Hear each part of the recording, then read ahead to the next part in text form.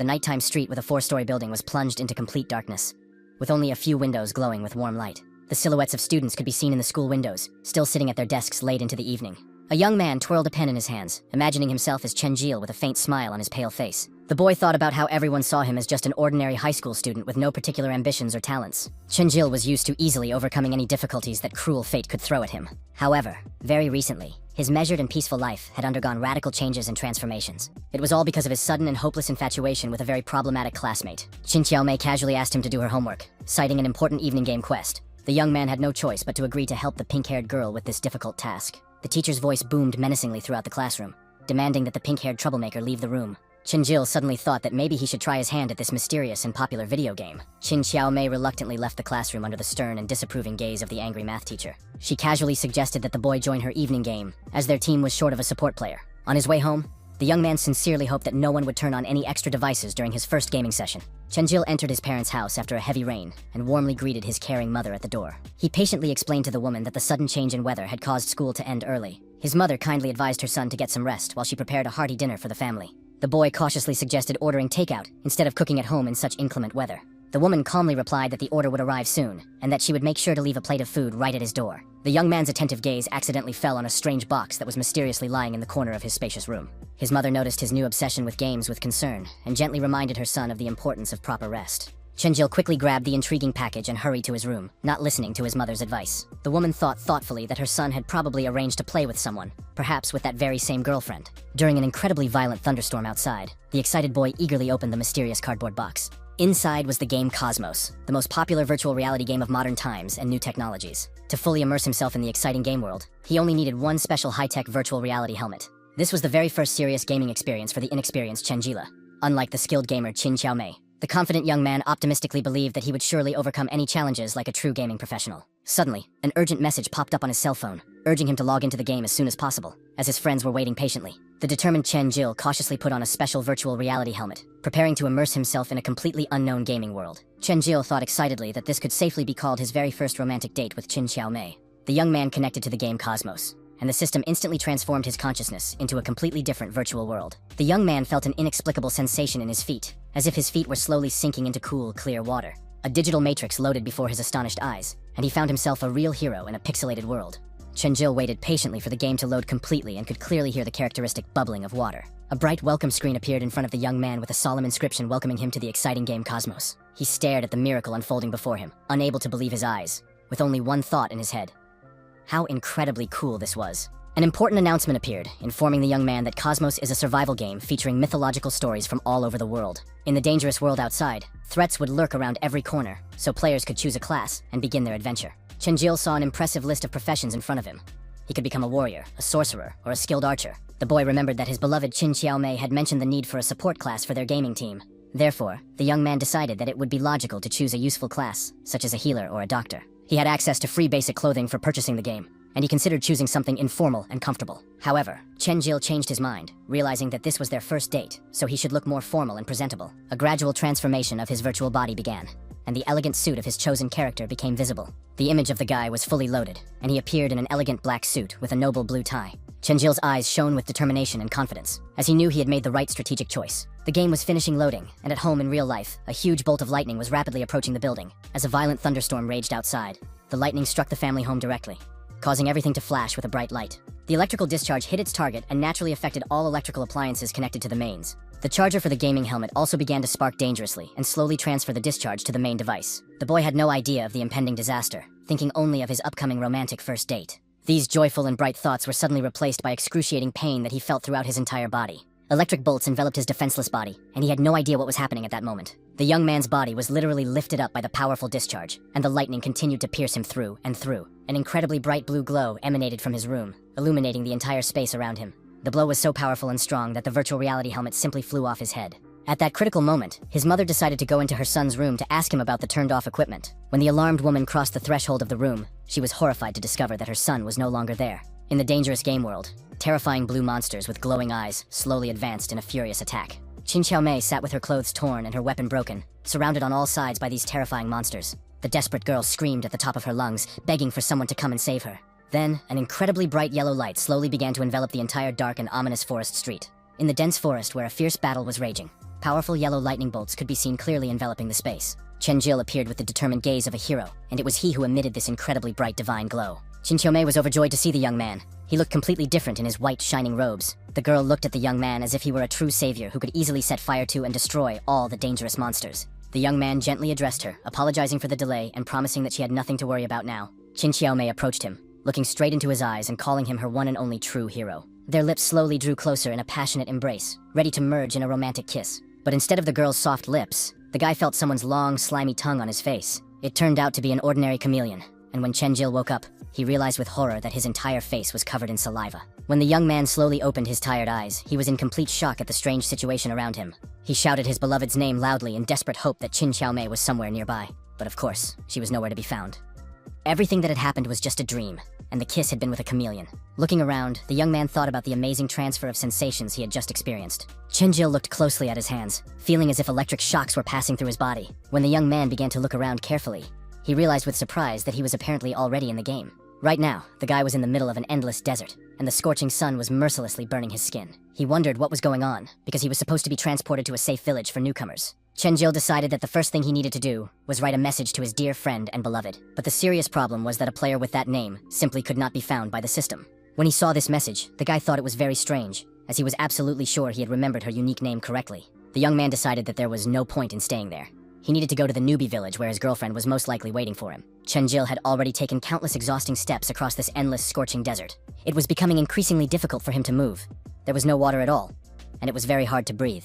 The guy opened the game map to figure out the right direction and check if he had made a mistake in choosing his path. Looking carefully at everything around him, the young man realized that there were no villages for newcomers anywhere nearby. He asked himself a serious question about where he had ended up, as the area was outside the service zone. Chenjil was worried that he couldn't even contact the game's support service. On such a hot day, the human body releases about 90 milliliters of sweat from its pores every hour. Therefore, fainting and severe dehydration were only a matter of time, but such fun was definitely not for him. The guy had no idea that the game would be so difficult and dangerous, so he decided to quit immediately. When he tried to exit the game, an alarming notification popped up saying that the exit function was not working. Everything around him lit up bright red, and the guy looked completely terrified and confused. The guy desperately tried to quit the game again, thinking that maybe it was just a bad joke. No matter how many times Chenjil pressed the exit button, the same message about unauthorized exit kept appearing. The young man was confused, wondering what unauthorized exit could be, since he just wanted to leave the game. Why was it impossible? Chenjil thought with horror that he was locked in here forever, and wondered what to do now. Suddenly, the young man received a system notification that he was receiving his first serious game task. When he saw the survival task with no time limit, hidden rewards, and unknown penalties, he was stunned. The young man thought desperately that he had only wanted to play with a girl, and wondered what sins he had committed to be locked up here. Out of anger and helplessness, Chenjil began to furiously pound his fists on the hard ground and hot desert sand. The guy realized that he had tried every possible method to get out of the game, but to no avail. Chenjil asked himself the agonizing question of whether he would really remain here forever in this virtual world. During the 8 hours he spent in the game, the young man's faith in his own strength simply evaporated and disappeared. The guy had come to terms with the idea that he would never get out of there because this world looked exactly like the real one. The unbearable heat and agonizing thirst made Chenjil feel nauseous, and his head was spinning from dehydration. This situation did not suit the young man at all, so he realized that the first thing he needed to do was find water.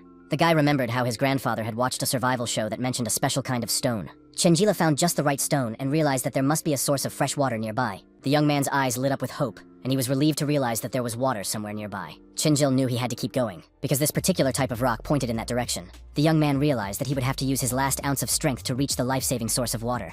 As Chenjil slowly trudged through the desert, a strange, threatening growl could be heard clearly behind him. A terrifying creature with sharp fangs and foaming saliva slowly approached the exhausted young man. Chenjil could barely stand on his feet, as it was so difficult for him to move in such a critical condition. The young man desperately hoped that his guess about the location of the water would prove to be correct. Finally, Chenjil heard the long-awaited drops of water slowly dripping from the stone ceiling inside the cave. When the young man went inside, he saw a spacious cave and realized that there really was a source of water there. Chenjil's lips were insanely dry and cracked.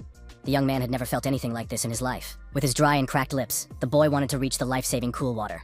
But then Chenjil found his last ounce of strength and rushed from his spot straight to the water source. The young man reached forward with his trembling hand, desperate to taste the fresh, clean water. Chenjil literally plunged his entire face into this small oasis of cool water in the cave. Chenjil began to drink the water greedily, as if he were seeing such life-giving moisture for the first time in his life. The young man realized how pleasant it was to feel alive again after long hours of agonizing thirst. But at that moment, the very animal that had been pursuing the young man continued to follow its prey's trail. It was a real wild wolf, whose eyes shone brightly with a predatory yellow color. Chenjil decided to stay in the safe cave for now, to lie quietly and gather his strength. The guy thought that was good. The water problem was solved, but now he had to figure out how to get out of there. This was a game set in the desert, which meant there had to be some useful clue for survival here. The young man fell into deep thought, staring at the game window and thinking about what he could come up with. Chenjil opened the game map and saw his current location, but for some reason, the coordinates were hidden. The guy realized that the map only showed the area he had already explored. Therefore, just in case, it was worth carefully studying the system data, and the young man saw low performance indicators. In case of danger, he would have to rely solely on his speed.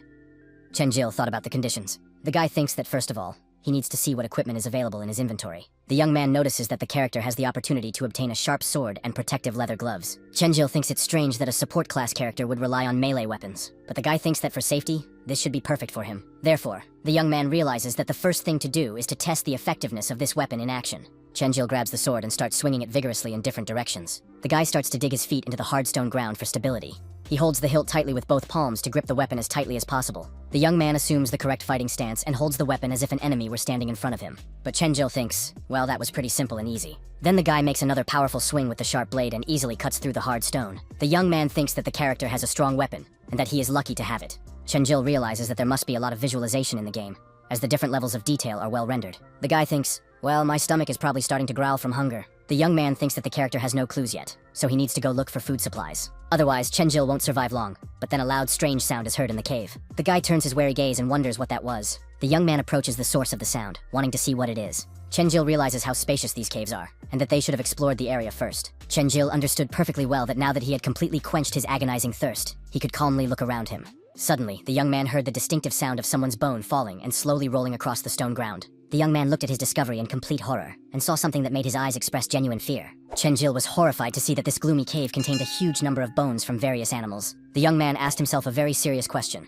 Where could such an impressive and sinister pile of remains have come from? The young man decided to investigate this mystery a little further, so he cautiously approached to pick up one of the suspicious bones. Chenjil carefully turns and twists his strange find in his hands, looking for any useful clues. The young man clearly remembered seeing photographs of such distinctive tooth marks in scientific books. And then, a terrible realization dawned on the alarmed young man that things were indeed very, very bad. Chenjil understands perfectly well that he cannot stay here and must leave immediately. But in the dark cave, the extremely threatening sound of heavy paws rapidly approaching could already be heard clearly. The frightened boy suddenly saw the huge, toothy mouth of a predatory animal right in front of his pale face. In the young man's wide-open eyes, there was only one thought: that he was now definitely, and finally, going to die. At the very last critical moment, when the ferocious monster was about to close its jaws, Chenjilu miraculously managed to jump back. The boy looked in horror at the detailed information about the fearsome monster with its glowing red eyes on the game interface. This was a dangerous 5th-level desert wolf with incredible stamina, capable of reaching speeds of up to 10 kilometers per hour. When fiercely pursuing its defenseless prey, this terrifying beast can accelerate to as fast as 65 kilometers per hour.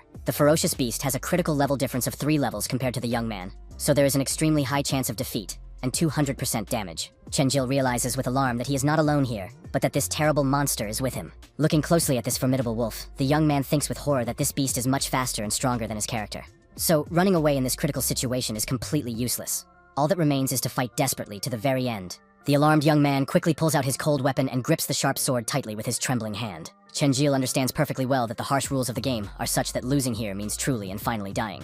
But the brave young man should not be underestimated, as he too is capable of great things in battle. Chenjil firmly grabs the hilt with both hands and swings the sharp cold weapon with maximum force. But the alarmed young man receives an extremely disturbing notification that his health is running out, and he needs urgent medical attention. The young man suddenly remembers that when he was in the 1st grade of a regular middle school, he was very seriously involved in various sports. At that time, little Chenjil regularly attended a prestigious kendo club, and even held the highly respected position of section head. The boy was also the youngest recognized master in high school, and had earned a black belt. He began to seriously study the ancient martial art for a reason that was quite simple and understandable to everyone around him. It's very simple.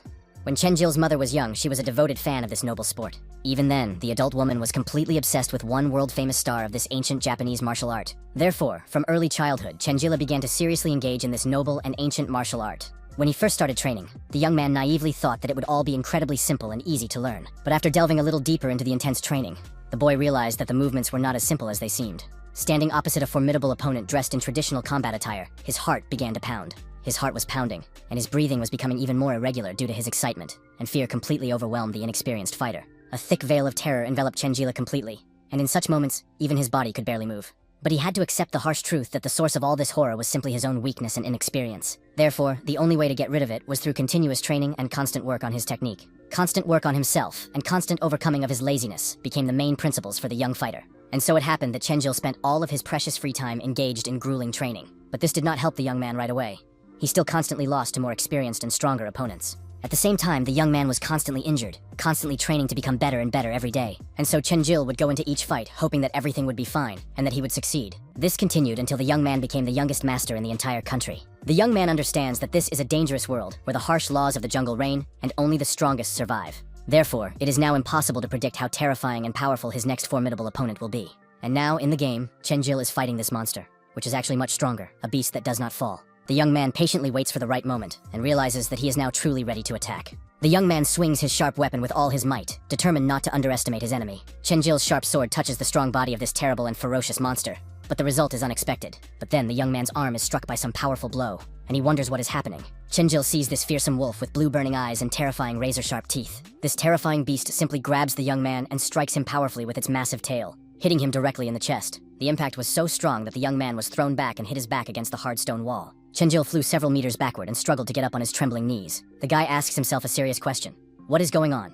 Is this monster completely immune to cold weapons? The attacks were simply useless, as the desert wolf possessed incredibly strong natural armor. The young man sees the monster rushing towards him and wonders what kind of cursed trial this is. But then Chenjilu suddenly has a brilliant idea.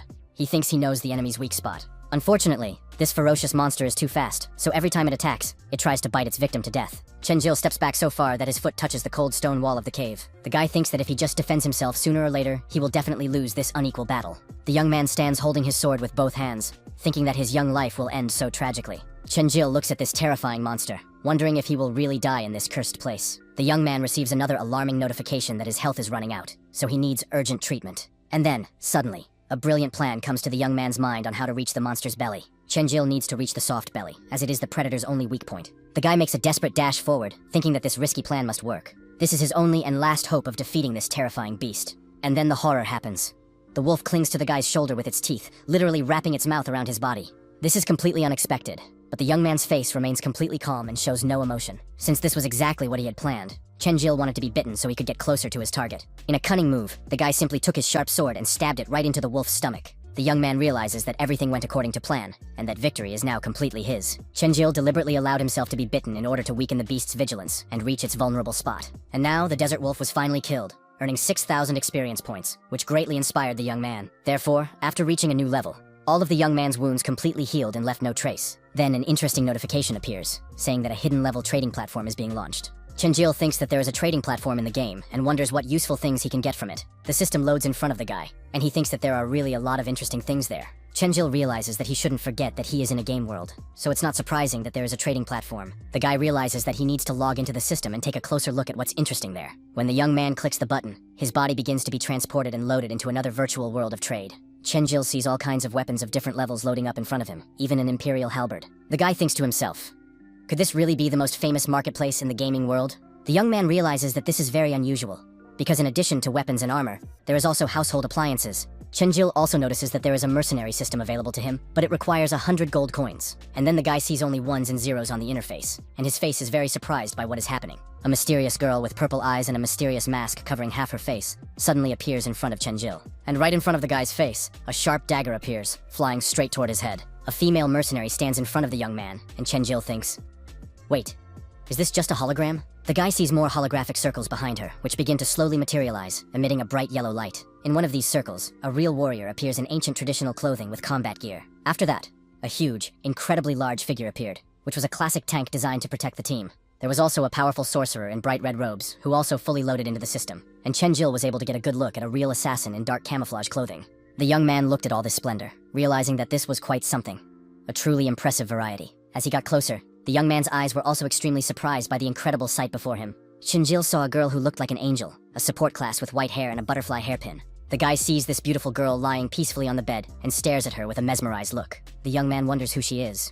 He has received a notification that with his current level, he can only unlock everyday items. So the activation was successful, and Chenjil thinks he can get by on these items for a while. But he still needs to get out of here, so he decides to check his stats, thinking that once the points are distributed, they cannot be returned. Armor determines survivability, magic affects damage, and in a fight with a desert wolf, the difference was 5 levels. So Chenjil decides to quickly improve his gaming skills and combat stats.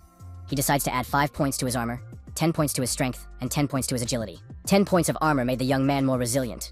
The strength points will help him withstand monster attacks, and his agility will increase. After significantly improving his stats, his body also changes, filling with incredible strength and becoming more flexible. As a result, Chenjil feels a pleasant sensation of all his muscles and internal systems being strengthened. While the young man was feeling this amazing change in his body, he noticed something extremely strange and disturbing. The young man sees that a huge pack of these wild wolves has appeared and is slowly surrounding his position. Chenjil immediately assumed a fighting stance and realized that this was very convenient, as he could test his newfound strength. So the guy rushes at them with the determined thought that today, not a stone will be left standing in their lair. The young man shouts at these mad beasts, telling them to come on, to boldly attack him alone. And so these ferocious wolves rush furiously at Chenjil, trying to bite through his sharp cold weapon with their teeth. But Chenjil, with incredible ease, cuts off the head of the first wolf that attacks him with a single blow. The young man realizes that with the current increased level of these wolves' armor, it will no longer save them from death. Cutting the throats of his enemies, the young man increased his level, but then a large monster suddenly appeared behind him. Although the monster opened its huge mouth and was close enough to bite the young man, he was quicker. Chenjil realizes that the increased stats significantly improve his weapon skills, so he fights better. The young man jumps high into the air, holding his weapon at the ready and preparing to deliver a crushing blow from above. The young man cuts off the heads of these wolves like a true martial arts master with years of experience. Chenjil easily deals with a huge pile of enemies, killing them all in a row without much effort. As a result, the guy unlocks a new achievement and gains 24,000 experience points, receiving 75 upon distribution. With a significantly increased level, killing various monsters became much easier and more enjoyable for the young man than before. And finally, Chenjil emerges from the cursed cave he thought he would only enter for a few minutes. The guy realizes that night has already fallen, so it's still cool, and he needs to find a safe way out of here. And then, as the young man takes a cautious step forward, he steps on something soft and slippery. Chenjil is immediately shocked and wonders what on earth could be under his feet. And the guy sees a huge pile of dead wolves scattered all over the place. Dark blood slowly drips from the mouths of all the dead animals, forming pools on the ground. The young man asks himself a serious question about why they are all suddenly dead, and what could have happened here. And then Chenjil hears the distinctive sound of someone killing another wolf nearby. The young man quickly raised his alert gaze to look carefully where the sound was coming from. The young man sees a cold weapon that has been thrust straight into the belly of this ferocious monster. Chenjil saw the silhouette of a strong, muscular man in dark clothing standing atop the cliff. The first thing the guy wonders is who this mysterious person could be. The young man tries to get a closer look at the man's face, but all he sees is a dark, threatening shadow. But when he looks ahead, Chenjil sees that, strangely, the man has simply disappeared without a trace. Looking around, the guy realizes that he definitely saw someone, judging by the dead wolves lying around. The young man thinks that perhaps he has been deliberately locked in the game. But why and who would want to do that? Chenjil then began to carefully examine the corpses of these monsters, inspecting them with his torch. The guy thinks that the corpses seem to have been completely drained of blood, leaving only empty, dead shells. As the young man stands there in the middle of the clearing, he realizes that he senses someone's invisible, sinister presence. Could another player have resorted to such a cruel method of killing monsters in the game? But then Chenjil realizes that no, it's different. The guy was simply mistaken in his assumptions. The game starts blaring system messages. Attention, attention, a high-level dangerous creature has been detected. A strange, ominous wind rises around the young man, and he hears someone's very fast footsteps approaching. Chenjil raises his head to see what is slowly creeping up on him. Chenjil quickly swings his weapon and cuts something, from which dark drops of blood slowly drip. Someone's sharp horn fell heavily to the hard ground, making a distinctive sound of a falling object. When the guy cut off someone's horn, he realized that the strength of his weapon had decreased by 25% from the blow. The young man realized that these wolves had not been killed by a human being, but by something completely different and dangerous. Chenjil heard strange barefoot footsteps slowly approaching his location. The guy sees a terrifying creature in front of him, from which he has just cut off a claw-like part of its arm. Strange, sharp teeth grow out of its mouth. This monster is far superior to ordinary desert wolves. Looking at this terrifying monster, all of the young man's muscles tense with fear and readiness for battle. Chenjil realizes that this monster and the desert wolf are enemies of completely different levels of danger. Moreover, if the young man's stats hadn't increased after leveling up, he definitely wouldn't have been able to block the blow. After that, the young man heard and felt a strange, sharp pain and saw a deep bleeding wound on his body. Then looking up at the terrifying blue monster, Chenjil sees his arm simply grow back. The guy asks himself a serious question about how this could be possible. How there could be even the slightest instant regeneration. The young man saw that the name of this monster was the Wandering Executioner. That was the name of this deadly creature. The Executioner lives in the desert, possesses incredible speed, and is at the top of the food chain, feeding on the blood of the living. When Chenjil stands motionless, he continues to study his enemy, trying to figure out what to do next. And the guy knows that there's no hiding when the Executioner is already out on a bloody hunt. The young man was prepared to encounter all kinds of monsters in his life, but not of this caliber. But the bone-chilling power of this monster truly terrifies Chenjil to the core. It was as if it had pinned him to the ground, taking complete control of his body with supernatural strength. He couldn't do anything, couldn't control his body at all, as if it wasn't listening to him. For the first time, the young man experiences such horror at the realization that he is being hunted for real. There, the young man sees the Executioner rushing toward him at incredible speed. Chenjil thinks it's a curse, wondering what to do, completely unable to keep up with this fast monster. And now the Executioner reaches out with his clawed hand, displaying incredibly sharp nails. The monster makes a sharp, lightning-fast leap forward, leaving no chance of escape. At the very last critical moment, the player miraculously manages to dodge this deadly blow. Not only does he manage to dodge, but he also manages to counterattack with his sharp weapon. Chenjila has only one thought in his head: that even if he has to die, he will die with honor. The guy must not give in to intimidation, because he knows that fear is the worst thing that can happen. And then the monster turns its gaze in complete shock at the unexpected reaction of the brave young man. Not only did Chenjil survive the attack, but he also managed to swing his weapon at the monster's back. When he did so, he realized that he had not hit the monster at all, but only the hard, rocky ground of the desert. The young man doesn't understand how this is possible, so he turns his gaze to the side, wondering what is happening. And then Chenjil saw this terrifying fast monster suddenly appear right behind him.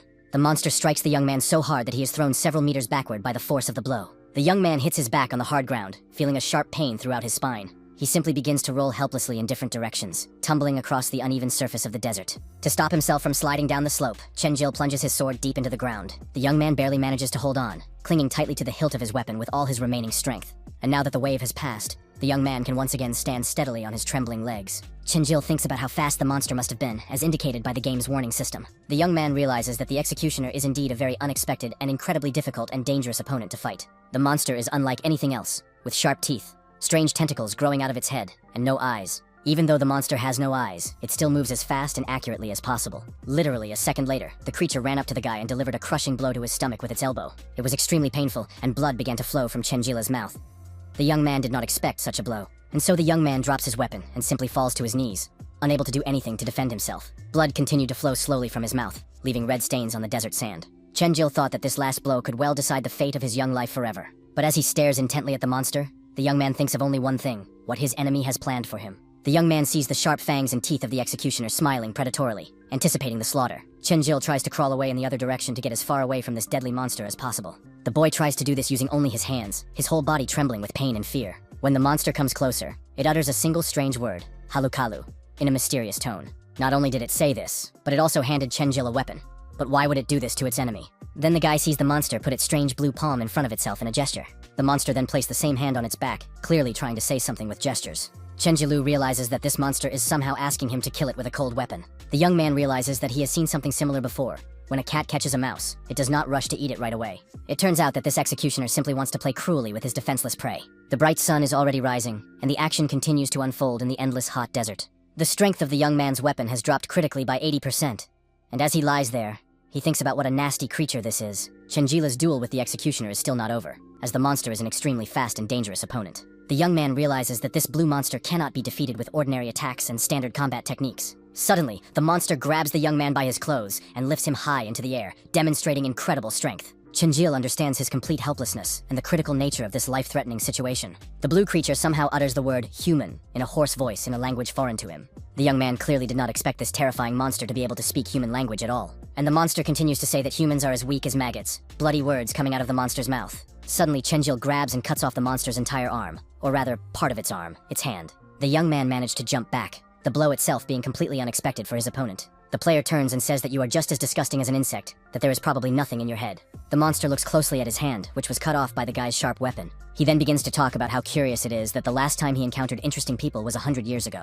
To which Chenjil replies to the executioner that yes, he too is actually a very difficult opponent. The guy realizes that it's been a long time since he's felt his blood boil with such intense anger and rage. He thinks about how his family and friends are clearly very far away from him, so he has no right to die. The young man begins to shout to his loved ones that they must wait for him, that he will return home.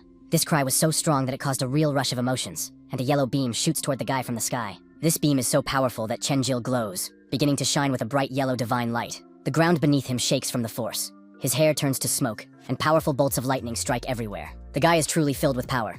Even his hairstyle has changed, becoming much more masculine than it was before. The young man says that his will to fight activated a special blessing from the goddess of light and justice. As a result, Chenjil gained all the attributes plus 100 points to his stats. Now the young man's strength, speed, damage, and endurance have all increased by 100 points. The executioner says that now you look like someone who has at least some real power. And while the monster is trying to figure out what's going on, it can be a problem for him, as he is very surprised. The monster sees an insanely strong guy in front of him, who was just a mere insect to him before. The player swings his weapon and cuts the ruler's body in half with one powerful blow. Chenjila's gaze is insanely determined, his eyes sparkling with divine power and unwavering resolve. The guy doesn't want to stop there and continues to strike the cursed monster countless times. Chenjilu receives a critical notification that the character's weapon is broken. Its durability is 0%, and further use is simply impossible. Therefore, the guy has no choice but to take the weapon, which has simply broken in his trembling hands from intense use, and throw it away. But Chenjilu does not despair, as he knows very well that he still has his own hands to continue this deadly task. The young man goes on the offensive with his bare hands and strikes with such force that he sends the executioner flying in the opposite direction with tremendous power.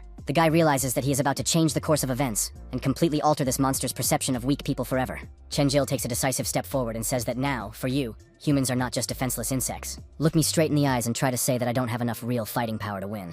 But as the guy was delivering his inspiring speech, he suddenly noticed that there was actually no one else around. Chenjil realized that the executioner was suddenly behind him, which was completely unexpected for the young fighter. And then the monster delivered a crushing blow to the guy's body with its incredibly sharp and long claws, piercing his defense. The monster said that you are a complete ignoramus, a man who is as weak as a maggot and can do nothing. Chenjil simply fell to his knees, standing directly in front of this terrifying and powerful monster. The guy, bleeding profusely, thinks that he will never be able to defeat this incredibly strong opponent in battle. And then this monster took off and rose high into the air, demonstrating all its supernatural abilities and power. In its hand, the executioner began to materialize powerful bolts of lightning, and a loud crackling sound rang out from the concentration of electrical energy. After that, the executioner radically changes his form, and now looks more like death itself with a large, sharp scythe. This monster turns to the guy and says goodbye forever.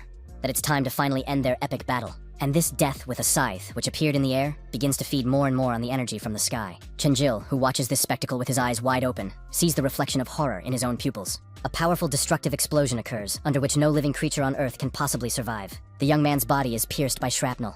Blood oozes from his numerous wounds, and he is thrown and tossed in different directions. Chenjil no longer understands what is happening, his mind filled with the terrifying realization that he is dying. The young man's eyes gradually close from weakness, unable to believe that everything is ending so tragically. And it's all over. The guy's health points are down to 0, and the player is finally dead in this virtual world. Then the player suddenly wakes up and opens his eyes, which are shining with the same yellow light as before. The surroundings around Chenjila are clearly not a desert. The guy is at home in his familiar room. The young man is breathing heavily after everything he has been through, wondering if it was all just a very realistic dream. Looking around, Chenjil asks himself the most important question.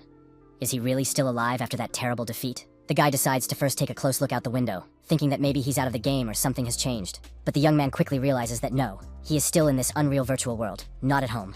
All around him, Chenjil sees the true beauty of nature, rocks, and the ground, wondering where his character is now. The first thing the guy decided to look at was the game interface window to see what it said about his status. The young man thinks that this thing is still there, which means he is still locked in and stuck in this damn game. Chenjil thinks that it's obvious he was killed by that strange monster he couldn't defeat in battle. And now, most surprisingly, the guy suddenly finds himself here completely unharmed, as if nothing had happened. The young man realizes that there are no wounds or injuries on his body, and wonders how this could have happened. The door to his room quietly opens, and he hears someone's light footsteps on the wooden floor. It is a beautiful girl with red hair, carrying a bucket of clean clothes for washing. She is surprised to see that the boy is already awake and asks in amazement, "Wow, you're finally awake." There is a real awkwardness and embarrassment between them, and they look at each other intently in complete silence. Chenjil tells the girl that yes, he woke up, but only very recently, and is completely confused. The beauty immediately runs to tell her grandfather that the guy is awake. "Wake up, come here and see." The young man wonders what this all means. Perhaps he's in the famous village for newcomers. At that moment, the grandfather was in the garden, painstakingly weeding the rice in his fields. The grandfather was a very unusual old man, an insanely muscular man with numerous battle scars on his body. Suddenly, a very loud scream rang out in the house, and the household members asked what was happening and what had happened. The girl was extremely surprised by the information she received. The guy said he had been killed by terrifying monsters in the desert. Chenjil recounts how his chest was pierced through with claws and wonders how he could have survived. The girl says that her grandfather found him dying, and the man begins to say that he was close to death but survived. He says that the guy is not in a game and not in the so-called safe village for newbies. The old man calmly says that they are not gamers or unusual non-player characters in this world. When Chenjil hears this, he thinks that this is obviously a game world, that it must be some kind of serious system error. And then, suddenly it dawned on the guy, as if he had come to some important realization after the wise words of this old man. And the young man says, showing the game interface window, and says, "Here, take a close look at this miracle." The girl and the old man begin to stare intently at the spot where the young man is pointing with his trembling hand. Chenjil tries to prove to them that what is happening is real, saying that this is the taskbar, the system status bar, and the equipment, and that you can also see a map of the area here. The granddaughter anxiously says that the monster seriously wounded her grandfather's chest, and the old man replies that yes, it pierced right through. And now the guy realizes with horror that he has no access to anything useful, nor does he have any connection to the outside world. Chenjil thinks that this is some kind of curse, and wonders how he can get out of here and back to the real world, back home. The young man begins to cry desperately, saying that he wants to go home to his family so badly, that's all he wants. Then the boy hears the old man say that no one can get out of here, that it is an impossible task for humans. The old man sadly says that no one knows how to get out of this cursed desert. No one has ever managed to do it in all the years. Chenjil gets angry and asks why this is so, saying that there is always a way out of any situation. How is this possible? The old man patiently explains that several years ago, on the mainland, he and his granddaughter were hunting dinosaurs when they were caught in a violent storm. The girl sadly says that when they woke up, they found themselves here. The old man adds that they are in a legendary desert where even the gods are trapped forever. You will gain your freedom if you can find the mystical Hall of Ancestors, which, according to legend, is part of the desert located in an endless labyrinth. Countless people have left the town in search of this place, but no one has ever returned alive. Gradually, everyone accepts their bitter fate and simply stops hoping to find the Hall of Ancestors to escape the curse. Therefore, instead of going to certain death, it is better to live this life well and peacefully in the town. The old man wisely says that every year someone ends up here by accident, but he has never heard of anyone who has been able to escape. As he leaves, the old man says that they just have to accept it.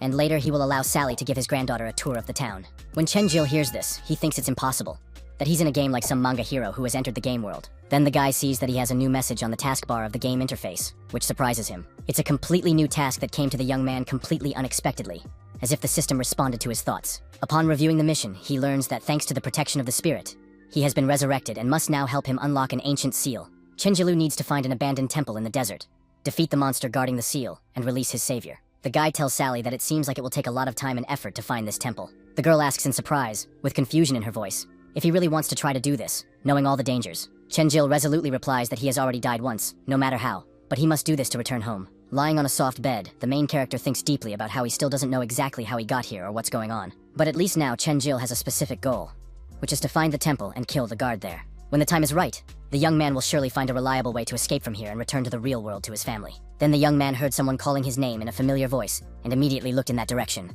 Chen-jil sees that it is a young girl shouting, the granddaughter of the very grandfather who saved him from death in the desert. The red-haired girl excitedly asks how he ended up here, saying that they have been looking for him all over town for half a day. The young man replied apologetically that he was sorry, he didn't have anything to do, so he went out for a walk. Then the young man asks if this is the same desert where they found him dying. The beautiful girl replies affirmatively that yes, in principle you could say that, but in fact this place is surrounded by endless desert. In general, no matter where you go from this town, there will be nothing but sand and danger everywhere. When Chen-jil heard this alarming information, he decided to look around carefully to see if it was really that bad. The guy says that it seems like it will take a lot of time and effort to find that legendary temple. When Sally heard that the young man really wanted to leave this safe place, she became very alarmed. Sally seriously tells him that there is probably no temple in reality, and that he will simply waste his precious time. She desperately shouts after him that he understands he could just die there from the monsters. But Chen-jil calmly tells the girl that it's okay. Let's go back to the safe city to his grandfather first. The girl asks in surprise with concern in her voice if he really wants to go looking for this mythical temple. The guy, without any hesitation in his voice, answers firmly and decisively that yes, he will definitely try to find it. The young man hears from the worried girl that the desert is teeming with dangerous monsters, and even his grandfather would hardly be able to deal with them. But Chen-jil confidently replies that she need not worry, as his combat skills are quite outstanding. Suddenly, purple lightning bolts appear before them, rushing toward them at incredible speed. The guy has no idea what is happening before his eyes at that moment. A huge destructive explosion occurs, and purple and yellow smoke rises high into the sky above them. The thick smoke billows down onto the road in the middle of the day. What just happened in this peaceful place? The heavy footsteps of several people can be heard clearly as they move confidently across the hard ground in their direction. These are three men dressed in obviously expensive, high-quality clothing and looking quite dangerous like gangsters. One of them smiles ominously, saying that their long-awaited fish has finally been caught. Chen-jil looks around carefully, completely unaware of what is happening in this critical situation. All around him is thick dust and smoke, obscuring his view. The young man looks around and sees Sally lying on the ground, as if trying to use his hidden power. Sally looks very determined and focused, placing her hand on the hard ground and feeding it with her powerful energy of electric lightning. The leader of this dangerous gang speaks ominously. Who would have thought that his plans would be thwarted by a fiery girl? Here, we meet again. Sally resolutely replies to the gangster that it's him again, Bo-ban, and she told him not to fall for her charming eyes again. Chen-jil immediately intervenes in the tense dialogue and asks what is going on between them. The girl says regretfully that she completely forgot to mention that the bandits here are scarier than any desert monsters. She explains that these scoundrels don't want to risk hunting in the desert, so they rob other defenseless people instead. Bo-ban speaks contemptuously about how these worthless people simply live by killing their own kind, the angry girl declares. This criminal does not want to let the young men go, and a menacing weapon with blades soaked in electric lightning appears in his hands. When Chen-jil hears this threatening sound, he wonders what kind of supernatural abilities this could be. Looking at the dangerous enemies, the guy wonders what kind of ability this is, seeing it for the first time in his life. But the gangster threatens him, turning to the girl and saying that she escaped last time, but this time she won't get away. Being a fiery girl, tongues of flame begin to rise around her body, and fiery weapons appear in her hands. She turns to the guy and insists that he return to his grandfather immediately, saying that she can handle this herself. At that moment, the grandfather, who is at home in a favorable place, is calmly smoking his favorite pipe. There is a loud clap of thunder in the sky, and the old man takes short, anxious steps around the room. The man looked at the dark sky and wondered if another heavy storm was gathering over the town. Suspecting nothing, the grandfather continued to walk slowly toward his cozy home. He thought about how his beloved granddaughter should have been home long ago. At this critical moment, the gang leader says ominously, Do you really think I'm going to let this guy get away so easily? The criminal turns to the girl and threatens her, telling her to be obedient and come with him so that everything will be fine. Then maybe he'll spare this idiot who ended up with a beauty at such an inopportune moment. Chenjil decisively interrupts the conversation and firmly says that he shouldn't even dream of such an outcome. Boban becomes a real killer and threatens that, then don't blame him for being too rough. The girl turns to Chenjil, saying that she will figure out how to detain them, so he should leave as soon as possible. And of course, the guy responds decisively that he is not interested in this proposal and finds it unacceptable. When the girl hears this, she is completely shocked by the unexpectedness of what this could mean. The young man firmly replies that the word escape is completely foreign to him, even though they have not known each other for long. But Chenjil is definitely not the kind of person who would abandon his friend in the most difficult and dangerous moment of his life. Therefore, right after he said this, Chenjil was suddenly approached and grabbed by the face with rough, dirty hands. The leader simply approached the young man from behind and suddenly struck him with such force against the nearest tree. The girl watching this incident is very worried about her friend, thinking that he might get hurt. Boban aggressively addressed him, saying, "Who do you think you are?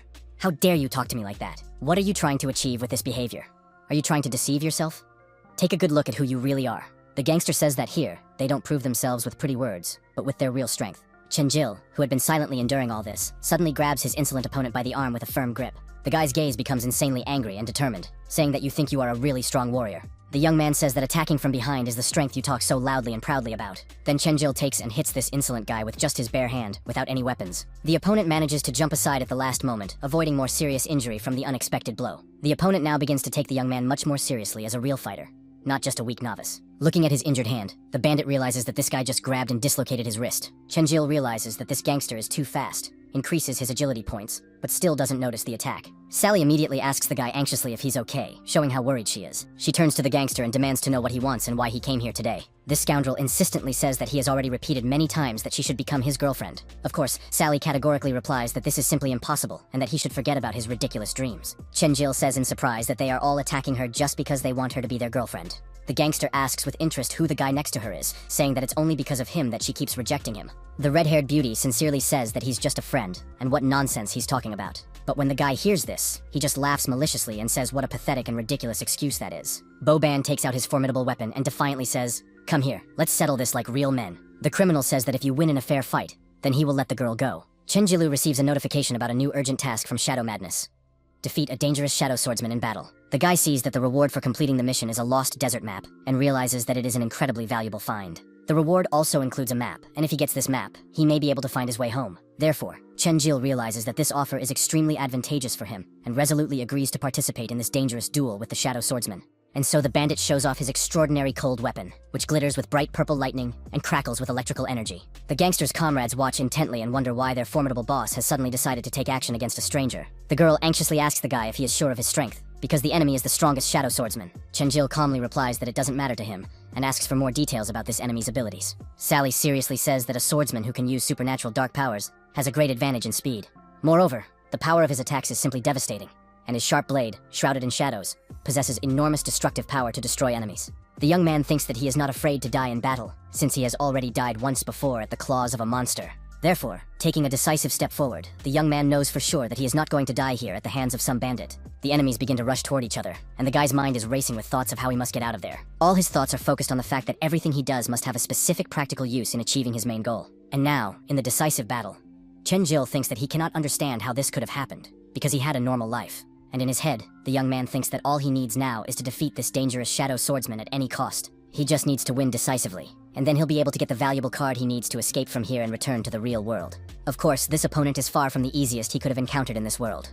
But there is nothing else left to do. Chenjil does a sharp somersault to deliver a crushing blow with his foot, but his opponent's face shows no emotion whatsoever. The bandit quickly retreats, grabs his deadly blade, and looks down at the guy with a contemptuous smile. The girl watches this tense duel intently, sincerely hoping that her friend will be able to win a well-deserved victory over the villain. The blonde man says mockingly, "Is that all this pathetic guy you like so much is capable of?" Chenjil thinks it strange that his opponent is only dodging attacks and not attacking himself, wondering what plan this cunning enemy has in mind. The girl desperately says that she will go with the gangsters, and that he should run quickly to find his grandfather, as only he can save them, and that he will not be able to stand up to him. But the guy firmly tells his girlfriend again that he has no intention of leaving her in trouble. With a confident smile on his face, the young man says, "Don't worry about me. I can't avoid this battle anyway. And if I win this fight, we can just take you and go home for good." Sally has no idea what the guy is talking about, how this victory over the gangster could possibly be connected to leaving the place. The player thinks to himself that the girl is right, since from the very beginning of the game, Everything that is happening is devoid of any reasonable logic or common sense. Chenjil is stuck in this cursed game and can't get out. And after dying, he somehow miraculously came back to life. It all looks like a coincidence, but the guy is sure that someone is behind it all, controlling the events. Here, his formidable opponent takes his sharp weapon and plunges it deep into the hard ground in front of him with a metallic clang. With a contemptuous smile on his face, the bandit says, "How are you doing there? Why are you frozen like that? Are you scared?"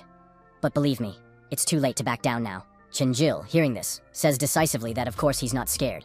"Maybe it's you who's scared and constantly dodging an honest fight." The bandit arrogantly replies that he's not interested in fighting an unarmed guy. It's too boring. The criminal grabs his shadow weapon and says that since they are having a real duel, it should be fair. Boban takes one of his deadly blades and throws it at the guy with incredible accuracy and force. This shadow weapon quickly begins to fly like a real sharp boomerang, cutting through the air with a whistle. Chenjil grabs the flying blade with his hand and manages to catch it in midair with one swift movement. The bandit explains that he doesn't want Sully and his men to think that he is simply beating up an unarmed man, as that would be a disgrace. The gang leader's subordinates are surprised to see that their formidable boss is being so kind and fair to his enemy today. Sally categorically refuses to comment. She has no idea where this unexpected generosity might lead. The guy himself says ironically that you can't say he knows how to play by the rules, remembering how he attacked from behind. Boban indignantly says that he didn't attack from behind, he just reacted quickly in a critical situation like a true warrior.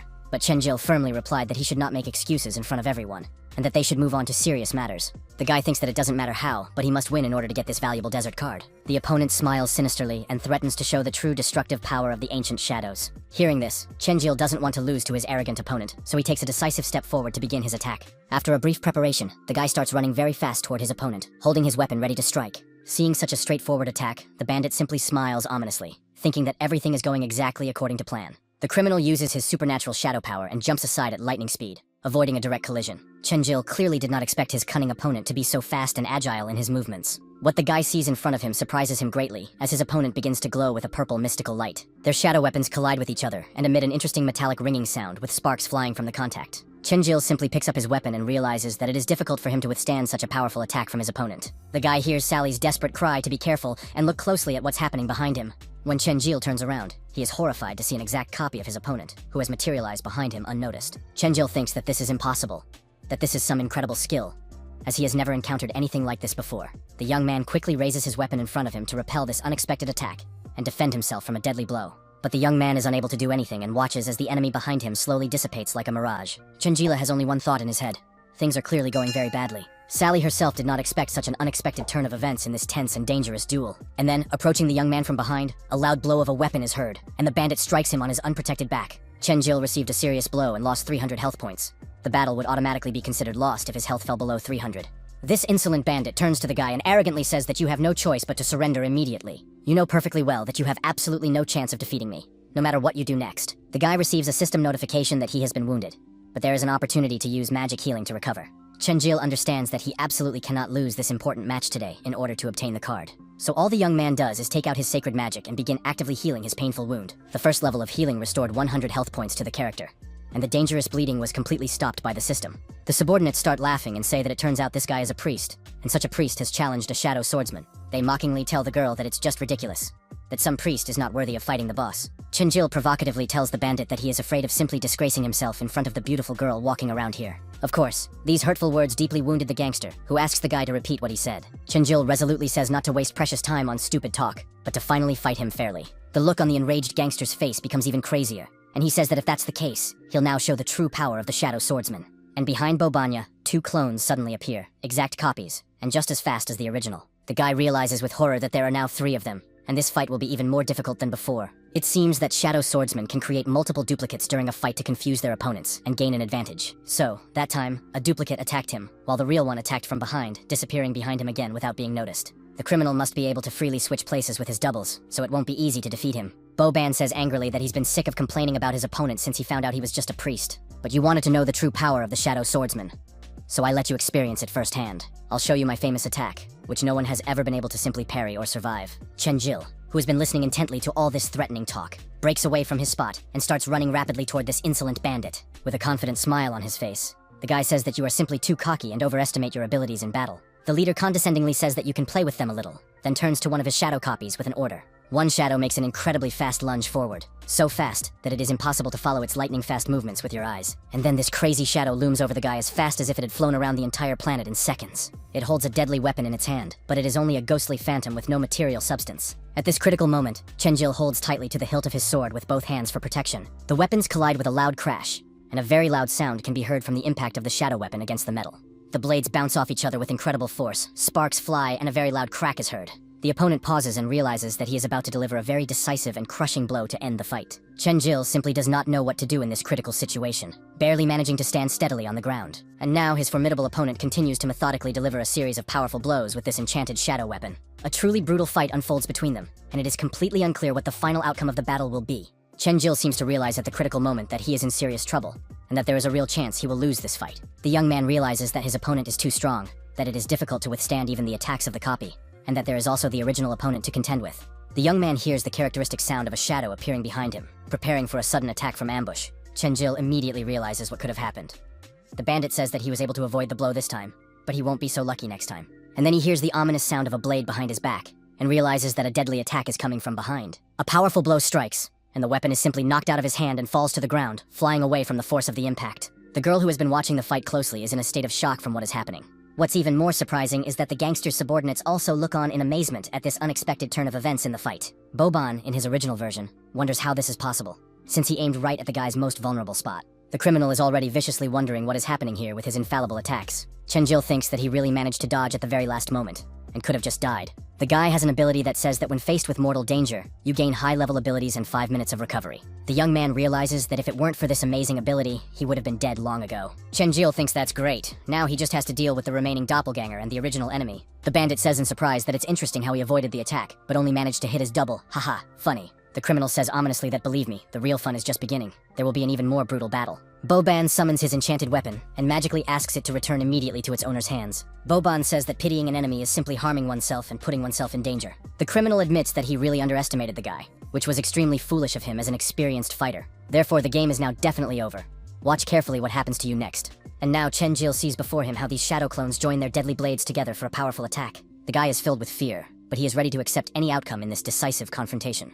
After that, the young man stands waiting for what is about to happen in this critical situation. Chenjil is fighting such experienced guys for the first time in his life, so he doesn't know how to act today. The guy sees that his opponent has firmly grasped his enchanted weapon and is ready to deliver the final decisive blow. This is the so-called Desolation Strike, which unleashes a powerful bolt of lightning from the solid ground straight toward the target. A thick purple smoke appears around Chenjil, enveloping him in a dense circle and restricting his movements. The young man sees a sharp blade approaching him at lightning speed, almost as fast as light itself. This is a very sharp and deadly weapon capable of literally destroying an enemy in a matter of seconds. Chenjil tries to dodge all these rays and attacks, jumping from place to place like a real acrobat. The guy tries to do this as skillfully as possible, showing that he is a true martial arts professional. However, there are so many beams that the young man simply does not have the physical ability to dodge them all. Several beams still pass through his body, leaving bloody marks and tearing his shirt in several places. Chenjil lost 30% of his health, so he received a message that he needed urgent medical attention. The guy thinks about how mad this makes him.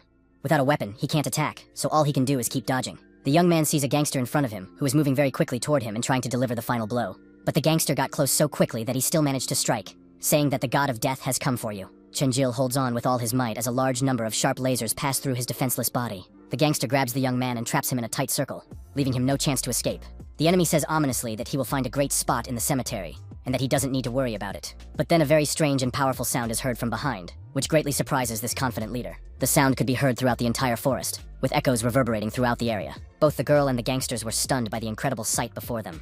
Boban turned his head back in fear to see what was happening. The criminal saw that Chenjil had survived despite everything, and his gaze became more malicious than ever. But the gangster also saw his girlfriend's grandfather standing right in front of him, as if he had appeared out of thin air. With his powerful hand, the old man easily stopped the furious young man's crushing punch. The old man turns to the young man and calmly tells him to stop immediately, put his hand down, and calm down. Chenjil was breathing heavily and did not understand why he should let go of his hand when his enemy was so close. The young man stands in a fighting stance after all the horror he has experienced in this unequal and brutal fight. The old man calmly says that first of all, the young man needs to calm down and look carefully at what is happening around him. Sally, who has appeared nearby, turns to the young man and says anxiously, "Are you okay after that fight?" Chenjil responds firmly that he is absolutely fine and does not need to calm down now. The old man quickly says that they need to go home immediately because a severe thunderstorm is about to begin. Behind them, the gangster can be heard laughing loudly, not hiding his amusement. The criminal grabs his head and says how funny it is to watch everything that is happening. Boban turns to the old man and says defiantly, "Do you really think you can just come here and take them away?" When the old man hears these insolent words, he pauses for a second and stops to think carefully.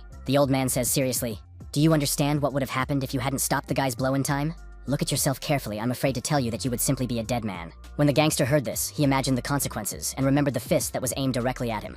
The criminal thinks it's just nonsense. How could a priest even theoretically kill him in a fight? Boban says that if the old man hadn't stopped him, he would have killed the guy long ago. And so Chenjilu receives a notification that he has completed the task, and therefore receives a card and experience points. The guy wonders how the system could have counted him as the winner, since the fight wasn't over. The old man wisely says that a storm is already beginning, so everyone needs to return home. The subordinates turn to their boss and say, "Let's go quickly. A storm is really starting and it will be strong." Boban cannot accept this outcome and says, "Hey, come back, we haven't finished the fight yet." The criminal tries to break through and tells his companions, "Let me go, I'll kill him right here." Chenjil thinks about his opponent and how strange and unpredictable he really is. The girl turns to the guy and says, "What are you thinking about? We need to go home." When they arrive home, they hear a sound coming from the room, as if someone is lying down and resting peacefully. Sally says that there is very little time left for treatment, so please be patient. She says that if he keeps moving around, she won't be able to apply the medicine to his wounds properly. Chenjil apologizes for causing trouble for his grandfather again, and asks him to forgive him for the inconvenience. The boy thinks that this time the experience he gained was not enough to level up, and he still needs to recover. Chenjil turns to the red-haired girl, and asks how she and her grandfather met this dangerous gangster. The girl sadly replies that they actually grew up together in the same small town. Sally says that they used to be like brother and sister, and then with a sad smile, she says that all her wounds have been treated. Chenjil sincerely thanks the girl and apologizes again for causing so much trouble for her family. With a kind smile on her face, the girl says that he should believe her, that they are the ones who should thank him for his help. When the guy hears this, he is glad that the girl also sees him as a friend and ally. As she leaves, the beauty tells him that she needs to help her grandfather with some things, and that he should rest well. And when Chenjil was left alone in the room, he thought about how the rain had been just as heavy that day. The young man had only one important thought on his mind. He wondered how his beloved mother was doing at home. The young man thinks that he will soon be able to return home, as he received a valuable desert map for completing his tasks. Now Chenjil needed to find the temple using this map and defeat the powerful boss there. He thinks he will set off immediately as soon as the heavy rain outside stops. But the guy receives a notification that he has received another mysterious key from the system as a reward. Chenjilu takes it out of his inventory, a golden object that glows with a mystical light. During battle, there's a chance of obtaining a mysterious treasure chest of a certain rare color. So that's it. After the battle, you can also get this useful additional reward. The young man realizes that this is very interesting and decides to take his cloak for the journey. Covered in wounds, Chenjil put it on, thinking that he would soon be able to get out of there. And then he hears the door quietly open, and his beloved grandfather enters with a smile. The young man is overjoyed to see him, and says that the old man has finally returned home. The man replied that he was sorry he hadn't come to check on him earlier, but the rain was too heavy, so he had to take shelter. Chenjil says it's okay, and the old man asks how his wounds are healing. The guy replies that there's nothing to worry about, as everything will be fine in a couple of days. He's sure of it. The old man says that's good, although he admits he didn't expect him to be able to defeat that guy in a fight. To tell the truth, Chenjil says that if the bandit hadn't been so used to underestimating his opponents, he wouldn't have stood a chance. I know how strong this gangster is, but a battle doesn't depend solely on a fighter's physical strength. The old man replies that I should believe him, that I didn't win by chance, but because I am a truly worthy warrior. Chenjil replies that he knew that your granddaughter and this gangster grew up together, but why did he become so cruel? The old man, smoking his favorite cigar, takes a deep, thoughtful breath and says that it is a long and sad story. The old man explains that it happened 10 years ago, on a day when it was raining just as hard as it was now, when he and his granddaughter had just arrived. They approached a house and wanted to ask for a place to stay, but suddenly, they saw a terrifying monster attacking defenseless people. It was already too late to save them. The owners of the house were all dead, their bodies lying in a pool of blood. Fortunately, one child had not been harmed in the attack. Only his parents had been killed by the beast's claws. That's when the monster saw the little boy crying over his mother's body and rushed toward him. The beast opened its huge mouth and was ready to kill this defenseless little boy too. But at the right moment, my granddaughter and I appeared and were able to help the boy, saving him from certain death. My grandfather struck with a powerful blow of lightning and saved the boy from the terrible and ferocious monster. Then the big rat realized that it couldn't kill anyone else here, because strong enemies had appeared. It was madly angry, showing its sharp fangs and red burning eyes, ready for a new attack. Terrified, the monster had no choice but to quickly run away from the danger. The little boy continued to cry bitterly over the body of his dead mother, not understanding what was happening. And as you can imagine, this unfortunate child was Bo-Ban, who had lost everything he held dear. The old man helped him bury his parents according to all the rules, and then took him into his family. Chenjil, who heard this tragic story, wonders why this guy treats you so badly. The old man says that the boy simply decided that it was his duty to find the monster who killed his parents, and that this became his life's goal. The old man kept telling him to give up this dangerous endeavor and just live a normal, peaceful life. Even if he used all his strength now, he didn't think he could defeat the monster that attacked him back then. The old man replied that it was enough serious talk for today, and that I should get some rest. And since it was still unknown how many powerful monsters lived in this desert, he needed to become much stronger to survive. Chenjil understands that last time he received an upgrade to all his stats, but that monster could still easily defeat him. So, before leaving, the young man turned to the old man and said that he wanted to ask him for a very important favor. The young man shouts at him and says, "Please, teach me how to fight strong opponents properly. When the old man heard this, he froze in place and dropped his beloved hat from surprise. The old man said, "All right, in any case, you need to become stronger to survive in this world." Chenjil continued to shout, "Grandfather, I'm completely serious. I know how we can get out of this cursed desert." The old man says, "What are you talking about? According to legend, it's impossible." But Grandpa doesn't even want to listen and walks away. My grandfather says goodbye, saying that he has finally recovered completely and that tomorrow the storm will finally rise behind the high mountain. "If you can pass my test successfully, then so be it. I will train you." When Chenjil heard this, he was completely shocked and began to say not to worry, that he would definitely handle everything. The old man thinks about the young man and wonders why, when he saw him, hope was awakened in him, and he is almost certain that they will be able to find a way out. Maybe this young man really can get us out of here. He is truly strong and has potential for growth. Chenjil received a game notification from the system and decided to take a closer look at what it said. The daily task included a 10-kilometer run, 3,000 push-ups, and similar challenges that he had to complete. The guy thinks this training is hellish, but he needs to improve his stats, so he can't refuse. Therefore, the only thing left for the young man to do is to accept this task in order to truly become much stronger than he is now. The next day, Chenjil set to work, carrying a huge heavy tree on his shoulders. He thinks that the system is quite useful, even providing him with all the equipment he needs for training and development. The guy started doing push-ups with this huge log on his back, feeling his muscles tense from the strain. Running 10 kilometers with weights, push-ups, and body lifts. He had already completed all of these tasks successfully. Chenjil realized that it had been a long time since he had felt such a strong desire to achieve his goal, and now the task is successfully completed. And with the help of the system, he received only 400 experience points for his efforts. The guy thinks that's not so bad for a start, and wonders what he should improve in his stats. Considering that he can heal himself, his defense is pretty good, so he decides to spend 2 skill points on intelligence. While the young man was sitting and working on improving his characteristics, he was called to lunch and replied sharply. Chenjil saw a beautiful girl named Sally running towards him with a plate in her hands. The guy asked her what she had brought, and she replied that she had brought him breakfast. "Since you've been away for a long time, I'm sure you're very hungry after training." She asks if she heard correctly that Grandpa said he would train you, and if it's true, or just a joke. Sally says how great that is, and that she can't wait to see what abilities you really have. When Chenjil hears this, he thinks about abilities, wondering if it's like being a priest, if some kind of magical powers are available too. His granddaughter explains that of course a priest is just your class, so to speak, the type of occupation you chose. There are all kinds of different elements. For example, I have the power of fire for attacks, and my grandfather has the power of thunder for defense. When Chenjil heard this, he thought, that's good, so it's really possible. I wonder what magical abilities will awaken in him. Sally says that she was born here and lived on the continent, one of the 5 continents of her native world, where people live. But her continent is different from the others in that it has many craft workshops. And to the west lies the homeland of the Dragon Riders. To the north lies the Kingdom of Eternal Winter, home to giants and bloodthirsty beasts that guard deposits of valuable minerals. To the east lies a continent covered in dense forests that hide ferocious monsters and ancient secrets. And to the south lies the edge of the earth, or as they call it, where gnomes live, whose crafts are valued all over the world. Sally says that legend has it that all of this is washed by an endless sea. But if you cross it, you can go straight to the abode of the gods. The girl says that she used to think it was just a legend, but when she got here, she realized that it was all true. Chenjil says that's why they need to find the temple and leave this desert, knowing that it's possible, and that they'll get out of here. When the girl hears such support and confidence, she smiles softly and simply nods to the boy in agreement with the plan. The old man appeared and said that he didn't think they would wake up earlier than usual and be ready for training. The old man asked his granddaughter if she had finished explaining her feelings to the guy or not. After that, the grandfather looked at the guy with his rather stern and appraising gaze of an experienced warrior. A man asks Chenjila if he is ready to undergo trials today to learn magical abilities.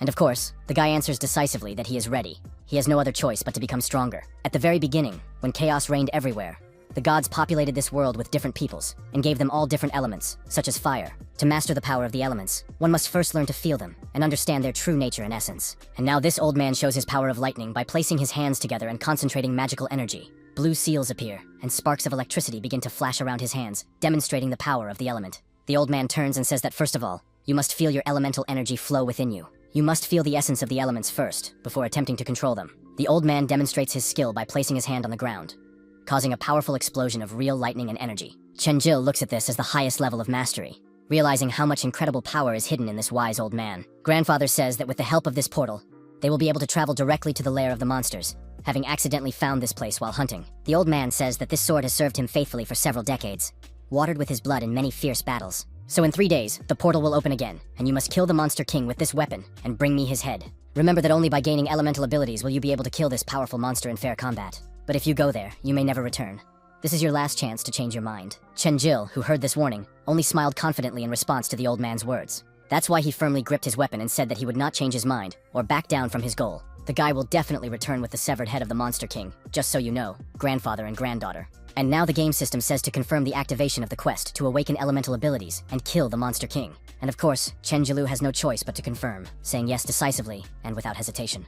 The guy has only 72 hours to complete this dangerous task, in which his life is at stake. The old man thinks that these monsters have well-developed defensive abilities, and that without the power of the elements, they simply cannot be killed. And so Chen Jilu, like a bolt of lightning, moves to a completely different place using a magical portal. The young man's body was completely transported by a bright beam of light that enveloped him from head to toe. Looking around, the young man thinks that this is the right location, as it is completely different from where he was originally. Chenjil doesn't understand what's going on as he walks on the ground and sees that the sand beneath his feet is a completely different black color. Looking up, the guy realizes that the sun is also completely invisible. The sky is just black and ominous. The young man begins to think about it, and notices a strange, rotten smell floating around him. Chenjil thinks that all he needs to do now is come up with an effective plan against these dangerous monsters. But with his current level, it will be quite difficult for him to defeat the boss, so he needs to kill a few small monsters first. The guy thinks, okay, it's time to start actively searching for these small monsters for training and experience. While the young man was lost in his thoughts, he felt a strange green energy approaching him. This energy simply draws toward him very quickly and lightning fast, as if it senses the presence of a living being. Chenjil turns around and thinks that they noticed him so quickly. Despite all his attempts to hide, the guy began to look closely, as if he understood what this strange energy was that was flying around him in circles. The young man notices and sees a very strange monster with wings like a bat, only much larger in size. The monster has a crazy red mouth that opens to terrify everyone who sees it. Datham, a level 20 monster, is the most mysterious and dangerous creature in this cursed desert full of secrets. Chenjil knows that he can try to kill these monsters with this sword, and without any special abilities for now. Chenjil decides for himself how to deal with them, so he pulls out a sharp weapon from behind his back and prepares for the decisive battle. The young man rushes forward toward this unknown monster, realizing that in this way he is gaining invaluable experience in every battle. The young man knows perfectly well that he is no longer the weak boy he used to be. Now Chenjil has much more strength and experience. And then this terrifying creature begins to scream, growl, and make very strange, frightening sounds that strike terror into all living things. The young man understands that no matter what enemy he faces, there is no longer any paralyzing fear in Chenjila's heart. The young man begins to cut the monster, realizing that by killing it this way, he will be able to level up and become much stronger. During the fierce battle, the monster strikes the hard ground with its strange claws, creating cracks. Chenjil stands very firmly on his feet, not allowing the monster to knock him off his steady position. After that, the guy starts running very fast toward the monster, swinging his weapon. The young man already feels the intoxicating sensation of impending victory, continuing to swing his sharp weapon of death. Chenjil feels that with each swing of his sword, he becomes stronger and more confident in his fighting abilities. And then, getting closer and closer, the guy plunges his weapon deep into the body of this green monster. The young man pushes the blade deeper and deeper, then twists it to ensure that the monster is dead. And so, Chenjila managed to cut this terrible creature in two with one powerful blow of his sword. The guy was so confident in himself that it was basically easy and effortless for him. Chenjil received an achievement, and also rose to the 17th level for his heroic deed in battle. Turning back, the guy heard the sounds of monsters, and saw that there were still a large number of enemies approaching.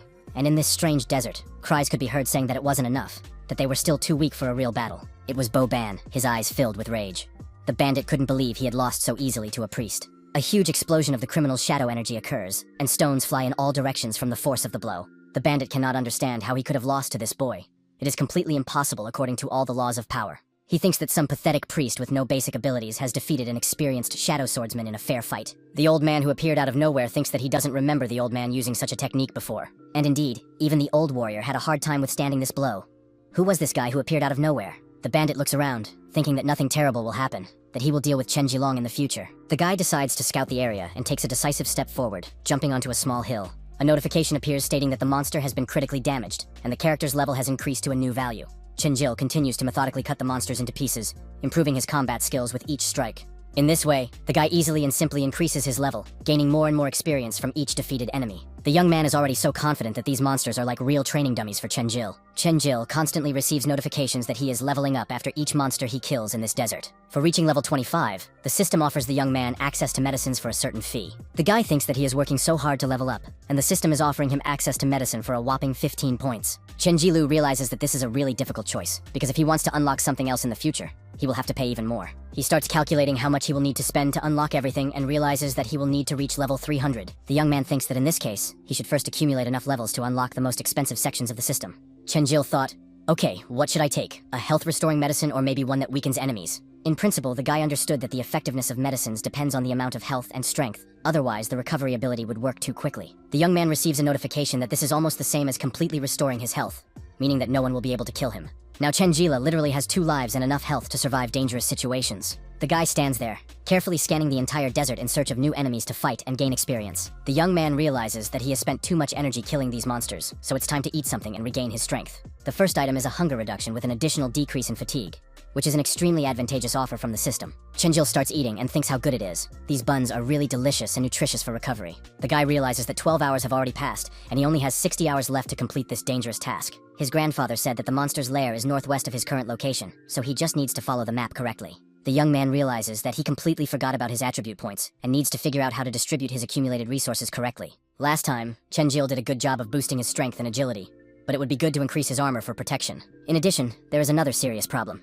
If the boy has too little health left during the battle, it will be difficult to fight. So it's like taking entrance exams for university. To get high scores, you need to know a lot of subjects well.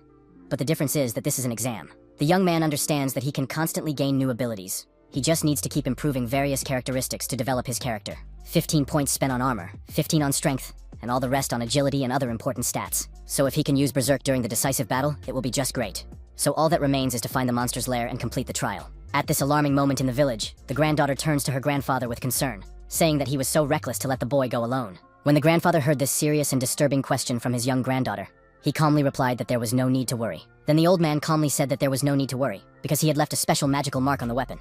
So if the guy was in mortal danger, he would definitely come to his aid. The girl persistently asked why he had sent Chenjila to that terrible lair in the first place, and why he had never told Sally that he had been there before. The man, who was working hard in the vegetable garden, immediately realized that this was going to be a long and very difficult conversation with many uncomfortable questions from his curious granddaughter. And the grandfather said somewhat evasively that he had found this mysterious place by accident while hunting. And that was all. There were no other mysteries. The old man resolutely turns toward the exit and says that he has to go to town on urgent business. Sally understands perfectly well that her grandfather is simply skillfully avoiding an unpleasant conversation and is clearly hiding some important information about that mysterious place. The old man slowly continued on his way alone, wanting to be alone with his troubling thoughts. It is quite possible that if Chenjil sees these terrifying monsters with his own eyes, he will finally understand what a cruel and merciless reality exists in this world. The old man mentally addressed the distant young man and said with concern that he knew very well that he had given him an almost impossible task, but he sincerely hoped that the young man would succeed. Then all the local residents will finally believe that Chenjil is not like other people and that he is capable of leading everyone to safety. And now, after almost 30 long hours of intense searching, the young man is also actively looking for this mysterious lair of monsters in the endless desert.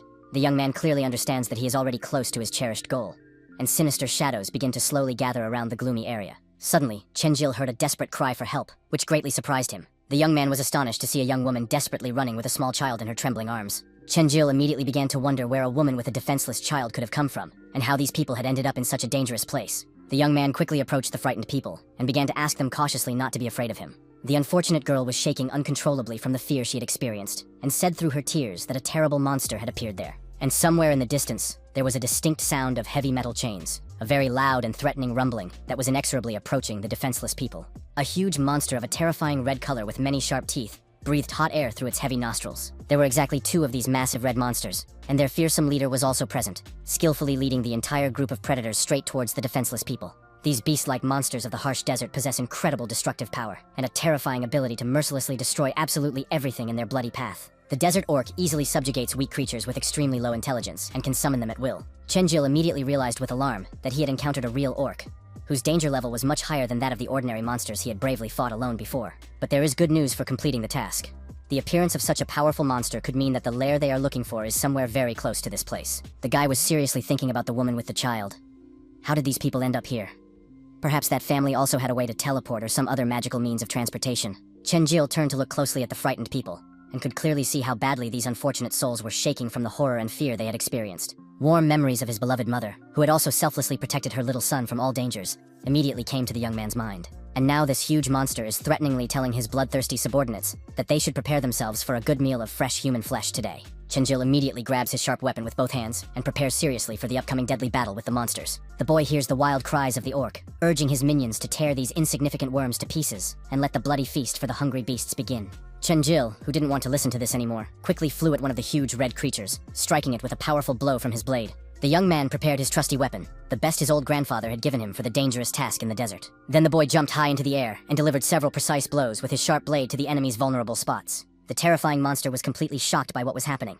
It had not expected the attacker to be so strong and dangerous. The red monster simply falls heavily, collapsing from his powerful legs. So unexpected and devastating was the priest's sudden blow. Chenjil does not stop there, and is ready to move on to his next attacks against the remaining enemies in this battle. The defeated monster has serious bleeding wounds all over its massive body, and the creature is completely unable to stand on its trembling legs. A young woman who had been desperately running away from these bloodthirsty monsters with her child looks on in amazement at this incredible sight. The mother and child never expected that a stranger would turn out to be such a powerful warrior, capable of fighting such monsters. Chenjil truly feels that he is in a huge stream of his inner strength, which is boiling in every cell of his body. The young man clearly understands that after his recent level increase, he has become much stronger than he was before this significant boost in his stats. And now the chief orc sees with fury how quickly and easily his loyal subordinates, whom he considered invincible, have been dealt with. The leader turns to one of the red monsters still alive, and angrily tells him to stop standing there like a statue and finish off this insolent young man. But the remaining monster clearly sees what has been done to his brother, an equally powerful red beast who was considered invulnerable. And the cowardly creature realizes that it has no desire to give up its precious life in this clearly losing battle against a powerful enemy.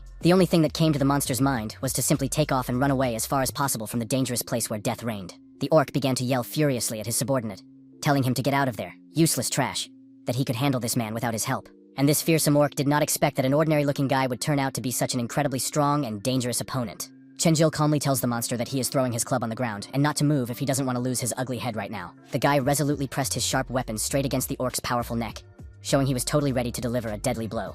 The young man takes cautious steps forward, getting closer and closer to the defeated monster, which is now completely at his mercy. Chenjil seriously asked the captured monster why he had pursued these two defenseless people, and what the purpose of the attack was. The monster struggles to reply that he is a loyal servant of the god of these cursed lands, and if you kill him, you will be struck by divine punishment. But the young man is not interested in listening to such threats, so Chenjil strikes the arrogant orc's head with the hilt of his sword. The monster immediately begins to moan pitifully and talk about how painful it was, begging for mercy from his powerful opponent. But the guy says firmly that next time he'll stab him right in the heart with a sharp blade, so he'd better tell him where the monster's lair is. The orc has no choice but to reluctantly point with his trembling hand in the direction of the sought-after lair with the treasures. The guy looks carefully in that direction, thinking that the monster must be lying, as it looks very similar to the place marked on the desert map. But Chenjil knows perfectly well that the lair should actually be in a completely different direction, according to his grandfather's instructions. And the young man sees how this cunning monster takes and begins to quietly run away, when he manages to distract the guy with conversation. The orc suddenly grabs the woman with the defenseless child and begins to speak maliciously about what a stupid and naive person he is. Now I will show my true power to everyone present. And the monster's body begins to glow ominously with the red, destructive energy of magic. Chenjil cannot forgive such despicable treatment of defenseless people, and his face becomes very stern and determined. The young man quickly runs up and begins to use his inner strength, his whole body beginning to glow brightly with the divine light of blessing. Chenjil moves so fast that the orc simply cannot follow his lightning-fast movements from side to side with his eyes. The monster is already imagining his funeral ceremony in his mind, as he clearly won't survive a fight with such a strong guy. Chenjil grabs the orc and delivers a powerful blow with both feet straight to its insolent face, sending the monster flying. The arrogant orc's head begins to spin like a real boomerang from the force of the crushing blow. Chenjil realizes that he is not alone in the fight, but is joined by some unknown guy who is also fighting the monsters. The young man looks at his strange ally with surprised eyes, wondering where this man suddenly came from. This man, surrounded by yellow energy, turns to Chenjil and says that he is fighting well for an ordinary priest. Chenjil asks everyone with interest who these people are and how they ended up in such a dangerous place. The stranger replies that 3 days ago, their group suddenly found themselves here and were almost immediately attacked by orcs. During the battle, the chief orc took one of their comrades. The warrior extends his hand in friendship and says that his name is Bros, introducing himself as an experienced warrior who would be happy to meet a strong ally. Bros also introduces his other teammates in a friendly manner. Philoj, a skilled assassin, master of hidden strikes and poisons. Reacher, a green-haired beauty and healer, capable of healing wounds and restoring the strength of allies at the most critical moments of battle. Bros introduces his entire friendly team and says he hopes everything will work out well with their new ally. Bros seriously asks the guy if he knows why their group was suddenly transported here against their will. Chenjil honestly replies that he is sorry. He also does not know the reasons for what is happening. But this captured orc must know something. Looking at the defeated orc, the guy says that since the monster serves the local god, it must know something. The monster raises its eyes maliciously and threatens that sooner or later it will kill everyone present in the most brutal way possible. But then, when all these formidable people surround the orc in a tight circle, the monster becomes very frightened, wondering what these warriors are planning to do. The monster nervously says, "How dare you treat the servant of the great god with such disrespect?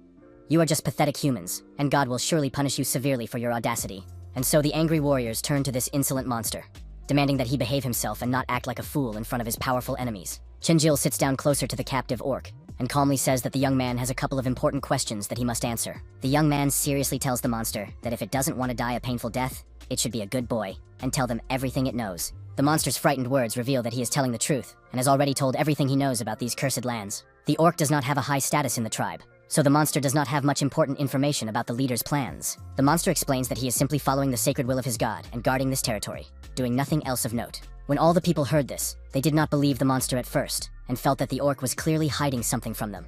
And so, In a distant city, in a building resembling a palace where it is raining heavily, angry questions can be heard. "Grandfather, are you in your right mind?" It was the old man who had come to the rulers. The one who had been talked about so much, still stubbornly insisting on his risky plan. The old man stands before the city's leaders, who are seated on their thrones, and the rulers ask what will happen if the boy finds the temple. A sorcerer named Hicks, who possesses wind magic, says that the old man is placing his hopes in a boy who doesn't even have basic abilities. Besides, Grandpa knows what happens when you incur the wrath of the local god. The peaceful inhabitants will find themselves in mortal danger. It would be best to go to the monster's lair yourself and kill this naive boy before it's too late to do anything.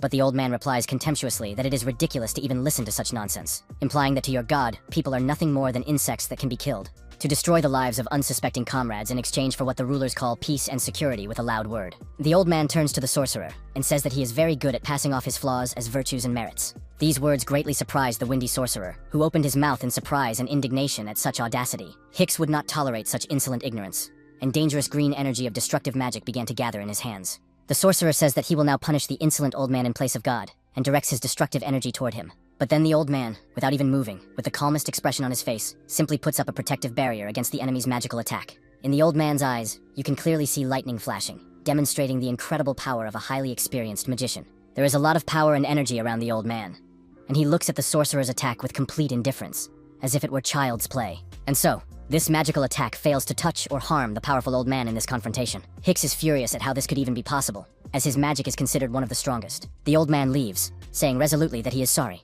but he does not accept a world built on the bones of others, and will take up arms again. "I will stand against the one you call God, and I will do so no matter what, despite all the possible consequences and threats." The sorcerer indignantly says that the grandfather simply underestimates the power of the magician, and becomes even more angry at such contempt. But one of the even higher-ranking rulers sternly says that enough of this bickering. It is time to stop this pointless argument. The rulers decide to stop this aggression, which has come out of nowhere in the meeting hall, disrupting the established order. But this guy looks at his grandfather with real malice, which strongly betrays his inner dissatisfaction with the outcome. Chenjil understands that he has met many people in this place, and realizes that he can no longer perceive everything that is happening as a simple game. These people are real people to the young man, not some non-player characters who can be used for fun and entertainment. The boy does not understand what is so interesting about the local god, why such a powerful god is locked up here and ordered to guard the place. But Chenjil then realizes that no, the temple is definitely on the other side.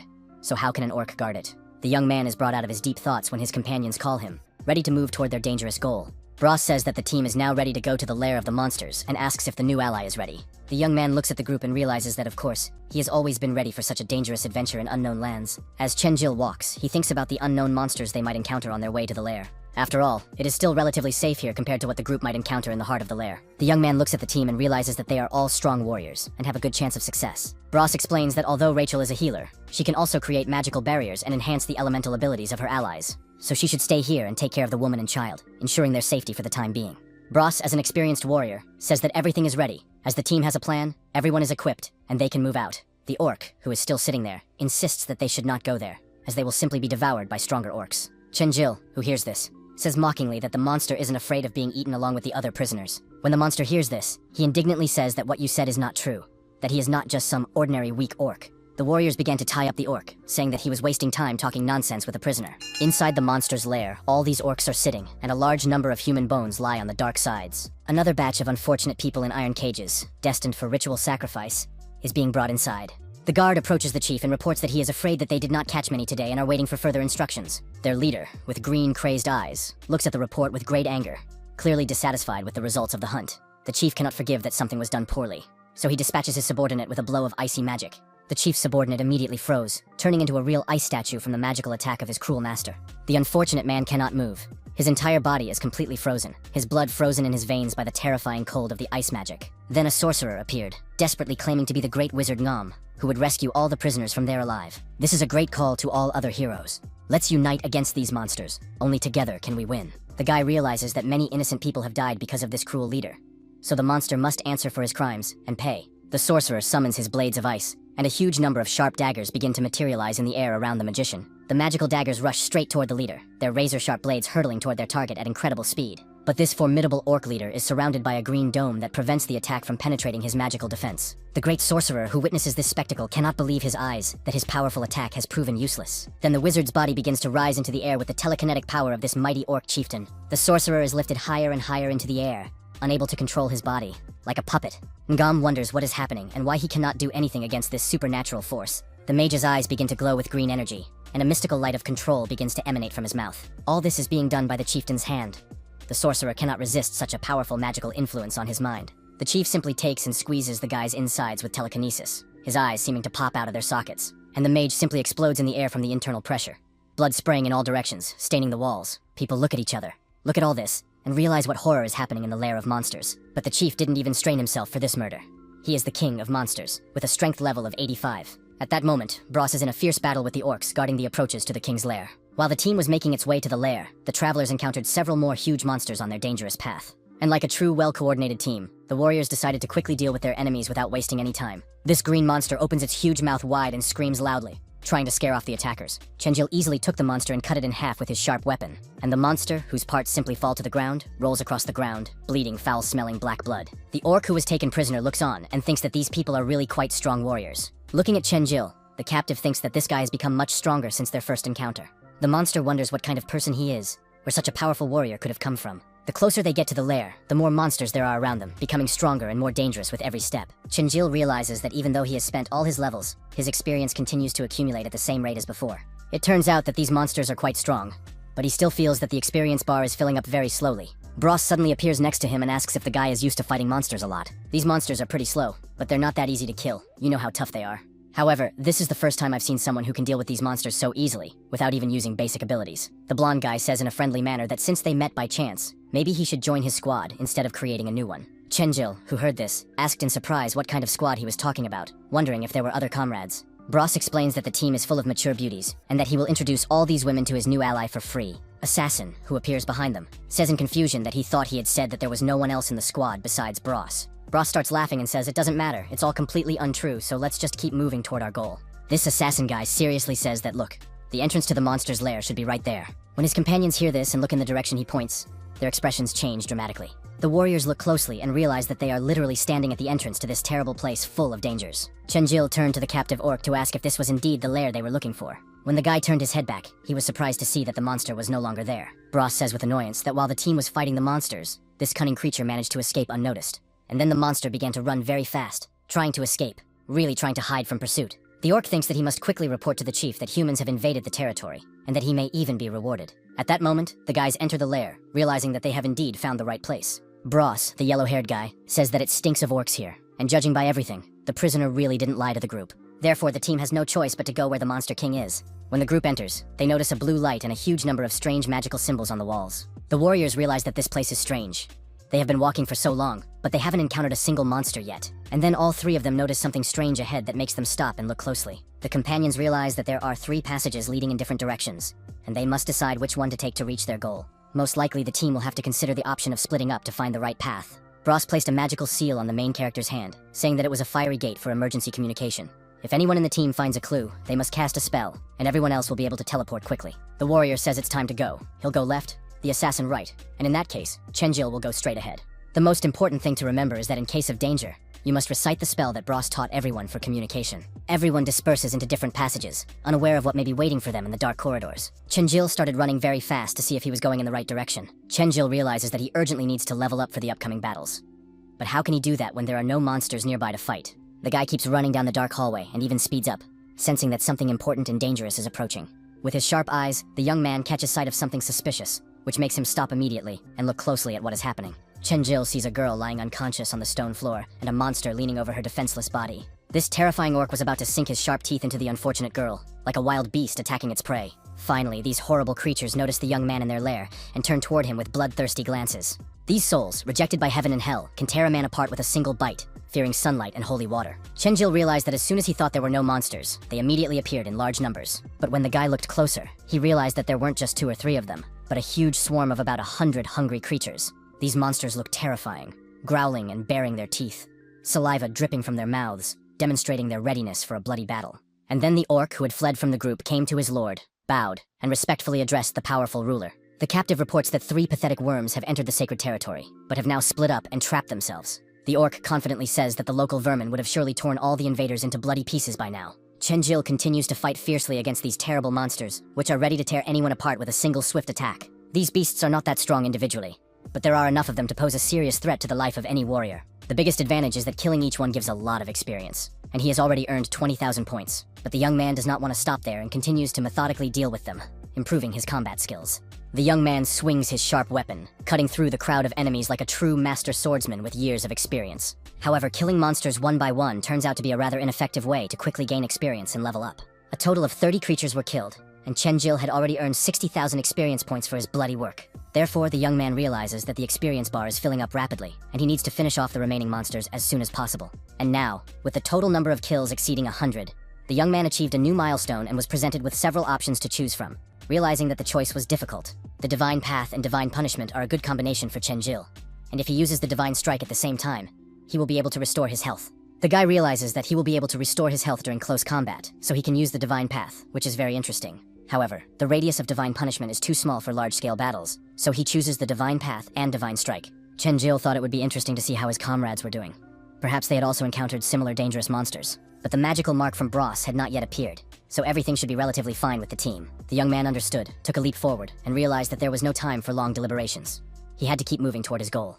At this tense moment, Bros was also desperately fighting the monsters, using his hellish abilities and years of combat experience. Bros takes a fighting stance, striking the ground with his foot so hard that everything around him is destroyed by the power of the warrior's blow. The monsters are hit by the fire magic and start burning with real flames, writhing in unbearable pain and heat. The warrior is incredibly strong and clearly understands that these ordinary monsters are nothing but pathetic puppets to an experienced fighter. But then Bros heard something strange, some waves of mysterious music, thinking that someone was singing in this gloomy place. The warrior immediately noticed that the monsters had also noticed the source of the sound and turned toward it. From a distance, Bros sees a dark figure slowly emerging from the thick fog filling the corridors of the lair. These were women's legs in boots, barely walking across the stone floor, as if their owner was wounded or ill. The girl's entire body looks human, her clothes are torn, and instead of hands, she has huge monstrous claws. It is she who is making that mesmerizing sound from her mouth, singing some ancient melody of death. Bros angrily says that she is the one who set these freaks on him and will turn the monster to ash with his fiery magic. When the monster girl hears this, the threat only makes her laugh, knowing that the guy is no match for her.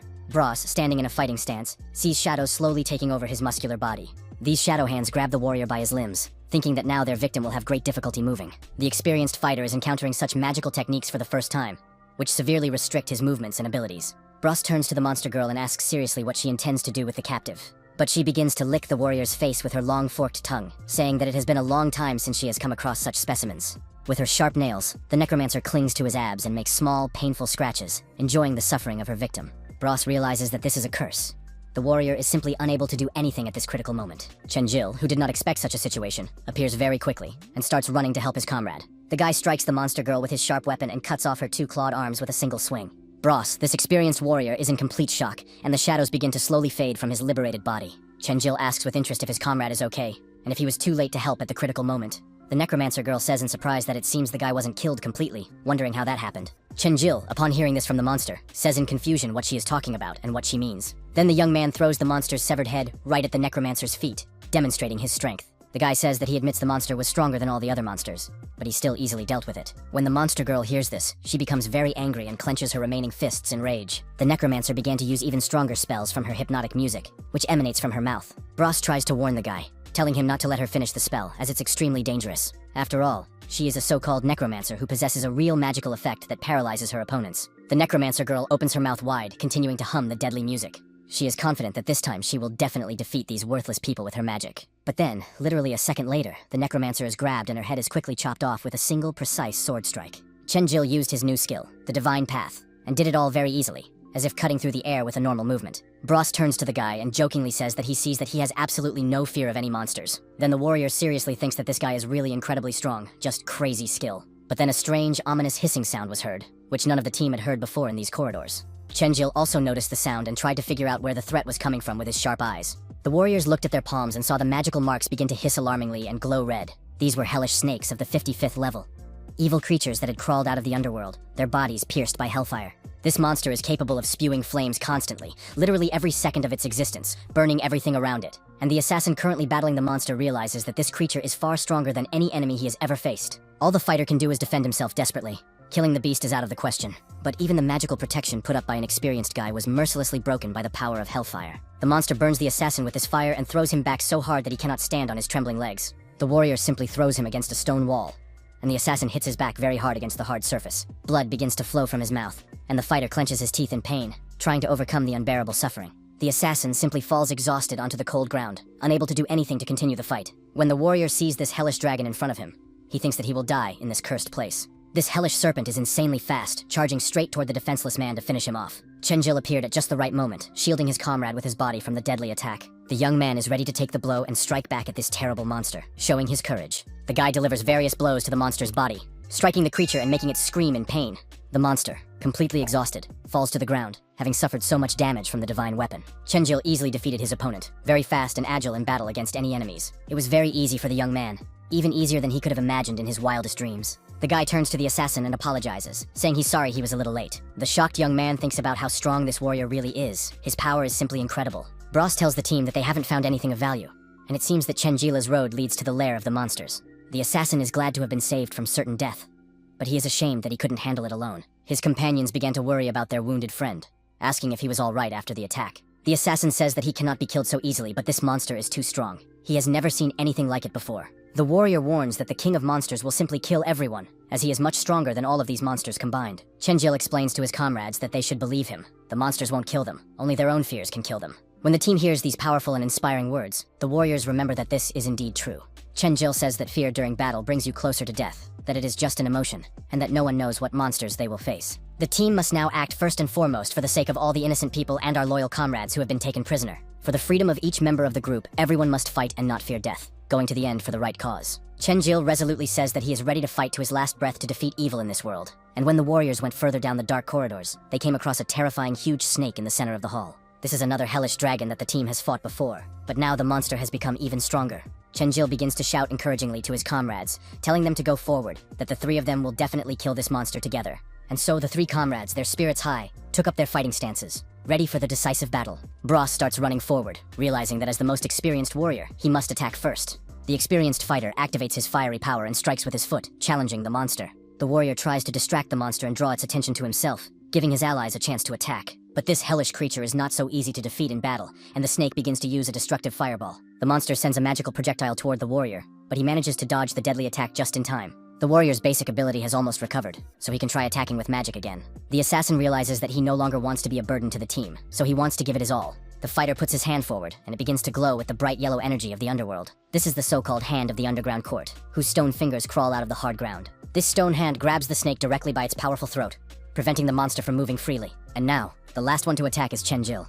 It's his time to show his skills. The young man takes a deep breath to cope with the trial that fate has now placed upon him. The young man takes a high leap forward, swinging his sharp weapon to deliver a crushing blow. Then Chenjil brings his sword behind his back and grabs the hilt with both hands for greater strength. The young man makes a very powerful, aggressive leap, ready to drive his weapon into the body of this terrible enemy. The young man lands and stands directly on the snake's back, plunging the blade into its scales. The monster's skin proved to be not so easy to pierce, so he tries to push it further and deeper. This is the so-called scale of the hellish fire snake, which has been damaged by 20% of the effort. Chenjil doesn't want to stop there, realizing that 20% is not enough. He needs more. So the guy continues to push the weapon into the body of this terrible monster with all his might. And now, the scales of the hellish fire serpent were damaged by a full 50%. Now, a full 80% of the defense had been damaged by the warrior's persistent efforts. And now, 100% of the defense has finally been broken through, overcoming this terrible armor. Chenjil realized that it was perfect. Now there was very little left, and the young man resolutely took out his weapon again. The young man began to shout, realizing that he needed to deliver the final decisive blows to secure victory. The guy starts swinging his weapon all over the monster's body, cutting through the flesh down to the spine. Like a true master of the sword, Chenjil did this knowing the weak points of this particular monster. After the young man finished, he landed on solid ground, completing his difficult task. Blood simply gushes all over the snake's body, and the guy puts his blood-stained weapon back in its sheath. Chenjil's comrades understood that everything had been done perfectly in this difficult battle against the hellish snake, and the team had demonstrated true mastery. And when the snake was finally defeated, the warriors received 20,000 experience points for this battle, bringing their total to 200,000 points. They also received special gloves for killing the secret boss. And the guy realizes that this is great, as it is new equipment that he really needs. Chenjilu receives a system notification asking if he wants to equip the gloves right away, or keep them in his inventory. Of course, the young man wants to equip the gloves of the hellish tribe, now wearing this high-level equipment from the very depths of hell on his hands. Bros thinks to himself that they only split up for a couple of hours, but this guy has grown so strong so quickly. What really happened?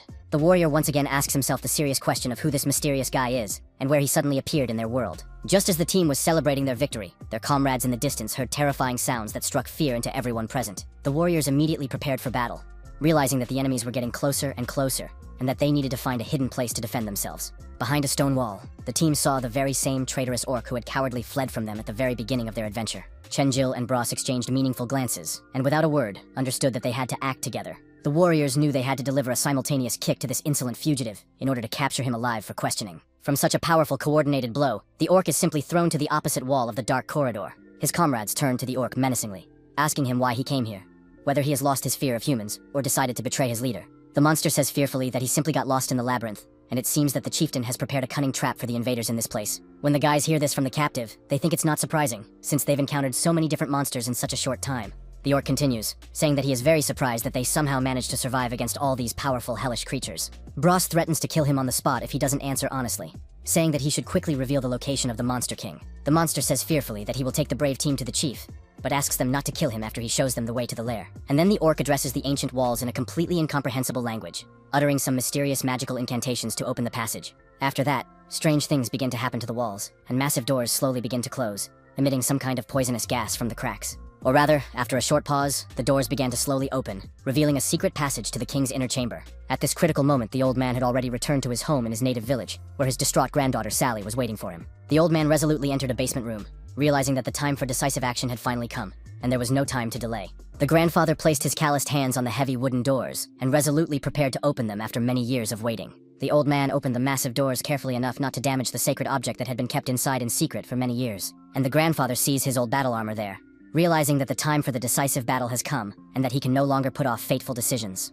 Suddenly, a familiar figure appeared in the doorway, saying that he had hesitated for so long, thinking that you would never open this cherished room.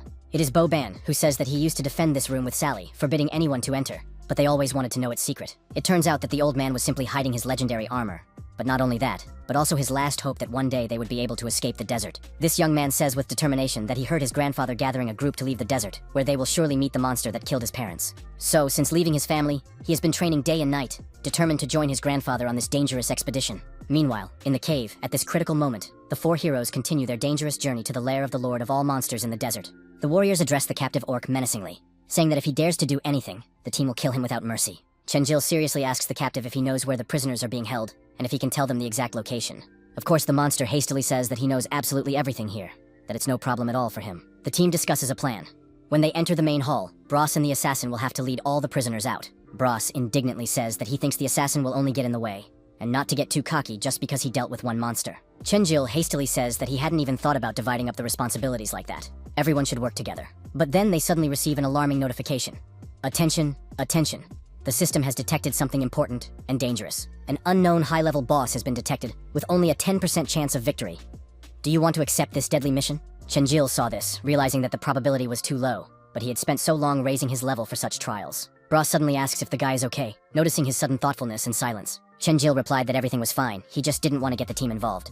When they entered, they should save the people, and he would contact the king himself. His comrades unanimously say that he must believe them, that it won't work. The team must act together. Bros says firmly that he will not allow his comrade to face such mortal danger alone. Chenjil warns that this monster is not so easy to defeat, with only a 10% chance of victory according to the system. But Bros says that it doesn't matter, because if the guy hadn't saved them, they would all have been dead long ago. His comrades say that they must not retreat in the face of danger, but must stand together as a united team of warriors. Chenjil knows that he has always solved his own problems, both at school and in kendo class, and is used to being alone. It didn't bother him much before, but sometimes he felt a little lonely among people and his peers. But now it seems that he has to act differently, because he is no longer alone in this dangerous world. And then the captive orc says in a monstrous voice, "Look, there's the entrance to the main hall. Can we stay here outside?" The monster explains that the lord at the entrance will simply kill the traitor for bringing enemies to the lair. And so the three heroes realize that things are about to get serious, and the orc won't be able to help them at the entrance to the battle. The warriors concentrate on the fact that they must not think about anything except the upcoming battle with the king. Therefore, the team resolutely enters the terrifying atmosphere of the dark cave, where an ominous silence and darkness reign. When the warriors looked up, they saw sharp stalactites on the ceiling hanging menacingly over their heads. Inside, they saw a huge empty throne, which was strange because there was no one there, even though they had expected to meet the king. Chenjil also wonders why it is so strange that the place is so empty and deserted. The guy asked the captive orc if they had come to the right place, and if they had taken the right direction to the lair. Then they hear two massive doors slam shut, trapping the team inside this sinister place. Chenjil turns around at the sound and wonders what strange noise that was, and where the threat came from. The warriors wonder what is happening, as this is completely different from the plan they had originally made. The assassin is suddenly enveloped in green energy, covering his body with a strange glow and lifting him into the air. No one understands what is happening to their friend, why their friend is suddenly being lifted into the air by an invisible force. The team is already starting to panic because there is no one else here. but strange magical phenomena are occurring. Chenjil tries to make sense of it all with his sharp eyes, looking carefully in different directions of the cave. And then, unexpectedly, the Lord appears out of the fog, the very same king of monsters of the 85th level of power. It is the king who is manipulating the assassin with telekinesis, lifting him high into the air to demonstrate his power. Chenjil realizes that he must do something as soon as possible, otherwise his comrade will be killed right before his eyes. The young man sprinted forward so quickly that stones flew from under his feet from the powerful thrust. The young man grabs his weapon and rushes toward the monster with determination in his eyes. Swinging his sword with all the anger he could muster, Chenjil wants to kill the king with one powerful blow. But when the young man swung his weapon for the decisive blow, he couldn't break through the defense. A strange magical barrier appeared directly in front of the monster, completely blocking any physical attacks. The Lord is able to hold his opponent and control the situation in battle with just one finger. Chenjil, realizing that he couldn't break through, jumped away from the danger. And so the assassin was released, his comrade falling quickly to the hard stone floor of the cave. Bros ran to catch his comrade, but he still fell to his knees from the impact. The warrior asked his friend if he was okay, genuinely concerned about his condition. Chenjil wonders how this monster could have appeared here so unexpectedly and quickly. And why did the king so easily deflect a professional strike, as if playing with children in this battle? The assassin's hand trembles from the impact, and the warrior is completely helpless in this state. Bros shouts to his comrade that if it's too hard, he shouldn't force himself to fight in this condition. The assassin replies that he is absolutely fine, he just needs to hold on and continue the battle. And then the warrior pulls out a spell, using his stone hand to lift his comrade up so he can continue the attack.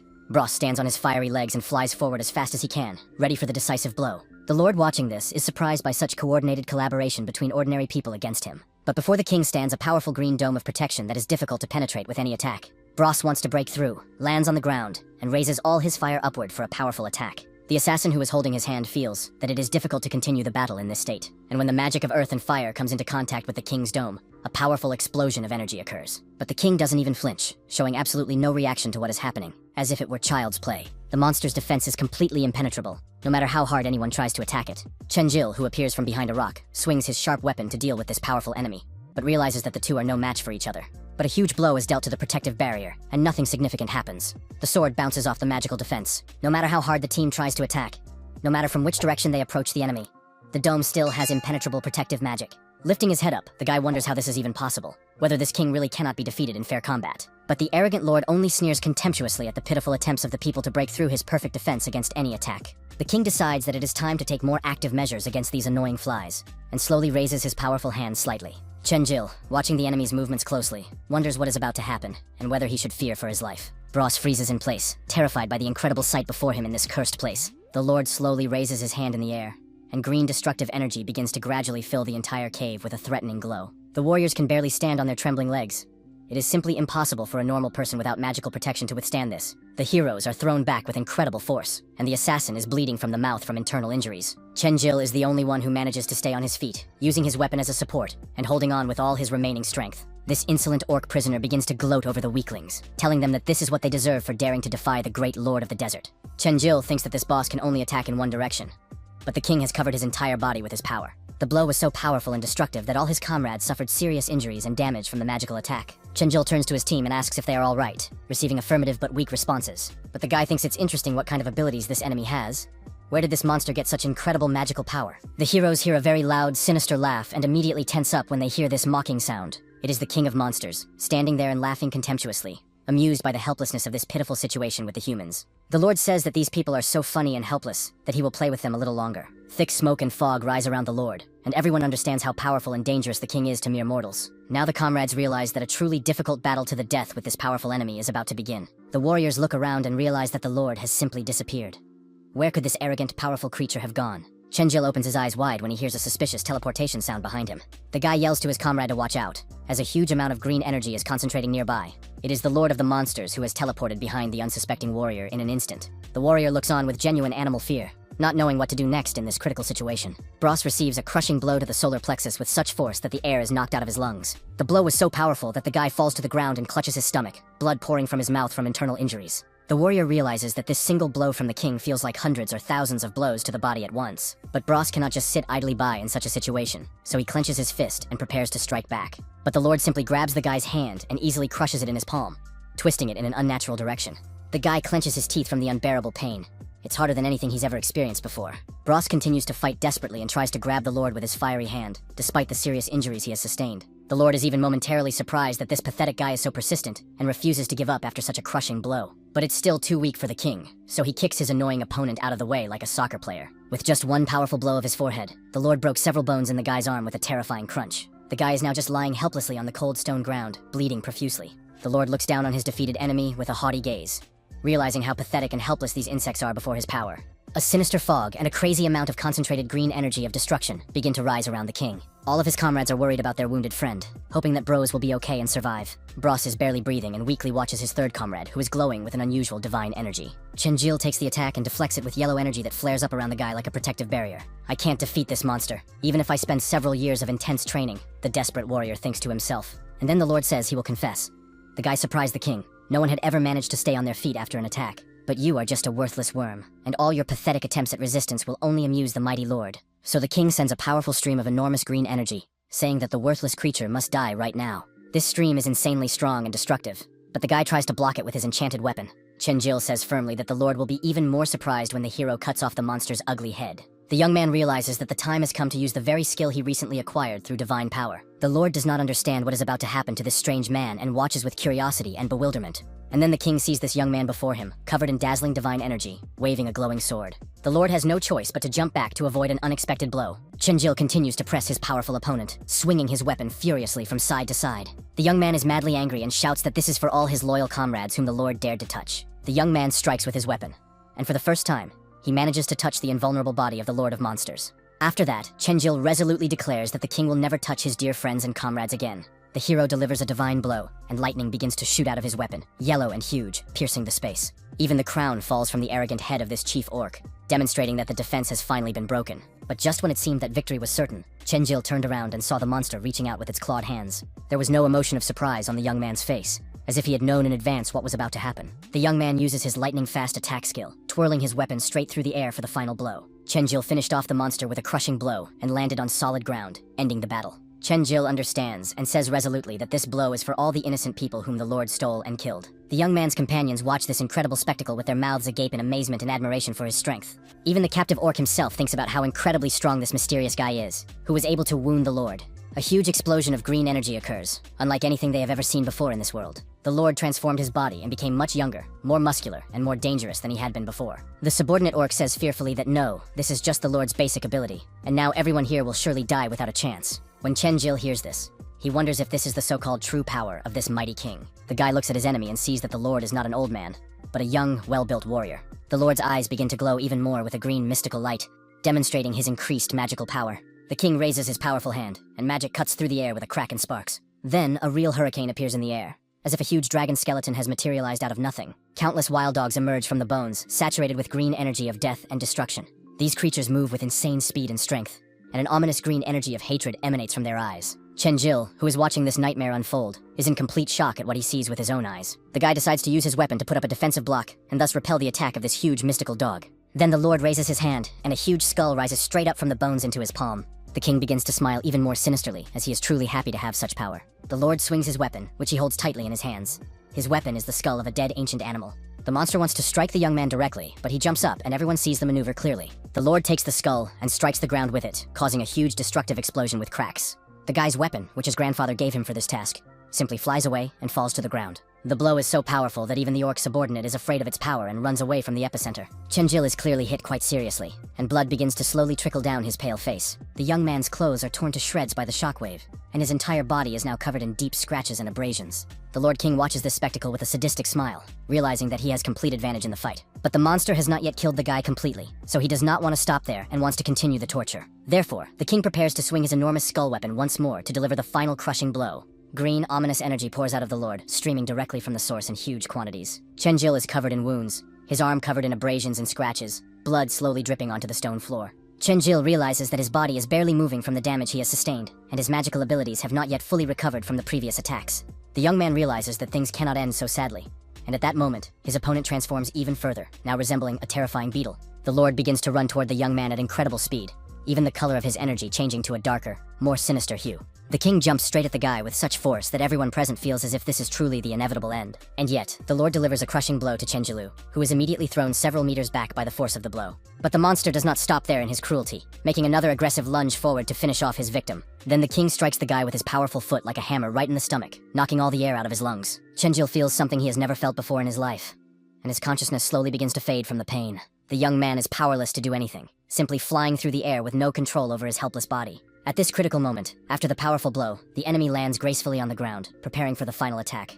The Lord dares not stop his advance, and makes another very quick lunge at his defeated enemy. The king delivers another devastating blow directly to the young man's body, which is already beginning to glow bright green with the energy of death. The young warrior and fighter simply collapses and falls unconscious onto the cold stone ground. Blood begins to slowly flow from Chenjila's head, and the young man clenches his teeth in unbearable rage and pain. Something monstrous happens to the Lord. 2 new weapons appear in his hands. Skulls, but they are an ominous red color. The Lord contemptuously says that the boy is just a pathetic insect that needs to be crushed, nothing more significant. Therefore, Chenjil must accept his inevitable fate, that today he will meet a truly painful death. The Lord begins to laugh ominously and says that it is ridiculous that his parents gave him such a name, while the young man receives notifications of unauthorized exit. Before his closing eyes, Chenjil sees his beloved mother, who addresses her son in her gentle motherly voice. As if to a little boy, his mother gently says that they can go home now, that it's time to stop playing. At that moment, the young man's eyes seem to be truly filled with divine power and begin to shine with a bright, unearthly light. All his companions watch closely what is happening to their friend, completely shocked by what they see. The warriors see what has happened to the weapon that was on the ground before. The sword has transformed into a huge glowing ball. Even the powerful Lord himself sees something like this for the first time with his ancient eyes. Not understanding what is happening, Chenjil also underwent a radical transformation. His hair turned snow white, and his aura became completely different. But his clothes also changed, and the young man no longer resembles his former self, looking like a divine warrior. A mysterious black mark appeared on Chenjil's face, pulsing with a mystical light. His friends tell him to wake up quickly, open his eyes, and return to reality. When Chenjil opened his eyes, he realized that he was in a completely different world, as if in a parallel dimension or a dream. Chenjil thinks about how he had just fought a powerful monster king, and what might happen after his defeat. The young man tries to look around carefully to better understand what is happening to him in this mysterious place. The young man tries to understand what this strange place is where he found himself after losing consciousness from the blows of the Lord. Looking at his body floating in the air, Chenjil thinks with horror that he must have died in the battle. But he hears an unfamiliar voice telling him that no, he is still alive and in a special state. The young man sees an unfamiliar man in black robes slowly descending toward him from the darkness. This mysterious stranger calmly calls Chenjil by name, as if he has known of his existence for a long time. Chenjila asks in surprise how the stranger knows his name and who he is. The man replies thoughtfully that he wishes he knew the answers to these difficult questions himself. When he woke up in this place, Chenjil was already there. He doesn't know how long he spent in this place. It seems like hundreds of thousands of years. But immediately after waking up, he heard a mysterious voice that once said that a man would come who could help him leave this place. And most likely, this long-awaited person is you, says the man with the eye patch meaningfully. Chenjil responded confusedly that he didn't understand anything at all and asked him to tell him how to get out of there. The man slowly raises his palm straight up, demonstrating a gesture of submission and humility. The stranger says that he should simply accept his offer and his fate, which has been predetermined by a higher power. Become my lord and master. The man reverently bows his knee to the young man in a sign of loyalty. That voice said that I can only get out of here if I become part of you and your power. So I beg you, become my master. I can no longer remain here in this emptiness and loneliness. I will do anything you ask. Anything I ask. Just get me out of here. Back to the real world. Back to people. When the man made his request, he remained silent, hoping to hear a positive response. Chenjil, after hearing this proposal, slowly reached out his hand to this mysterious creature. When their hands touched, energy began to connect between them, passing from one body to the other. And somehow, a mark began to appear on the young man's face, covering part of it with mystical symbols. That's how Chenjil transformed into the state he is now in the real world. The young man thinks that this guy didn't deceive him, and that he really has come back to life. But the guy feels a strange sensation, as if some powerful force is trying to break out of his body. Chenjil received a notification that he had gained an elemental ability called the Power of Primordial Chaos. The young man realizes that this is it, that this guy is now his elemental ability. The Lord of the Monsters thinks in bewilderment. How is this possible? This pathetic worm wasn't even seriously injured.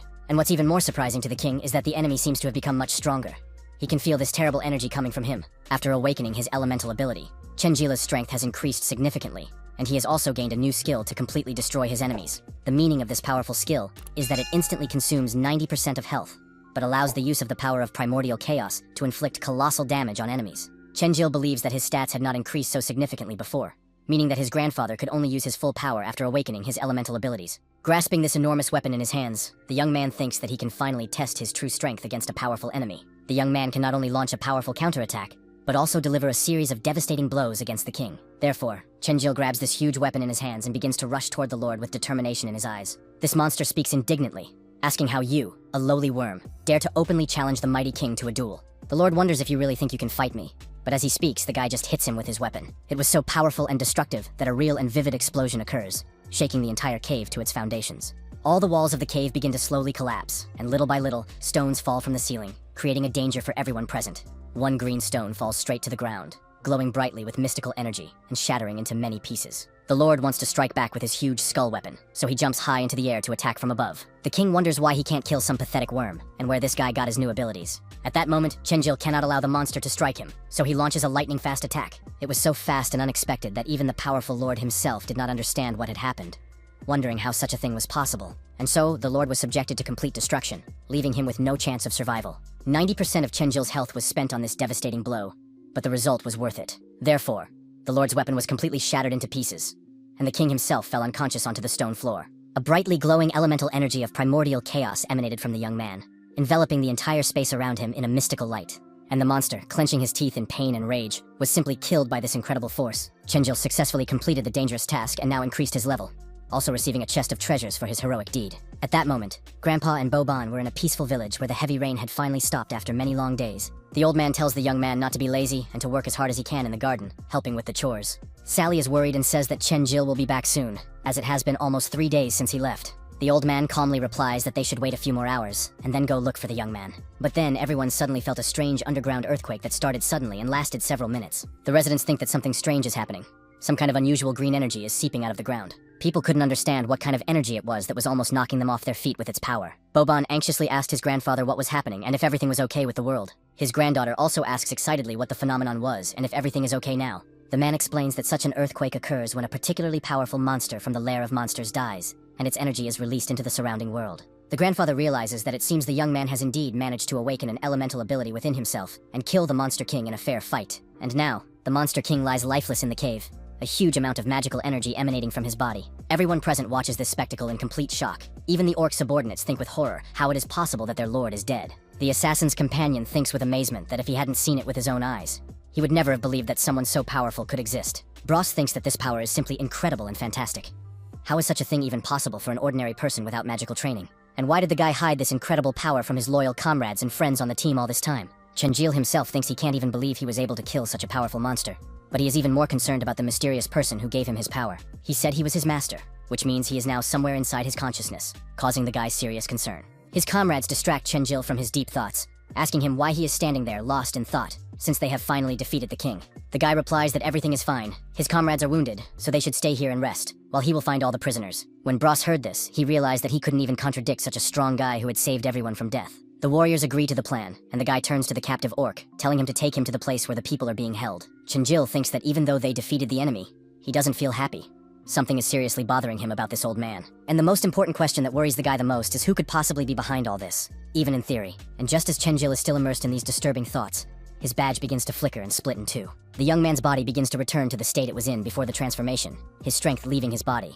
And then, completely unexpectedly, the old man appears, having teleported into the cave through a magical portal to help. The old man lands at the last moment and manages to grab the young man before he falls unconscious onto the hard ground. Chenjil was pleasantly surprised to see this caring old man in front of him and wondered what his grandfather was doing in the lair. But then the young man says with a slight smile on his pale face that he has successfully completed the difficult task and killed the king. And when the young man finally woke up at home, he was awakened by gentle words telling him to get up and have breakfast. Chenjil saw his beloved mother standing before him, who gently said that it was already daytime and asked why he had slept so long. Tears well up in the young man's eyes as he thinks hopefully that he has finally returned home to his family. And the woman says to him affectionately, "Get up quickly, son, I've made your favorite breakfast." When the boy finally wakes up, he happily shouts, "Mom!" and hugs her tightly, not wanting to let go. Chenjil began to cry with happiness, saying that he couldn't believe he was really home. But then he hears a mocking question asking what he is doing, acting like a little child. It turned out that it was all just a dream, and Boban was sitting next to his bed, watching his sleeping friend. Boban indignantly asks why Chenjil suddenly started hugging him, saying he was very frightened by his friend's strange behavior. The guy explains that he is only there to help the old man look after the sick man, but when the time comes, they will sort out their relationship. Boban leaves the room and tells Chenjil to wait there quietly, saying he will go tell everyone that Chenjil is awake and feeling better. Chenjil thinks it was just a realistic dream, as the only thing he remembers is the old man running up to him in the cave. Most importantly, the young man asks himself a serious question. Where are his loyal companions from the dungeon? Are they still alive after the battle? Then the young man receives a notification that there is a treasure chest in his inventory. He thinks that it must be the one he got during the battle with the king. Chenjil realizes that he also received a key after completing the previous task, so he must try to open this mysterious chest first. Right now, the points are being tallied, and the guy has earned an insane amount of experience points for everything he did in the monster's lair. And then, the system congratulates him on receiving a legendary ring, which gives a +10 bonus to all attributes, and also allows him to create magical shields. After that, Chenjil opens the treasure chest and receives something completely unexpected and mysterious. The guy looks closely and thinks with surprise, wondering if he really got such a strange treasure from the legendary chest. And so the young man received this item in the form of an egg, looking at it and wondering if it was edible or something else. But Chenjil sees that the egg is slowly cracking open. Could someone be hatching from this mysterious object right now? And then something strange hatched. A small man or something resembling an intelligent creature with unusual features. The guy thinks in bewilderment that the treasure is really just a child, which looks very strange to him. And indeed, this child with small horns begins to say happily, "Daddy, daddy, pick me up," turning to Chenjilu. The guy is surprised by what he sees in front of him. This unusual child literally jumping on his face with incredible agility. Chenjil asks himself a serious question. Wait, how am I suddenly the father of this strange creature from an egg? Loud cries can be heard from the house. "Hey, system, what kind of child is this? Why did he appear? Why is he calling the guy dad?" The system responds that Chenjil does not have sufficient rights to access this information, but is now inextricably linked to the creature. The guy wonders what inextricably means, why he can't access this important information about the child. And this active child won't leave him alone, continuing to play as if nothing is happening, constantly climbing all over Chenjila's body. The young man realizes that enough is enough. He needs to figure out the situation and understand what is happening with this creature. Chenjil gently grabs the child and says that this is the last time he will ask if he knows how to talk and who he is. Okay, it seems that the only thing he can do is ask the old man what to do with this mysterious little creature. And of course, upon hearing such unfriendly words, the child becomes very upset and his mood changes dramatically. The guy immediately notices the change in the child's expression and thinks anxiously about what kind of reaction to expect. And then, from this little child, a very loud, piercing cry begins to emanate, which can be heard throughout the village and the surrounding area. Chenjil tries to calm him down and says anxiously, "Why are you crying so loudly? Are you hurt? Or has something bad happened to you?" But the child has no intention of stopping, and instead continues to cry louder and louder with each passing second. The young man receives an alarming notification that for attempting to abandon this creature, he will be subjected to the most severe punishment by the system. A countdown starts from 10 seconds, and a powerful energy begins to emanate from the child, enveloping the entire space. This energy is dazzling and bright, but the guy thinks anxiously about what punishment awaits him for his refusal. A little later, when Chenjil opens his eyes, he wonders in amazement what kind of place this is and how he got here. The young man is now in some kind of snowy area, similar to the Arctic, where there is only snow and ice on the horizon. The boy tells the child not to cry, that he doesn't want to abandon him, but he is still in school himself and doesn't know how to take care of him properly. But the child does not stop crying and continues to make loud noises that echo across the icy wasteland. And Chenjil sees two huge monsters, elite enemies of the icy wasteland, slowly approaching them. The boy wonders in confusion why he suddenly has to fight elite enemies when he was just at home in safety. The trial has begun, and Chenjil has only 30 minutes to destroy these powerful monsters and survive. The young man looks at these huge, lizard-like monsters and thinks anxiously about what to do in such a situation. The boy first grabs the child to protect him from the monster's deadly blow during the upcoming battle. Then Chenjila firmly plants his foot on the frozen ground, preparing for the decisive battle with his elite opponents. The young man covers the child with his entire body and glares at the monster, showing his readiness to protect the child at any cost. The young man turns to the child and says firmly, "You must not die, so just hold on tight to my neck." Chenjil takes out the weapon he received from his grandfather and summons the elemental power of primordial chaos to strengthen himself. The young man's appearance changes dramatically again, and he thinks that now he can begin the decisive battle with the elite monsters. At that moment, the old man approaches and converses with Bo-Ban, discussing that the young man has awakened, is well, and feels excellent. Bo-Ban asks the old man how the search for people to form your expedition team is going. The old man replies that the villagers did not believe the chief sorcerer, fearing that this would bring trouble upon themselves and their peaceful lives. The guy who heard this says that they can go look for the temple themselves without any extra help. But the old man explains that the monsters outside the city are much stronger than Bo-Ban could ever imagine in his worst nightmares. So let's first visit Chenjila. He will tell us what monsters he encountered on his dangerous journey. Just then, Sally's granddaughter runs by and curiously asks the old man what they are talking about. The grandfather sees his beautiful granddaughter and happily replies that it's great that she's back, because Chenjil has already woken up and is feeling well. Sally was overjoyed to hear this, and said she wanted to talk to him, and find out what basic ability he had awakened. So the girl grabbed her grandfather by the hand and ran quickly home to see the young man who had woken up. Bo-Ban stayed behind and silently watched everything that was happening, thinking about his plans and the future of the expedition.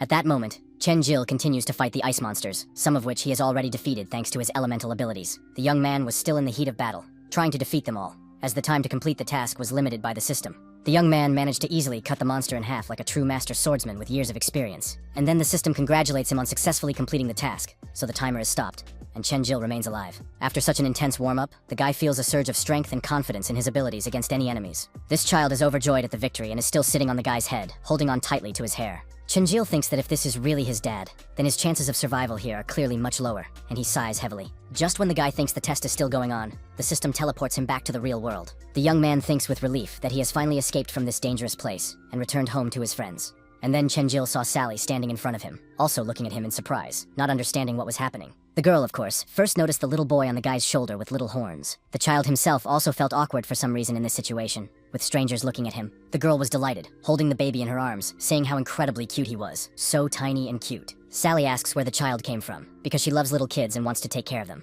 The guy explains that the girl just hatched from an egg he received as a reward for a task. The girl says that it must be some kind of joke, as she can't remember children hatching from eggs like baby birds. Chenjil also says that if he tries to abandon her, he will be punished, so now the child is with him. When everyone arrives, the granddaughter shows her grandfather and says, "Look, Chenjil now has a new family member." The grandfather and Boban bend down to look and think in amazement that it is really a child with horns. Boban wonders why he didn't see this child when he entered the room earlier. Chenjila says that she was just hiding under the bed, which is why he didn't notice her before, as he can't think of any other explanation. Grandpa tells everyone to calm down and not make so much noise, and that they should get ready for dinner. Sally turns to the little girl and says kindly that she should behave herself, now that she is her big sister, and that she will cook something delicious.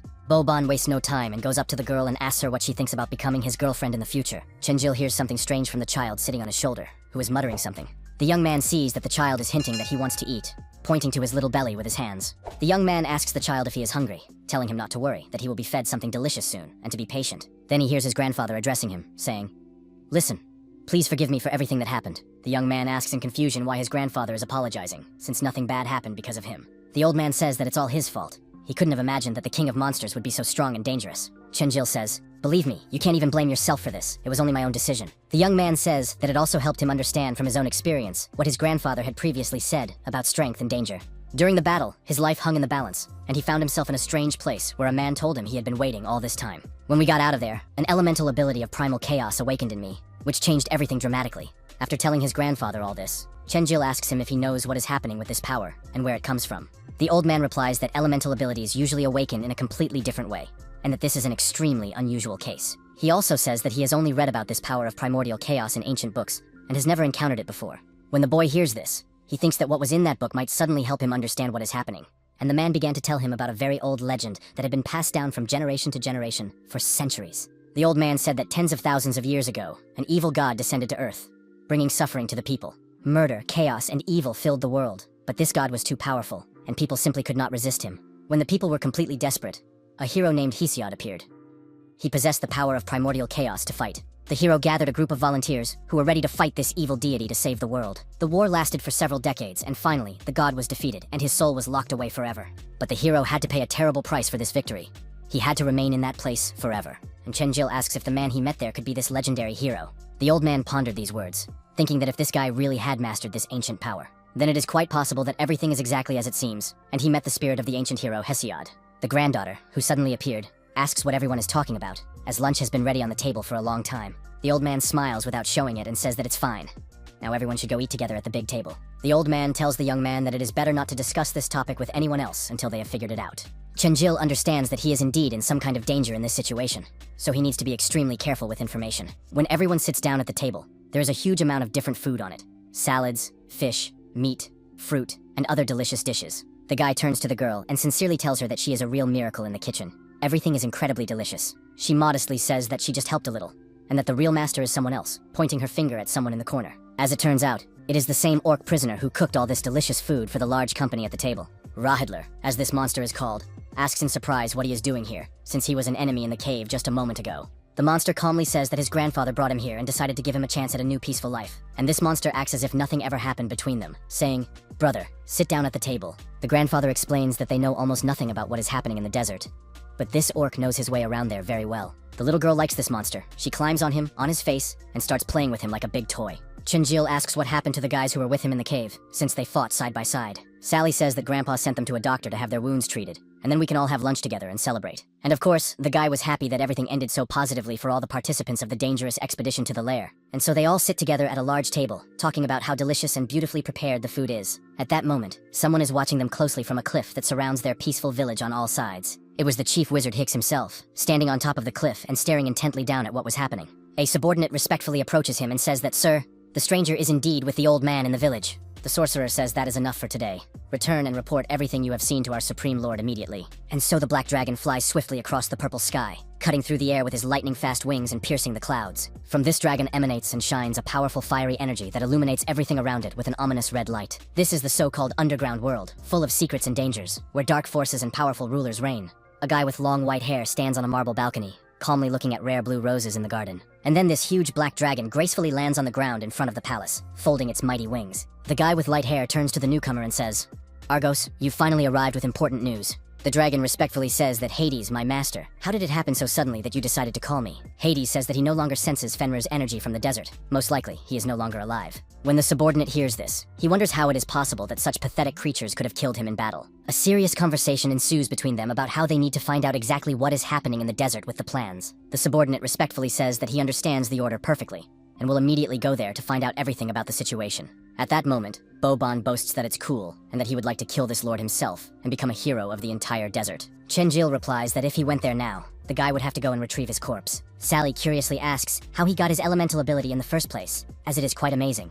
The guy honestly replies that he doesn't know for sure, and what abilities priests usually get in this world. The girl explains that most often they receive the power of light, but she has also met some with the power of fire or water, for example. Chenjil responds that he understands, and thinks that he probably just has the most common power of light and nothing special. The guy lied about this because he remembers that his grandfather asked him not to tell anyone that he possesses the power of primordial chaos. And when they finally reach their destination, the girl smiles and says that they have finally arrived. This is the very infirmary where the boys' comrades from the battle are now lying, recovering from serious injuries. They quickly try to go inside to visit their friends and find out about their condition. Chenjil hopes that his comrades are really all right and worries about their condition. The guy takes a step forward and suddenly feels a strange green energy enveloping his body. A bright green magical seal appears around Chenjil, pulsating and spinning.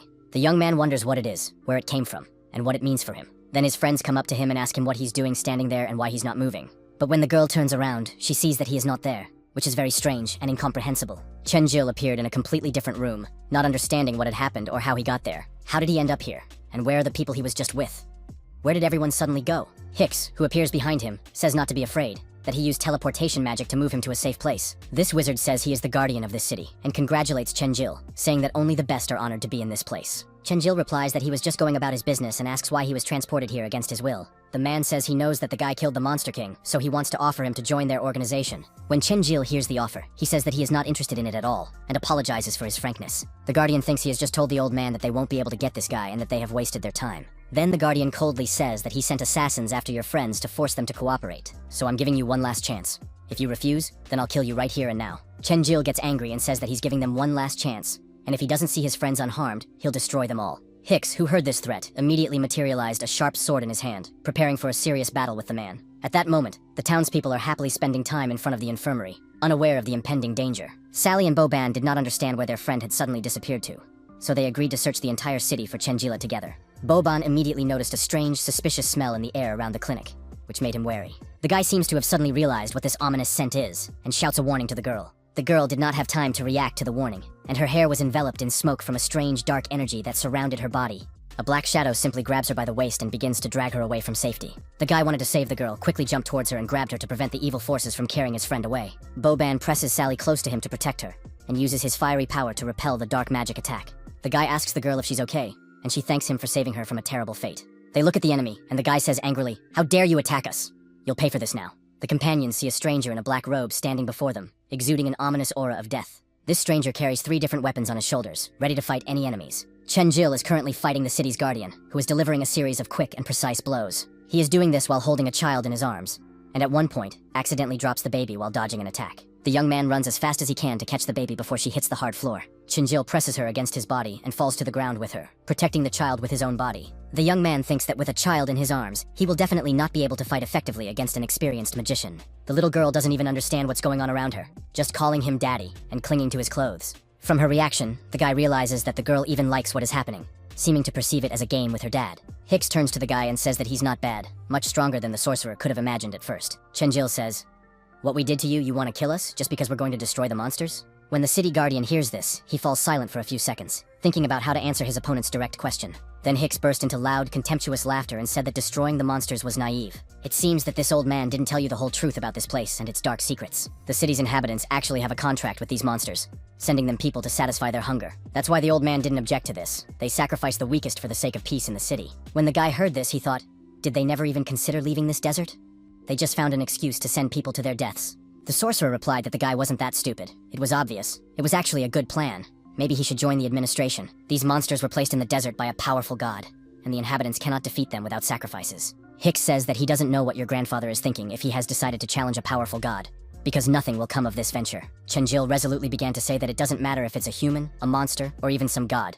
He will kill absolutely everyone who stands in his way. When the sorcerer hears this, he contemptuously says that he is actually an arrogant and conceited young man with no experience. The guy carefully put the baby down on the ground and said to be careful. He needed to deal with this despicable scoundrel. Chenjil feels his eyes begin to glow with a divine light and realizes that now he will show the true power of primordial chaos. Hicks says ominously, "Don't worry. After I kill you and this little devil, I'll bury you both in the same grave." But while the sorcerer was uttering this threatening phrase, the young man simply ran towards him and struck him in the solar plexus with his powerful fist. It was an insanely powerful blow, causing the city guardian to spit blood from internal injuries. Hicks looked at the guy and saw his crazy determination, and that the young man had no emotion on his face, only cold rage. The wizard sees a huge number of punches coming at him, unable to even react to the speed of his opponent's attacks. It's a miracle that Hicks is still standing after such powerful blows, which could have killed an ordinary person. After that, the guy simply knocks him out, throwing him against a stone wall with incredible divine energy. Chenjil did this with only his fists, without any additional weapons or magic spells to enhance his power. Hicks, who took all those blows, lying on the ground and bleeding profusely, begins to suffocate from the pain. But it's too late when the sorcerer comes to his senses.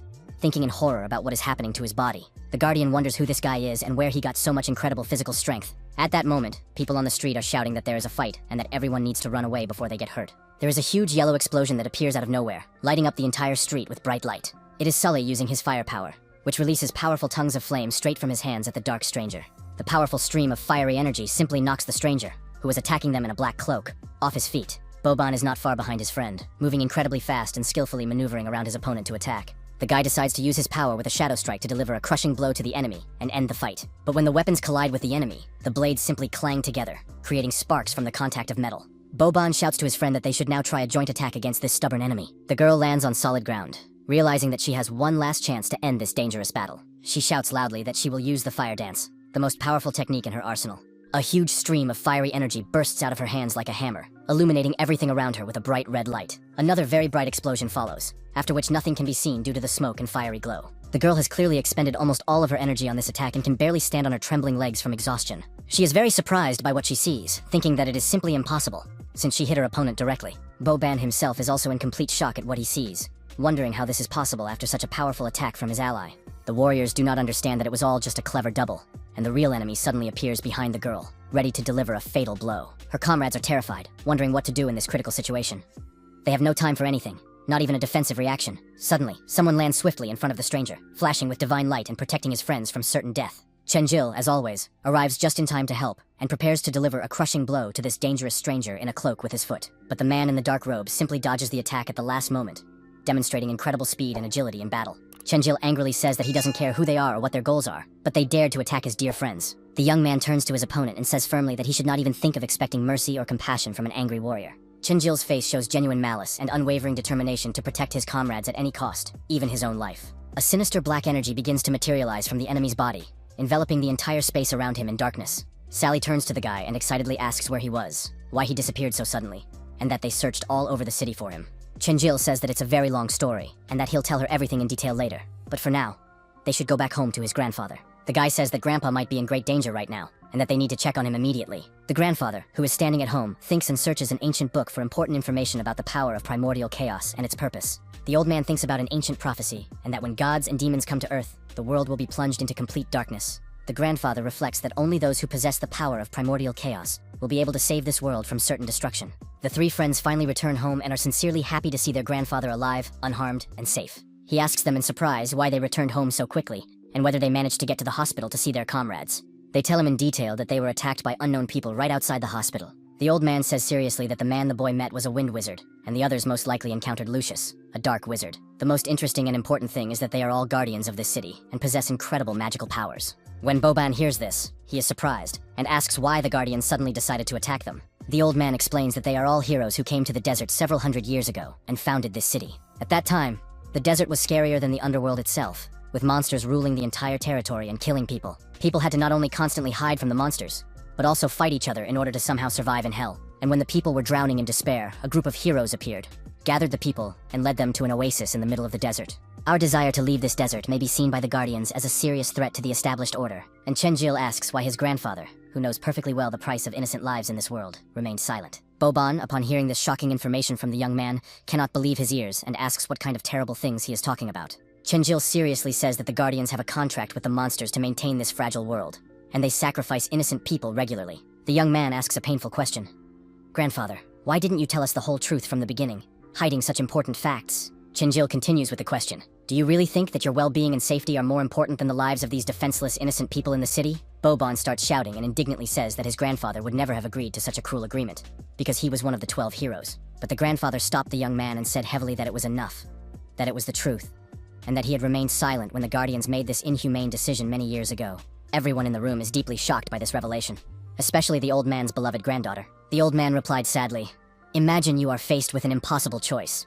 You can save your loved ones or complete strangers." He believes that absolutely everyone would choose the former without hesitation, because only our closest loved ones are truly family. The Guardians use this human emotion as a particular weakness to put pressure on the old man's conscience. If he tried to interfere with their plans, they would simply kill all his loved ones without regret or remorse. Grandfather says that if it were only his own life at stake, he would rather die than do something like that. If he was strong enough to sacrifice his loved ones and still act according to his conscience, why make such a painful choice at all? Chenjil understands that his grandfather decided he was powerless to resist the Guardians and thus protect his loved ones, so he made a compromise. Bobon is angry and says how dare he talk like that, how dare he look down on their grandfather. But Chenjil asks him a counter question.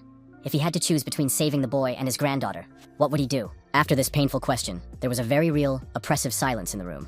No one knew what to say. The old man really didn't know how to answer such a direct question. He just stared at the floor in silence, thinking about the past. Chenjil said, "I'm sorry, Grandpa, but that's just the way I am. If I've offended you, I sincerely apologize for my harsh words." To which the old man replied that he was the one who should apologize, that he had already come to terms with being stuck here forever in this desert. The people closest to him were his granddaughter and Bobon. They were no longer children, and he should have told them the bitter truth from the very beginning. So if you don't want to risk your lives, don't worry. The old man has a plan to protect the family from the revenge of the city's guardians, and now the time has come.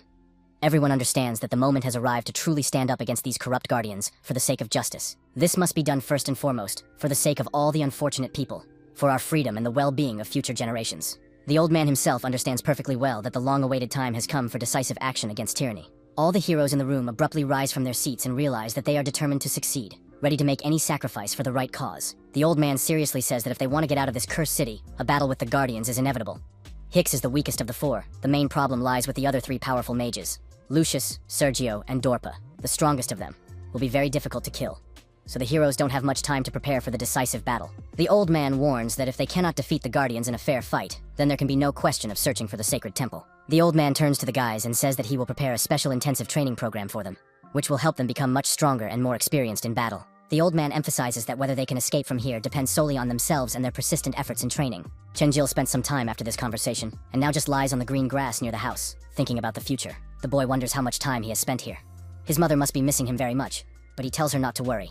He will return home soon. Then, a small child finally climbs down from the boy's shoulders and happily chases a beautiful butterfly across the grass around the house. The boy quickly grabs the little girl and tells her to be careful because there are cliffs and she could fall. Chenjil tells the little girl not to cause any more trouble, because if she falls, they will both die from systemic punishment. The guy thinks that he gained a lot of experience for killing the Monster King, but in the end, his level only rose to 10, and he still needs to distribute 50 skill points. Chenjil knows that using the power of Primal Chaos and the skill Total Destruction instantly consumes 90% of his health, but he has too little health left, and can be killed with literally one hit. Fortunately, the young man has the Berserk skill, which can be used immediately after activating Total Destruction to quickly restore lost health in battle. In essence, the healing ability is useless right now, so it's best to focus on offensive skills for now. Once he gains a more powerful healing ability, he can work on balancing his skills. And Chenjil thinks, okay, in that case, that's exactly what he'll do. During battle, he should first activate the Complete Destruction skill, and then immediately activate Berserk. Then the guy noticed that he had received a new notification. He thought it was strange, wondering what it could be in this world. There are 100 messages from a user with the nickname Sweetheart, which both surprises and alarms the guy. Chenjil knows that this nickname belongs to his girlfriend from school named Xiaomei, with whom he has been in contact for a long time. The guy wonders how this is possible, why a message from this girl suddenly appeared in the game world where he is. The young man wonders if he can really contact the real world through the system and wants to see what the messages say. Chenjil sees a message saying, "Hey, you're here. I'm waiting for you near the church in the newbie village. Don't even think about being late," and many other urgent messages like that. The girl thought that the guy was ignoring her on purpose, so she continued to write him a huge number of messages asking him to reply and explain where he was for so long. She explained in detail that today a bald man in black glasses came to school and said that Chenjil and his mother were moving to another city, and the girl asks why he didn't say anything about it in advance. Xiaomei thinks that the boy is always online in the game, and wonders why his mother suddenly decided to move and why she didn't go to school herself to tell him the news. Chenjil realizes that something is definitely wrong here. Perhaps his consciousness is in the game, and in the real world, his body is in a coma in the hospital. The guy thinks that since his mom decided to sell the house to put her son in a hospital in another city, it can't be true. Moving wouldn't make sense. The boy literally grabs his head and realizes that there is absolutely nothing he can do about this situation while he is in another world. Chenjil pushes the little girl away and says irritably to leave him alone with his flowers, that now is not the time for games and entertainment. And of course, this greatly upsets the little child, who doesn't understand what is happening to his father. The little girl started crying loudly and saying that her father was a very bad man who didn't love her and hurt her. Chenjil thinks she needs to be quieter, and most importantly, not cry. She should wait a little while until he figures out what's going on. But then the child opened her mouth so wide that it really scared the guy, foreshadowing something bad. An alarming notification appears, saying that they have upset the creature, so now they are subject to the harshest punishment from the system for cruelty. The guy doesn't understand why this is happening to him, and a notification arrives that he is being prepared for immediate teleportation to the place of punishment. Chenjila is teleported to some hellish world where there is only red-hot lava and unbearable heat from streams of fire. A huge monster, the size of a 100-story building, can be seen slowly rising from the lava with a roar of rage. The guy turns to the child and says that he loves her very much. Please forgive him, trying to atone for his guilt towards the little girl. Then Chenjil activates his transformation, picks up the child and says, well, let's start our fight anyway. At that moment, in the real world, it is already dark in the city, and the moon illuminates the hospital building where the wounded heroes lie. Bros stands by the window of the ward with his arms folded, thinking about what has happened and the team's future plans. The warrior thinks that it turns out his grandfather is also here, but why does he want them to be silent? What is the point and purpose of this? Bros says that his grandfather is one of the strongest warriors of lightning and thunder, so it turns out that he is also stuck here in this desert for a long time. The old man who came to the hospital earlier to see the young man says that he is no longer the warrior he once was, now just an ordinary old man. Bros says he can't believe he's talking to a legend and asks if there's anything specific they want from him. The yellow-haired guy realizes that it must be serious, since they came to him personally to talk. But the man says that it's nothing special, just that if anyone asks how Chenjil defeated the Monster King, not to tell anyone anything. The guy then says that he doesn't quite understand why it needs to be kept secret from people, but he won't say anything to anyone. He gives his word. As he leaves, the old man says, "Thank you. I'm sorry to have bothered you again. I really hope you will be honest about this important matter." Bros thinks that even one of the 12 heroes is trapped in this cursed desert, and it's foolish to hope that they will ever get out of here. As he leaves, the old man says that if you want to get out, there is one way. You must find an ancient temple deep in the desert. They have already begun recruiting people for their expedition.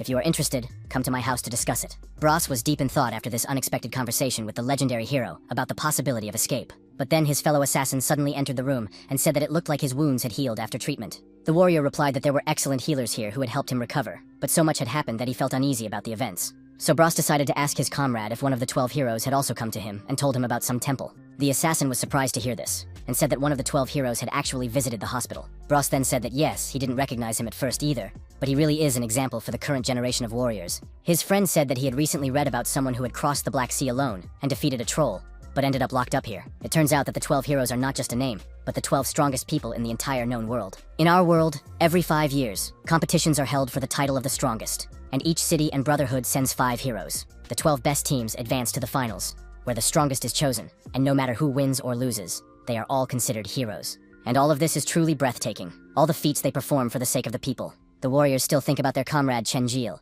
whose strength is simply incredible, and they can never compare to him. And then the tragic story of the 12 heroes and what happened in the desert resurfaces from the past. One of the heroes was fighting a monster, who activated his terrible clawed hands for a deadly attack. Sally's parents were there, wonderful people, and her mother looked very much like her beloved daughter. This terrible monster simply took one swing and slit their throats, killing them instantly with no chance of survival. The heroes were powerless to save them, and the girl's father immediately lost his sight from the shock. The girl's mother immediately began to faint from the horrific sight of her loved ones' deaths. Morris and Luna were the names of the girl's parents, who tragically died in that battle with the monsters. Therefore, the old man decided that he and his granddaughter must leave this cursed desert forever. The grandfather spent so many years in regret, unable to come to terms with it all, telling himself that this was his punishment. And the old man understands that there is no need to worry. He has taken care of Sally, and now she has magical protection, the barrier of Lord Groom. Therefore, if Sally finds herself in mortal danger, the magical barrier will immediately activate, and even the gods will be completely unable to harm the grandfather's beloved granddaughter. And so Chenjila's task in the hellish dungeon was successfully completed.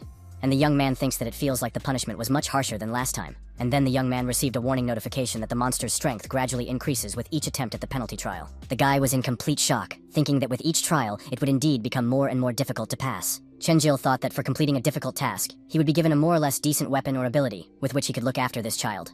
And this little girl kept repeating the same phrase, "I am a bow, I am a bow," and the guy realized what it might mean. Chenjil asked her, "Wait, can you really see the game screen of the system, just like the guy in this world?" The guy realizes that his grandfather and his friends can't see the system, but why is this child able to? The young man asks if she can see the system screen, if she knows anything, if she can help him get a message from his girlfriend. Chenjil realizes that it's probably useless to ask her anything, almost certain that she read the message thanks to this child. Just as the young man was deep in thought about the system and its connection to the real world, someone called his name. The young man sees that it is his friends Boban, Sally, and his grandfather with Bros and the assassin, a whole group of friends. The guy immediately got up from the grass and said happily, "Wow, did you all really come here to visit me?" Chenjil even noticed his recent comrades in arms, with whom he had fought against the Lord in the dungeon just a short time ago. Bros said, "Of course you didn't come to visit us at the hospital, so we decided to come to your house ourselves." The guy said that he had run into serious problems yesterday, so he had to rush back and couldn't come to see them. Bros responds with understanding, saying that of course he understands perfectly well, and knows that there are unforeseen circumstances in life. Chenjil says that he is so glad that you are okay after your treatment. But why did you suddenly decide to come at all? Sally explains that it's to join the expedition team, and also asks who the child is, if it's really his daughter. The guy immediately feels very uncomfortable with such a direct question, and says that she is not his child, of course. Chenjil didn't even know the child's real name, so he decided to make one up and called her Yaluka for everyone present. Boban says that it's enough to waste time on this, that maybe they didn't come here to chat. And then they all start talking at once, saying, "Hey, why can't we just talk calmly like normal people?" The old man started laughing so hard that tears came to his eyes from sincere joy and happiness. Chenjil asks the old man what's going on, why he suddenly decided to laugh so hard at the situation. The old man replied that it was nothing, that it had never been so lively and fun here before, so he was just really happy to see everyone together. The old man's granddaughter was overjoyed to see her grandfather so happy and cheerful for the first time in countless years spent in the desert. Chenjil suddenly noticed that the smile had faded from the old man's face, and the boy felt that something had changed in the mood. The old man then said seriously that they should enjoy themselves while they could, because very soon there would be very hard training for everyone. Bros replied that it sounded scary, sir, and asked how he planned to train them for the upcoming battles. The man replied that scary was not a strong enough word for what they were about to go through in the near future. The old man says that you are facing a very difficult test, and he thinks that not even every hero will have enough strength and endurance to get through it. All these young people wonder if even heroes would be able to handle such training. But the old man says that in any one-on-one battle, physical strength, reaction speed, and endurance are the most important qualities of a warrior. If you want to defeat your enemy, you need to find their weak spot. Even a small mistake in a single second can change everything.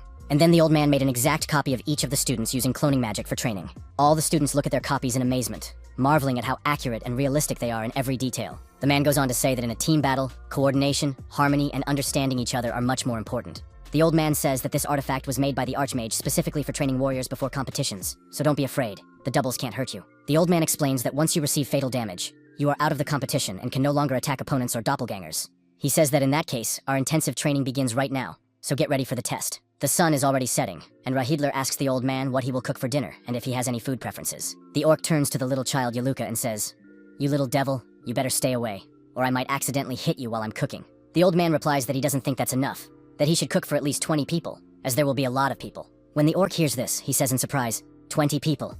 Are we having guests for dinner tonight? But at that moment, all of his companions, exhausted from their grueling training, enter the house, tired but satisfied with the results. The old man asks what's going on. "Why are you so tired so quickly? He thought you would last longer in the fight with the doppelgangers." And then the grandfather says that the most important thing to remember is that you must prepare exactly 20 portions for everyone present. Soon, a delicious meal was served with various salads and fish, and all the dishes looked appetizing and tasty. After eating, Chenjil held out his empty plate and immediately asked for seconds, as he was very hungry. The orc said that it was fine, of course. He would bring everything right away, and he was glad that everyone liked the food. Grandfather said that they were all very good, defeating their doubles in half an hour, and asked how they liked his training. Everyone just remained silent, because the training had been hellishly hard and exhausting for them, both physically and mentally.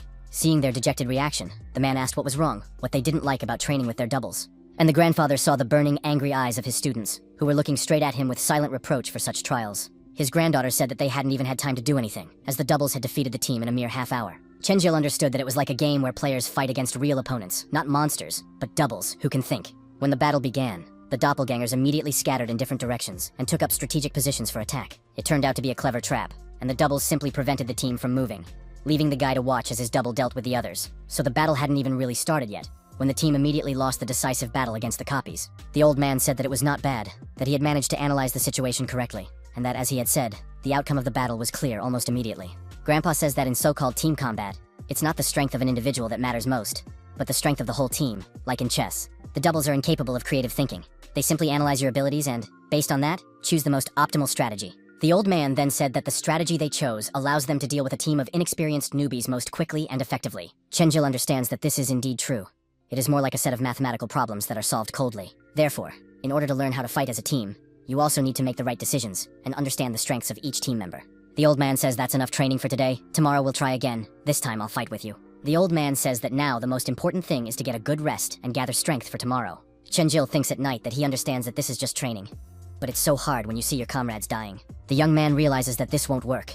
he is still too weak to protect the people who are dear and important to him. These heavy thoughts give him no peace, and the young man is so upset by them that he cannot sleep. Chenjil remembers when he was little, and his mother had the opportunity to get a good job, but she refused because she wouldn't be able to spend time with her son. At that time, his mother said, "Thank you, sir. Can I bring my son here on Wednesdays after lunch? He will wait until I finish work." The director said that your son would take the place reserved for customers, as Wednesdays are very busy in the office. The woman replied that he would not take up any space, that she would bring a chair so that he would not disturb anyone. The director said that a single mother, such a beautiful woman, shouldn't have to work so hard to support her family. He then began to say that you were free in the evening and would like to meet with you for a private conversation. But the woman firmly said, "I'm sorry, I'm just looking for a job." And little Chenjil came over and hit the man in a very painful place. The guy started yelling, "Get away from my mom! Don't even think about hitting on her with those kinds of offers. She's a decent woman." The woman then tried to smooth over the awkward situation, apologizing to the man and saying that her son didn't understand what he was doing, that he was just a little kid. Then this insolent fat man rushed at the little boy saying, "I'll kill you for your insolence, you little bastard." But the boy's mother grabbed the scoundrel by his fat arm, preventing him from getting close to her son to harm him. She, skilled in hand-to-hand combat, immediately pinned him to the ground with one swift movement, demonstrating her mastery. As she left, the woman proudly said that this job was definitely not for her if such unpleasant people without a conscience worked here. She apologized to her son and said that his mother had made a mistake in choosing this place today, and that she would treat him to ice cream. And the guy remembers this situation, that he swore then that he would always protect his mother from any danger and trouble. And then Chenjil hears a mocking voice saying that he wants to protect others with such pathetic strength, that it's just ridiculous and naive. And the young man realizes that this is definitely the same mysterious stranger he met in that strange spiritual world before. The boy wonders how he can hear my thoughts, and why he doesn't answer direct questions. What kind of strange connection there is between them. Chenjil turns to his child and asks if she has heard anything of what is happening around them. She hasn't heard anything.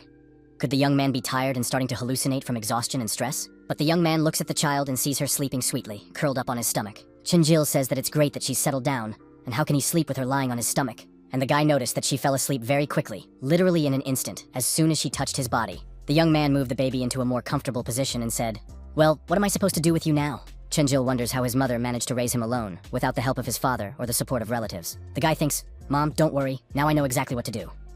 First, I have to become much stronger than I am now." The stranger says again that he managed to kill an incredibly strong monster, but today he simply messed up in the team battle. So the young man is actually very weak. That's how he can be described at the moment without exaggeration. When Chenjil heard this, he thought that these doubles may be superior to ordinary monsters.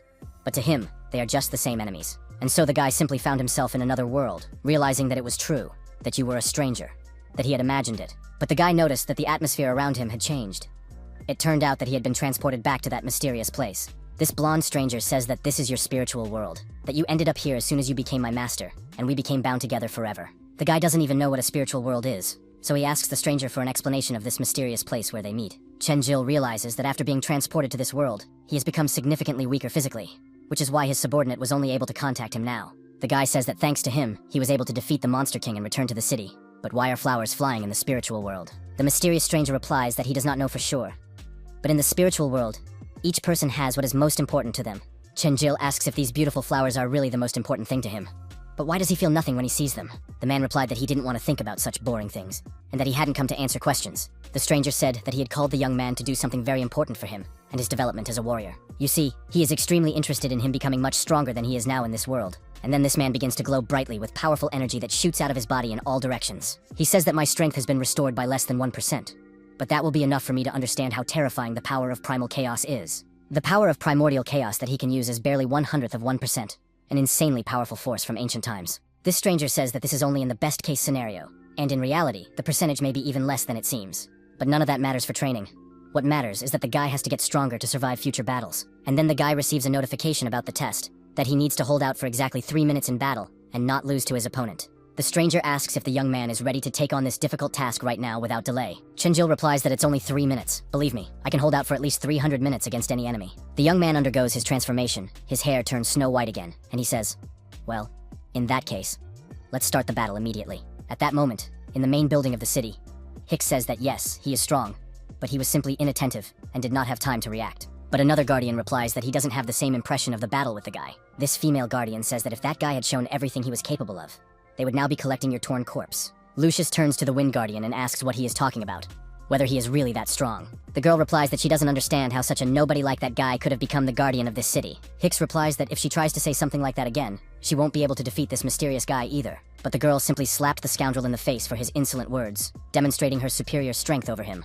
The Guardian arrogantly declared that she was ready to help the gentleman get rid of such a weak link in the powerful team of city defenders. Hicks was mad, knowing he couldn't do anything against the stronger Guardian, who was way better at magic. But the Guardian noted that the guy was actually very strong physically, but relied only on brute force, without thinking about strategy. If Mr. Dorp were here in the city, dealing with this group would be much easier and more effective for everyone. Another Guardian reported that the old man had already begun gathering a team for an expedition, so he had considerable authority among the locals. The female Guardian asked what the team should do about this threat to the city's dominance. Another Guardian created a monster out of dark energy with his hand, a terrifying creature with glowing red eyes and sharp claws designed for killing.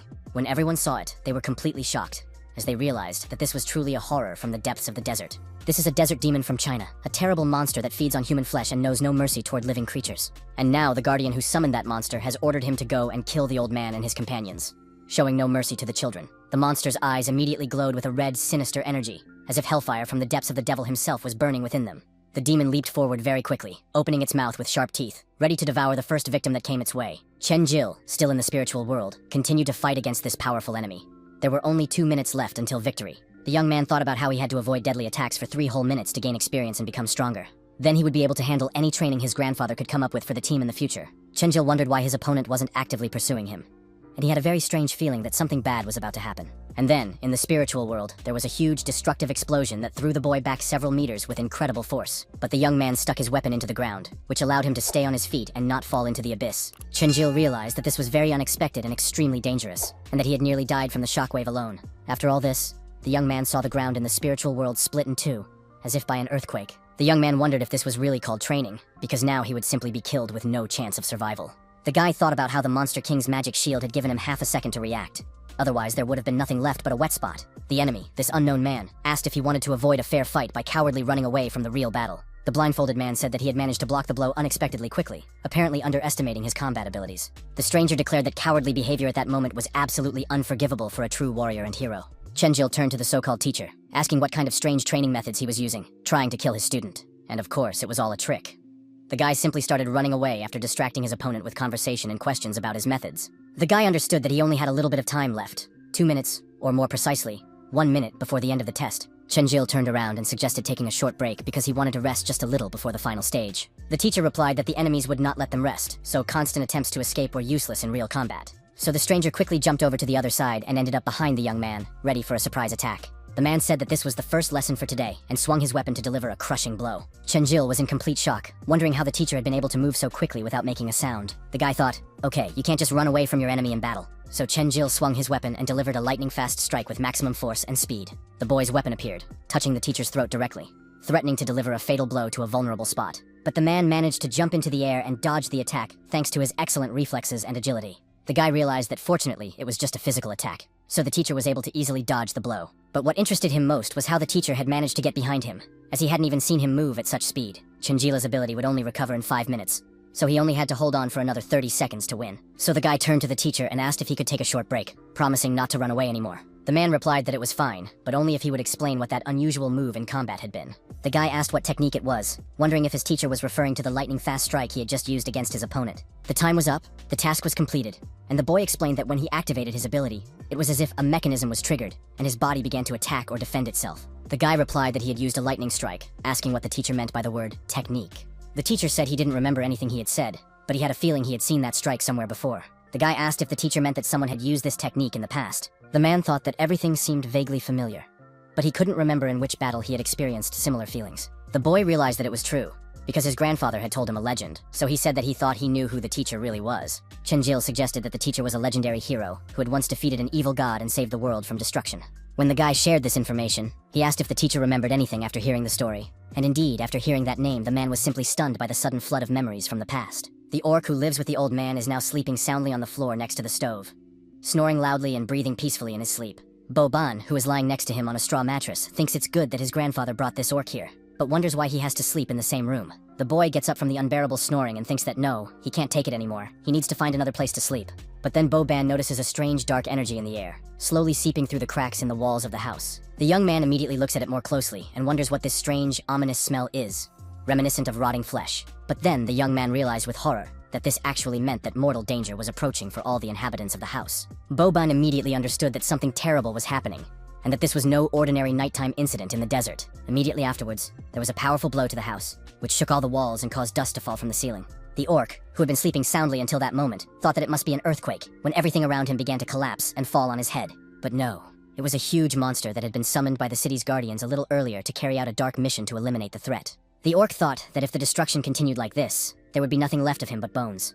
It was worse than an earthquake in the mountains. Looking around at the ruins, Rahidler doesn't understand why the house is falling apart and where all the other residents are. The orc anxiously asks Bobanya if he is okay and if he was hurt when the roof collapsed. Rahidler is worried and thinks that the guy might have been crushed to death by heavy beams, wondering what to do next in such a situation. And then, while he is thinking about this, a stone hits the orc in the face, leaving a painful bruise on his green skin. Rahidler angrily asks who is throwing stones in the middle of the night, whether they are looking for death or just entertaining themselves in such a strange way. But when the orc saw who it really was, his eyes widened in horror and fear at the incredible sight. A terrifying werewolf with glowing red eyes, 5 meters tall, stood amid the ruins of the house and growled menacingly. Boban rushed into battle without hesitation, leaping into the air and swinging his weapon to deliver the first blow. When the monster noticed the approaching young man, it turned around and tried to tear him to pieces with its sharp claws. Boban realized that in this case, there could be no mistake in identifying this terrifying creature. The young man looked at this terrifying monster and realized that it was most likely the very killer he had been searching for all these years. This was the very monster that had killed Boban's parents, and even after everything he had been through, the young man could not forget this nightmare. All these years, the young man trained day and night, driven by only one goal, to find and kill this monster. The orc watching all this from behind the debris wonders what the hell is going on, but the guy is so angry and enraged that he turns to the orc and simply tells him to get out of there immediately. This orc has never seen the guy in such a terrifying mood before, full of hatred and thirst for revenge for the past. Boban screams that he will tear the monster's skin into small pieces and pull all the bones out of its body for what it did to his parents. The young man was consumed by a real madness of revenge, breathing like a wild animal, ready to kill without mercy or regret. The young man rushes forward with his weapons and says, "Come on, now the monster will die a painful death at the hands of his victim's son." The guardian of the city watches this bloody battle from her hiding place, saying that this plan for revenge is unfolding quite well according to the script. Hicks was also nearby and said that the guardian had said that this monster would only attack his grandfather's squad, and that the rest of the inhabitants would not be harmed, but that this was not turning out right. The guardian replied that she could see that Hicks had grown wiser in the meantime, but she had already summoned all the other monsters to carry out the complete plan of destruction. Therefore, the Guardian ordered the Wind Guardian to deal with the guys who had recently joined the old man's expedition. The Guardian declared that she would take care of the young priest, hoping that she could hold out for at least a few seconds in battle. And so the orc ran to the old man's house and shouted that there was a monster here, a terrible monster that was destroying everything. The old man quickly got up and woke up, asking what had happened during the night and telling him to tell him in detail everything that was happening outside. Rahidler reported that the master had better see for himself, as Boban was now fighting the monster in a deadly duel. The old man turned his sharp gaze toward the battle, wondering what kind of monster the Guardians had sent. The old man looked toward the battle and saw a truly horrific fight unfolding between the young man and the desert demon. The old man thought in horror, wondering why this quiet night had been interrupted and who dared to attack a family in their own home. The old man ordered the orc to go to Chenjilu and tell him to take care of his granddaughter's safety at all costs. The old man himself rushed forward with lightning speed to the battlefield to help Bobanya against his superior enemy. And so, in the spiritual world, the young man realized that only the true hero Hesiod had defeated the evil god and imprisoned him in the dungeon of the realm of the dead. Chenjil said that he was sure that the legendary hero was actually a stranger, which meant that the place from which he had been rescued was Tartarus. The young man asked the stranger if he could remember anything from his past after hearing his name and deeds. The stranger replied that he should believe him. His mind was completely empty, as if his memory had been completely erased by some unknown force. And the guy thought that this was illogical, because in all movies and comics, as soon as the heroes hear their names, their memories return immediately. This man said that he had no idea about this world, and that his name was just a way of addressing him. Therefore, even if the stranger was the hero, he still couldn't remember anything from his past life. But that trick made the man feel something familiar, something he had never felt before in this spiritual world. Chenjil understood that the mysteries were only getting deeper and deeper. If the stranger was really this hero, how could he get his memory back? The man suggested fighting the guy again, using all the tricks he had in the hope that he might remember something from his past. Chenjil heard a voice, and realized that it was the voice of the little devil calling for help from the real world. And while the guy was in a coma inside the spiritual world, the Guardian entered the room to carry out a dark task. The Guardian began to approach the bed and say, "Don't be afraid, little one. I won't hurt you. I just need you to do something." But the little girl just kept repeating the same phrase over and over again, like a spell or a cry for help. Lucius, the Guardian of Darkness, says that if the little girl wants to join the dead so badly, then she can be killed right now without prolonged suffering. The little girl tries to escape as quickly as possible, crawling across the floor and hiding under the bed from the scary woman in black. A strange, powerful energy rises in the room, which greatly surprises the Guardian and makes her wary of the unexpected phenomenon. A loud voice appears out of nowhere, saying that he is a little late but still ready for battle. Chenjil, who suddenly appeared in the room, tells her not to cry, that he has fought enemies worse than this, speaking kindly to his child. And now the boy stands and looks intently at this dangerous girl, realizing that now there will be a serious battle not for life, but for death. At this critical moment, the entire city is engulfed in flames. All the houses are burning to the ground, and smoke covers the sky like a black shroud of death. The ordinary residents are screaming in terror, begging for someone to come to their aid and save them from the monsters. A small child cries bitterly over the body of his mother, who will never wake up again to hug her child. The terrible monster from the underworld continues to methodically deal with these defenseless inhabitants, enjoying their suffering and cries of despair. The largest werewolf stands over the body of a little girl, preparing to kill another innocent child. The monster opens its huge mouth with sharp fangs and prepares to feast on the fresh human flesh of its little victim. But then, an unexpected powerful triple lightning strike hits the monster, illuminating the entire street with bright light and deafening with the roar of thunder. It is an old man who strikes the monster with his magic and tells it menacingly that today, it will die for its evil deeds against the innocent. The old man grabs the frightened girl in his strong arms and asks her if she is all right after the monster's attack. After that, the old man realizes that he must save this child. But the monster is only angered by the attack and prepares for revenge. These monsters are terrifying, and there are several of them, all wanting to attack the old man at once and tear him to pieces. But then, unexpectedly, a huge blow from an unknown force hits the monsters, throwing them in different directions with incredible power. It is Bros, who has arrived just in time to help, and he asks in surprise why the monsters suddenly attacked this peaceful town in the middle of the night. The old man explains that a special magical barrier is usually set up around the city to prevent monsters from entering and harming the inhabitants. Therefore, judging by all appearances, the Guardians have simply grown tired of waiting, and the old man is willing to bet that the monster invasion is just a diversionary tactic. The old man tells the guys that the most important thing is to get to Chenjila and kill him at any cost. So the old man turns to the warrior and the assassin, telling them that they must go to the city and help the civilians survive. The heroes must help all the people evacuate and bring them to the old man's house, where they can hide from the monsters behind magical protection.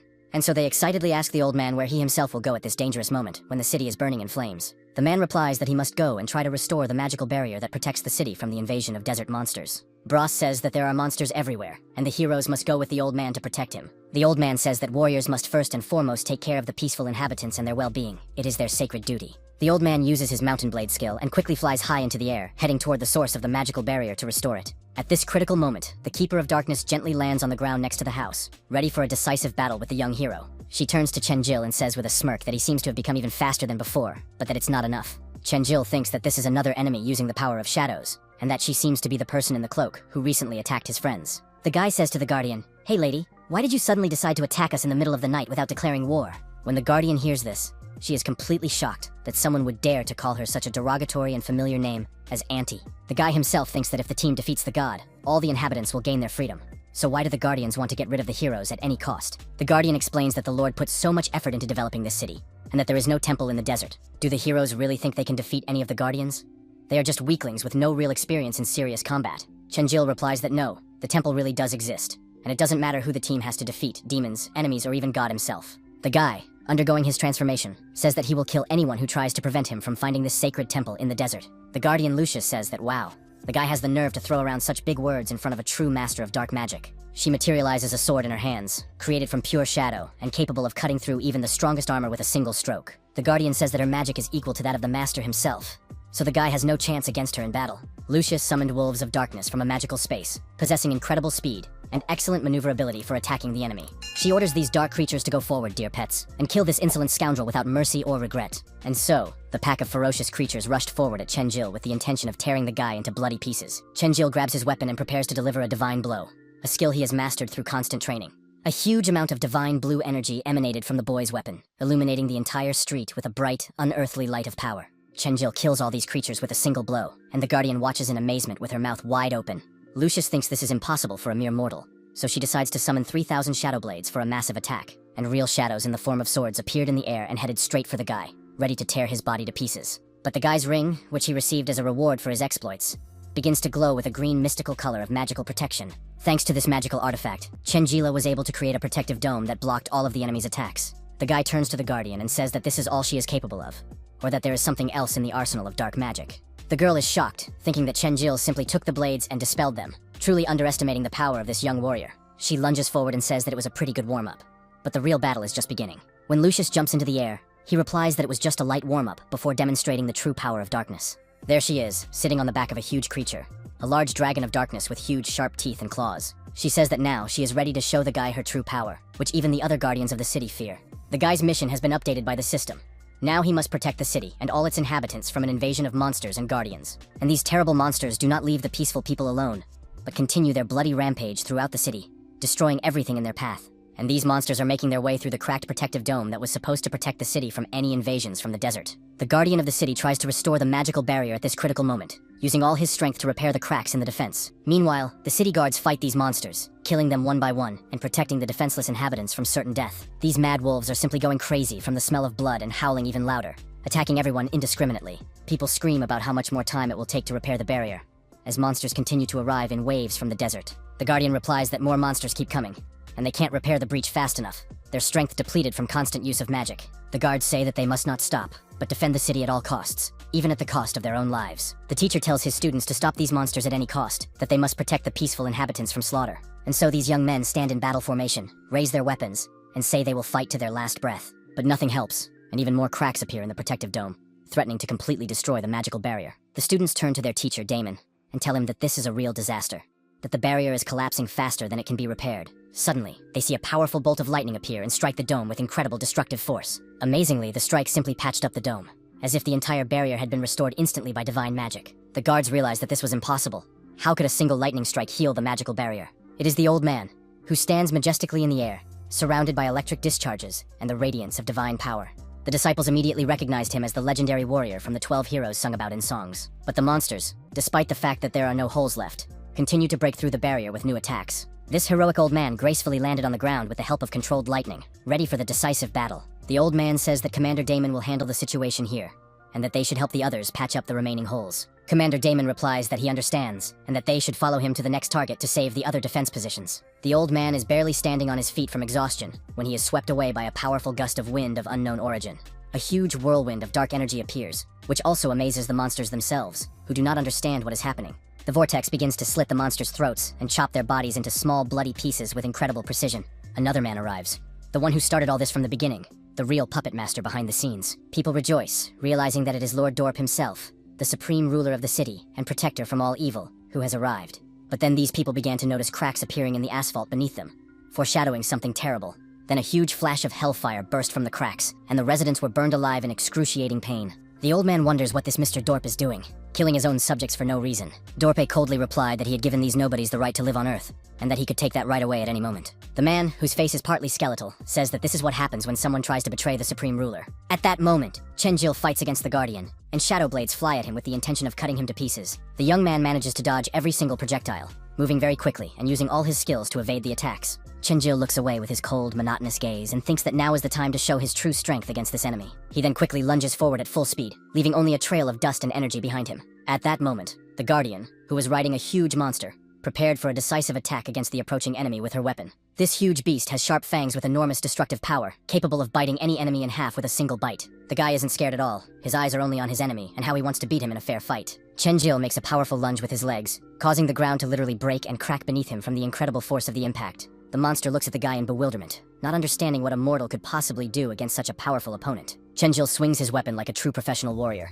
trying to inflict maximum damage on the monster with one precise blow. The Guardian wonders where a simple priest could have such incredible physical strength and speed. The huge monster lands heavily on the ground after such a powerful blow, shaking the entire street with its massive weight. The guy says it's better to just admit defeat and get out of the way while he still can. The girl indignantly asks what this insolent man is talking about, how he could possibly think he could defeat the Guardian of the city. She says to believe her, the master has already destroyed the city's protective barrier, so today all traitors will get what they deserve for their crimes. The guy replies that the Guardian is lying, that in fact his grandfather is currently fighting the Lord in a deadly duel. Chenjil realizes that his grandfather's weapon is still with him, and without a weapon, the old man will certainly have a hard time in battle against such a powerful enemy.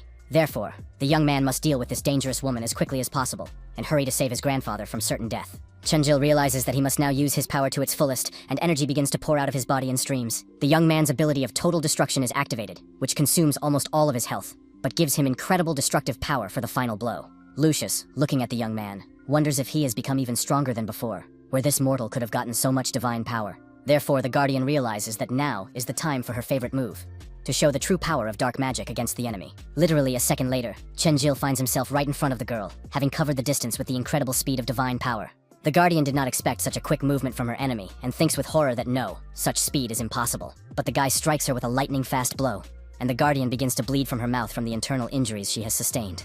The Guardian asks in a weak voice why the guy didn't kill her completely, since she was completely defenseless against the attack. At first, Chenjil didn't even know how to answer this unexpected question, as he himself didn't understand his motives for mercy. But then the girl simply began to fall down unconscious, struck down by the power of the young warrior's divine blow. And now, Dorp created even more hurricanes in the air, these whirlwinds developing very quickly and threatening to destroy the entire city. The old man was still in a deadly duel with this powerful villain, fighting for the life of the city. The old man leaps into the attack, so fearless that he throws himself at the enemy completely unarmed, relying only on his magical abilities. And now, two powerful energies collide in the air, creating incredible explosions and flashes of light. Dorpe sneers that he thought everything was the same as before, but believe me, that's long gone. That glorious hero is a thing of the past. Now he is just a pitiful shadow of his former greatness and power. And Dorp is a god who looks down from above at how small insects threaten his divine greatness and power. And these two powerful energies simply collide with each other. The old man not wanting to give up even in the face of imminent death at the hands of a god. Dorpe coldly says that the time has come to use the Windsong skill, the most destructive attack in the arsenal of divine abilities. A huge amount of compressed air appears, filling the entire space around them, ready to tear the enemy to atoms. The master watches the spectacle and smiles ominously, knowing that today he will win the final victory over the rebels. Dorp bids farewell to the hero, and says that today the old man is living the last seconds of his miserable life on this earth. After being struck, Lucius realizes that he can no longer continue the battle against this incredibly powerful enemy. The Guardian falls to her trembling knees, her battered body shaking mercilessly from pain and exhaustion. She realizes that the guy could have easily killed her with a single blow, but simply chose not to for some reason. Lucius wonders why the guy suddenly decided to spare her. What inspired him to show such mercy to his enemy? She turns to Chenjilu and says that she wants to humiliate her, considers her unworthy of death, and thinks she is beneath the dignity of a warrior. Does the guy really think that the Guardian will now crumble to dust in shame and admit her complete defeat before his strength? Chenjil replies that she needs to calm down, that she is not needed, that there are more important things to do right now, and that next time he will strike her so hard that she will die. And the girl became even more angry at this humiliating situation, where she was being treated like an insignificant obstacle. Chenjil thinks to himself that she is just an NPC, so why can't he kill her? Most likely, everything here is too realistic. This is the contradiction between the game and reality. In the game, you can kill without consequences. There is no responsibility for your actions. And now this Guardian tells her that the old man is near the western barrier of the city, fighting the Lord in a deadly duel. But she warns that even if the guy and the old man join forces, the two of them still won't be able to defeat the Lord's power. Chenjil responds that there is no need to worry about that, as he knows what to do against this enemy. The young man turns to his little child and says that they must act as quickly as possible to help his grandfather survive. So Chenjil grabs the child and starts moving very quickly, saying that he is running to help his grandfather. At this critical moment, the old man's fight is still in full swing, and neither side wants to back down first. A very bright flash of divine energy ignites, greatly surprising the self-confident gentleman, who did not expect such resistance. Dorp was sure that he had killed the old man with his skill, but that was not the case. The hero was still alive and full of strength. A huge bolt of lightning strikes the villain straight in the face with the incredible destructive power of ancient magic. After that, even more energy hits Dorp's body, and he falls heavily on his back from the unexpected attack. The gentleman lands so hard that he breaks part of the building with his back, leaving a huge hole in the wall. It was a powerful attack from the old man, who put all his magical power accumulated over the years into it. After that, the old man decided to use his skill, Crushing Thunderclap, to finish off his defeated enemy once and for all. This enemy simply lies in the wall, pierced by his own body, unable to move from the damage he has received. The old man approaches Dorp once more, and simply punches the wall to end the battle once and for all. Everyone around shudders from his crushing blow, which shakes the foundations of nearby buildings to their very foundations. After that, the old man clenches his fist once more, but something seems to stop him from delivering the final blow. A huge stream of purple energy appears out of nowhere, enveloping the entire space in an ominous glow and foreshadowing the arrival of something terrible. Dorpe, who suddenly rises from the ruins, says that the pathetic old man is trying so hard for a bunch of insignificant insects, not understanding the futility of resistance. This villain says that it is fun to fight the old man, as he has not encountered such stubborn opponents capable of holding out for so long in a long time. But alas, the old man has no real chance of defeating a divine being in a fair fight today. As a reward for his efforts, Dorp will show the most terrifying power of a sorcerer of all 4 elements, which only gods possess. And so, the master summoned all kinds of spirits of earth, ice, air, and fire, and these huge monsters materialized from elemental energy. Bros, who is still fighting these werewolf wolves, sets them ablaze with his fire and tries to protect the peaceful inhabitants of the city. His fellow assassin is not far behind, using his shadow skills to deal with the monsters quickly and efficiently. They communicate with each other and say that there are no more of these terrible creatures left in the area. All enemies have been destroyed. Bros says that it seems like the old man has repaired the protective barrier and asks his friend how his wounds are doing. The assassin replies that everything is fine. He has never seen so many high-ranking monsters in one place at the same time. Yes, all these monsters are crawling out of every crack like cockroaches. It's hard to understand how the people who originally lived in these lands survived. They look at the destroyed city and talk to each other about all these painful topics, trying to understand the scale of the disaster. The warriors realize that the residents had to endure much worse things than what is happening now during the attack. Bros decides to urge his friend on, saying that they need to move on, as there are still monsters in the city center, and they need to help those who are fighting. Suddenly, they both hear a strange, frightening sound and immediately raise their heads warily, listening to the source. Never before had the warriors heard such a terrifying sound, which made their blood run cold with primal fear. This sound came from the terrible elemental monsters summoned by the Lord with his magical rings of the 4 elements. The assassin said that someone had summoned beasts of water and fire, and it was incredible how huge they were. Could there really be such a powerful sorcerer in the city? Although such magicians possess several elements, their power is weaker individually than those who have only one ability. Bros realizes that only one person can use several elements with such incredible power, the lord of the city himself. During this battle, the old man flies across the battlefield like lightning, a true force of nature unwilling to surrender in the face of death. The old man feels that he must save the city's inhabitants at any cost, as this was once his true home. The old man is now fighting against a fiery monster, a real snake made of flames, summoned from the depths of the elemental world. The old man moves very quickly, like flashes of lightning, back and forth, not giving his opponent a chance to land a precise blow. The old man approaches the lord and charges his fist with elemental energy, ready to deliver a triple blow with all his accumulated strength. The old man unleashed all his magical power, saying that now Dorp would die for all his evil deeds against innocent people. Dorp, of course, only laughs sinisterly, saying that he thought the old man was such a naive simpleton, but this exceeded all expectations. And right in front of the old man's face appears a huge fist the size of a building, which is about to crush him into a pancake. The old man is like a bolt of lightning, and at the last moment, he manages to dodge the elemental giant's wild, deadly blow. The old man thinks that's good, in which case he'll deal with the earth monster first, and then take care of the rest of the summoned creatures. So, with his fist and lightning skill, Grandpa strikes the monster first, putting all his accumulated magical energy into the attack. The old man puts a lot of strength into it and says that he asks it to disappear at least now and today, to leave the city alone. The old man jumps into the air and seems to have even managed to kill the earth monster with one powerful blow. But then the old man realizes that he has simply been grabbed by the water monster, which has wrapped its liquid arms around him and is trying to drown him. The old man thinks about what to do in this critical situation, trying to break free and survive this trap. A huge amount of water lashes and lashes around him, and the old man now seems to be drowning in an endless ocean of elemental magic. But then Grandpa simply jumped to a nearby rock, using the last of his strength to escape the water trap. The old man did not expect such a turn of events. His pupils turned white from shock and exhaustion of magical energy. But what's even more terrifying is that this earth monster is still alive and ready to continue its attack on the exhausted old man. The monster tried to grab the old man with its stone hands, but it couldn't because of how fast he was. Although the old man was slightly scratched by the claws, his body was now covered with numerous deep, bleeding scratches. Dorpe says that yes, the old man was able to dodge such an attack, which is truly impressive even to a divine being. But the old man is just an ordinary old man now, not the warrior who single-handedly defeated a troll in his distant youth. Dorpa, on the other hand, has a young body and limitless abilities. Does the old man envy such strength and youth? The old man says that the master sold his soul to the devil in exchange for unlimited power, kissing the ass of the so-called god. Therefore, the old man says that perhaps Dorp is simply jealous of ordinary people who have retained their humanity and souls. When the master hears this, it hits him where it hurts the most, and he starts yelling furiously for him to shut up. Dorpe cannot believe that someone would speak to him like that, so he uses his shadow magic to bid the old man farewell forever. A purple lightning bolt literally strikes the old man's body, piercing it through with the destructive energy of dark magic. After that, the gentleman pulls the body toward him using his magnetic power, preparing for the final blow. With a sadistic smile on his face, Dorp says that now he will crush the old man like a cockroach. The master will tell the townspeople that it was the old man who damaged the barrier, and that Dorp simply killed the traitor and saved everyone from danger. The old man is already preparing to accept his death, realizing that there is nothing he can do against the divine power of his enemy. Chinjil flies like lightning, knowing that the old man needs urgent help, otherwise he will die at the hands of the tyrant. The young man manages to reach them and strikes the villainous lord, who is thrown aside by the unexpected attack of the young hero. The blow simply throws Dorpa back with all his strength, his back against the rock.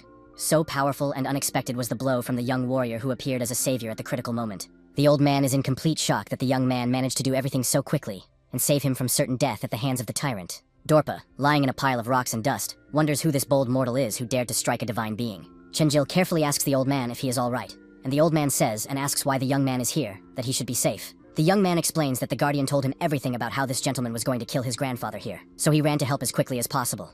The grandfather turns to the young man and says that he should not risk his life. Even if he had a sword, he would not be able to defeat such a powerful enemy. Besides, the old man says he is no longer the warrior he was in his youth.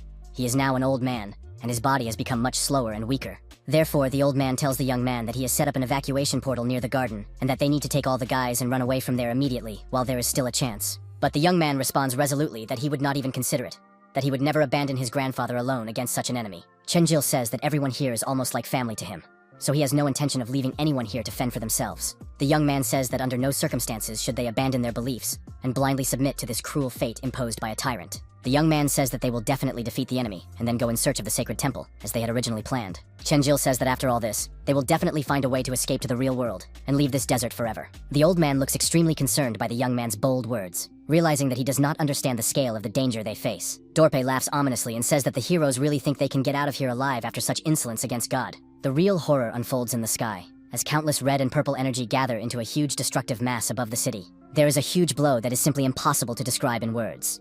So powerful and destructive is it for all living things around. After delivering this blow, Dorp slowly descends from the sky, and the entire city begins to burn even more fiercely in hellish flames. Chenjil reacts in time, and uses his magic ring to put up a protective barrier around himself and his grandfather to protect them from the attack. Dorp sneers at the pathetic nobodies standing before him, wondering if they really think they can pose any serious threat in battle. The master says that it is finally time to die, and uses his destructive skill, Fire Rain, to destroy his enemies. A veritable rain of lava and flames descends, but the young man is still inside the protective barrier with his grandfather. The old man helps hold the barrier for the guy, which begins to break into pieces under the pressure of the incredible force of the divine attack. Dorpe watches everything that is happening with his insane power, enjoying the helplessness of his enemies in the face of true power. Chenjil realizes that this attack is too powerful. The barrier will soon be completely destroyed, and there is nothing that can be done about it with ordinary means. Sure enough, the shield is completely destroyed, which is very bad for the guy, as he now has no protection from the Lord's deadly attacks. A huge fireball explodes, and nothing can be seen because of the thick smoke and flames that fill the space. Dorpe then stops spewing this hellish fire and looks closely at the site of the explosion, expecting to see the charred remains of his enemies. The master says that no human can survive such powerful blows of divine power. It is simply physically impossible. Dorp thinks that the enemies have clearly all been reduced to ashes, but then his expression changes in surprise when he realizes that this is not the case, and sees another powerful barrier that resembles the ground. In fact, neither the old man nor the young man expected this mysterious barrier to appear, which saved them from certain death in the fire. It was Yaluka, the young man's child, who created this powerful protective barrier, using her newly awakened magical abilities. This little child looks very angry and determined, as if ready to fight any enemy threatening her family. The master thinks it's impossible for a simple child to create a magical shield of such a high level. It goes against all the laws. It turns out that Yaluka's hidden magical abilities, which had been dormant deep within her soul until now, have awakened. Chenjil begins to worry and asks the child if she is all right, if she is hurt. The little girl turns to her father, clearly exhausted from using magic, and again utters her name in a weak voice. After that, Yaluka suddenly begins to lose consciousness and falls to the ground from exhaustion and overuse of magical energy. The boy puts out both hands to catch the falling girl and prevent her from hitting the hard ground. Chenjil says that everything is fine, not to worry. Her father is nearby and will protect her from any danger in this world. The guy realizes that she was able to block blows that even the Monster King's magic ring couldn't withstand. It's incredible strength. And if it weren't for Yaluka, there would be nothing left of the heroes, just a pile of ashes in their place. Chenjil thanks her and tells her to sleep peacefully while her father deals with the villain. Then the grandfather turns to the young man and says that the enemy has been using powerful magic for too long, so his strength is probably running out. The grandfather says that he must distract Dorpa, while Chenjil gets as close as possible and attacks suddenly. After saying this, the old man didn't even wait for the young man's agreement, but rushed forward as fast as lightning, using his Thunderblade skill. Chenjil, watching this, wonders how strong Dorpa is, as he can't be that weak to have such power. The young man decided to request information about this character through the system, but realized that the information had been hidden by the administrator. The young man finds it very strange that he cannot obtain any information about his opponent, as if his data has been classified. Dorpa contemptuously addresses the old man flying toward him in the air and says, "When will you finally die, you annoying insect?" When the enraged old man flies closer, he hangs in the air and prepares for a decisive attack against his divine enemy. The old man looks completely different, having undergone a transformation. His body seems to have rejuvenated, and red energy begins to emanate from his weapon. The old man says that the time has come for the decisive battle, and his small weapon has turned into a huge two-handed sword of destruction. All the wrinkles have disappeared from the old man's face, and he now looks 20 years younger, full of strength for battle. Dorpe says contemptuously that the decisive battle is ridiculous, because the old man won't be able to withstand a single serious blow from his master. The old man, holding his weapon tightly in his trembling hands, says that we'll see who is stronger in a fair fight. The old man summons all his ascended powers, uses the skill Shining Lightning, and his entire body now glows with the red energy of divine power. The opponent responds, saying that the old man has clearly overestimated his strength, and that such pathetic attacks will not work against divine protection. Therefore, Dorp decides to use his Earth Force skill, and a huge boulder emerges from the depths of the earth with a crash and a bang. This boulder, the size of an entire building or even a mountain, hurtles toward the old man with the intention of crushing him into a pancake. But the old man is not afraid at all. He still holds his weapon firmly and raises it resolutely to attack. The old man swings his sword, his eyes burning with red fire, and the lightning now also takes on a red color of incredible power. Such a sight is honestly hard to believe and hard to see, as divine energy envelops this huge stone projectile. The old man simply cuts the boulder in half with his insane strength, putting all his energy into one blow. The old man's eyes still sparkle brightly, and he passes through the stone debris as if it were nothing without slowing down. Dorpe, watching this incredible sight, summons fireballs and realizes that the old man has indeed become much stronger than before. The gentleman sends these fireballs down at the old man, which fly from the sky, trying to hit their target precisely to inflict damage. Dorp summons all his monsters, a huge fire monster and a huge ice monster, for a massive attack against the enemy. But nothing works, as the old man, being in a battle flow, easily deals with all obstacles in his way. The old man gets closer and closer to this powerful enemy, realizing that nothing can stop him now. Dorpe says that they need to conserve their strength, because at this rate, the old man won't even be able to get close to the Lord. And then a loud sound is heard in the sky as blue lightning rapidly approaches the battlefield at incredible speed. The enemy lord, puzzled, decides to find out where this strange and threatening sound is coming from above. When Dorp turned his head, Chenjil was already behind him, swinging his fist for the decisive blow. The guy realizes that now is the perfect time to attack, and he receives a notification that he only has 10% health left. Chenjil activated his total destruction skill, which consumed 90% of his health to make him much stronger for the final blow. As the guy swings his fist, ready to deliver a crushing blow, something stops him from completing the move. Chenjil's entire body began to slowly disappear and dissolve into the air, as if being pulled into some kind of portal or trap. Chenjil looked at his entire body, examined it carefully, and realized that his legs, torso, and arms were completely sealed in magical shackles of darkness. His opponent only laughs ominously, and says that the heroes wanted to defeat him with such a childish trick, that it is so funny and naive. But while Dorp laughs and gloats over his superiority,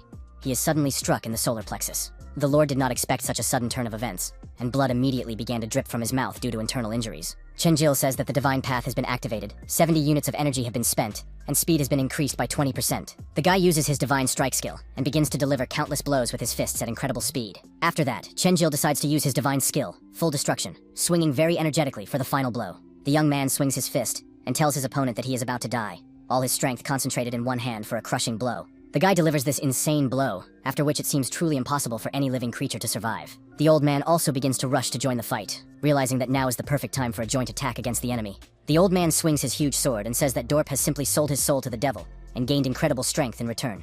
The old man strikes many blows with his sword and says that one must not forget that the weak point of any sorcerer is first and foremost his defense. Therefore, the old man says that the Lord is no longer as strong as he used to be, and will not survive this powerful attack. The old man says that this blow will be enough to take the most precious thing, the life of the tyrant who oppressed the entire city. This crazy blow is visible as a blinding glow that can even be seen from space. A huge red energy. The blow was so powerful that it simply blew up the forest. Trees flying with their roots in different directions from the epicenter of the explosion. It's hard to believe that such a destructive blow could even be delivered, surpassing the capabilities of an ordinary person 1,000 times over. Chenjil, who is watching this spectacle, finds the blow too bright even for him and covers his eyes with his hand. The old man, having expended a huge amount of magical energy, looks closely at the result he has achieved with this attack. The old man turns to his defeated opponent and says that now it is definitely over. The battle is finished. Chenjilu barely manages to stand on his trembling legs, holding onto the ground with his hand to keep from falling from exhaustion. Looking at the old man, the young man thinks that this is the true power of one of the 12 heroes. His grandfather is indeed very strong. This blow was no weaker than his opponent's, perhaps even stronger than Dorpa's divine attacks. The old man turns to the young man and says that there are still many cracks in the protective barrier that need to be repaired, so let's split up to be more efficient. The old man tells Chenjil to go west, while he will go east, as it seems the battle is still raging there. Chenjil thinks that he has a feeling that something is wrong here, but he cannot understand what exactly is causing his unease. Then something clicks in the young man's mind, and he suddenly realizes what is wrong with this victory. Everything went too smoothly and easily, and after the battle ended, there was no system notification that the mission had been completed. And then the old man also came immediately, surprised and realizing that something was definitely wrong with this victory. Dorpy, who is not actually dead, though badly injured from the attacks, is now slowly rising into the air above the ground. The gentleman was insanely evil, emitting blue energy, saying that he didn't think this boy would turn out to be such a strong opponent.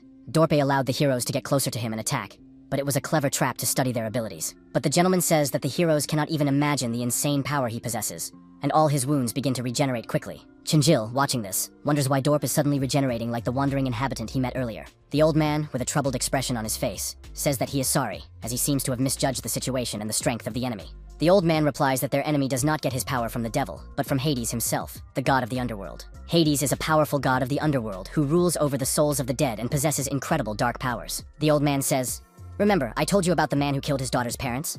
Well, he used the exact same abilities." The old man heard the murderer utter the name Hades while using his destructive abilities in that battle, and that this man, who served the god, was insanely strong, so it's really hard to believe in such power. Hades, after killing the girl's parents, said that he had wasted his time again, that it was bad luck, and that he had nothing to report to Hades. When he was young, my grandfather lay on the ground wounded, and said that he would definitely take revenge and kill that murderer. But this young man simply flew into the air, and the old man shouted at him, asking who he was and what he had done to his family. Grandpa says that the Guardian uses the same abilities, and there can be no mistake. The murder of his parents and the inability to escape are connected to Ada. Dorp says that he didn't expect the heroes to discover the source of this power, and that he didn't intend to use divine power in the first place. And the gentleman says that the heroes have not yet understood that the elementary abilities granted by the gods cannot harm him in any way. Dorp says that all attempts to kill him are completely pointless, and that the heroes would be better off dying peacefully without suffering. Why do the heroes want to continue their resistance? The enemy says that he will have to torment them a little by transforming his body, After these words, Dorp's image disappears from the hero's eyes, as if dissolving into thin air without a trace. The two warriors, a young man and an old man, don't even understand where this powerful enemy could have disappeared so suddenly. There is no notification in the game system that the target has disappeared or been destroyed in battle. Indeed, looking around, everything has become so empty and lifeless, with nothing living left around. Chenjil says that at first he thought that Dorp was moving very quickly, but he really did disappear completely from view. But then the guy's expression suddenly changed, and he thought anxiously, "Damn, where's that sneaky enemy hiding now?" The enemy suddenly appeared behind the unsuspecting old man, mockingly saying that he was right there. Dorp smiled slyly, then clenched his fist and struck the old man's back with maximum force. A sadistic smile appeared on the enemy's face, along with joy at how much he surpassed these pathetic mortals.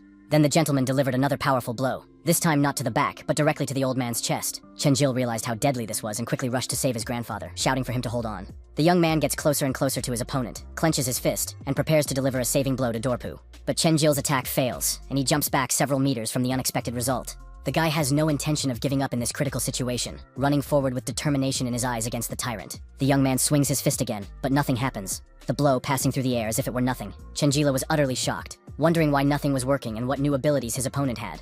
When the guy hits his enemy, he sees that Dorp's body has partially dissolved and turned to dust, scattering into tiny particles. Dorpa suddenly appears in front of the guy in his physical form and punches him in the solar plexus with incredible force. The gentleman turns to Chenjilu and contemptuously says how such a weakling could even dare to challenge him to a serious duel. And when the enemy gains momentum and delivers a barrage of blows, it's hard to even stand on shaky legs. A huge blast of energy comes from the air, shaking the ground around them and creating craters from its destructive power. The young man is grabbed and thrown aside onto sharp rocks, where he falls heavily and remains lying on the ground. When Chenjila has very little health left, he needs to recover quickly, and he realizes that his opponent can become invisible, and that his attack was too strong. The guy realizes that his enemy has probably received a small portion of Hades' divine energy, but he and his grandfather still can't hurt him. Chenjil thought about what it meant that Aida's power in the afterlife was so great that ordinary mortal warriors were powerless against it. Are heroes really just pathetic insects in the eyes of the gods, to be crushed without regret or remorse? And then the boy heard a mocking voice asking what was going on, and he gave up and was ready to die. Dorp says that you know what's interesting, that humans are by nature the most cruel creatures on this planet. Even small children can kill ants and insects for fun, and now heroes have taken the place of these insects. The gentleman says how funny and exciting it is, that he can't even tear himself away from watching this one-sided battle. Dorp takes the guy in his energy shackles, lifts him into the air, and says that he shouldn't even try to play the hero in front of God. But if Chenjil can entertain the gentleman with his pathetic attempts at resistance, then so be it. He'll think about what he can spare. The old man suddenly appears behind Dorp, holding his huge weapon in his trembling hands, ready for the final attack. The old man swings again and shouts that he will send this tyrant straight to hell to his master, Hades. Grandpa uses his red energy and says that today, Dorp will simply die from righteous anger. But it is clear that for this heir to divine power, the guardians of the city are nothing but pathetic insects under his feet. The Lord uses his magical power, and the weapon flies out of his grandfather's hands, breaking free from his weakened fingers. The sword simply falls to the ground with such a crash that the entire earth shakes from the impact of the heavy metal. Dorpe also takes his grandfather into his magical shackles, squeezing his entire body with his blue energy, saying that it seems the old man does not understand. Elementary abilities cannot cause serious harm to the possessor of divine power granted by Hades himself from the underworld. The master says that no matter how powerful the hero's elemental abilities are, mere mortals cannot kill a true god. Chenjil understands that gods cannot be harmed by the power of the elements. Could this really be part of the game mechanics of this world? His grandfather's weapon lies on the ground as threatening words begin to echo in the air from the enemy. The enemy raises the sword and says, "Remember, I said I'd give you a chance. Now it's time to make your final choice." Dorpe says with a sadistic smile that if Chenjil kills the old man with his own hands, he will let the boy and his friends go. Chenjil, of course, responds decisively that he would never even dream of such a thing, that he would never commit such treachery. The enemy says that if he doesn't want to, then the young man will have no choice but to watch the pathetic old man die in agony. Dorps takes a huge number of sharp stones filled with destructive energy and throws them at the old man. The Lord sends them straight at the old man, who cannot even move because of the magical shackles. The enemy says to look at how the old man is suffering, and whether it wouldn't be better to just end his suffering with a merciful blow. Chenjil replies that he wouldn't even think of touching the old man, otherwise he would kill Dorpa sooner or later anyway. And the guy screams, himself in a real rage that he has never felt before in his life. Chenjil realizes that there is nothing he can do now, that all he can do is watch as Dorpa kills the old man. The young man thinks about his closest relatives and friends, everyone he had in this world and in his previous life. The guy remembers his mother and that he must return home. This is his main goal in life. Chenjil is angry with himself and thinks desperately that there really is no other way out of this hopeless situation. Hesiod, who suddenly appears in the young man's mind, asks himself with contempt if this pathetic nobody really calls himself a god. When the young man hears this familiar voice from the spiritual world, he is very surprised and delighted that the legendary hero is with him again. Around him, Chenjil once again sees the beautiful red flowers and the familiar atmosphere of his spiritual world, where time flows differently. The young man teleported back to his spiritual world, looking intently at the peaceful surroundings, which contrasted sharply with the real battle. Chenjil turns around to find and catch the eye of the legendary hero who summoned him to this place for an important conversation. The man says that if his master dies at the hands of this nobody, he will never be able to wash away this shame before history. Hesiod says that the gods can give people power, but that same power can harm them if used correctly. But this only applies to ordinary, basic abilities, while the hero possesses something much more powerful and dangerous to the gods. When the young man heard the man's words, he thought hopefully. Could the legendary warrior have come up with a plan to defeat Dorp? The man replies that if Chenjil dies, he himself will naturally disappear, so he will not allow him to die at the hands of this villain. Hesiod was annoyed by Dorp's arrogance, for the power of the god of the underworld was indeed great, but not unlimited against all. But today, Dorp is unlucky, and he has encountered the bearer of the power of primordial chaos in the form of Chenjil. Ordinary elemental abilities cannot harm the gods, but in this case, everything is completely different thanks to the unique power. This is the power of primordial chaos that Hesiod passed on to the young man, and it can even kill gods and divine beings. The hero says that it is time for Chenjil to learn what the true power of primordial chaos really is. Chenjilu listened to all this and returned to the real world, realizing that he had an insane amount of hidden power. Now the guy was almost unconscious, unable to wake up from such a state of exhaustion and pain from the blows he'd received. Dorp chuckles and smiles, saying that today the old man will surely die a painful death before his eyes. But then the old man's expression suddenly changes, and fear appears when he hears the threatening words that, "Now it is he who will die." The guy uses the abilities Divine Path and Divine Strike, which have been fully restored by the power of primordial chaos. Now all the negative effects from previous battles have been removed, and his speed has been increased by 20% for the decisive attack. The enemy only laughs contemptuously and says that the guy is so funny, wondering where he found even a drop of strength left. Chenjil takes up a defensive stance against the enemy's blows, demonstrating that he is no longer defenseless against Dorp's attacks. Dorpa immediately changes his expression, realizing that this is simply impossible. Where could a mortal get such strength? But while the gentleman is lost in thought, the guy takes his huge fist and punches him right in the face. Chenjil strikes his opponent in the face and uses his divine strike skill, delivering countless punches in quick succession. All of these punches were very powerful and frequent, and his fist itself became as hard as flint thanks to the power of primal chaos. The enemy's health finally begins to drop little by little, and the heroes have finally found his weak spot to deal real damage. Chenjil has no intention of stopping there. He wants to see this through to the end and finally defeat this tyrant, so he continues to deliver crushing blows. The guy kicks his leg really far and sends his enemy flying so far that when Dorp lands, there's a big explosion on the ground from the force of the blow. Hesiod explains that even if divine power is fire, the power of primordial chaos is water, capable of completely extinguishing it. Therefore, the hero tells the guy that Chenjil has now become a natural-born god-killer, capable of opposing any divine power in this world. The old man, watching all this from the sidelines, looks at the young man as if he were a real candle burning in the air with divine light. The old man wonders if this is really the so-called true power of primordial chaos that ancient legends spoke of. And the guy turns to the hero inside himself saying, "Tell me, why did you only now allow me to use more power?" He asks about the reasons for this decision. He has not yet found a suitable answer to this question, and is gathering his thoughts to explain his actions. Hesiod says that he would not have done this if the enemy had not been endowed with divine power from Hades himself. Since the very existence of the guy's elemental abilities goes against the will of the gods, it makes him a target for their wrath. The gods, with their keen senses, must have already sensed the presence of such power in the world, and want to kill the bearer of primordial chaos. In the future, Chenjilu will have to face not pathetic minions, but real gods in all their might. Chenjilu replies that there is no need to worry. Even if the enemies are gods, he will definitely find a way out of here and return home. And the guy receives the monster's crystal tears, which instantly restore all abilities, and also give additional health to continue the battle. Chenjil drinks this magical item and realizes that he must first finish what he started with Dorp before thinking about the future. It's time to finally finish off this enemy completely, and the guy activates his total destruction ability for the final blow. Dorp is barely standing on his trembling legs, realizing that this is impossible against divine power. Ida took Dorp's soul and all his feelings, but why is his whole body now trembling from the unbearable pain of the mortal's blows? The master thinks about the guy and wonders what this youngster was able to do against divine protection. Could Chenjil be the one mentioned in the ancient legend that Dorp had heard earlier from Hades himself about the bearers of primordial chaos? And just as the gentleman was immersed in these disturbing thoughts, he heard the sound of an approaching attack, which frightened him greatly. Dorp tried to defend himself somehow, putting his hands in front of him so that the boy wouldn't hit him with the final blow. The gentleman tries to defend himself against this insane blow that the guy wants to deliver to end the fight. Chenjil will never let this opponent go, so he uses the skills Divine Path and Divine Strike at the same time. The opponent tries to avoid defeat in the fight and uses the invisibility skill to hide from retribution. Chenjil really misses because the opponent's invisibility skill was successfully activated at the critical moment of the attack. But the guy doesn't give up and activates his Eye of Truth skill. Now Dorp can't hide his location from pursuit. The target is now locked on by the system, and in shock, Dorp becomes even more vulnerable than he was before, without the protection of invisibility. Chenjil simply takes a swing and strikes the enemy with all his might, putting all the power of primal chaos into the blow. 30 blows were delivered in a row.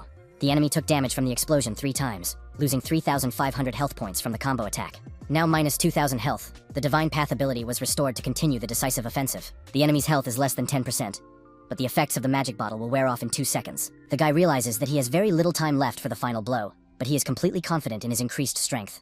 Just then, Chen-jil, who is in midair, clenches his fist, realizing that he must act as quickly as possible to finish the fight. Dorp acknowledges that this is the power of a godslayer, having felt its destructive force firsthand, and can no longer resist. And then, real fire of primordial chaos begins to pour out of the young man's hands, and Chen-jil quickly concentrates all his energy. The young man's gaze is determined, completely ready to deal with this tyrant once and for all, leaving no chance for resurrection. A huge explosion occurs in the air, as if the sun itself had exploded, illuminating the entire area with the blinding light of primordial chaos. The trees standing in the forest are enveloped in this bright glow, and the old man can barely stand on his feet from the shockwave. Grandfather, who was watching from the sidelines, cannot take his eyes off the powerful spectacle, and now the young man had done it, delivering the decisive blow. The enemy's remains lay on the ground, and Chen-jil held the weapon of victory. The young man's comrades, who had been watching the battle from afar, stare in amazement at what they have seen. This bright fiery light of primal chaos simply takes the body of the defeated enemy and completely turns it to ash. The enemy simply begins to burn alive in the flames of primordial chaos and disappears completely, leaving not even bones behind. The enemy is now completely destroyed, and 300,000 experience points were earned for defeating the divine being. Various victory conditions were fulfilled, as the monster's tears and the divine path were used during the battle. After all this, Chen-jil gently landed on the ground, his transformation disintegrated and disappeared from him. Now the guy looks like an ordinary young man, like a regular kid, and his grandfather ran up to him with concern. The boy, with his last ounce of strength, said that he had won, unable to believe that he had managed to defeat such a powerful enemy. Chen-jil simply falls to the ground, so exhausted that he never thought he had so much destructive power hidden within him. The old man tried to gently hold the boy up so that he wouldn't fall to the ground and hurt himself in his exhausted state. At this moment, in the terrible underground world, where everything is shrouded in evil and hateful energy, stands the main building of the residence of the Lord of the Dead. Hades sits majestically on his throne, sipping tea from a skull and watching the events of the living world through magical artifacts. When the god turned around, he saw that one of the vases had simply stopped glowing blue, which meant the death of his servant. Hades thought that the soul of the city's guardian had disappeared, for he had been his faithful servant in the desert for many years. The Lord of the Underworld realizes that the god killer has appeared in this desert, and Argos thinks he should already be there to investigate. An endless sea of dead souls and a lonely boat made of bones slowly sailing through the misty waters toward the world of the living. Argos is in this eerie boat, crossing the border between the worlds of the living and the dead at the behest of Hades. The demon says that the boat is very slow, but unfortunately it is the only way to cross this cursed sea of souls. Argos turns to his skeleton subordinate and asks how much longer they have to sail before reaching the desert. The skeleton replies that the land is already ahead, and the Kalahari Desert is visible on the horizon beyond the fog. Argos, the dragon of darkness, looks ahead with anticipation, preparing to carry out an important task from Hades himself. The demon sees ahead of him a real portal between worlds opening up, ready to transport them straight to the desert in search of the god killer. Chen-jil heard only a distant voice insistently calling him to wake up, and this sound came from somewhere deep in his subconscious. The young man was in complete shock, realizing that it was his mother's voice calling him by name in such a familiar and loving tone. Chen-jil quickly jumped up in the subway car and shouted to everyone in the train, asking if it was really his mother, not understanding where he was or how he had ended up in this familiar place from his past life. The passengers in the subway were extremely unhappy that this strange guy was behaving so inappropriately, disturbing the peace and quiet of everyone else in the car with his hysterical cries. Then the guy himself began to turn around in all directions, carefully examining his surroundings and trying to understand what was happening and how he had ended up in this familiar place. The bald man indignantly declared that this idiot was scaring all the passengers with his screams and demanded that he stop making such inappropriate noise on public transport. At that moment, the subway announcer's voice announced that the next stop was Institutsky Prospect, and the guy thought in amazement, could it be that I'm really in the real world of my childhood? Chen-jil shouted joyfully to everyone on the train that he had finally returned home, feeling an incredible sense of relief at being able to see his hometown again after a long stay in the desert. The announcer's voice politely informed the passengers that the train was approaching Institutsky Prospect Station, and that the exit would be on the left platform. The young man turned to the angry bald man and began to apologize, explaining that he had simply had a very frightening and realistic nightmare that had caused him to react so violently. At that moment, the young man received a system notification warning him that danger was very close, and that he should exercise extreme caution in the immediate vicinity. Seeing this message, Chen-jil wondered why, being in the real world, he was still hearing notifications from the game system. The guy heard noises in the distance, where people were indignantly asking some strangers what they were doing and why they were disturbing peaceful passengers. Some people in strict black suits entered the car and began to roughly push all the passengers aside, clearly looking for someone specific among the crowd. The guy had no idea what was going on, but he clearly remembered hearing his mother's voice calling his name with such love and concern. The bald man in the train turned to where the young man had been standing, and was surprised to find that he had simply disappeared, as if he had dissolved into thin air before everyone's eyes. Chen-jil unexpectedly found himself back in the game world, leaving reality against his will and desire to stay home. People in suits approached the remaining passengers and began asking them if they had seen a high school student with a certain appearance. The bald man replied confusedly that there had indeed been a guy there who had simply vanished before their eyes, and that they themselves had noticed it. The businessman in dark glasses just gritted his teeth angrily, realizing that their target had managed to slip away at the last moment again. Chen-jil opened his eyes wide, completely baffled by this strange vision and wondering if it was real or just another dream. The young man sat up abruptly in bed and stood up, trying to get his bearings and understand where he was at that moment. He began to breathe heavily from the incredibly realistic nightmares he had had, and wondered why everything seemed so real and frightening. Chenjil wondered if he had really returned to this cursed desert, or if the vision was just another dream of his tormented mind. The boy thought that everything that had happened was too realistic, but he couldn't understand why he had heard his mother's voice in the vision. At that moment, Chenjil heard someone comment that he had finally woken up after a long sleep. It was Sally, who was heading towards the guy with a tray holding a plate of food, specially prepared for his recovery after the battle. The young man asked the girl anxiously if she was all right, and how the rest of their group was doing after the battle. She replied that today his grandfather had said that he could no longer rest peacefully because the boy had been sleeping without waking up for 10 days. The girl explained that all his wounds had long since healed, but Chenjil still couldn't wake up, and everyone in the group was seriously worried about his condition. The beauty informed him that in the evening, the villagers would hold a large festive feast in gratitude for the rescue, so the young man should prepare a speech. When the young man heard this news, he opened his mouth in surprise and realized that he had to come up with something quickly, as he had never given a public speech before. Sally added that new festive clothes were waiting for him outside the door, and he must not forget to change before the celebrations began. The young man remembered that his adopted daughter was still in the magical storage room and needed to be checked on after regaining her strength. Enough time had passed, and Yaluka should have regained her magical powers after exhausting them to create a protective barrier. However, the extraction operation was rejected by the system because the girl had not yet fully recovered and needed more time. The guy also received a notification about an unread letter in his game mailbox, which might contain important information. When Chenjil saw the message, he was curious about what important letter he could have received and who the sender was. The letter congratulated him on completing the first part of the prologue of the game Cosmos on the Hell level, and the guy wondered if that was why he couldn't log out. Chenjil decided that it didn't matter right now, and that it would be better to focus on exploring new possibilities after his victory. The guy discovered a new weapon crafting system, very similar to the usual game system from computer RPGs. The young man realized that everything was like a game, and that he could look up information about the creatures he encountered in the guidebook. There were question marks next to the entries about the Guardian and the Wandering Executioner. He needed to upgrade the manual. He also saw a tracking system for detecting high-level monsters nearby, which is useful for traveling. He also discovered a teleportation system that used the power of the elements, but only 3 points could be created at a time. The guy realized that he should focus on increasing the power of the primordial chaos for the upcoming trials. To strengthen his abilities, he needs to collect divine elements, but only 3% of the total power is currently available. And then he has to go to the temple to fight a mythical beast. So it's best to increase his abilities quickly. The guy decided to try to boost his power, and new energy began to flow into his body, filling every cell. His level increased by 1%. But Chenjil felt a tremendous power awakening within him. He also noticed new items, a moon ring that added intelligence and magic armor points. He also received an ice cuirass, which added 35% stamina and activated an ice shield when attacked. The guy also realized that he had basically received all the rewards, and all that was left was to use the mysterious key from his inventory. Last time he used such a key to open a chest, Yaluka appeared, so it was interesting to see what would happen this time. At that moment, Bros approached the old man and reported that all the cracks in the city's protective barrier had been successfully repaired. The warrior said that there was still something else to do, and tomorrow life in the city would finally return to normal. He also said that the Guardians were now under Bo Banya's supervision to prevent them from escaping or seeking revenge. Bros added that Hicks seemed to have escaped from the city, and they had simply lost his trail in the desert. The warrior noted that Hicks would not be able to survive long in the desert alone, without help or supplies. The old man replied that Bros was absolutely right, but it always seemed that Hicks was hiding his true strength. Chenjil was sitting in his room reading the description of the Crimson Key when the Blood Moon descended upon the world, and a brave hero destroyed the great evil.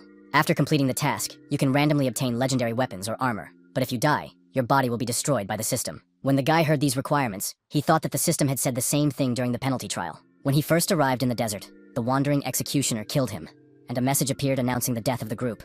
But there was no connection between the player and his real body. So, only his consciousness was trapped in the game.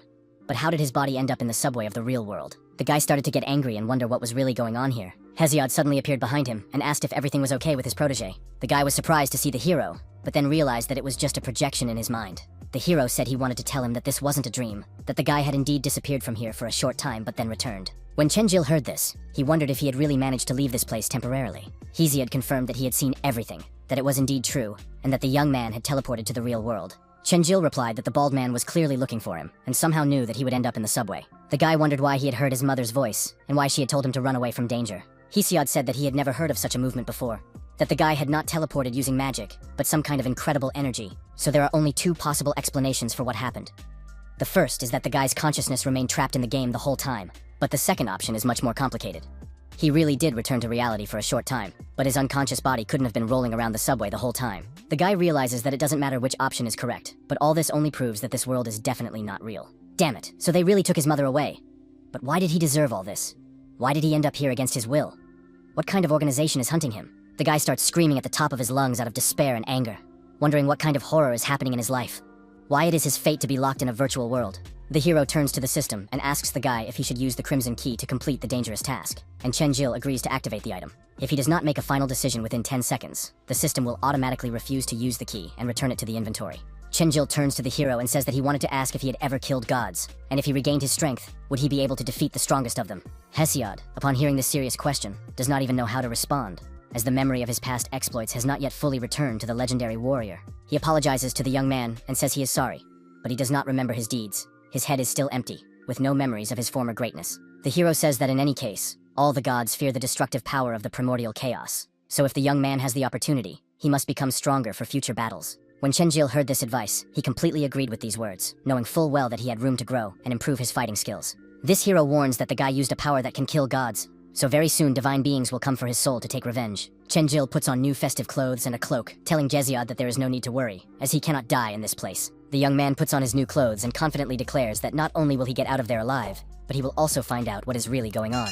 The young man realizes that he will begin serious training immediately after the feast that the grateful townspeople will throw for him to thank him for saving them from the tyrant. Rahidler prepares festive clothes and turns to Sally, who is cooking, saying that she has asked her 10 times in the last hour when everything will be ready. Sally starts shouting indignantly, saying that so what if she's asked 10 times in an hour? She's just keeping an eye on the cooking. You never know what the orc might mess up.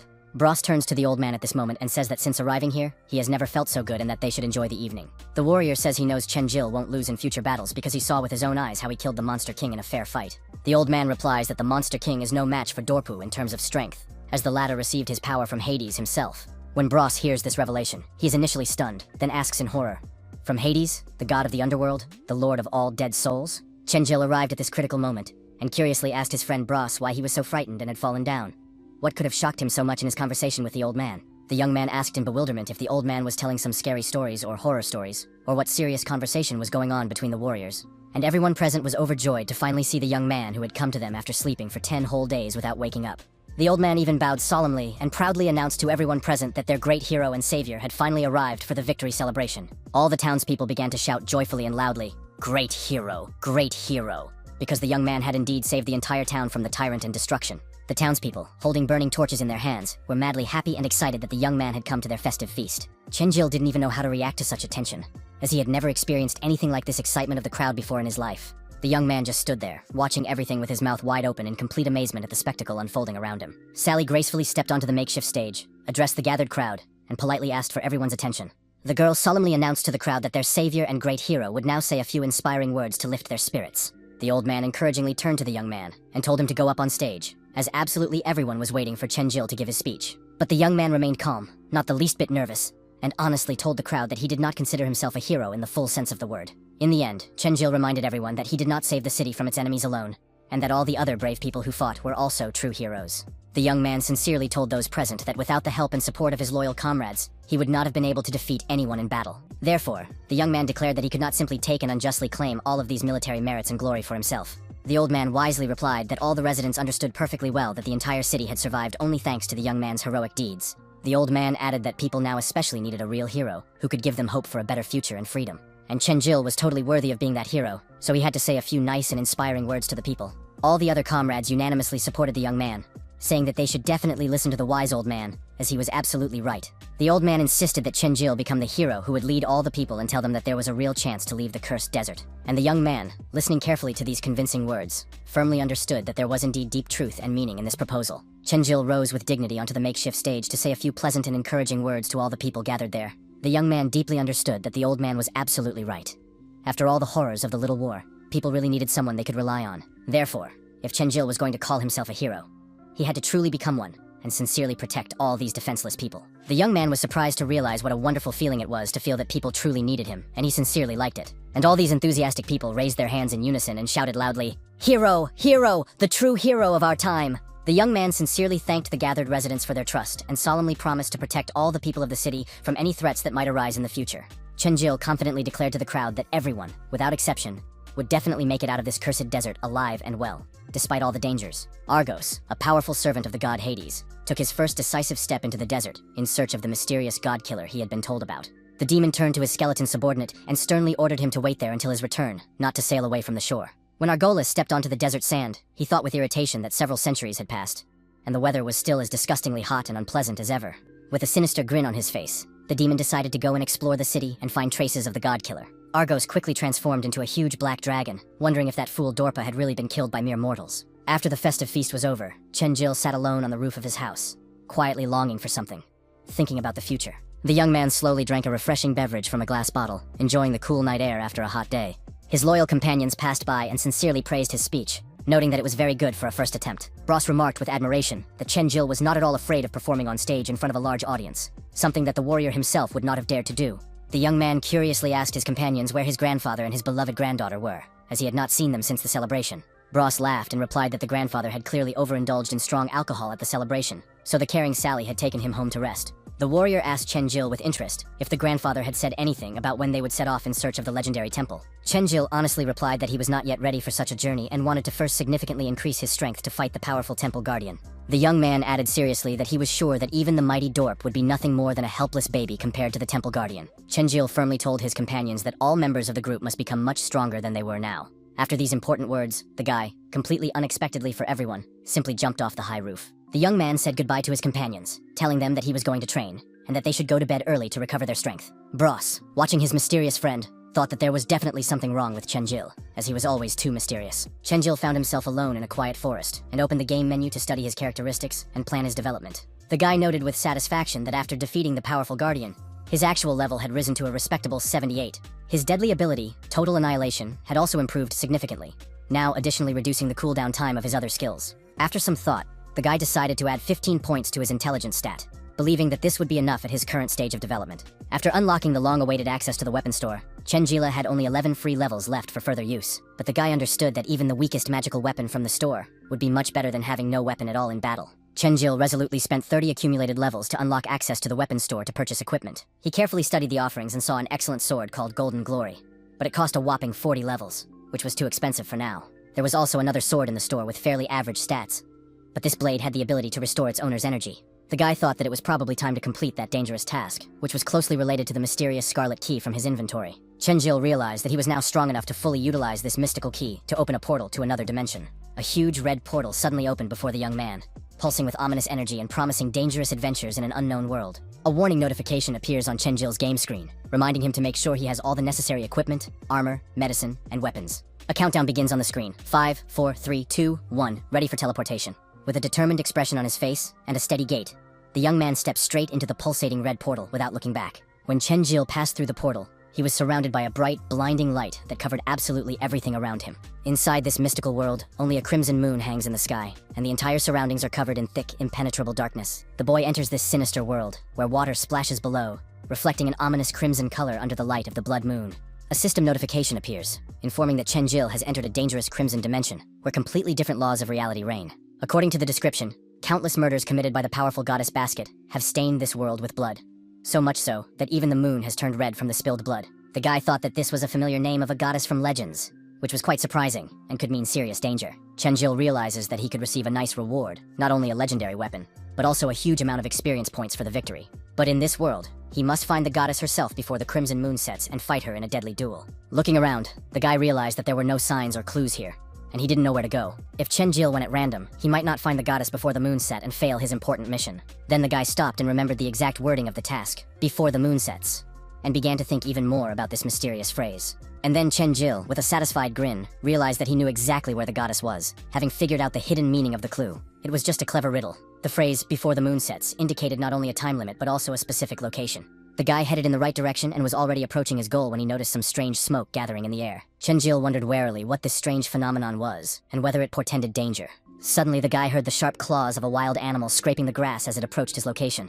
Then Chenjil clearly heard the heavy, threatening breathing of the monster lurking somewhere nearby. It was something unimaginable, difficult to describe in words. 4 powerful paws, madly glowing blue eyes, and a long tail. These turned out to be the monstrous servants of the goddess Basket, possessing the 60th level of power and an extremely aggressive temperament. If you look around carefully, there are quite a few of these monster servants, and they all look extremely vicious and dangerous. Chenjil, completely unafraid of the threat, resolutely grabs the hilt of his new weapon, preparing for battle. The young man understands that all these monsters have a strength level of 60, and there are quite a few of them for a single battle. Last time, Chenjilu would have needed a lot of strength and time to defeat all these powerful servants of the goddess. But now, after leveling up, the guy has become so strong that he can easily kill all these monsters with a single move without even breaking a sweat. Chenjilu makes a powerful kick with his leg, throwing several monsters at once with incredible force over a long distance. After that, with the help of his new weapon, The guy easily deals with the remaining monsters without much effort, as if it were child's play. The young man realizes that these creatures are now just an easy way for him to quickly gain additional experience for further development. Argos, who flew in to check the information, is convinced that the king of monsters is indeed dead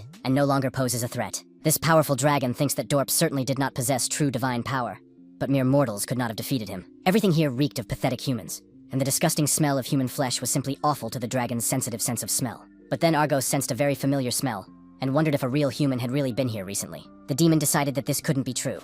Most likely this person had been killed and eaten by desert monsters long ago.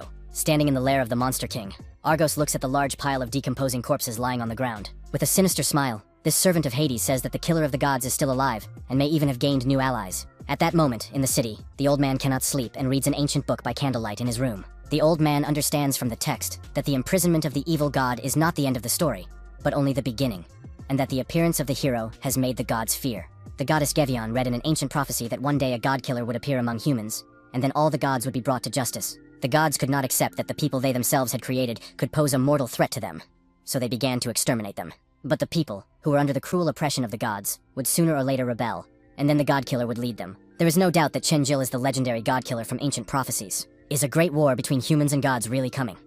What should all the inhabitants expect from the future, and how can they survive? Suddenly the old man's calm is interrupted when he hears a very strange and disturbing sound outside the house. The old man quickly goes to the window and thinks anxiously, wondering if someone has attacked the city's protective barrier at night, and the grandfather sees a huge yellow fiery flash near the dome of the barrier, which illuminates the entire area with a bright light. The old man's eyes bulged out of his head at the incredible sight that met his gaze. The insanely bright flash literally filled the entire space, as if a small sun had exploded on the ground. Without wasting a second of precious time, the old man quickly flew toward the damaged barrier using his magical powers. Seeing the enemy standing near the barrier, the old man immediately recognized him and froze in horror at the memory. This was the very same monster and murderer who had brutally killed the parents of his beloved granddaughter many years ago. Argos contemptuously asked the old man if he was really the guardian of this pathetic city, and where the man who had killed the king of monsters was. Chenjil, at this critical moment, is not even in this world, fighting against the powerful subordinates of the goddess. The young man raises his new weapon, from which powerful blue energy flows, preparing for the decisive battle with his enemies. Against these terrifying monster servants, the young man decides to use the powerful force of the divine path to quickly destroy his enemies. Then, with his enchanted sword, he delivers an explosive magical blow, and the enemies instantly lose 300 health points from the attack. Chenjil looks around and realizes that he has killed all of the goddess's servants, earning 3,000 experience points for his development. The young man realizes that the weapon's passive ability restores mana at the same time, so when using the sword and the divine strike, he doesn't have to expend any energy at all. The young man realizes that this is a very good combination, so he jumps forward to continue the battle with new enemies. Chenjil jumps and maneuvers with ease to break away from the pursuing monsters and take a more advantageous position. The young man realizes that he has a good plan in mind, which he must put into action to win. Therefore, Chenjil uses his divine strike skill, and everything around him begins to glow with purple and blue energy. And the young man realizes that all the energy he expended is immediately restored in literally 1 second, thanks to his magical weapon. The guy thinks that now that he doesn't have to worry about that, it will be much easier and more effective to kill the monsters. And so another monstrous servant of the goddess was killed, and time after time, Chenjil defeated these monsters with ease. All the enemies were completely defeated. It was so easy and simple that it was hard to believe how effective it was, and it turns out that now, in order to level up, the guy needs to earn a whopping 500,000 experience points, a serious requirement. A game notification appears stating that the weapon's durability is 93%. When it drops to 0, it will be unusable. The guy realizes that if he continues at this pace, he will soon be left without a reliable weapon for battle. Therefore, Chenjil thinks that among the abilities there was also Divine Punishment, which deals area damage so as not to wear out the sword constantly. The young man wonders if more powerful abilities will become available after leveling up. When he notices that the little girl has woken up in the storage room, the boy was overjoyed and told the girl to wait a second while he released her from the magical storage room. Chenjil asked Yaluka not to hug him so tightly, as he couldn't breathe properly. The boy reassured the girl, telling her not to be afraid because the evil man was already dead and she was completely safe. Chenjil added that he hadn't yet thanked the little girl for saving his life and his grandfather's life back then. The girl was overjoyed that she had been able to be of use and help her beloved father at a critical moment. Chenjil, looking at this little miracle, smiles and realizes how sweet and touching it looks. The guy realizes that the girl doesn't yet understand where they are or what dangers surround them. The boy tells the girl that they are currently undergoing a dangerous test and must find and kill a powerful boss in this world within a certain amount of time. So Chenjil tells Yaluka that she needs to fly after him and just make sure she doesn't fall during the flight. And immediately, the girl flies like a real Superman, demonstrating her incredible magical abilities in the air. In the city, near the emergency room, cars are lined up at the entrance, constantly bringing in new patients with mysterious symptoms. Inside the hospital, you can hear the hurried footsteps of medical staff rushing to bring in another patient, shouting, let them through," as they push people aside in the corridor. The medics are carrying a young man and saying that his pulse is too weak and he needs an adrenaline shot immediately, otherwise he will die. And right now, this guy is undergoing emergency surgery, with doctors trying to restore at least some vital signs. The patient's body is bouncing from the powerful shock of the defibrillator, which is trying to restart his stopped heart. The problem is that the young man's heart just stopped completely for no apparent reason. This is already the 300th death from sudden cardiac arrest this month, which is causing serious concern. The subordinate tells the woman that most of the deceased were healthy men in their 20s with no known health problems. The female investigator asks if these people had anything in common, such as visiting the same places. But the problem is that these people are not connected in any way. But it was discovered that they all played the game Cosmos. Last month, a woman from the Western District contacted the police and said that her son had entered the game and disappeared. But last week, someone accidentally filmed a video of a man appearing out of nowhere in a subway car and then disappearing. Thanks to the recognition system, they found out that it was the same guy who had been reported missing. Ms. Su says that the video must first be removed from public access to prevent rumors from spreading among the population. She adds that it is important to avoid widespread panic and to contact the head of Cosmos to find out what happened. Grandpa and Argos stand opposite each other near the protective dome, preparing for the decisive battle. This insolent subordinate of Ada contemptuously asks the old man if he is deaf and cannot hear the questions being asked. But the old man isn't going to put up with that. He quickly runs up to the scoundrel, determined to fight back. The old man raises his clenched fists and wants to deliver a crushing blow to his insolent opponent. But the enemy easily stops the attack with just one finger, blocking all of the old man's punches. The old man doesn't want to give up and swings his fist again. But Ada's accomplice just smiles sinisterly. For Argos, this is too funny, as these pathetic blows will certainly not hurt him. The demon easily threw the old man far away with a casual movement of his hand. Boban sees that there is a serious problem and quickly runs over to help the old man in the fight. The young man anxiously asks his grandfather if he is all right and asks him to look at him. The old man tells Boban where he came from and asks him to leave quickly, as he is no match for such an enemy. Boban confidently replies that he has nothing to fear, as he did not come alone, but with reinforcements for the battle. Lucius and Hicks also unexpectedly appear here, which is quite surprising, as it is unclear what these guardians are doing here. During the trial, Chenjil realizes that the closer they get to the Crimson Moon, the more dangerous monsters they encounter along the way. But what is even more surprising and alarming is that the monster's power level also keeps increasing as they get closer. Additionally, the young man's sword is rapidly wearing out from constant use, so he cannot use his divine strike frequently. All Chenjil can do is carefully kill the monsters by hitting their most vulnerable weak spots. The guy knows that time is very limited, so if he continues in the same vein, there will definitely be no time left for the boss battle. Just then, as Chenjil was fighting his way through the crowd of monsters, he noticed that they had suddenly stopped in midair, as if rooted to the spot. Yaluka, his little adopted daughter, used her magical power to stop these monsters in mid-flight. Then the girl took them all and easily threw them aside with a single movement of her hand. The guy told her that it was really cool and powerful, and he didn't expect the little girl to have so much energy. And when Chenjil looked ahead, he saw a dozen more of these aggressive monsters blocking the way. The young man realized that he had to deal with them as quickly as possible. He couldn't waste a single minute. At that moment, people gathered in the streets of the city when they heard all the alarming sounds of battle. The residents were terrified, wondering what was happening. Could it be that the bloodthirsty desert monsters had invaded their peaceful city again? Argos sneers that they are just another bunch of pathetic insects, and he has no time to deal with everyone present. The dragon adds that they should just tell him where the god killer is, as the demon's patience is not unlimited. Boban boldly says that he doesn't care who this stranger is. The city is under protection now, so he should get out of here. But this white-haired enemy only became even more enraged by the audacity of a mere mortal. In a split second, the dragon teleported to the young man and delivered a deadly blow with his claws. Even the experienced guardians were in utter shock at the incredible sight before them. The dragon coldly told Bobanya that he had become too conceited, being nothing but a nobody. And then blood poured from the wound, and the dragon's hands were covered in the victim's scarlet blood in a matter of seconds. Boban looked on in complete shock as drops of blood fell on him from the monster's claws. The young man looks at his grandfather, who is seriously injured, having just been captured and wounded like an animal. The old man, barely breathing, replied that everything was fine, that the guardians must leave immediately, that they would definitely not be able to defeat him. But Boban asks in horror who this terrifying man is and where he came from. The grandfather replies with difficulty that it would be more accurate to say that he is not a man, but a powerful divine creature.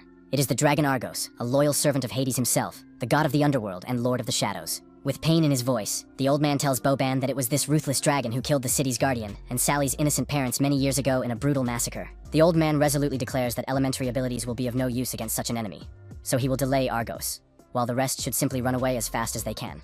And then this powerful dragon, with a contemptuous smile, tells the heroes that they really think they can get out of here alive.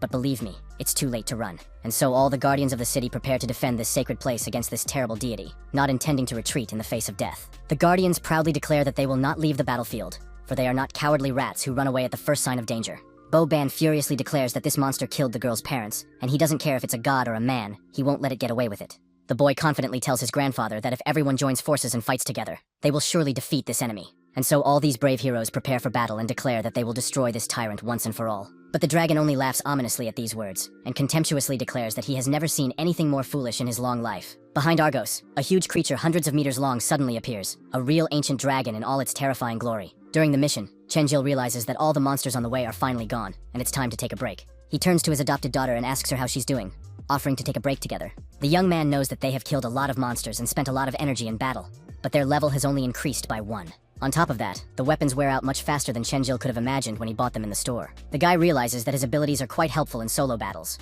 but when it comes to taking down multiple enemies, there's a serious problem. Last time, when he could only choose 2 or 3 abilities, Chenjil chose a relatively balanced combination of skills, and he realizes that if he had chosen a different character class from the start, his abilities would clearly be better now. And then Chenjil receives an encouraging notification that when his actual level reaches 100, he will gain access to completely new powerful abilities. The guy thinks that's great, because after defeating the goddess, he'll get a legendary weapon or armor, and on top of that, this important access will be unlocked. Chenjilu turns to the girl and says that they need to move forward as quickly as possible, that it's time to finally continue their dangerous journey. As they move forward, they see a huge monster slowly rising from the depths of the earth, preparing to fight the uninvited guests. The boy thought in amazement.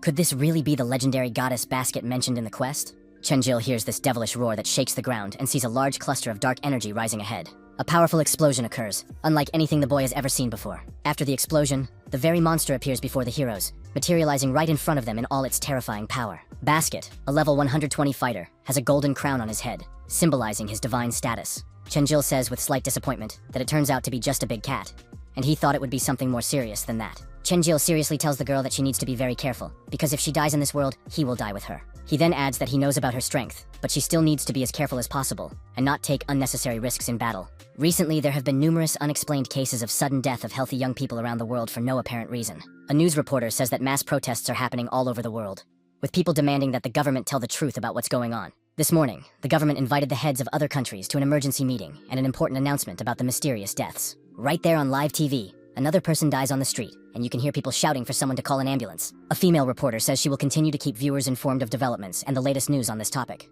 And now, at the emergency meeting, a male expert says that all the deceased have been autopsied and thoroughly examined for any abnormalities. Experts have determined that the cause of all the mysterious deaths was not cardiac arrest, but something much more complex, according to a doctor of medical sciences. This doctor explains that all the victims have strange stab wounds and injuries of unknown origin in their internal organs and brain tissue. The doctor has every reason to believe that this was actually a series of brutal murders disguised as natural deaths. The doctor says that the murder was committed by affecting the human brain in some unknown way, or using some unknown technology. Earlier in Australia, a scientist took part in a secret project where human brain tissue the size of a cockroach's brain was placed in a petri dish. The researchers discovered that brain tissue is capable of learning much faster than any artificial intelligence created by humans to date. There is only one chance in a billion that the world in which we all live is real, and not a simulation or virtual reality. Chenjil stands before his boss at that critical moment, and the goddess's huge paw rushes toward him for a deadly blow. The guy tries to dodge the attack with ease, but the paw still reaches him and strikes Chenjil with incredible force. The young man makes a very quick lunge forward, his eyes burning with determination to continue the battle despite the damage he has suffered.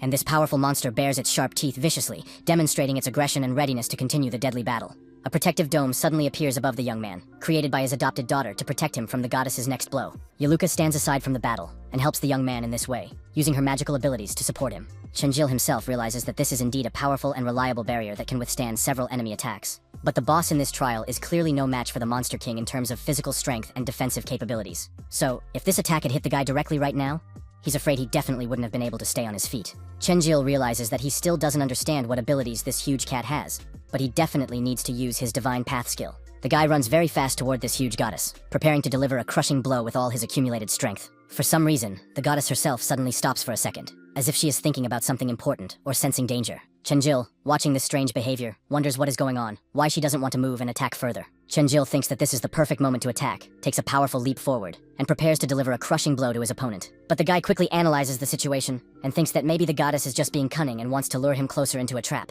And then Chenjil sees the huge cat's devilish eyes begin to emit an ominous purple light of magical power. The goddess summoned a multitude of monster spirits around the guy, emitting a thick, dark energy that filled the entire space with menace. These ghostly spirits move very quickly and literally surround Chenjil on all sides, leaving him no way to retreat. The young man thinks that in this situation he must act now, while there is still a chance to break through the encirclement. The guy uses his Divine Strike skill, and, like a bolt of lightning, quickly starts moving forward through the spirits. Chenjil strikes the huge cat straight in the face, causing a powerful explosion of blue energy from the collision of forces. The young man knows that the Divine Strike will help him avoid magical attacks, as he can study the goddess and attack her at the same time. And so the guy began to deliver very powerful blows, and the goddess quickly began to lose her health from the constant attacks of the primordial chaos. She becomes so enraged by the pain that she is ready to bite her opponent with her huge sharp teeth with frenzied fury.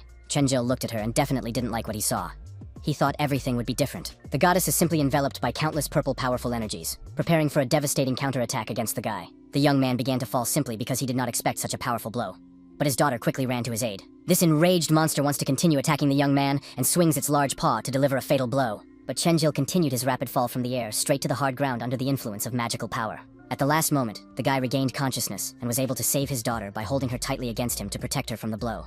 In front of him, Chenjil sees countless ghostly monsters gathered in a threatening formation. The young man realizes that these spirits can simply place a ghostly mark on him that will haunt him forever. The boy realizes that things are going badly, and that he definitely cannot expose himself to such a dangerous attack from multiple ghosts at once. Chenjil quickly pushes his daughter to safety, so that she won't be hurt by the impending explosion. And then, there is a huge blast of purple energy that fills the entire space around them with blinding light. This flash was so bright and powerful that it immediately throws the guy aside with incredible destructive force. It feels like it would be impossible for a normal person without divine powers to survive. Yaluka wants to save his adoptive father and, like a true Superman, quickly flies to the place where he fell. The girl ran to Chenjilu and immediately checked on him, hoping that her father was okay.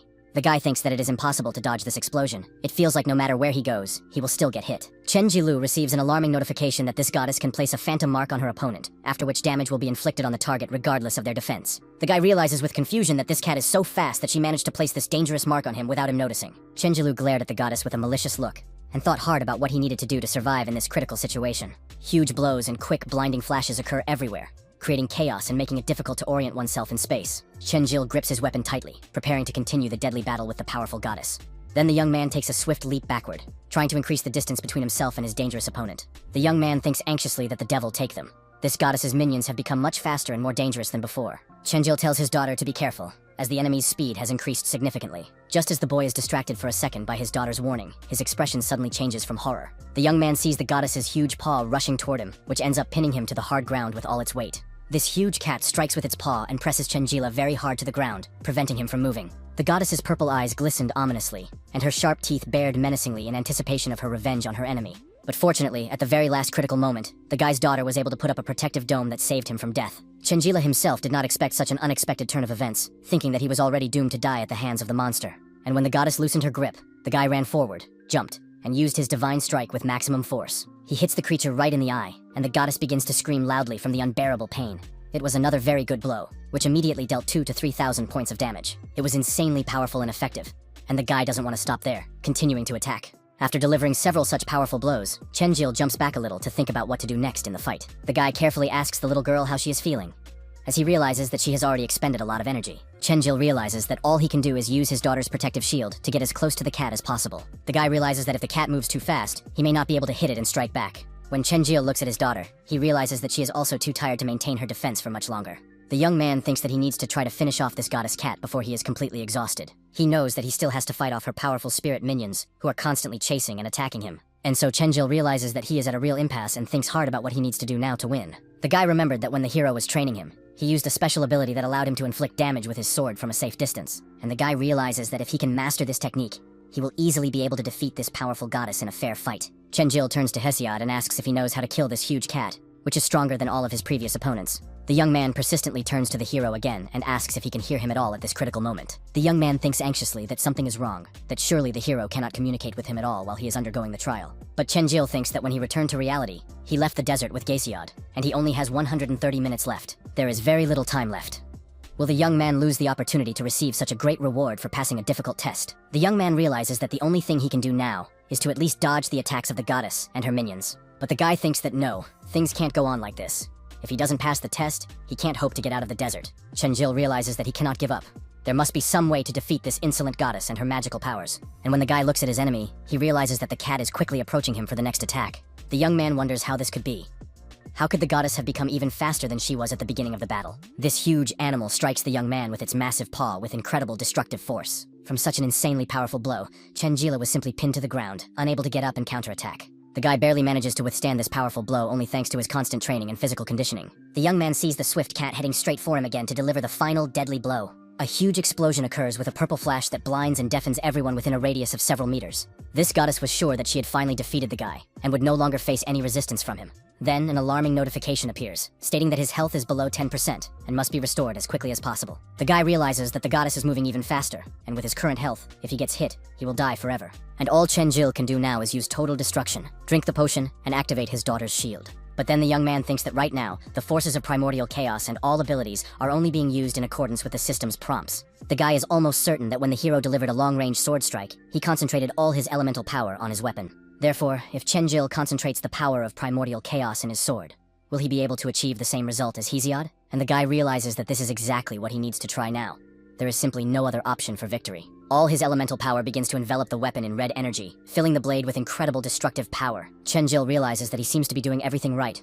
As the red energy of primordial chaos appears all around the sword, the guy thrusts his weapon forward and tries to concentrate as much as possible to prepare for the decisive blow against the goddess. Then Chenjil assumes the correct fighting stance and makes a couple of sweeping movements with his weapon, concentrating all his strength. And then the guy sends out huge beams of red energy that strike the monster right in the center of its torso with a powerful blow. Excellent. Chenjil has mastered a new ability, the Crescent Strike, which consumes 100 units of magical energy. The guy realizes with joy that he now has another powerful ability, and with it, he will definitely be able to kill this boss. And then this cat goddess begins to growl loudly and menacingly, opening her mouth wide to reveal her sharp teeth. The goddess is extremely surprised that the guy is still alive and standing firmly on his feet after all the attacks. And then the guy's eyes begin to shine madly with divine power as he uses his ultimate ability for the final blow. But after activating his ability, Chenjil suddenly starts falling straight forward for some reason, as if losing control of his body. This wild cat continues to charge aggressively at the guy, giving him no chance to recover and regroup. Chenjil simply freezes, his gaze becoming focused, as if something has radically changed in his mind and determination.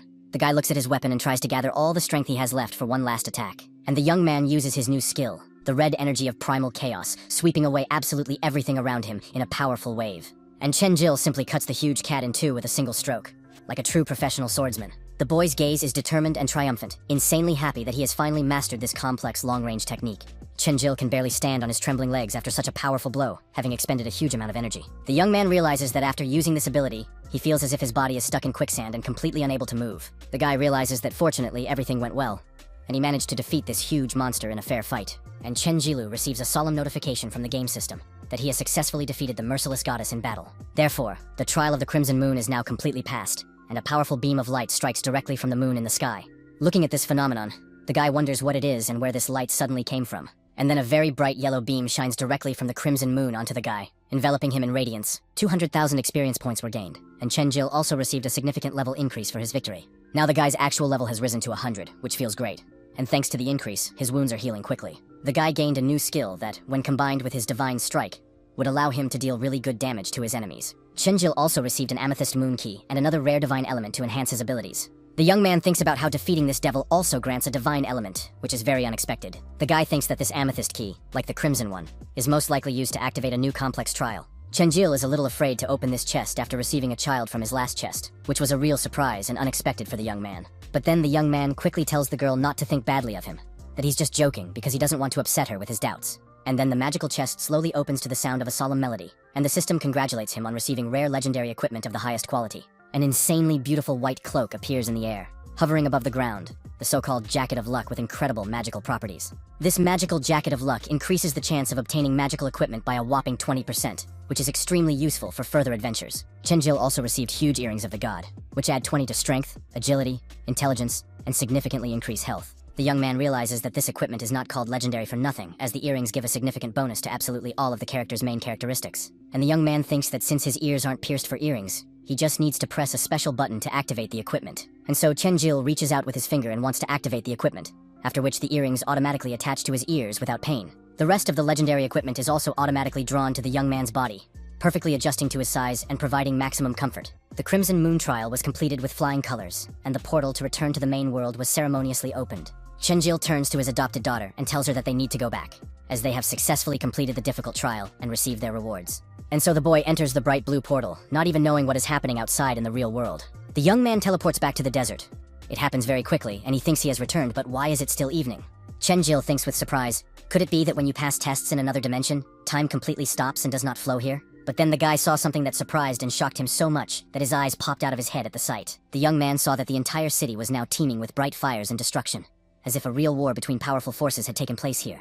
In another city, two people were talking anxiously about whether they had heard about the game Cosmos, which was causing people to die all over the world. The second man replied that he thought it was because young people played too many computer games and didn't care about their health. The man says that he should take a look at himself. He's not so young anymore, but he's still full of energy, and the girls tonight thought he was only 20. The blonde man honestly replies that he also played this damn game, and lately he can't concentrate on anything, and is afraid that he will also die soon. And then the couple suddenly notices a very bright purple glow right in the center of their residential area, which causes alarm. People don't understand where this strange glow is coming from or what this unusual phenomenon could mean for the city. They decide to cautiously approach the source of the light, as this mystical beam only grows brighter and larger with each passing minute. Passersby are talking among themselves about how bright and unusual the light is. Could there be some kind of illegal party or secret experiment going on there? Two of these guys open their mouths in shock and panic, wondering what kind of terrifying creature has appeared before them. Passersby see a terrifying white monster whose eyes glow ominously purple, radiating otherworldly energy and menace. People simply fall to the ground, unable to comprehend what they are seeing, as such a creature should not exist in reality. They think with horror that it must be the boss from the game Cosmos.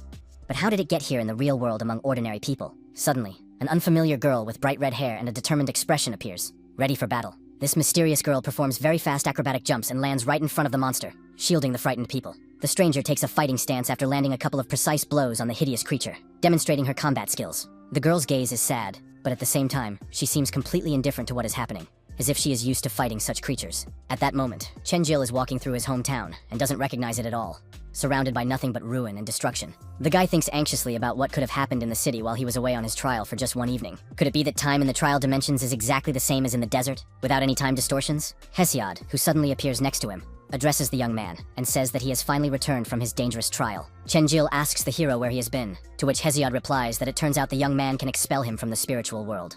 When the young man hears this strange information, he cannot believe his ears, as he has never intentionally done such a thing. Just then, as the young man stands there thinking, a purple dagger with dark energy suddenly flies toward his back. Black and purple smoke flew toward Chenjilu as fast as possible.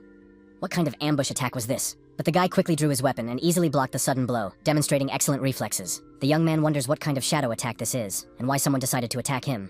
And Chenjil sees his comrade Boban standing in front of him, who for some reason has decided to attack him fiercely. And his friend starts shouting the guy's name. All the anger and hatred that is built up in the warrior's head is visible. Chenjil is completely confused, doesn't understand anything, and asks what he is doing, where his grandfather is, and what happened here. His comrade says angrily that the guy has the nerve to ask about his grandfather, that it's all Chenjil's fault. But the young man, still confused, continues to ask what his friend is talking about and what could have happened while he was away. And so they stand there in this terrible, ruined city. Chenjil in a sad mood, entering one of the houses. The young man sees all his friends there, including his grandfather, who is lying on the bed with one arm missing, which shocks him to the core. Not only is the old man missing an arm, but it turns out that he is missing both arms, which makes the situation even more terrifying.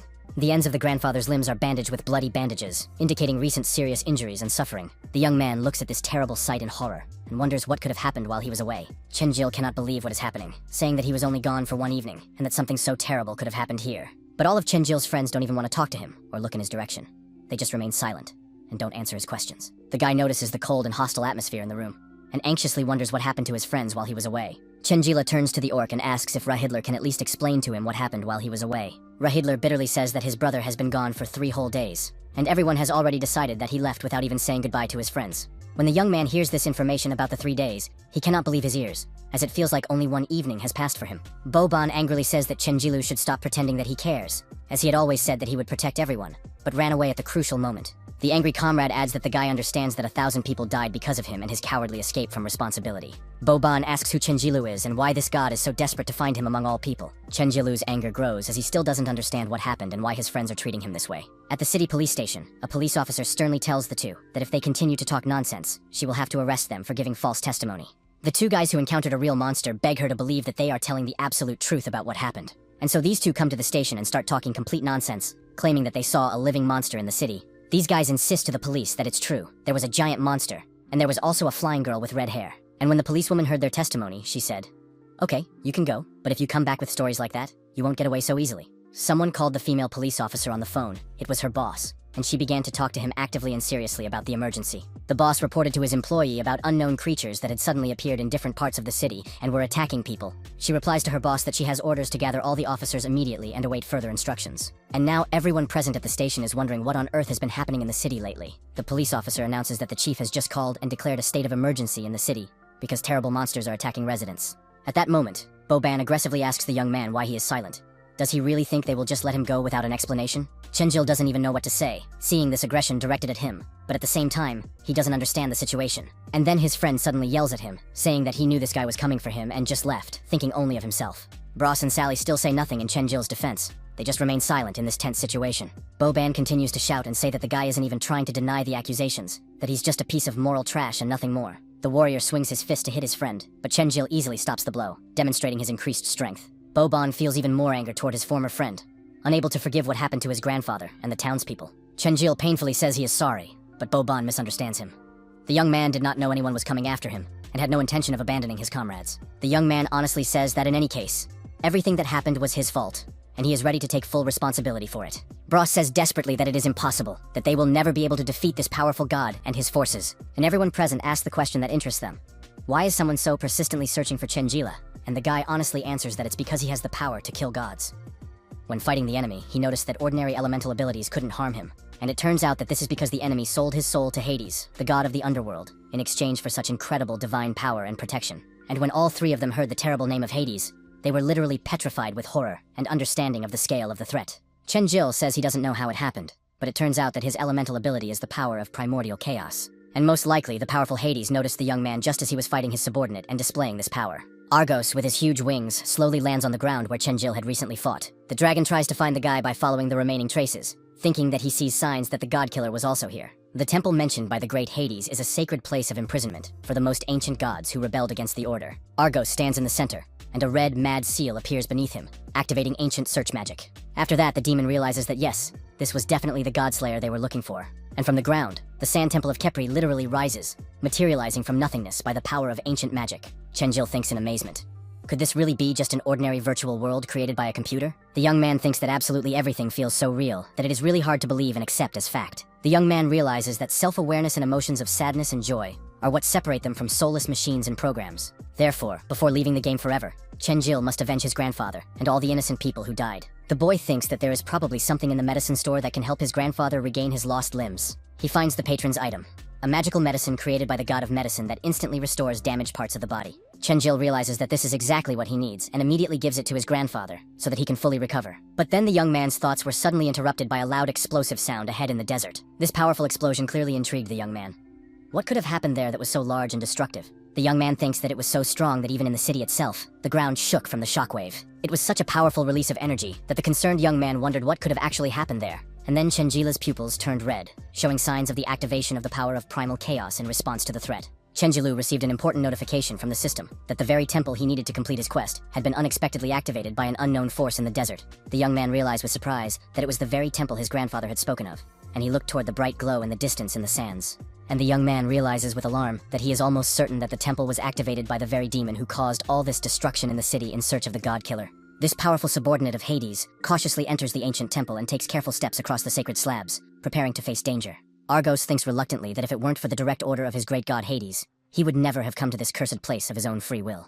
But the Lord of the Underworld sent the demon here specifically to test the strength of the ancient seal that was placed here by the powerful mages of the past. For in such a huge temple in the middle of the endless desert, there must surely be sealed away some incredibly powerful and dangerous creature from ancient times. And the one sealed in the depths of this temple is surely the one whom the almighty god Hades, Lord of the Dead, fears and dreads. And then Argos saw a bright green seal pulsing with energy, and he realized that this was probably exactly as Hades had warned. This was the sacred place that his most beloved and powerful god, Hades, had spoken of with trepidation before sending him into the desert. The dragon began to summon his dark energy, and even more green energy spread around the seal, preparing to awaken what was hidden inside. Argos realizes with horror that the mythical monster, which is the true guardian of the temple, is beginning to awaken from its long slumber. This powerful green energy fills the entire space around the temple, creating an atmosphere of ancient power and unknown danger. Nabushil slowly appears, a true ancient god with burning purple eyes, full of rage from his long imprisonment. At this critical moment, Chenjil thinks with interest, wondering why this unfamiliar demon needs this ancient temple. And the young man realized with alarm that the gods could sense his power,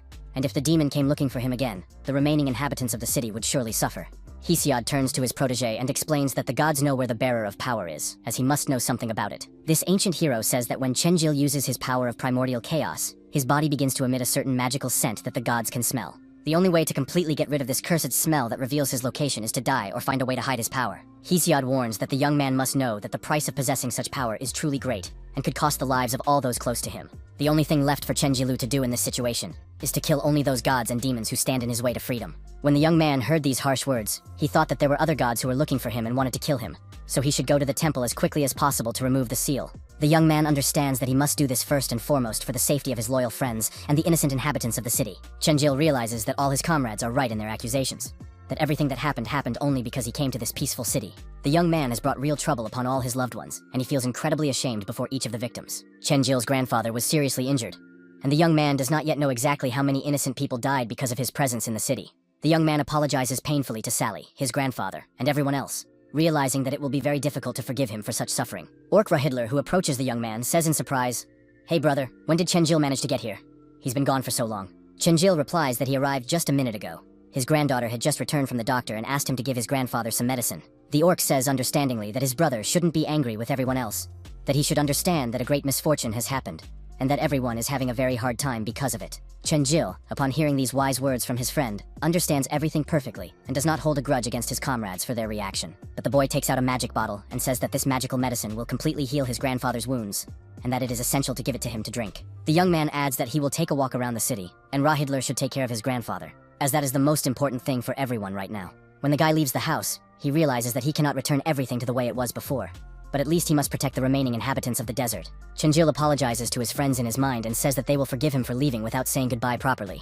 The guy starts running quickly toward the desert, realizing that if he hurries, he might still find the demon alive in the temple. And in the real world, a real nightmare unfolds, with all kinds of monsters emerging en masse from portals across the planet, spreading chaos. This stranger with bright red hair is the only girl standing in the way of the monsters, ready to fight to the end. While all the ordinary people are running away from the monsters in panic, she seems to be calmly preparing to take the blow and give the enemies a worthy rebuff. The girl resolutely raises her gaze and realizes that this is how it must be, ready to face this threat head-on without fear. The warrior sees these terrifying devil monsters methodically destroying the city and mercilessly killing all the peaceful people around them indiscriminately. The radio tells the girl that these monsters appear to be very high-level creatures, the likes of which have never been encountered in the real world before. They add that the commander has already sent 3 of the best fighters of level 120 to help her, and that she should wait a little longer for reinforcements. The command asks the girl if she should wait for help, but she replies that at least 3 more monsters of the same level have appeared in the eastern district, and they cannot be allowed to reach the city center. And then the terrifying devil monster makes a powerful leap at the girl, but she is not at all afraid to face it in single combat. The warrior realizes that the convergence of the 2 worlds is happening much faster than she could have imagined in her worst nightmares. Right now, in every corner of the globe, various monsters are appearing out of nowhere, creating chaos and panic among the population. These monsters methodically destroy absolutely everything in their path and pay no attention to human resistance. Even the most modern and advanced military weapons are simply useless against the magical defenses of these powerful monsters. All of humanity is completely unprepared for the sudden invasion of monsters, and no one knows if there is any way to defeat these creatures. Chenjil has been walking through the desert for 3 hours and 28 minutes, and he still has 8 hours to go before he reaches the temple. The guy thinks with irritation, "Damn, how long is it going to take?" Even though he has access to teleportation, for some reason he can't get to a place he's never been before. Hesiod appears next to him and tells Chenjil that if he flies on a dragon, he can save a huge amount of precious time to reach his goal. And the guy suddenly realizes that he has an adopted daughter, Yaluka, and thinks that maybe he can fly on her as a means of transportation. Chenjilu smiles sheepishly and tells Hesiod that he's just joking about such an absurd idea of using a child to fly. And then, ahead of them, they suddenly saw the very monster from the beginning of their adventure, the one that had devoured several people in the desert. Even from behind, the guy immediately recognized the terrifying monster that had caused his first death in this world. Chenjil sees the disgusting state of the monster devouring the rotting flesh of a dead animal found in the desert sands, and the vile creature itself heard the familiar footsteps of a human approaching and cautiously raised its ugly head. The monster reluctantly looked away from its bloody meal and slowly turned to see where the sound was coming from. Chenjil stared intently at the monster, which had risen and completely torn itself away from its disgusting meal to face the uninvited guest. The young man looked and understood perfectly well that this was the very same enemy he had fought for the first time in the desert. This was the same treacherous monster that had killed Chenjil when he had first arrived in this cursed desert with no combat experience. And this ancient creature clearly senses a familiar human scent that awakens memories of the past. The guy realizes that he had originally intended to avoid encounters with such dangerous monsters, but apparently he has no other choice. Chenjil defiantly tells the monster, "Hey dung beetle, we meet again for revenge." The terrifying creature says in surprise, "You're the one I killed. Why are you still alive and well?" The guy confidently replies that thanks to his first encounter with the monster, he is not only alive but has also developed very well. This primitive monster doesn't even understand what the mysterious words about development mean. The terrifying creature menacingly extends its clawed hand forward and viciously declares that it will kill the guy again without any trouble. But Chenjila's gaze is completely calm, showing that he doesn't care about the threats and is not afraid to fight this enemy. A serious battle begins between the opponents, and the guy easily and gracefully dodges all of the monster's clumsy blows. It is clear how incredibly the guy has grown in strength. Now the monster's attack seems simply ridiculous and pathetic to him. The monster can't keep up with the guy's increased speed and tries to attack more and more with each failed attempt. And then Chenjil decides to counterattack, clenching his fist and directing it straight at the monster's body. The guy says with a smirk, "Does the monster really think that nothing has changed since then, and that it can still only swing its sword?" From such a powerful blow, the monster flies very far away, picking up all the sand that was on the surface. Chenjil proudly replies that he has now become someone who can defeat even the most powerful god in a fair fight. The young man adds that the monster can call him a god slayer, since he has achieved such an incredible level of strength. And then this wild creature suddenly flies high into the air, preparing for its most powerful attack. The creature begins to concentrate all its yellow energy in its hands, and contemptuously says that Chen Jil is a pathetic human. A huge scythe of death materializes in the monster's hands,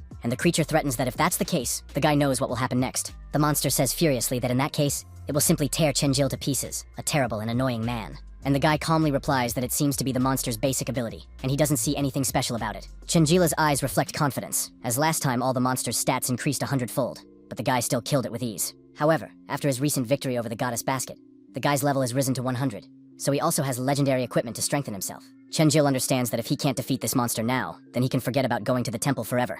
The guy realizes that this battle will determine whether he can even get out of here alive and achieve his goal of liberation. A huge explosion occurs in the desert, its power and destructive force unlike anything ever seen before. Chenjil quickly raises his weapon in front of him to block the powerful blow of this enraged monster. The creature looks at the successful defense with genuine shock, its evil eyes sparkling with surprise. The guy simply jumps nimbly out of the way of the scythe's deadly blow. Chenjil digs his foot into the sand, which begins to smoke under the influence of his increased energy. The young man moves closer and closer to his opponent, swinging his weapon, which is enveloped in the red glow of primordial chaos. The boy concentrates all his strength and releases a huge stream of destructive energy toward the monster. The monster with the scythe manages to dodge, its speed remaining its main advantage. And this monster says contemptuously that humans are still as pathetic and slow as they always were. Chenjil understands perfectly well that this is not the case and wants to use his divine strike skill. The monster clearly did not expect such a swift attack and looks at the approaching man in complete shock and confusion. And with this powerful divine strike, the monster loses 20,000 health points in one blow. This is truly colossal damage, so the frightened beast jumps back sharply for safety. The monster's entire body is covered in deep wounds, and the creature wonders how such a thing is even possible. But the young man receives an alarming notification that the durability of his weapon has dropped to less than 70% of its original state. Chenjil realizes that the durability is being depleted too quickly, and he needs to finish off this monster as soon as possible. Therefore, the guy activates his new transformation called Total Destruction for the final blow. Even the monster itself notices how Chenjil has changed visually, and wonders if this is really the same face as before. The guy gets very close to his opponent, and reaches out with his hand toward the monster's body to deliver the decisive blow. Chenjil clenches his fist and strikes with his sword, which literally passes through the monster's defenses. The weapon completely enters the monster's heart, inflicting critical damage to a vital organ. But the guy doesn't understand one thing.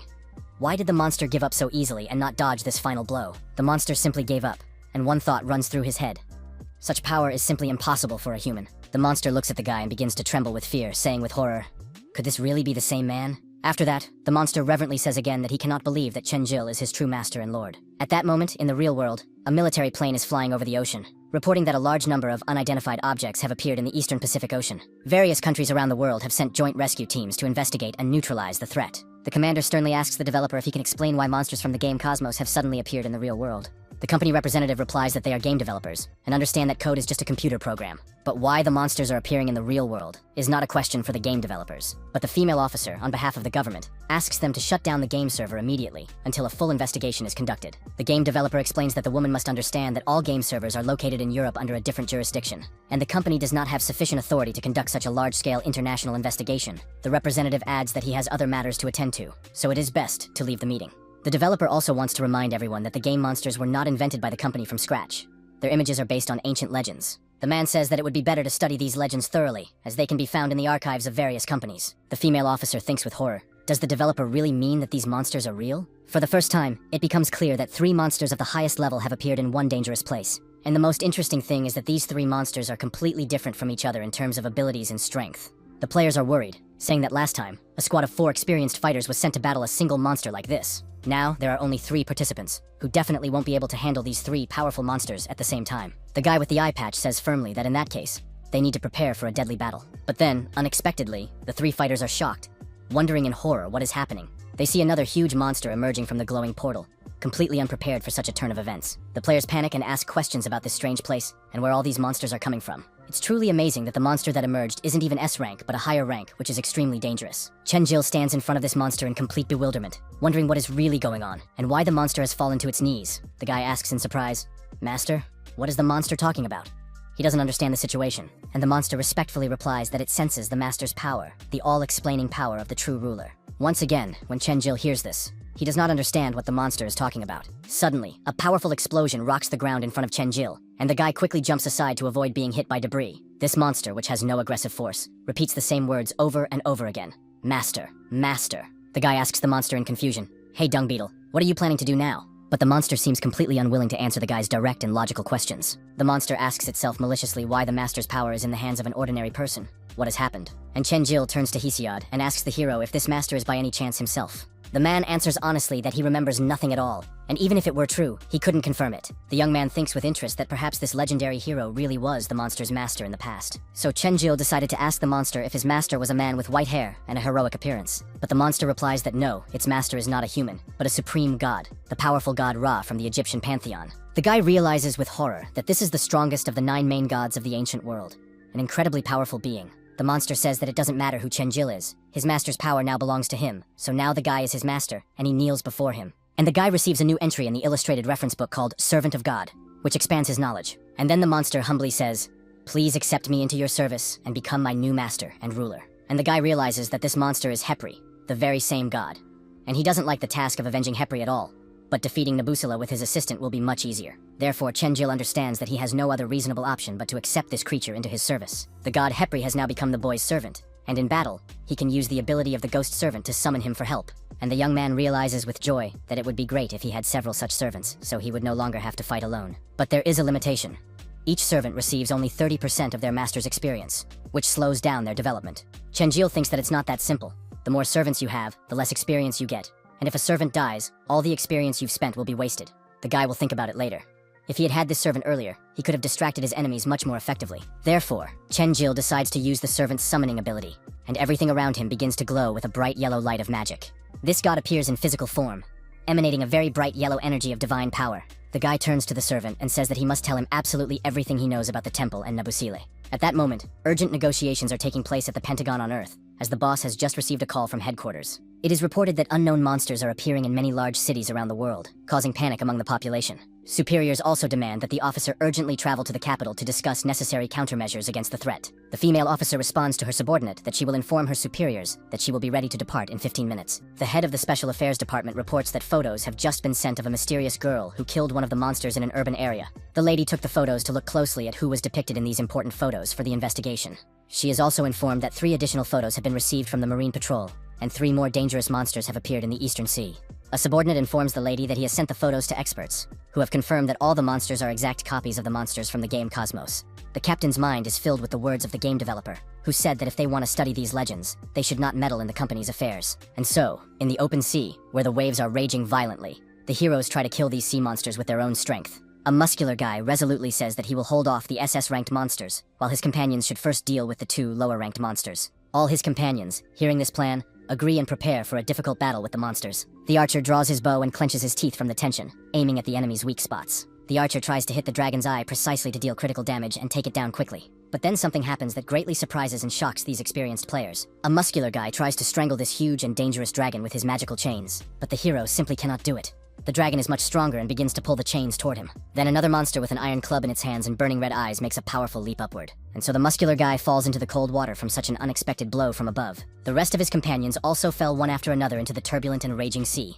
The monster watched with a contemptuous grin, realizing that these people were too weak to be worthy opponents for monsters. But then the heroes surfaced, luckily surviving the fall. The blonde woman said desperately that they couldn't handle monsters of such a high level, and needed help from someone much stronger. The guy with the bandage responds firmly that they won't let these monsters reach their hometown. The heroes are determined to stop the monsters here, even if it costs them their lives to save the people. The player resolutely takes out his sharpened sword, preparing for a final battle to the death. Suddenly, a commander named Hisaki appears, insanely confident, and says that they will leave this matter to him. The dragon, seeing that another strong fighter has appeared, is enraged and ready to attack fiercely. But the commander is truly lightning fast, moving from point to point in a fraction of a second. Hisaki draws his weapon and uses it to deliver a barrage of lightning-fast strikes against his enemies. After that, the commander calmly put his weapon back in its protective case, as if nothing had happened. All that can be seen behind him is how he froze all these monsters in thick ice with special technology. The monsters cannot move, and Hisaki delivers the final blow, called Snow Moon. Chenjil, who is still in the desert with his new servant, patiently waits for specific answers to his questions. Hepri, an ancient beetle god, tells Chenjil that it all began with the appearance of the powerful god Morpheus in this world, several decades ago.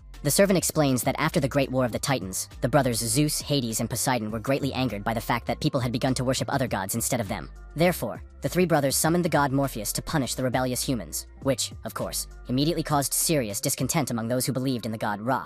But these 3 powerful brothers did not have enough power.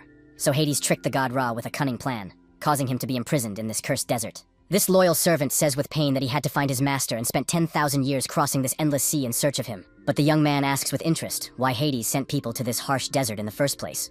What was the purpose of the god of the underworld? Heper coldly replies that in the eyes of the gods, humans are nothing but pieces of meat, no different from the pitiful insects that can be crushed.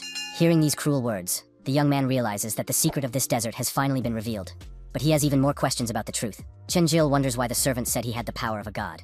Could it be that the hero inside him and the power of the primordial chaos have something to do with it? The young man realizes that in order to find the complete answer to all his questions, he must find the god Ra and ask him everything himself. The guy tells Hepri that they still have a long way to go on foot to reach the temple, so they need to continue on their way as soon as possible. This ancient monster tells his master that if he looks there, it will be much faster and easier to get to the temple. The guy doesn't understand what he's talking about, so the servant decides to demonstrate his abilities by glowing brightly with yellow energy. This divine energy is so bright and powerful that it simply blinds everything around it for a few seconds. Yaluka's daughter, who sees this incredible bright glow, is also genuinely delighted by this magical sight. Hepri can take the form of a giant flying beetle, and during flight, he loses 10 units of energy every 10 kilometers. And the guy realizes with relief that it turns out his servant can fly without expending a lot of energy on transportation. This huge divine beetle landed on the sandy ground, and with it, it will indeed be much faster to get to the temple. The servant respectfully addresses the young man, and tells him that his master must climb onto his back as quickly as possible for the flight. And after Chenjil sat comfortably on its back, the huge beetle powerfully pushed off the ground and flew into the sky. The young man enthusiastically replies to the servant that they must go forward,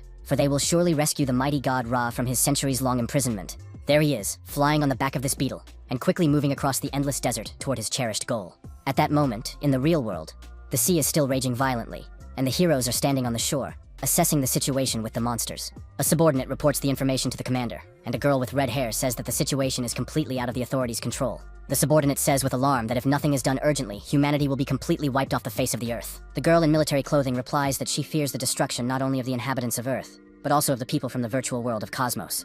When the guy with the bandage hears this, he doesn't even know what to say to such a revelation about the connection between the two worlds. The girl went into her game menu to get some important information about what was happening in the world. Then a very bright flash of lightning appeared in the sky directly above the sea, illuminating everything around with a blinding light. The army of the powerful Hades had already reached the continent, which was terrible and meant the beginning of a real war between the worlds. The red-haired girl realized with horror that soon all this would turn into a real bloodbath, and even more madness across the planet. Chenjil, riding his faithful beetle servant, finally flies up to the ancient temple visible on the horizon among the sand dunes. They didn't take long to get there. Everything happened very quickly thanks to Hepri's ability to fly. Chenjil asks his inner companion or hero, Hesiod, if he remembers anything important about the past. But he sadly replies that no, his mind is completely blank, with no memories left. The young man sympathizes, realizing that the hero does not even remember who he is, and wonders how he can help him regain even a little of his lost memory.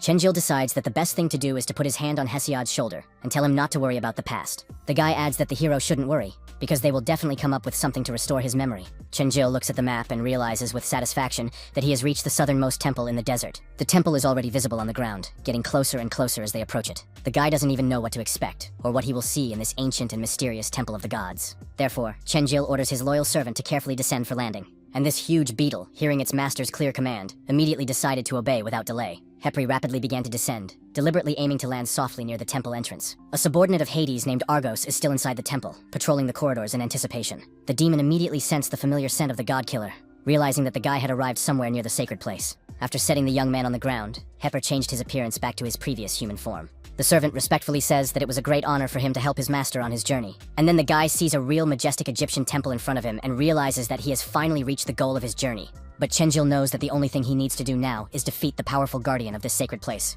The young man wonders with interest whether the temple activated the demon that attacked the city, or how exactly that happened. As Chenjil climbs the ancient stone steps, he thinks that the enemy may still be in the temple. The young man realizes that there is a strange and sinister smell here. And at the top, he notices the silhouette of a humanoid creature. This is Aida's subordinate, Argos, who has been patiently waiting for the young man in this temple since the beginning. With a sinister smile on his face, this blonde demon says that they have finally met face to face. And the guy, with a malicious expression on his face, realizes with fury that yes, this is indeed the very killer who did everything. Argos mockingly tells the young man to relax, saying that the demon will simply cut off his head, and death will be quick and almost painless. After these words, the dragon makes a powerful leap from the roof of the temple, preparing to attack. Argos appears in front of the guy in a flash, so fast that he doesn't even realize what just happened. The demon waves his hand threateningly, a ruthless and sadistic smile of anticipation appearing on his face. Real sharp dragon claws begin to grow from Argos's hands, ready to tear his enemy apart. Then there is a huge explosion so powerful that the entire desert within a radius of several kilometers shakes from the shockwave. But then, for some reason, the sinister smile disappears from the enemy's face after this huge, unexpected blow from behind. Hepri appeared out of nowhere and heroically defended his master from the deadly attack of the demon Argos. Chenjil realizes with relief that Argos should have hit him just as quickly. But his loyal servant really did save his life. The young man realizes with alarm that this monster is much stronger than he could have imagined even in his wildest dreams. Aida's servant thinks with surprise that this guy has a ghostly servant.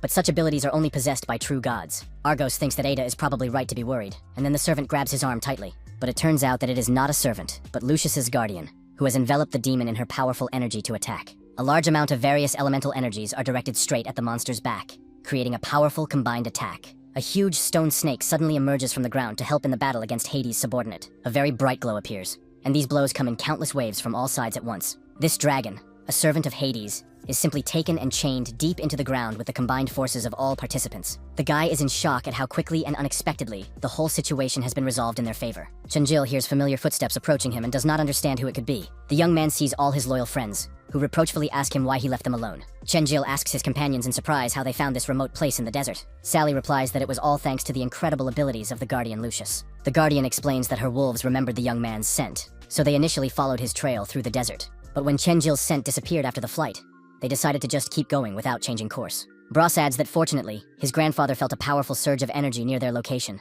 and then everyone realized that this energy surge clearly did not happen in the desert by accident. So the young man happily tells his grandfather that he can see that the old man's hands have completely healed. The grandfather says that yes, he is now completely fine and in excellent health. The old man thanks the young man for the magical medicine, knowing that he had gone out of his way to get it for him. The young man replies with a sincere smile that he couldn't have done anything else in such a situation. Then, unexpectedly, Bros asks curiously who Chenjilong is. The young man replies that it is actually Hepri, his new ghost servant and assistant in battle. Everyone who heard this couldn't believe their ears, and looked at each other in amazement. Bros reverently says that this is the very same scarab god, the bodyguard of the legendary god Ra, and the guy confirms that yes, everything is indeed as the warrior says. And then, unexpectedly, when this subordinate of Hades was imprisoned in stones, he began to move actively and resist. Argos spreads his fingers wide and creates a huge flash of red energy that emanates powerfully from the heavens. The demon easily breaks free from the heavy stones that temporarily bound him.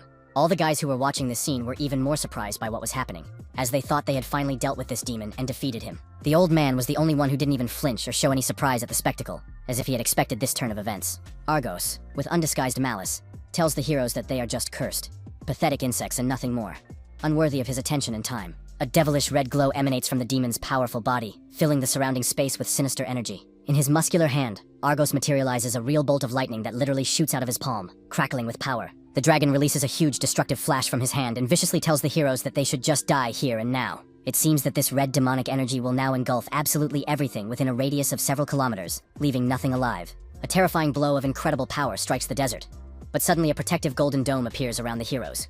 Ada's subordinate becomes even more enraged by the disappointing sight before him.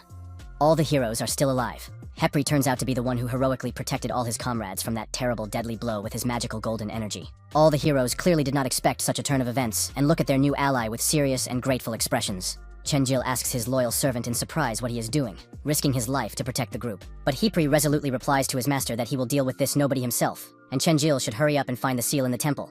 When the boy hears this wise advice, all the heroes turn straight toward the temple entrance and say that it's a good idea.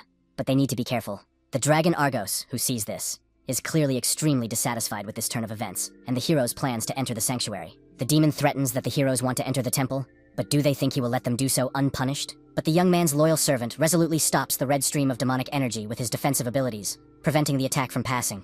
This does not please the demon, understandably, but there is nothing else left to do but fight the scarab god. Argos angrily tells Hepri that he is interfering again, asking why he is so annoying and won't let him deal with the people. And when Chenjil and the whole team get even closer to the entrance, they realize that they need to quickly enter the temple and not waste any precious time. The massive ancient doors slowly open, and a truly majestic Egyptian temple reveals its mysterious interior to the travelers. Chenjil resolutely tells his loyal companions that they must hurry as fast as possible. There is no time to wait or linger. Here they all run together into the temple through the open passage, leaving the battle behind. Hepri was sincerely glad that his master and friends had managed to safely make their way inside the sacred temple to carry out their mission. The scarab god defiantly tells Argos that now it is just the two of them left here, the dragon against the ancient god. And now this team of heroes is running quickly through the dark, winding corridors of the ancient temple, lit by torches. The guy thinks to himself in bewilderment how strange it is that they have been running here for quite some time, but the corridor never ends, as if it were endless. Suddenly, Chenjil stops abruptly in the middle of the corridor, causing everyone else to slow down as well. The young man tells his companions that they all need to stop and wait while he investigates his suspicions.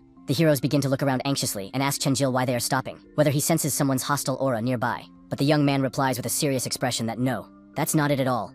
The problem lies elsewhere. Boban immediately starts shouting loudly and indignantly says that Chenjil is deliberately scaring them for no reason. Chenjil says with concern to his companions that they don't find it strange that they are now running down an endless corridor with no end in sight. Chenjil says with concern that something is definitely wrong here, as he remembers perfectly well what the temple looked like from the outside when they approached it. The distance the heroes have already covered inside the corridor is clearly many times greater than the external length of the entire temple, which is physically impossible. The guy says with understanding that he thinks space and time here are very different from the normal world outside, that different laws apply. And when Chenjil approached the stone wall, he saw a strange blue mark that began to glow very brightly as he approached. The young man deliberately placed it there, or rather, his grandfather placed it there, explaining that this mark would tell them whether to move forward or stay where they were.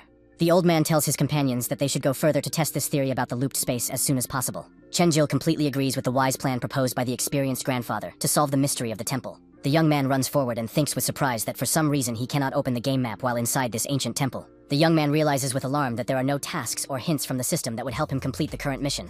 The guy knows that he probably just missed something important or didn't pay attention to the details. Sally stops abruptly in the middle of the corridor. Her gaze becomes very alarmed, and she tells the others to look ahead. Chenjil also looks in the direction she is pointing and tries to understand what is so surprising and disturbing that the girl has seen there. And then, to the horror of all the characters, they return to the very same blue mark that the old man had previously placed on the wall. Boban says with irritation that they have been walking down the corridor for so long. When will this damn corridor ever end? The girl replies anxiously that they are moving much faster than usual and should have reached the exit long ago. Chenjil regretfully tells his companions that he is sorry, but he thinks there is definitely no normal way out. If the guy is not mistaken, the same mark they used as a landmark is right ahead of them. The heroes simply move and walk in a closed circle like real fools who have fallen into a spatial trap. Here they are, back at the same blue mark, confirming the theory that the corridor is a loop. Chenjil thinks about when all this started, but the system doesn't give any useful clues to solve the puzzle. The guy realizes that Hepri is still fighting that demon outside, and they can't just keep wasting precious time here. And just as Chenjil was standing a little to the side, thinking, all his friends began to rush toward him. His companions ran up and excitedly said that they had carefully examined every inch of space in the corridor.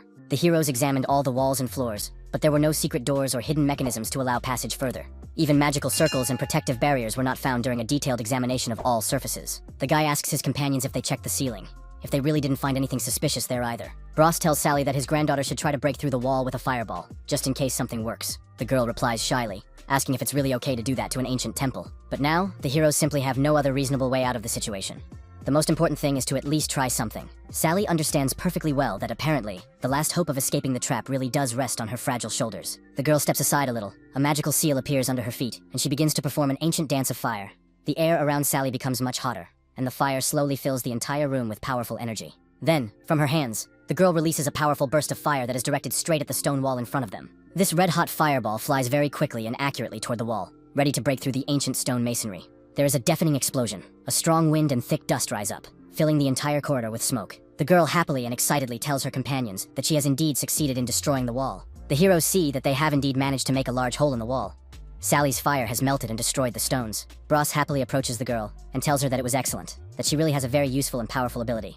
But then, when everyone approached the hole in the wall, they saw something unexpected with alarm and horror. The heroes saw that through the hole in the wall, they could see the same blue mark that the old man had made on the opposite wall earlier. Everyone is puzzled, thinking that this thing looks exactly like the mark they left as a reference point. The comrades couldn't believe that such a thing could actually be physically possible in reality. Boban angrily says that whoever is playing this joke should come out and show himself immediately. Chenjil thinks he remembers from school that he read that someone called Earth a prison for all of humanity, in a philosophical sense. The entire corridor is a closed circle, but the heroes cannot sense it. Something is distorting their perception of space. So the guy realizes that it's all one big magical maze, but how on earth can they get out of it alive? And at that moment, in a tall building in Tokyo, a professor turns to his colleagues and says that the photographs show monsters. These monsters look exactly like the creatures from the game Cosmos, which raises serious suspicions among the researchers. Their appearance completely matches the images of monsters, and indeed, these creatures are found in the ancient mythology of various peoples. So it turns out that these legends are not just legends and fabrications of ancient people. It turns out that these are real historical facts that humanity has forgotten or does not want to remember. Chenjil and his companions remain sealed in this terrible place, with no apparent way out. Boban is angry and says desperately that they will really have to stay here for the rest of their lives. The guardian Lucius replies to the warrior that the constant shouting is getting on everyone's nerves and driving them crazy. The guy gets angry at this remark and lunges at the girl, saying that she wants to fight him. Sally anxiously asks everyone present if anyone has any ideas for a way out. Chenjil realizes that this is just a task from the system, so there must definitely be a way out and a way to get out of here. But the guy is clearly missing something. Suddenly, Chenjil hears the voice of the hero Hesiod, who addresses him and utters a strange ancient name. After that, this blonde hero, who is sealed in Chenjil's mind, repeats and says something, seeming to really recognize the name. Chenjil realizes that this ancient name looks very familiar and familiar to him, but he can't remember where he heard it before. Then the guy realizes and remembers everything perfectly. It's the same name he saw earlier in a book on ancient mythology at school. It is a mythical snake that bites its own tail, a well-known symbol of the endless cycle and eternity called Ouroboros. Chenjil tells Hesiod that if he really means that the heroes are now inside this snake, then they will have to gnaw through its belly from the inside to get out. The hero explains to the young man that this snake is not at all what he imagines it to be, but a divine trap set by the god of dreams. And to break it, you first need to find the one who activated this cunning trap and kill him to be freed. And the guy thinks with horror that Hesiod wants to say that one of the guys is actually not a real person right now. In other words, the hero wants to say that this is an artificial fake created by this powerful god of dreams to deceive them. The hero answers affirmatively, yes, you have to be careful, because inside the snake, this imposter is like a real god in terms of power. Chenjil understands that he must not be scared away prematurely. He must first be identified and killed in some way. The guy looks at his companions intently and thinks carefully about which one of them is not who he claims to be. Chenjil thinks that perhaps it is the guardian Lucius, who appeared here recently and unexpectedly. The young man narrows his eyes and thinks that, no, she seems to be behaving completely normally and naturally. The guy looks at his other companions and thinks that maybe one of his old friends is hiding a secret. Turning around, Chenjil thinks that perhaps it is Sally's granddaughter, or the warrior Boban disguised as a friend. But the young man looks at them closely and thinks that their behavior seems completely normal and familiar. The guy realizes with alarm that this scoundrel has disguised himself too well as one of his companions. At that moment, in the underground world, a stunningly beautiful girl stands by a beautiful tree and ponders what is happening. She wonders how this could have happened, how someone could have activated an ancient trap. The girl thinks about the temple located right in the desert where the events are unfolding. She realizes with alarm that there is definitely someone there, and that this someone has activated a dangerous divine trap. A man suddenly appears behind the girl and addresses her respectfully by the name Onir. It is Hades himself who has come, and the girl says anxiously that she is surprised to see him there. The god of the underworld asks what is wrong, whether she is not happy to see him, and why she has such a strange expression on her face. Onir immediately explains that she is simply seeing him for the first time on the outskirts of the underworld, so she is genuinely surprised. Hades replied that his trembling father had somehow escaped from the impregnable Tartarus, which was causing serious alarm. When the beautiful girl hears this news, she says in horror that it is impossible, as the divine trap of Tartarus had not been activated, and he could not have simply disappeared from there. But Hades insists that Onir must help him find his escaped father before Zeus and Poseidon find out. The god of the underworld threatens the girl that otherwise she herself will take Cronus' place in the cursed Tartarus forever. The girl is frightened and completely agrees to Hades' demands, understanding the seriousness of the threat and the consequences of refusal. Honor wonders what the powerful Cronus did to escape from Tartarus while avoiding Cerberus. She anxiously wonders what really happened in that distant desert where the temple is located. The old man says with surprise to Chenjil that he wants everyone to practice their archmage combat skills right there. Chenjil replies that yes, everyone is stuck here, so why not train while waiting for a solution? The young man's friends do not understand what Chenjil is up to and ask him in bewilderment about his reasons. The young man explains to his friends that they have nothing else to do anyway, so let's all train together to improve our skills. Sally smiles cheerfully and tells the old man not to listen to these guys. They've gone completely mad from idleness. Chenjil thinks that if he tests his comrades one by one, the imposter will sooner or later become suspicious, so it's better to arrange a general fight. Therefore, this is most likely the way the guy will be able to find out who the real imposter is in the group. And then the old man unexpectedly agrees to the proposal and says that they can begin testing their fighting skills. All the guys were extremely surprised that the old man actually agreed to Chenjil's strange proposal. Chenjil understands that this is definitely the real old man, because the old man would have agreed to the young man's request in any case. The old man knows that Chenjil wouldn't ask for anything without a reason, so he understood that the young man had a hidden plan. Once upon a time, the old man was one of the 12 legendary heroes. He is incredibly perceptive, so he understands everything without explanation. Hesiod turns to the young man and says that he didn't think he would choose this method, but an imposter cannot be recognized by his fighting skills. Chenjil replies that he knows skills can be easily copied, but there is something that no double can repeat. The young man explains that he knows these are combat habits that an imposter cannot accurately repeat or copy. Every person in battle adheres to their own unique tactics, developed over years of experience. Since the train of thought is embedded in the very essence of a person, their character and life experience, it is impossible to fake. Therefore, one simply needs to carefully observe each of one's comrades during battle and find the imposter. It is very simple. Hesiod warns that Chenjil has only one chance.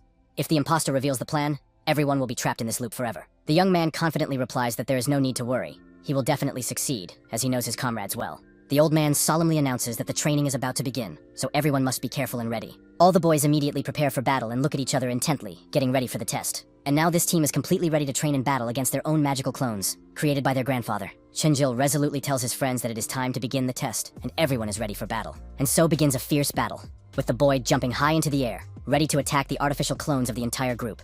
The rest of his comrades also join Chenjil in this real battle against copies of themselves. Chenjil is very serious during this fight, trying to carefully observe the tactics of each of his friends. The guardian Lucius says with contempt that she is not interested in these childish games, so it is best to end the test as soon as possible. When the guy hears this, he thinks that the guardian is acting just like she always does, killing the weakest opponent in the first few seconds of the battle, which means she is the real deal. Chenjil watches Sally closely, observing how the girl fights her exact copy and analyzing her tactics. The clone with the weapon swings his sword and almost reaches the girl, posing a real threat to her. Chenjil helped Sally and said he would delay this dangerous doppelganger while she helped the other comrades. The girl was very surprised by this unexpected offer, and replied somewhat confusedly that, okay, she would help the others. And so the guy really did continue to deal with this copy of Sally, while keeping an eye on the others. The young man understands that he must constantly force his comrades to make choices in battle, as this is the only way to identify the imposter among them. Boban also swings his weapon in a fierce battle, and watches closely as the others fight their copies. The warrior clenches his teeth, thinking that the fight is taking too long and needs to end quickly. Bros is also in a tense battle with his real copy, demonstrating his usual fighting techniques. And here, among the combatants, there is also an assassin who uses his earth powers to fight his doppelganger. All these guys are on the battlefield, and it seems that there really is no imposter among them. They all quickly deal with their copies, easily and efficiently destroying the magical doppelgangers. But then the voice of the Guardian is heard, telling Bobanya that he is destroying his doppelganger too easily, that he is weak. Bros sees this girl and tells her that she is beautiful, and that he might want to get to know her, since she is so incredibly strong. Chenjil also thinks that Boban has decided to fight alongside the Guardian, since she controls shadows just like him. Bros and Assassin, as before, methodically eliminated their doppelgangers during this trial fight. The Guardian attacked the weakest opponent, Sally's clone, and the guy thought about it, realizing that she was probably acting out of habit. And then Chenjil shouted loudly that he knew perfectly well who among them was the real imposter. The guy looked again at the Guardian, who was fighting a weak clone instead of her own. The young man looks at his grandfather's granddaughter, who is also trying to help her comrades in battle against her doppelganger. Boban achieved a real victory over the copy, his gaze madly determined and full of rage. The young man Chenjil ran up to the one who remained among all the fighters to expose the imposter. Chenjil resolutely approached the warrior with yellow hair who was fighting among his comrades in this trial. And then, literally a second later, the guy swung his sharp weapon with lightning speed to deliver the fatal blow. The young man slit the throat of this Bros, his most loyal comrade, and the assassin was completely shocked by what he saw. The assassin simply watched as the young man suddenly decided to slit the throat of his close friend. Chenjil had a madly evil look on his face, watching intently as this copy simply suffocated from the fatal wound. The assassin screams in horror at what Chenjil is doing, asking why he did such a terrible thing.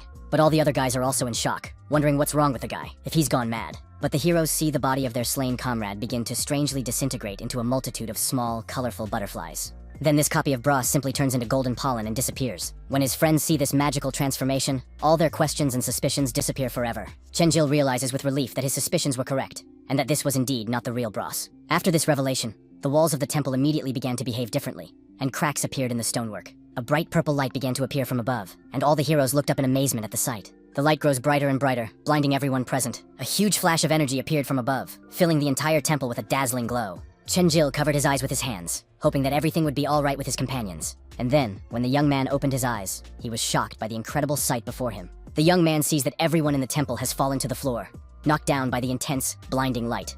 Chenjil thinks hopefully that he has indeed succeeded in his mission to free them. Bros also came to his senses after the flash and said that everything was fine, explaining what had happened and why everyone was sitting there. Boban grabs Chenjil by the shoulders and asks him what the hell he was doing. The warrior naturally clenches his teeth and asks the young man where he was looking and why he is not answering questions. Chenjil, with a satisfied smile on his face, happily tells his comrades that they need to look. They've gotten out of the time loop.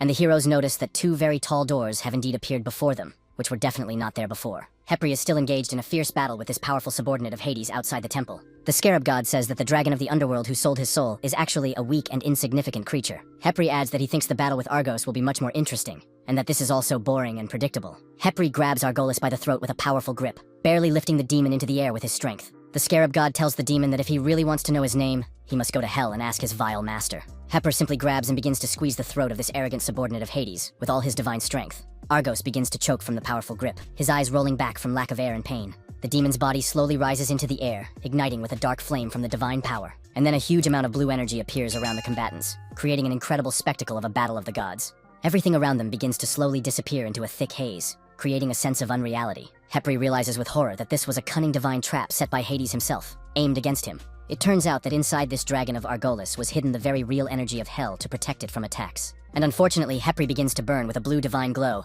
losing strength in an unequal battle. But the dragon survives the attack because it has this powerful hellish protection from the gods. Suddenly, a purple seal appears in the sky, bright and reminiscent of the color of the underworld. It begins to glow brightly, and a yellow beam shoots out of it, piercing the space. And the dragon Argos realizes that Lord Hades himself has arrived in person. Hades stands in his underground palace on his usual balcony, deep in thought about what is happening. Bright blue energy pulsates in the god's hands, and he realizes that the trap in his subordinate's body has been activated. Iolus realizes that the killer of the gods is indeed in the desert and poses a threat. The girl Onir is still in another part of Hades' underground world, sitting alone in her chambers. She feels a deep sadness and sorrow at the fact that she is just sitting there and cannot change anything. At that moment, in the temple itself, the old man turns to the young man and asks him what he wants to say. that it was a trap set by a god. The old man is curious as to how Chenjil even knows about such complex divine traps and how they work. Chenjil realizes that he cannot tell the truth and explain everything honestly to his companions, so he does not even know what to say. His granddaughter is also surprised and asks her grandfather what a divine trap is and why she has never heard of it before. The guardian Lucius explains that every god possesses a unique spell that allows them to create a special divine trap. She adds that divine traps are actually effective even against the gods themselves. You could say they are their secret weapon. Lucius asks the young man how he knew that killing this fake Bros would break the trap. Bros, who remembers nothing about what happened, asks whose murder he was just killed for. Chenjil explains that everyone was trapped inside the trap, and the only way to escape was to kill the imposter among them. The guy receives a notification that the ghost servant Hepri was injured in battle and has been sealed, and will only be available for summoning in 30 hours. The guy tells his companions that they need to hurry, as the demon outside has sealed his ghost servant. Chenjil adds that it is important to understand correctly, as he believes that the dragon Argos is simply that powerful. And so, closer and closer, they decide to act together and approach the huge ancient temple doors. The ancient doors of the Egyptian temple slowly open, and the heroes have no idea what to expect inside. They confidently enter the sacred place and see that there is just another long corridor leading deeper inside. The heroes realize that they can only go forward along the corridor, so they begin to move cautiously deeper into the temple. The old man's granddaughter says anxiously that it is very strange. There is not a single guard or defender of the temple here. Then, new doors open ahead, and the ones they came through slam shut with a loud bang. The heroes hear this ominous sound, turn around, and realize that things are very bad. They are trapped. The companions have fallen into a real trap, specially prepared for uninvited guests in the temple. Sally points and tells the others that they need to see what is ahead in the darkness. And the heroes saw crazy green eyes in the darkness, glowing ominously and staring straight at them.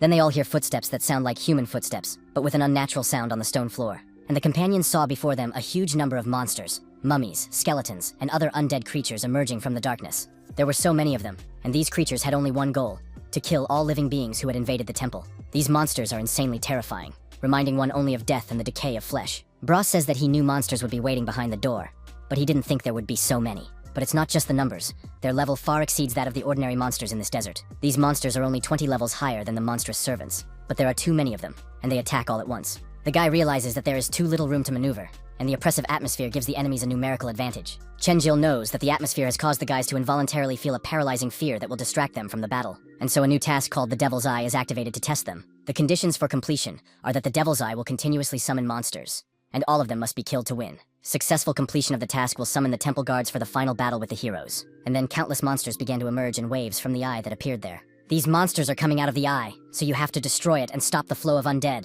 The guy thinks that now they need to figure out what their top priority is in this battle. Sally turns to her grandfather and says that there are more and more enemies, and asks what they should do. Chenjil, who doesn't want to wait to figure out the situation, takes a very powerful leap forward. The guy flies forward as fast as he can, so that only a bright flash of his movement can be seen. With his weapon, the young man cuts down many enemies with one sweeping blow, clearing the way. The guy realizes that the most important thing now is to restore his comrades' confidence in their victory over their enemies. When all his comrades look at his actions, they realize that there is really no need to panic in such a situation. The heroes see how their friend so easily dealt with these skeletons, demonstrating his increased strength. So the guy shouts to his comrades that they need to gather their strength, as monsters are coming out of that eye. All they need to do is cover Chenjila so he can deal with the source of the threat. Boban, watching Chenjila's actions with a satisfied smile, says that nothing has changed. The guy is the same upstart as always. But all the other guys obediently listen to him, realizing that they really need to do exactly what he suggests in order to win. Everyone must cover Chenjila and help him get close to the sinister eye that is spawning monsters. So the old man also stands up and tells all his comrades that it's time to attack together. All the guys raised their weapons and prepared for what was about to happen. A serious battle with the undead. The heroes know that they must make it clear to these monsters that they will be easily killed, despite their numerical superiority. And the boys must understand that they are all a team and must work together to achieve their common goal. Boban says that Chenjilu cannot be allowed to take all the glory, so he plans to use his shadow skill. Bros, like a true warrior, leaps forward, ready to fight shoulder to shoulder with his comrades. This devilish eye begins to glow brightly with a purple light, and monsters keep coming out of it in an endless stream. These terrifying skeletons, all clad in ancient armor, march further and further, emitting frightening cries. Chenjil noticed that something had changed dramatically in the behavior and nature of these monsters compared to the usual ones. The young man notices that the skeletons' bodies are beginning to be enveloped in a fierce red energy that was not there before. The young man takes a sharp leap forward and swings his weapon, realizing that something is wrong here. Chenjil turns his gaze and thinks with horror how this is possible.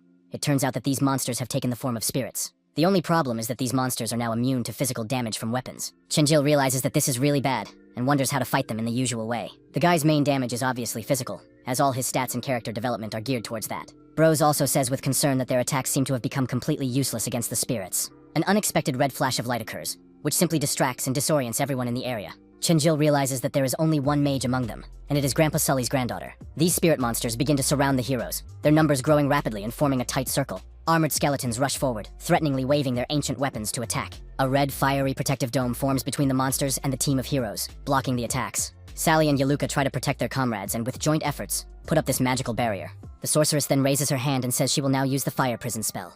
At that moment, Boban tries his healing ability and asks his friend Chenjil if he is injured and why he is healing so slowly. Chenjil, who heard this, pushes him with his elbow and tells him to be quiet and learn to appreciate what he has. The guy realizes that if you use healing on other people, you need to use the spell continuously for a whole minute. The young man realizes that he still has to figure out many complicated rules and mechanics of this game. For example, how to destroy these cursed monsters, since they are completely immune to physical damage from conventional weapons, rendering most of the hero's attacks completely useless. If we rely solely on the magical powers of our two companions, Sally and Yaluki, the team will definitely not last long against such a large number of spirits. On top of that, new monsters keep coming out of that devilish eye. As soon as they deal with one, another appears, and so on, without stopping. The guy realizes with horror that if things continue at this pace, they are doomed to defeat and death in this temple. Boban says with surprise that Chenjil's healing ability is actually not as bad as it seemed at first. Chenjil realizes with alarm that the hero inside him has disappeared somewhere as soon as the battle began. Perhaps Hesiod knows how to kill the spirits. The young man begins to mentally call out to the hero, asking him to reveal himself and help solve the riddle of how to destroy enemies who are invulnerable to physical attacks. But when the young man looks around, he realizes that there is no response, and he does not know what to do at this critical moment. And then Chenjil noticed with interest what the old man standing aside was doing, deep in thought. So the young man quickly approached the old man and asked him curiously why he was just standing aside from the battle. The young man asks the old man if he has ever encountered anything like this in his heroic adventures. The old man thoughtfully replied that, to tell the truth, he had only seen such a phenomenon twice in his long life. The grandfather recounts that during the Great War, he went alone to the Dark Sea, and the troll also used this ability of invulnerability. The old man recalls that he was unable to harm his enemy in any way, and the only thing left for him to do in the Dark Sea was to defend himself and wait. At that moment, my grandfather was already sure that the end was coming, and there would be no salvation. But suddenly, a blue sword appeared before the old man, wrapped in real lightning and pulsing with magical energy. My grandfather realized then that the gods had given him this weapon so that he could kill this vile troll and save the world. And so this sword allowed the old man to break through the troll's defenses and inflict a huge wound on him, which proved fatal. Later, grandfather discovered that it was a legendary magical sword that contained the inexhaustible power of thunder and lightning. In fact, the sword did not physically wound the troll. It would be more accurate to say that it killed him with the magic of thunderstorms that was contained within this divine weapon. And the guy realizes that he understood everything perfectly from the story. Because in this game, magical damage and physical damage are strictly separated by the system. Most of his friends belong to the warrior or assassin classes, and although they have various elemental abilities, their attacks proved useless. Chenjil realizes that the skill of complete destruction allows one to harness the power of primordial chaos, thereby adding elemental power to all attacks, making them magical. His grandfather says that he has never met a mage who can enchant his weapon and make it magical. Chenjil realizes that he can fight his way through to the burning skeletons, hoping that he has remembered everything correctly from the old man's explanations. Because if that is indeed the case, then killing these ghost monsters will be a very easy task for Chenjil. And then there is a bright flash, and Sally and little Yaluka are struggling to hold up their protective shield to keep the monsters from passing through. But surprisingly, a strange green energy began to emerge from the mouths of these mummies and skeletons, bursting out directly from their mouths. The spirits press down on the girls with this sinister energy, making it very difficult for them to hold the magic shield against the onslaught. Sally starts yelling to her friends that she can't hold back the monsters anymore, that she definitely doesn't have enough strength for all this. And now, blue energy began to seep through the weakened shield, passing through the weakened fire spell. Chenjil activated his equipment, the god's funeral song, which increases magical damage against spirits by a full 100%. He then rushed forward in his true god form, destroying countless skeletons with a single blow in a matter of seconds. The damage he dealt was so great that he killed 50 skeletons and gained 50,000 experience points in a short time. All his comrades were in complete shock and amazement when they saw this, never thinking that Chenjil was so powerful against spirits. This was the real deal. Total annihilation. He transformed even more, becoming like a god of war. The guy turned to his friends and said firmly that they shouldn't hesitate, that everyone should follow him. His comrades didn't say a word, smiling proudly at their friend as they charged forward. These arrogant skeletons still don't understand who they're dealing with, and try to surround the guy's group for a mass attack. Chenjil realizes that the monsters are coming from the eye, so he needs to get to the source as quickly as possible. This must be done as quickly as possible before the powerful transformation ability wears off and the effect disappears. Therefore, the young man strikes with a crescent blow, and the magical attack increases the chance of a critical hit by 5%. This time, Chenjil killed 20 skeletons with one sweeping blow, which was truly an amazing sight. The young man realizes that there is very little left to do. He must destroy this devilish eye and finally meet the god Ra. The young man knows that the flying god's strike ability leaves special marks on enemies after hitting them. As the guy flies forward, he takes a high jump and thinks about how the skeletons have no idea who they're messing with. In Chenjila's eyes, there is only determination, and his weapon begins to glow brightly with the divine energy of primordial chaos. And the young man uses the divine strike skill, marking the skulls of these monsters for subsequent destruction. And the guy hopes that the Devil's Eye is really somewhere nearby and can be reached. The next skill, the Flying God Strike, kills 18 enemies, and everything around him glows with his divine energy. The guy keeps rushing through the countless skeletons that appear at every step toward his goal. And then the passive ability of the enchanted sword was activated, restoring 100 health points, as these skeletons are considered elite monsters. All abilities, such as Divine Strike, Divine Path, and Flying God Strike, have been fully restored for further use. The guy realizes how fortunate this situation is, which is playing right into his hands, so he has no intention of giving up. Chenjil continues to swing his weapon wildly, but the enchanted sword's durability is now only 59%. After the last powerful blow, the weapon's durability is less than 60% of its original state. The young man realizes that it is very unfortunate that his weapon is wearing out so quickly during an intense battle with the spirits. And the guy is advancing too slowly. If he continues in the same vein, he won't be able to fight the god effectively. Chenjil realizes that he can still spend a few levels on buying new weapons in the system store. But then, during the battle with the final boss, he may not have enough levels to buy the necessary medicine for treatment. The guy thinks that this move will significantly reduce the sword's durability, but he has no other choice in this situation. Thanks to this incredibly powerful blow, the skeletons literally disintegrate into small pieces and turn to dust. It was a truly godlike strike, so powerful and destructive to his enemies. Chenjil killed 15 monsters with a single blow and received a bonus from his ability for complete destruction for his effectiveness. All his friends are speechless, staring in awe at this incredible power. The only thought in his comrades' minds was that Chenjil had become even stronger than before. The heroes wonder if there is any limit to his strength, or if he can grow infinitely. Boban speaks with determination, saying that one day he will definitely surpass Chenjil in strength and skill. Grandpa thinks he doesn't want to admit it, but the guy is really way stronger than him. Chenjil is so strong that he makes everyone feel completely safe around him. Although everyone is amazed by his power, he has managed to give his comrades real hope for victory. And now the young man tells everyone to run very fast, breaking through to the portal eye that spawns monsters. The young man runs closer and closer to his goal, realizing that he can finally see the source of the problem. Chenjil realizes that he just needs to destroy this devilish eye from which the monsters are emerging. And just then, when he can finish everything perfectly, the guy makes a powerful leap off the ground for the final blow. Chenjil then jumps high into the air, preparing to deliver the decisive blow to the eye from above. Chenjil realizes that his only desire now is to escape this cursed world at any cost. So the guy simply delivers a powerful blow to this devilish eye and cuts it in two. The young man did it with just one blow. How much incredible power is hidden in this guy after his development? And now, in the main office of the Cosmos Company, there is talk that this guy recently appeared and immediately disappeared in the subway. Subordinates report to their boss that they have sent people to search for him, but so far without success, although his wife is still being held hostage. These subordinates continue to report information to the boss that there are still some disturbing rumors and information, but the boss doesn't even want to hear them out. Just slaps his subordinate hard across the face for being ineffective. The boss says that his subordinate wasted so much time only to report that he couldn't find the right person. The boss adds that he doesn't care about the reasons for the failure or excuses, only the result of the work is important. But if the subordinate doesn't complete the task within 7 days, he fears that his life will end very quickly. With his angry purple eyes, the boss threatens that the subordinate will simply be dead if he fails. The frightened man quickly kneels down and says that he understands all the demands of his superiors perfectly. At the same time, other subordinates turn to Miss Sue and report that giant monsters are heading toward the cities. The monsters appear from the southern sea but suddenly disappear in other areas, causing panic. The subordinates say that there is nothing but old photographs, as it seems that all the video surveillance systems have simply malfunctioned. An employee then begins to report that there are also some eyewitnesses who claim to have interesting information. Subordinates report that all witnesses saw gods descend to Earth and kill all the monsters with a single movement. When Ms. Sue heard this, she asked incredulously if people were sure that they were gods. At that moment, Chenjil destroyed the Devil's Eye in the temple's underground chamber and gained a huge amount of new experience. Therefore, he now holds the title of Holy Demon Slayer, which can only be obtained by destroying this special eye. An alarming notification arrives that the enchanted sword's durability is at 39% and needs to be replaced in time. And the guy realizes with disappointment that the weapon is wearing out much faster than he could have ever imagined. For some unknown reason, Boban suddenly decided to approach Chenjil and punch him without warning. Chenjil quickly reacted and blocked the sudden blow, defending himself from his comrade's unexpected attack. And absolutely no one present understood why Boban did this for no apparent reason. The other comrades wondered in bewilderment what had happened to Boban, whether he had lost his mind, and why he had attacked his friend.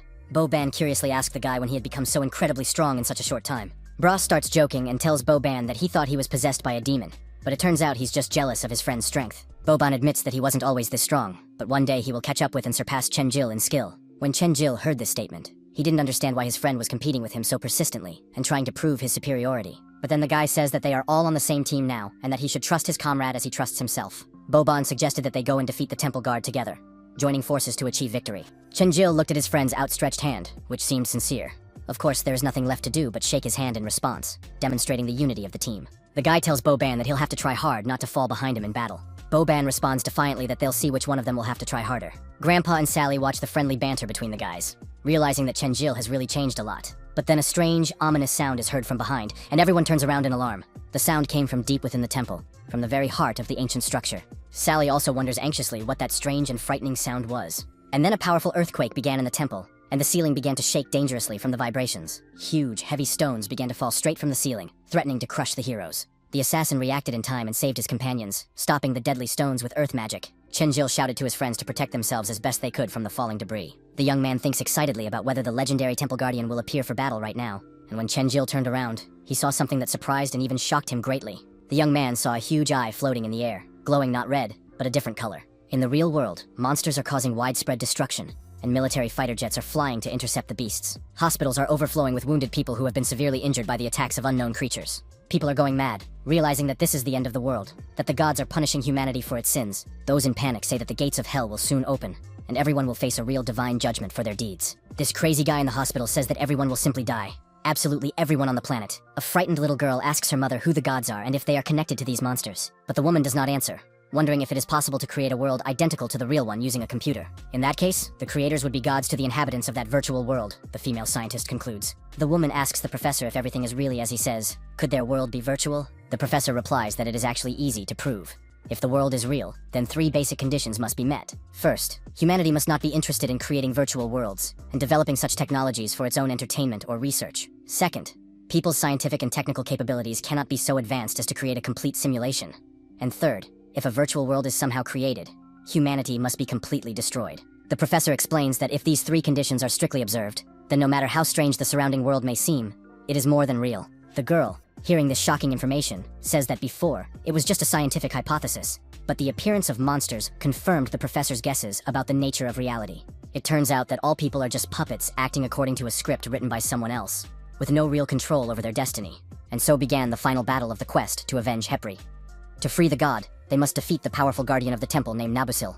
All the heroes are terrified at the sight of this terrifying guardian, an ancient warrior in this underground sanctuary, ready to defend the temple at any cost. Chenjil thinks anxiously that if this is the final boss, then he really has an incredibly powerful and oppressive aura of strength. This feeling of primal fear returns to the heroes, causing their hearts to race with the premonition of mortal danger. The young man's friends realize that this won't work. They can't let fear get the better of them, or they'll lose the battle. But how difficult it is, looking at this huge and terrifying monster, to keep themselves under control and not give in to panic. The heroes did not expect the final enemy to be such a terrifying and incredibly powerful creature from ancient times. But the old man shouts loudly to all his comrades to quickly gather their courage, not to be paralyzed by fear. The old man says that he knows that this is the first time they have encountered an enemy who so greatly surpasses them in power and battle experience. But everyone must remember that in any battle, no matter how strong the enemy is, fear must never be allowed to take control of their minds. Since everyone has come to this ancient temple, there are only 2 possible outcomes: either victory or defeat with honor. The old man asks all the young men again, hoping that they have listened carefully and understood the importance of the moment. After these wise words, all the heroes immediately took up their fighting stances, ready to strike and defend themselves against attacks. The old man also prepares for battle, his eyes filled with iron determination and readiness to fight to the end. Chenjil understood that the old man had been able to solve the problem of everyone becoming so weak in spirit in the face of danger in an instant. Then a very strong and piercing wind began to blow, and the young man quickly raised his hand to protect himself from the gusts. All the other guys are also barely able to stand on their feet from the powerful wind that is sweeping away everything in its path. Sally wondered in amazement where such a strong and unnatural wind could have come from in the underground temple. Chenjil also pondered this question. Where could such a phenomenon come from in the confined space of the temple? And the guy realizes that this is definitely not some ordinary wind, but something more terrible and related to magic. A huge monster guard with an incredibly massive body slowly approaches the heroes, preparing for the decisive battle for the temple. The old man reacted in time and cut the strange energy ball that was rapidly approaching the group to inflict damage. The old man explains to his companions that this powerful wind was caused by a long-range attack from this ancient guardian of the temple, demonstrating his power. The old man tells the guys to be as careful as possible and try to dodge the attacks to stay alive. Just then, as the heroes stand together in battle formation, sharp blades begin to emerge from the darkness, and monsters start to surround the group. The enemies want to surround the heroes on all sides to prevent them from maneuvering and force them to fight in unfavorable conditions. The old man explains the tactics to the boys. He will fend off the guards' attacks, and the 2 boys must try to get as close to him as possible. Boban and Chenjil exchanged glances and immediately understood with their eyes that this was exactly what they had to do to win. They ran forward with all their strength and speed to reach the powerful monster and deliver the decisive blows. Chenjil realizes that his level of agility is quite high, but even he is unable to react to the enemy's next attack. The boy thinks that if it weren't for his grandfather, they would all have died, and he is surprised that the old man is actually still very fast. And then, as the boys ran toward the monster, something happened that surprised them greatly and made them stop. When they saw what the monster looked like, its tentacles appeared before their eyes from all sides at once. And worst of all, these tentacles could touch them and cause serious injuries. leaving deep abrasions on their bodies. The heroes see an incredible number of these sharp and dangerous tentacles in front of them, ready to attack from any direction. Chenjil grabs his companion by the arm to pull him out of this extremely dangerous place as quickly as possible. The entire floor of the temple shakes, forming huge waves that threaten to engulf the heroes under their weight. Fortunately, they manage to escape from this deadly zone of the monster's tentacles. The guys realize with relief that they are all right and have not suffered any serious injuries. Chenjil thinks that these tentacles can attack using the ground, making their actions almost impossible to predict in advance. The guy was still thinking about the next attack when it began, and continued with double the force. The tentacles really do appear directly from under the ground and hit Bros and the assassin, literally passing through their bodies. Two girls from the team watch the spectacle with genuine alarm and fear for their comrades' lives. The old man, like a true hero, saved the two young men and took them under his protection from the attacks. Chenjil watches as the grandfather, a true hero, saves these kids from certain death. And the guy thinks that the enemy is hidden in the darkness, but they are right in front of him, and it simply cannot go on like this. Chenjil thinks he needs to buy something and remembers the flash grenade, whose light can illuminate even the most impenetrable darkness. The guy realizes that this item will allow him to illuminate the monster's tentacles from all sides, and then he will only have to fear those that emerge from the ground. So, without hesitation, the young man buys this useful item in the system store and throws it up into the air. The grenade flies straight toward the enemy, ready to illuminate the entire space around it with bright light. Then there is a sudden, very bright flash of light that illuminates the entire temple and dispels the thick darkness. All of the young man's friends were unaware that he had purchased such a useful item, and looked on in amazement at the effect. Chenjil himself was surprised when he saw what their enemy really looked like, as the monster had previously been hiding in the darkness. This guardian monster consists of an incredible number of other people's faces, forming its body like a sea of human souls. This terrifying monster has many different eyes, mouths, and human faces, which appear to be sealed within its massive body forever. And while Chenjil was examining this enemy, a sharp tentacle began to emerge from the ground behind him, ready to attack. Unexpectedly, the tentacle simply pierced the young man's chest in the area of his heart, inflicting critical damage to his vital organ. The young man immediately began to lose consciousness from blood loss, and could barely stand on his trembling legs, fighting for his life. Chenjil fell to his knees, blood literally gushing out of his serious wound, staining the floor of the temple. This disgusting enemy leans forward and begins to lick the fresh blood with relish, as if enjoying the suffering. The next thing this guardian does is use the skill Swift Blades, and his tentacles become as sharp as razors. At that moment, in the real world, a girl says to a guy, "Is there really a world where our creators also live?" The blonde guy replies that it's nice to watch smug cockroaches who think they can change their fate. The girl says that he probably likes that too, and asks him to tell Shelly that there is no one in this city whom they are looking for. The blonde guy replies that Shelly doesn't need to know. They can just kill everyone here. Then they won't have to look for anyone. But the girl coldly replied that one more word like that from him, and she would kill him without hesitation. The guy took it as a joke, but her tone was so serious and scary that he felt uncomfortable. The blonde guy says, "Okay, in that case he'll go to Shelly himself and report on the results of the search." His female partner stood up, ready to say goodbye and end the conversation on that note. In her hands, she holds a photograph of a young girl whom they are apparently actively searching for. Chenjil spits blood from his mouth. It's a real horror and unbearable pain pierces his whole body. The young man has suffered critical injuries that could lead to permanent health damage and a slow death. Chenjil realizes with horror how much it hurts, his lungs pierced through by a sharp tentacle. The young man lies before this enormous monster, barely breathing, fighting for every breath of air. This guardian has no intention of stopping there, and once again uses his deadly blade skills to finish him off. Chenjil looks at this horror and realizes that he is completely unable to move due to weakness. These purple tentacles begin to approach the helpless young man at a deadly speed. All his friends are also watching what is happening, and don't even know how to help him in such a situation. His comrades are terrified, thinking, "My god, Chenjil is going to die from his wounds." But the enemy only laughs ominously, exuding a real crazy energy of triumph over his defeated enemy. The guard doesn't even think about stopping for a second, continuing to attack with his deadly tentacles. And the friends realize with horror that this is some kind of nightmare. The speed of the attack and the destructive power of the guard are incredible. The heroes have never seen anything like this before in their lives. Such power seems beyond comprehension. And then Lucius, the guardian who had been watching the battle, noticed something strange ahead in the smoke. She saw an old man who simply picked up a wounded young man and lifted him onto his shoulders, saving him from certain death. Meanwhile, the enemy continued to swing its terrifying purple tentacles, preparing to deliver fatal blows to the defenseless heroes. The old man used his powerful Stormblade skill, his final trump card, capable of cutting through even the thickest enemy defenses. The old man used this ability to somehow escape from there and save the wounded guy he was carrying on his shoulders from mortal danger. This blow was insanely powerful and spectacular. It seemed like the old man had spent a significant portion of his accumulated energy to execute it. But the old man has no intention of giving up in the face of danger.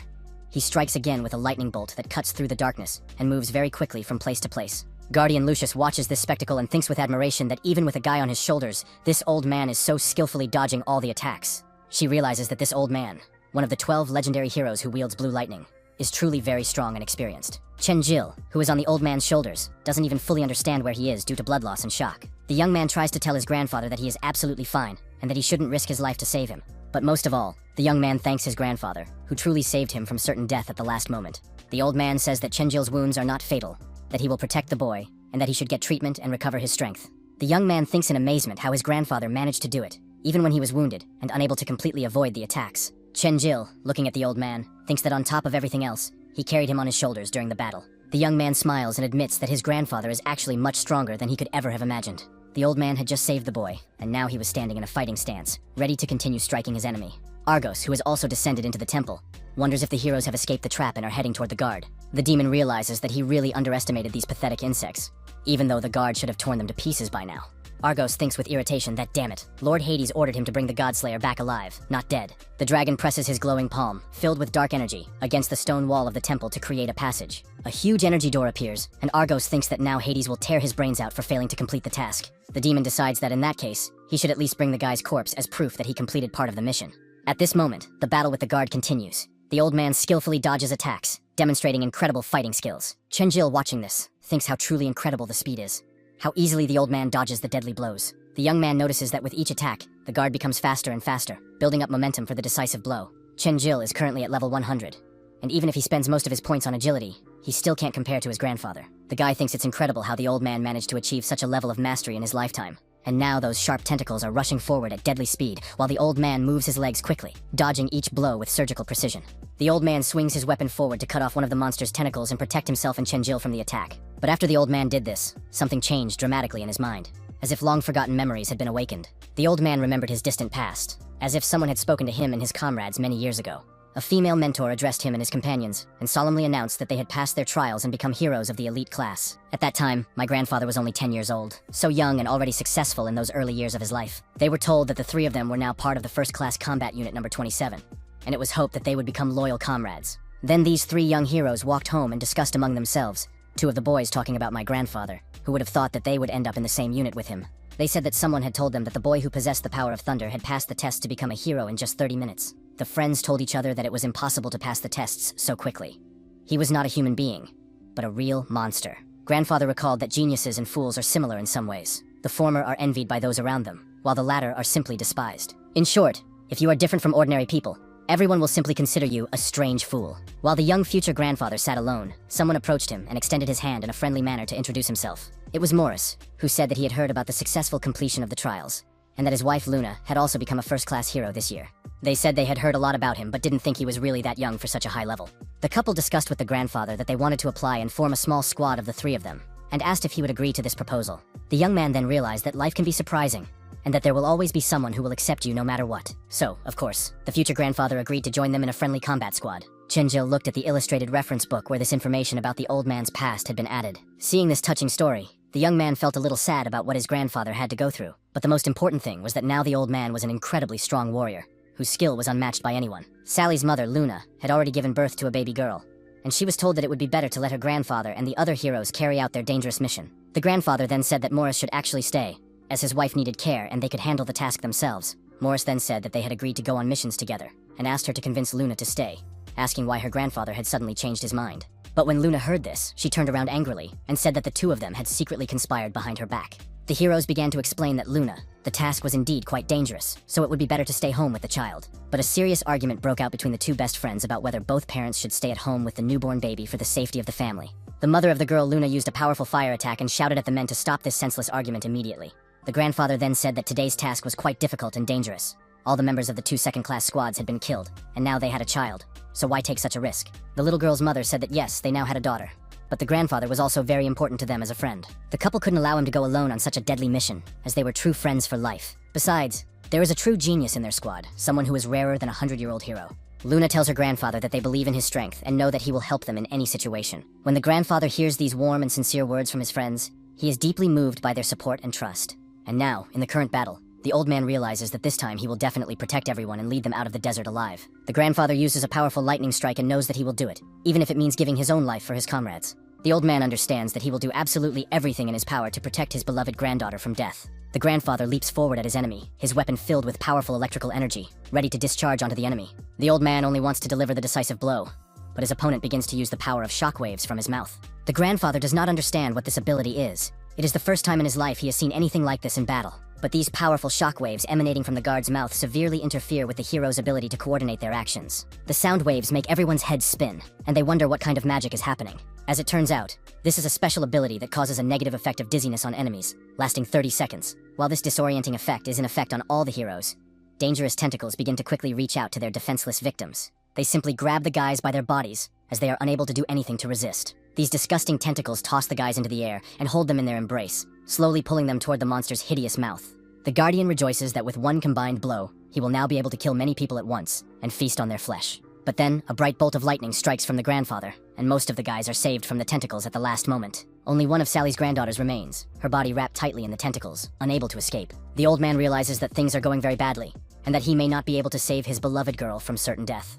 Right in front of the grandfather, a tall, dense wall was erected, built from the monster's intertwined tentacles. And now the two girls are being led straight into the monster's mouth, which looks like the crater of an active volcano with fire. The old man begins to lose his mind with despair, realizing that he cannot allow his granddaughter to die in this terrible place. Chenjil suddenly jumps off his grandfather's shoulders and swiftly grabs the two girls to save them from certain death in the monster's mouth. The boy realizes with determination that his grandfather should not worry. For this time, the old man has reliable support from his comrades. The old man was extremely surprised that the young man had done everything so quickly and skillfully. But of course, he was immensely grateful for saving his granddaughter. The young man understands that the old man's incredible strength makes him like a real god. But unfortunately, such power causes those around him to doubt their own abilities. Chenjil understands this feeling very well. It is true loneliness when everyone around you considers you some kind of monster or beast. The young man thinks about his grandfather, who was like a parent to him, and cannot even imagine how the young old man felt in isolation. The boy thinks about the old man's despair, anger, and helplessness, because he truly hates that feeling of complete powerlessness in the face of circumstances. That is why Chenjil must protect his close friends, and most importantly, save his mother from captivity. The young man is fully aware that he will return home alive and well, no matter what obstacles stand in his way. The old man approached the young man and thanked him for saving everyone, but he understood that the battle was far from over. The old man noticed that the monster's tentacles were quite fast, although the Guardian himself moved rather slowly in comparison. But as soon as he gets close to it, it activates its defensive ability, and only Chenjil can get rid of the effect of this ability, so he will have to attack it. The old man explains that no, it's just a basic ability that allows the guy to reduce the effects of dizziness and disorientation. Bross and his fellow assassins say that they also know a thing or two about tactics, and want to help in the battle. The two girls, the Guardian and her granddaughter, also do not want to stay away from the decisive battle with the monster. Boban firmly says that he will not allow anyone to take all the attention at such an important time. He also wants to participate. Chenjil, looking around at all his beloved comrades, feels a surge of strength and confidence. The young man realizes that these are truly the best people he has ever met in his life during all his adventures. The old man says that's great. He thinks everyone has heard the boy's plan, and they must help him get to the monster for the decisive blow. Chenjil thinks about trying to kill the monster with one powerful blow, not giving it time to counterattack. The guy has only one desire in his mind: to end this as quickly and efficiently as possible. The old man begins to use his thunder roll skill, his weapon covered in blinding blue lightning energy. Bright bolts of lightning appear around the old man, and he accumulates a great deal of electrical power for a powerful attack. The heroes launch a joint attack on this monster, a huge beast, using the 3000 lightning strike skill. The temple servant himself sits inside his own massive body, surrounded by a large number of protective tentacles. This powerful lightning approaches him and begins to cut through these terrible tentacles one by one. Chenjil realizes that the old man has done an excellent job of preparing, and now it is time for his decisive actions. The temple servant is clearly extremely dissatisfied with such a bold plan from these pathetic kids who dared to challenge him. The temple servant sees this young man running straight at him with incredible determination and fury in his eyes. While all the other comrades heroically distract the tentacles, the guy knows that he needs to get close to the monster itself for the decisive blow. Chenjil begins to run through the fire of lightning and all the horror that is happening around him in the midst of a fierce battle. Shadow dogs appear, summoned by his comrades, and they also effectively deal with these monsters and clear the way. The guy moves as fast as he can, full of determination and focused on his sole goal: to destroy the enemy. Chenjil realizes that now is the best time to attack and activates his powerful skill, Divine Path. The guy's speed is increased by 20%, and the ability lasts for only 40 seconds. The old man bursts in at the last moment and cuts off all the tentacles that appear in front of the guy, protecting him. The guy thinks about how all his comrades believe in him, so he must complete this task at all costs. And then complete destruction occurs, and the guy undergoes an incredible transformation, filling him with divine power. Chenjil delivers a divine blow with critical damage increased by 50%, and the god's death song increases the damage by a full 100%. A truly impossible power. A bonus with a huge god song was activated, restoring 10,000 health points as the guy transforms into his powerful enemy. Of course, the temple servant is extremely angry from such damage and clenches his teeth in pain and rage. The monster lands on the ground, and the enemy thinks he has been cut off from his main body and weakened. But it turns out that he hasn't been completely cut off. This villain can teleport within the temple. Chenjil, in his transformed state, wants to use the second phase of the freezing god's strike to finish him off. The enemy, who barely survived the attack, looks on in shock, wondering where the guy got such incredible strength. and with another powerful blow, the Guardian loses countless amounts of health and vitality. The old man watches all this, and realizes that Chenjil has used the divine path to enhance his attacks. After that, the guy subconsciously activated the Icy God Strike, which was a very good tactic in this situation. The temple servant literally spits purple blood from his mouth from the damage he has received. Chenjil doesn't waste a single precious minute, and decides to use a decisive blow called the God Slayer, which contains an unimaginable amount of power. The guy thinks he'll use his primordial chaos skill, which he's been saving for the best moment. He then uses his personal skill, Crescent Strike, and everything around him turns red from the powerful energy. It is obvious that the temple servant sees the destructive energy rapidly approaching him for the final blow. Then there is a huge explosion of this energy, which is simply mind-boggling in its destructive power and scale. Chenjil looks at it with hope that this is really the end of the battle, as no one can survive such a powerful blow.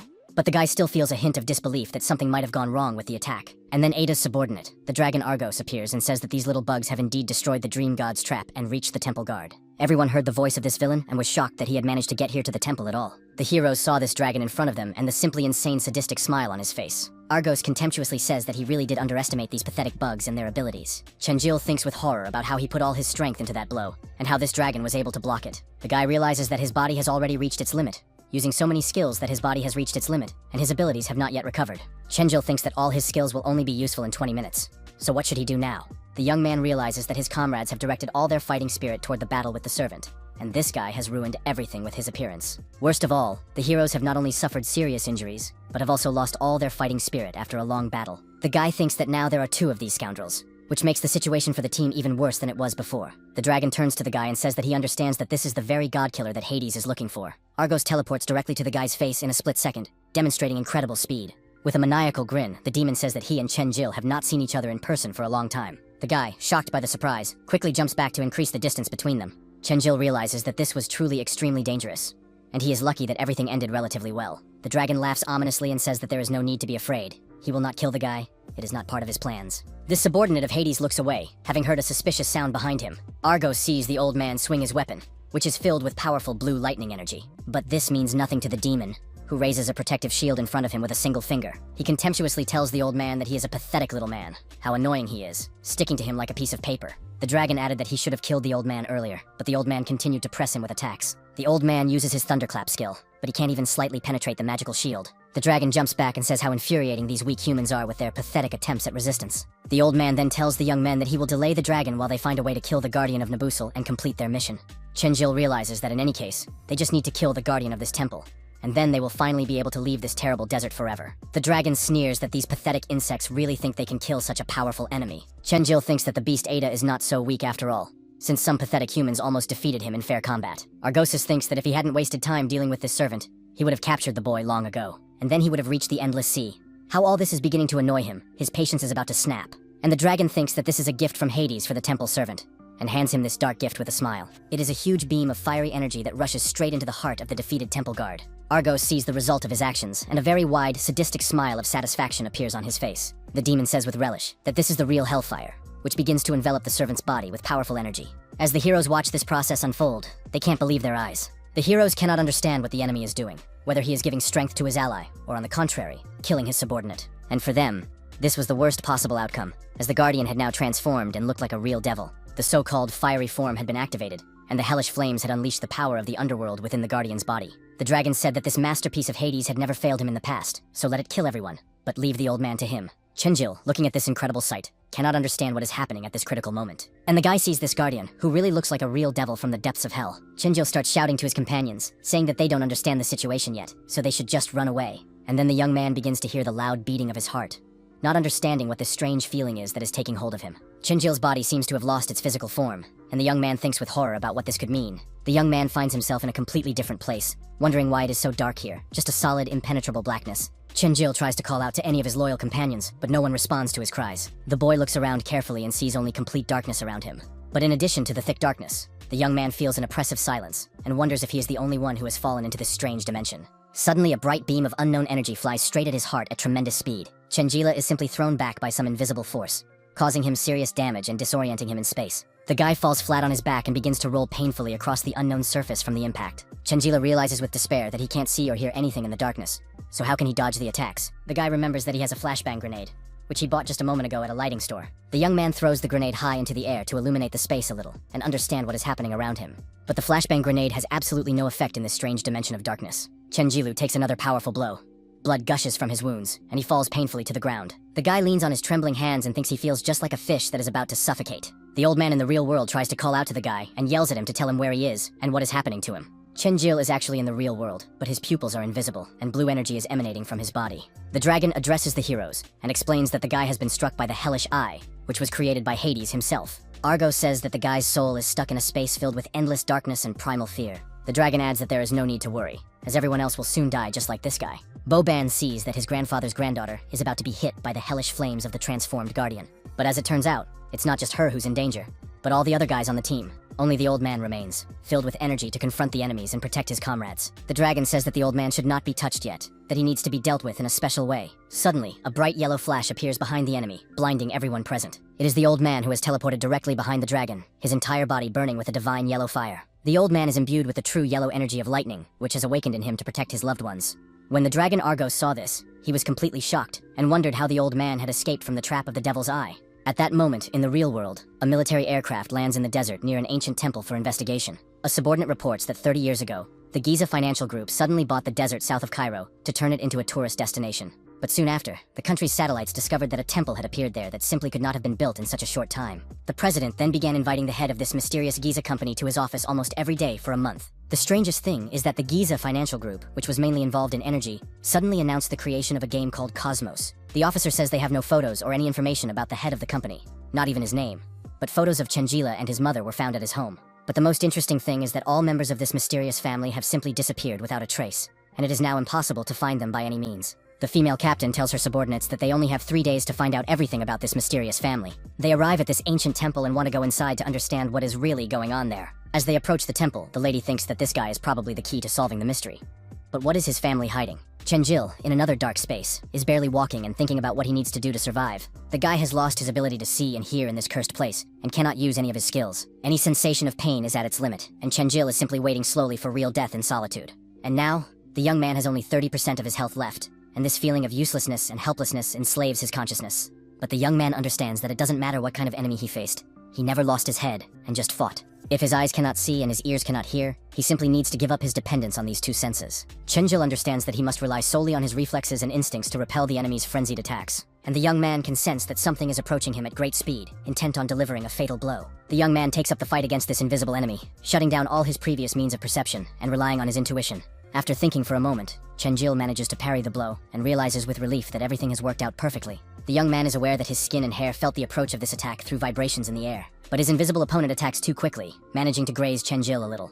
It really takes very fast reflexes, but it's still much better than before, so there's one more thing he hasn't used yet. The guy lowers himself to the ground and places his palms directly on the hard surface to feel the vibrations. Then Chenjil jumps back on one hand so that the enemy's attack cannot reach him at that moment. And then a huge blue glow of energy appears and wants to hit the guy in the back with destructive force. The young man remembers that he actually has a magic ring on his hand, which he received in battle. This is the very ring he received in battle, and with its help, he puts up a protective shield at the last moment. This shield saves him for a few seconds, and Chenjil manages to jump back from danger thanks to this item. The young man realizes that with each passing moment, he is becoming more and more attuned to his surroundings through his alternative senses. Therefore, it is now no problem for him to dodge these attacks using his sharpened reflexes. Chenjil makes effective jumps to the left and right, so fast and lightning quick that it resembles a dance of death. The young man realizes that the attacks no longer scare him. He just needs to figure out how to get out of here and return to his comrades. And then the guy approaches a certain place and realizes that he is very surprised by the energy coming from there in an unknown way. Chenjil cannot understand what is happening to him, so he slowly lowers himself to the ground, trying to get his bearings. The guy feels as if some kind of black energy is pulling him down,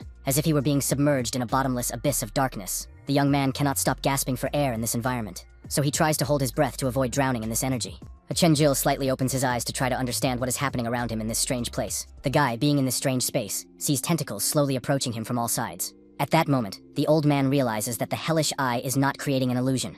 It is separating the soul from the body and imprisoning it in emptiness, causing it to experience real suffering. The old man knows that even high-level gods cannot easily escape this cunning trap created by Hades himself. Therefore, the grandfather wonders how Chenjilu managed to partially free himself from its influence. Argo sees the old man simply sending bright yellow energy toward him with incredible power. Hades' subordinate quickly jumps aside to avoid being hit directly by this destructive attack. The dragon lands on its 2 legs and sees a powerful explosion in the place where it had just been. Argos thinks that if he remembers correctly, he knows the source of this crazy power from ancient times. The demon looks closely at the old man once more, whose entire body is glowing with an insanely bright yellow light. The old man turns to the temple guardian and directs his powerful yellow beam of divine energy at him. And Ada's subordinate realizes with horror that this is the power of Zeus himself. the god of thunder and lightning from the Olympian pantheon. The lightning bolts continue to strike the dragon mercilessly, giving it no respite. The enemy realizes that this is simply impossible, that such a nobody could not possibly have the power of Zeus. And now Argos looks at the old man, who truly behaves like Zeus himself in all his divine power. The dragon hisses with rage, seeing that these yellow bolts of lightning are turning everything in their path to ash. There are so many of them around that it is simply impossible to hide or find shelter. A bright yellow dome appears from the intertwined lightning bolts, surrounding the dragon on all sides with deadly energy. Grandfather looks like a real Zeus, his white robes fluttering, his yellow hair shining with divine light. It is simply impossible to escape these powerful blows. This is true divine punishment for all sins. The dragon looks around and sees that he is indeed trapped under a dome of deadly lightning with no way out. Argos charges forward, but then his gaze suddenly shifts as he notices something dangerous in his peripheral vision. Literally, at the very last second, he manages to turn his head so that the blow does not strike his vital organs. And then another very bright bolt of lightning strikes the enemy with double the power. But the dragon is unable to dodge it, and the lightning strikes him directly, causing serious damage. Argos now has a deep gash on his cheek, and he can't believe that such speed is even possible. The dragon Argos thinks with alarm that every time the lightning bounces off the walls of this cage, its speed only increases several times, creating a deadly trap. The demon begins to scream in rage that he must destroy this cursed cage of lightning. Otherwise, they will all die from the constantly accelerating discharges. Argos finally decides to act decisively, so he makes a powerful leap forward and upward with incredible speed, using all his demonic power. Together with his fellow guardian, they try to combine their black magic powers to break Zeus's dome of divine lightning. But nothing works when they try to do so. They are simply thrown aside by a powerful wave of electricity, as if they were insects. The enemies barely land on their feet and feel exhausted, realizing that they don't have enough strength to withstand such divine power. Argos realizes that things are going very badly indeed, clenches his sharp teeth, and glares at his enemy with undisguised fury. The dragon looks at the old Zeus, who has no intention of stopping, and continues to increase the power of his attacks against the temple's invaders. These lightning bolts become bigger, faster, and more powerful as they bounce off the walls of the dome, creating an endless cycle of increasing destructive force. And then, one of the most powerful bolts of lightning literally flies towards the dragon and hits it right in the heart with incredible accuracy. The discharge passes through Argos's body and also affects his fellow guardian, inflicting critical damage on both of them with a single blow. One bolt of lightning is not enough, and now the discharges pass through, making new holes in the bodies of the enemies every second. The dragon begins to laugh hysterically, saying that even if the old man has the power of Zeus, he will still have to watch his loved ones die. Argos suggests that the old man look at his close friends, who are now unconscious and unable to defend themselves. They have fallen into deadly traps, so the dragon orders his devil friend to kill them immediately without mercy. The guardian hears his master's clear order and immediately begins to teleport to the defenseless heroes to kill them. And Argolis says that the greedy old man does not yet know that the guardian can enter the dream world of any person and kill them there. But old Zeus does not want to hear this at all, only becoming angrier, and his lightning bolts become faster and more destructive. But the dragon understands that this is the old man's weak spot, his attachment to his loved ones, and says that everyone will die with him, whether he wants it or not. It seems that there is so much energy in the air that stones begin to break off and fly from the walls of the ancient temple due to the strain. At this moment, in the real world, experts say that their country has begun serious research into this temple. But even the best historians and archaeologists have been unable to understand who built this ancient structure and how. Later, during in-depth research, it was discovered that this temple was more than 50,000 years old, which cast doubt on all known theories about the development of civilization. The scientist says that it is really difficult to believe such figures, and some experts even suggest that this temple was built by the god Ra himself in ancient times. The researcher says that a stack of ancient parchments describing chemical research was found, and one of them mentioned that Alexander the Great had found an artifact. In 331 BC, an army under the leadership of Alexander the Great defeated the army of the Persian king in a decisive battle, after which strange artifacts were discovered. They discovered Egypt, so after the decisive battle, Alexander the Great headed to the small town of Siwa, where he went to an ancient temple to receive divine blessing. In this sacred temple, they worshipped the god Ra, also known as the sun god, but Alexander the Great believed in the ancient Greek gods. The answer was found in 3 alchemical records, as advised by his great teacher Aristotle, who told Alexander that next to the temple was the tomb of Hermes, which held the secret of becoming a god. In Greek mythology, Hermes was the guide of souls to the underworld of Hades, the mediator between the world of the living and the dead. The researcher continues to say that Alexander the Great eventually found this tomb and discovered the legendary emerald artifact. This ancient story is very similar to the case of the mysterious Giza group, and perhaps this is the legendary temple of the god Ra from the legends. At this point, the subordinate says that the lady understands that it sounds unbelievable, but that is all they have been able to find out. The commander herself thinks that monsters from video games are now running around the world, so she is no longer surprised by anything in this crazy world. Then her subordinate tells her that there is something extremely unusual ahead, so she had better prepare herself mentally for what she is about to see. Then they got closer. He pointed in a certain direction and told them to look for themselves and see the incredible sight. When the woman looked ahead, she was truly amazed by the sight that met her eyes. She saw a huge statue of the god Ra, which was simply incomparable to human scale, and amazed the imagination with its size. Archaeologists and workers were already working on it, studying this ancient monument in detail and deciphering the inscriptions. And this god is truly very frightening in appearance, radiating an aura of ancient and powerful strength. The writings on his back are still being deciphered, and experts claim that this could well be the text from the Emerald artifact. It is quite possible that it contains a revelation about how a simple man can become a true god and gain immortality. The young researcher suggests that the appearance of real monsters in the modern world may be connected with this ancient knowledge. At this critical moment, the dragon, subordinate to Hades, takes its true form, preparing for the final decisive battle. Argos thinks furiously that he was forced to do this only because of the incredible power of this old man, similar to the power of Zeus. The demon realizes that he cannot regenerate his health due to his divine wounds, and things are going very badly for him. Argos doesn't understand why the old man hid this incredible power all this time, and even allowed his enemies to cut off his arms in the past. The dragon thinks proudly that Zeus' power can go to hell. He is the strongest of the dragon clan, and will never admit defeat. Argos shouts that he gave everything to get this insane power from Hades, and has no intention of giving up so easily. The demon becomes even more enraged and declares that he will not surrender to his enemies, and certainly will not die in this temple. So Argos puts up a powerful purple dome around himself to reflect the lightning attacks, and protect himself from the old man's divine power. Argos transforms into something terrifying. Now he is not just a red dragon, but a truly black demonic creature from the depths of hell. This devilish dragon viciously tells the old man that he should look at his unfortunate children, who are slowly dying from torment. The old man looked behind him, and it was indeed his most painful spot, which the enemy mercilessly used against him. The old man looks at the boys and sees blood flowing from their mouths. They are in critical condition from the effects of the hellish eye. The heroes are unable to do anything to save themselves, as they are now trapped in a magical trap and completely helpless in the face of death. All the boys lie unconscious on the cold ground, unable to cope with the curse that is slowly killing their souls. Therefore, the old man clenches his hands in real rage and helplessness, seeing the suffering of his close friends. And then, suddenly, the old man's eyes change completely, filling with divine anger and determination. When the old man wanted to fly in to save these people from certain death, the dragon appeared right in front of him, blocking his path. This subordinate of Hades says with a sadistic smile that he seems to remember the old man, the same boy who watched as the demon killed his friends. Argos began to talk about how helpless the old man had been back then, how he regretted not killing him at that moment, how everything would have been different now. When the old man hears this, memories from the past begin to surface. He really did lose his best friends because of this monster. The dragon continued to psychologically pressure him, saying that they would play a game.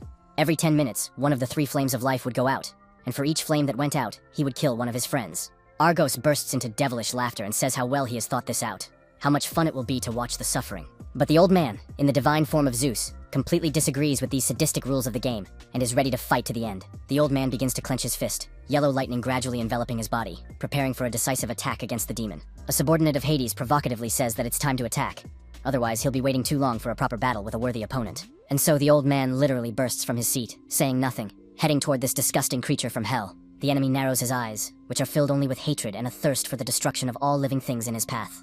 And 2 powerful forces begin to fight each other. The power of divine light against demonic darkness in an epic battle. The old man takes a ball of lightning in his hand and throws it forward. This lightning strike is capable of destroying almost any opponent. But the dragon manages to dodge at the last moment, quickly jumping from side to side, avoiding the deadly bolts. Then, while Argos is jumping, he gathers a large amount of purple energy in his mouth, and prepares for a powerful counterattack. The dragon releases this purple beam from its mouth, which almost hits the old man, flying just a few centimeters from its target. But in reality, the attack does no harm, as Argos misses at the very last critical moment. The dragon expended a significant amount of precious energy on such a powerful strike, weakening it for the rest of the battle. And then Argos tells Zeus that he is overestimating himself, that even though he has gained Zeus' power, a mortal body cannot withstand it for long. For the first time in a long time, the old man says something, realizing that the dragon simply wants to wear him down and drain his divine energy. Grandfather realizes that he cannot lose this battle. He must win for the sake of his fallen friends and to protect his surviving comrades. And this dragon begins to fly at incredible speed toward the old man, maliciously saying that he is not going to die. Not to worry. Soon the servant will kill all his pathetic friends. As the dragon flies toward the old man at great speed, Argos suddenly sees lightning begin to swirl around the old man's body, forming a protective ring. The old man decides to use his final lightning strike, a deadly torrent, because he realizes that this enemy must be finished once and for all. And so these divine lightning bolts begin to gradually strike the dragon. But he tries to hide behind his protective shields of dark energy. But the blow is still too powerful, and Argos falls painfully to the ground, seriously injured by the lightning bolts. The dragon's eyes begin to glow purple, which means that things are going very badly for him and he is close to defeat. Argos also realizes that since the old man is now seriously powerful, he must try to wear him down and exhaust his energy by any means necessary. Therefore, the demon summons all his purple dark power, which concentrates and is directed straight at the old man for a counterattack. It seems that this bright purple flash is capable of melting everything in its path, creating incredible destructive power. Seeing this, the dragon begins to grin with satisfaction, realizing how lucky he is in terms of attack power. Argos is already confident that he will be the winner. But then the old man suddenly strikes him and throws him away with one hand. Rising from the ground, the dragon says mockingly that even though the old man has hurt him, he is far from dead. And now the old man sees 3 lights of life above himself, which the dragon had previously mentioned as a condition of the cruel game. Now the dragon tells his subordinate guardian to kill the boy lying unconscious. Boban, who is essentially like a real son to the old man, is in mortal danger from Hades' henchmen. The boy lies unconscious, dark energy emanating from his body, showing that his soul is trapped in the hellish eye. Boban's face shows that he is on the verge of complete exhaustion and is about to give up, unable to withstand the torment. Chenjil, who is trapped in this magical trap, is simply flying down at an incredible speed toward an unknown land. The guy squeezes his eyes shut and realizes that things are going badly. He can't move at all and can't control his fall. Chenjil realizes that he is not just falling under the force of gravity, but that some strange dark force is deliberately pulling him down. And then the young man's eyes suddenly open wide, and he sees something terrifying in front of him in this world of shadows and nightmares. The boy sees sharp tentacles heading straight for his defenseless body, ready to pierce him through. This sight makes him feel even worse, and Chenjil simply falls backward, unable to defend himself. The young man falls down and lands hard, causing him intense pain that pierces his entire body. But the tentacles don't stop there. They become even more curved and sharp like razor blades. And it seems as if the boy is about to land right on these sharp, deadly spikes that will pierce his body. And when all this happens, the tentacles pass through his body, causing unbearable pain and suffering. Chenjil is in agony, blood pouring from his mouth, staining everything around him scarlet. The guy, with immense pain inside his body, falls at high speed completely down into the bottomless abyss of this nightmarish world. Chenjil thinks that he is in great pain and cold in this place, wondering if he will really die in such a terrible way. Then, as Chenjil flies through the void, he sees red flowers that suddenly appear around him and wonders in amazement what they could be. These red flowers draw closer and closer to the young man, as if they were living creatures trying to surround him and protect him from danger. These red flowers completely envelop his body, creating a protective cocoon of petals that radiates warm and soothing energy. Chenjil believes that these are flowers from the very same cotton tree that existed in his spiritual world and possess special powers. Then the young man suddenly opens his eyes and sees a completely different reality in front of him, different from that nightmarish place. The young man sees his spiritual world with the red tree and thinks with relief, could I really have escaped from that hellish trap? Chenjil looks at his body and thinks with amazement that all his wounds have completely disappeared. It is quite possible that he has been healed. And then the guy hears the familiar voice of the hero Hesiod, who is sealed inside him and possesses ancient knowledge. The guy examines his body and realizes that the wounds have indeed disappeared, and there is no doubt about it. He thinks that it's great. He really managed to escape. The hero inside says that he used to wonder where Chenjil was in the spiritual world, only because the flowers appeared due to special circumstances. Hesiod could not imagine that these plants really had such incredible healing powers and could protect against dark magic. Chenjil says that the flowers just pulled him out of that terrible place of torment, that they are like that by nature. The guy looks closely at these red flowers, trying to discern the truth about his origins and abilities. But the hero explains that these are not just Chenjil's flowers. Someone left them here specifically for protection and help. Hesiod says that there is divine magic present. Remember the trap in the temple? It's something similar. The flowers are also a manifestation of divine power. Now it is clear why the young man can so easily control various elements and use powerful abilities without much effort. The hero asks Chenjila if he understands who he really is, given his origins. The guy replies that he knows nothing about himself, he has never seen these flowers before, and there has been nothing like this in his life. But the hero replies that divine magic suits Chenjila perfectly, as if it had always belonged to him, as if one of his parents was a god. The guy says not to joke like that. His parents are ordinary people. This is a game world that has nothing to do with reality. Chenjil thinks it's unlikely that his mother, a woman who spends all day watching TV shows and shopping online, could have divine abilities. His father died when Chenjil was very young, so there is no point in the hero's words about divine origins. At that moment, the grandfather is still on the battlefield with the dragon, watching his almost beloved son die. The old man begins to cry, thinking that no, now Boban really could die from the effects of the hellish eye. Argos begins to laugh maliciously, saying that the old man is pathetic, and that even if he has divine power, he will still have to watch his comrades die. And now the old man, with tears in his eyes, remembers how he raised this boy, how pleasant and carefree those days of youth were. All these pleasant memories from the past flood the old man's mind, and he simply cries his heart out, remembering the happy moments with Boban. The dragon contemptuously tells the old man that he has one chance to kneel down and beg him not to kill this woman. Argos laughs even harder and speaks maliciously, telling the old man to get down on his knees before him, as if before a master. Hearing this insolent order, the old man only becomes angrier, wiping away his tears and preparing for decisive action. The dragon's face changes in a second when he realizes that he has hit the old man's weak spot and touched him where it hurts. Argos began to shout at his subordinate to kill the red-haired girl right now, without wasting a second. But the old man begins to rage madly, his divine energy changing dramatically, his mood becoming completely different. The dragon begins to count down. 1, 2, 3, giving the old man one last chance to surrender. The old man doesn't even seem to be going to kneel down. He would never submit to such humiliation. And then the enemy reaches one in his countdown and begins to laugh maliciously with anticipation. Then, in the background, a huge yellow glow appears, literally illuminating the entire temple with divine light. The old man begins to rise slowly, leaning on his knees, but not in submission, but to attack. The insolent dragon only laughs at this spectacle when he sees and understands that the old man has managed to deceive him. But in the spiritual world, a red energy appears, formed from the flowers of the sacred tree. This red divine energy literally teleports and hits the old man directly, strengthening his powers. Chenjil emerges from his inner world, his body enveloped in red flowers like a protective aura. The young man's gaze is insanely determined, and he tells the old man that he came here only to help in the battle. The dragon, seeing this, says in shock how it happened that the boy also escaped from the trap of the hellish eye. Argos calls his subordinate guardian and tells him to act quickly, without wasting any time. The dragon orders the demon not to delay and to kill the old man's red-haired granddaughter immediately. Chenjil calmly says that there is no need to worry. He has already pulled the old man's granddaughter out of oblivion. And so the dragon's plan goes to hell. Nothing is going according to his plan. Argos asks incredulously how the young man managed to do it, how he pulled the girl out of the hellish eye. But Chenjil has no intention of revealing his secrets, and says he will take on the battle with the subordinate himself. The guy adds that the old man must finish what he started and deal with this dragon once and for all. And of course, the old man agrees to this proposal, his eyes shining with a divine yellow light. And from the old man comes the true power of lightning, which covers everything around him with electric discharges. A huge stream of yellow lightning energy pours out of the temple, creating an impressive light show. The old man has turned into a true god, Zeus, possessing all the power of the Lord of Thunder. The dragon looks at this with a mad gaze and says that things are taking a serious turn.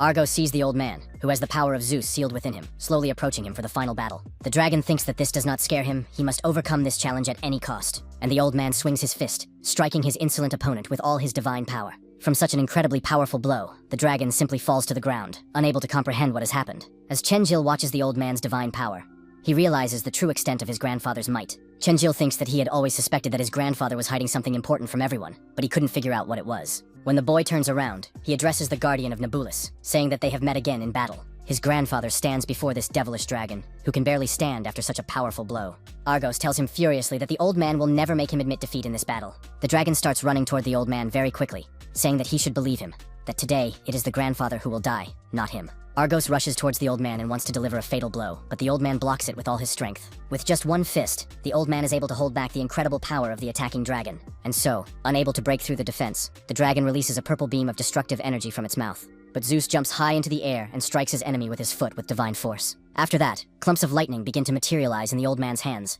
and he flies toward his enemy in midair. The true power of Zeus is sealed within this old man. Who could have ever imagined such a thing? When the dragon sees this spectacle, he raises his head and experiences true fear for the first time. Argos sees the old man's burning eyes, as if the gaze of a true god is looking down on him from above. And lightning appears. The spirit of Zeus himself appears, directing a deadly bolt of lightning at the enemy. The dragon stands, realizing that it will most likely be killed by this divine blow. And from this powerful earthquake, from this powerful blow, even the people in the city felt the tremor.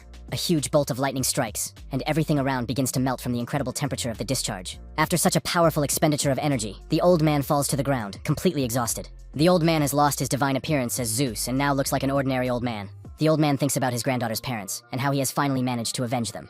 And then he seems to hear a voice, because Zeus's power has not yet completely left him. The dragon, which has somehow survived the blow, turns and says that he is the younger brother. Argos says he cannot believe what is happening, that this blue energy is familiar to him. The dragon approached the old man, who had fallen to his knees from exhaustion, and looked down at him. Argos speaks contemptuously, saying that the old man is just a worthless human being, and nothing more. The demon adds that yes, the old man undoubtedly has the power of Zeus, but he is not immortal like the gods. Argos grabs the old man by the throat and asks how he managed to obtain the power of his brother Zeus. The dragon says that he has not smelled his brother's familiar scent from the Olympian pantheon in a long time, and the demon takes his hand and passes it through the grandfather's body, literally piercing him through. The grandfather now has a gaping hole in his stomach and is lying on the ground in a pool of blood. And this dragon is focused only on memories of his brother Zeus. Argos says that several thousand years have passed, but he still remembers that time perfectly. But the dragon couldn't imagine that Zeus would give his power to such an insignificant mortal. Argos said with a sinister smile that there was no need to worry.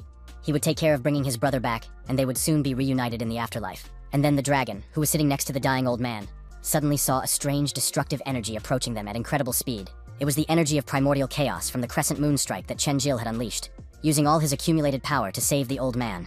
These were very bright purple rays of energy that were literally ready to strike the dragon and tear it to pieces from the impact. Although Argos tried to dodge this deadly blow, it was clear that he could not avoid being hit completely. Since the blow was too powerful to dodge, the dragon continued to fight, but it was already weakened from the damage it had taken. Chenjil had no intention of giving up, and, in the next moment, used his powerful Flying God Strike skill to finish off his opponent. When the enemy felt the effect, it was as if a magical seal had been placed on his body, restricting his movements. But after placing the seal, he quickly closed in on his enemy with lightning speed to deliver the decisive blow. It felt as if Chenjil had teleported instantly, his movements appearing superhumanly fast to the observer. The guy swung his weapon and, thanks to his incredible speed, struck the enemy, inflicting serious damage. The enemy was amazed at how fast Chenjil was moving, as if laser beams were coming from his weapon. With a confident smile on his determined face, the guy said that he was now certain he could defeat this enemy. But then Chenjil suddenly saw a dark mass of energy flying toward him with tremendous destructive force. This energy was literally aimed at the guy to kill him.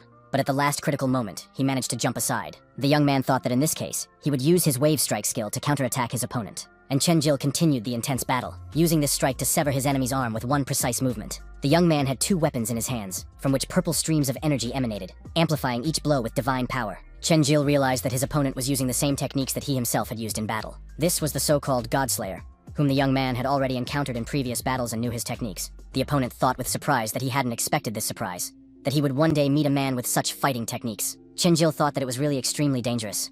His opponent had almost killed him with that unexpected blow. But then the young man thought anxiously, "Wait, what is happening to my grandfather? How is he?" When Chenjil turned around, he saw that his grandfather was lying on the ground, dying, with a huge hole in his stomach. The young man quickly ran to the old man, hoping that he was still breathing and could be saved. His granddaughter, Sally, also ran to her grandfather with tears in her eyes, unable to believe what had happened to him. The girl leaned over him and asked desperately if he was okay, if he could feel anything that was happening. The girl shouted to the boy to immediately heal her grandfather with any abilities and magic he had available. Chenjil replied with determination that he would definitely help them, that everything would be fine, and that the grandfather would survive. The old man said in a weak voice to leave him, to take Sally and the others and run away from there, because this was not the enemy they were looking for. The old man added with difficulty that this was not his subordinate, but Hades himself, the Lord of the Dead, who had come personally for the young man. Lord Hades listened as the servant bowed before him, and said that the Lord must forgive him for having to personally intervene in this situation. And so it turned out that all this time the guy had not been fighting just a dragon, but the real god of the underworld himself. Hades said that it was no big deal, because if he hadn't intervened personally, he wouldn't have learned something interesting about the enemy's powers. Chenjil couldn't leave his grandfather to die and told him to cheer up, saying that he would definitely save everyone, and that they mustn't lose heart. But the old man replied that he should believe him, that he would not be able to save him in such a critical situation with the god of death. The grandfather explained that he had placed a magical mark on his granddaughter's body, which he would now activate, allowing the 2 of them to escape from the temple. The old man added that even though they couldn't leave the desert as a team, at least these 2 would be able to get out alive. But the young man replied to the old man that he couldn't abandon him at such a moment when he was dying from his wounds, and lying nearby were the rest of their fallen comrades, unable to rise and continue the battle against the gods. The old man explained that their comrades had already left this world. All of them had died in the battle against the forces of darkness. Unfortunately, they did not have enough strength to fight the gods.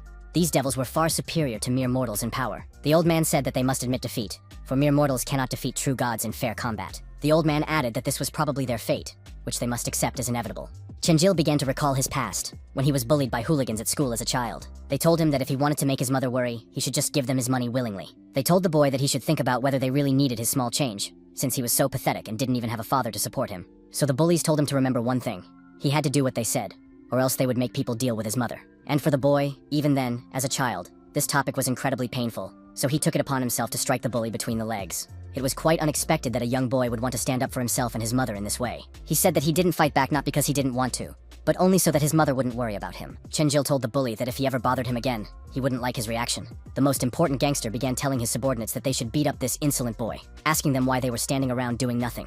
Now the guy thought that since birth, people had been constantly fighting for their lives and for their loved ones at any cost. But Chenjil understood that he wasn't afraid to die.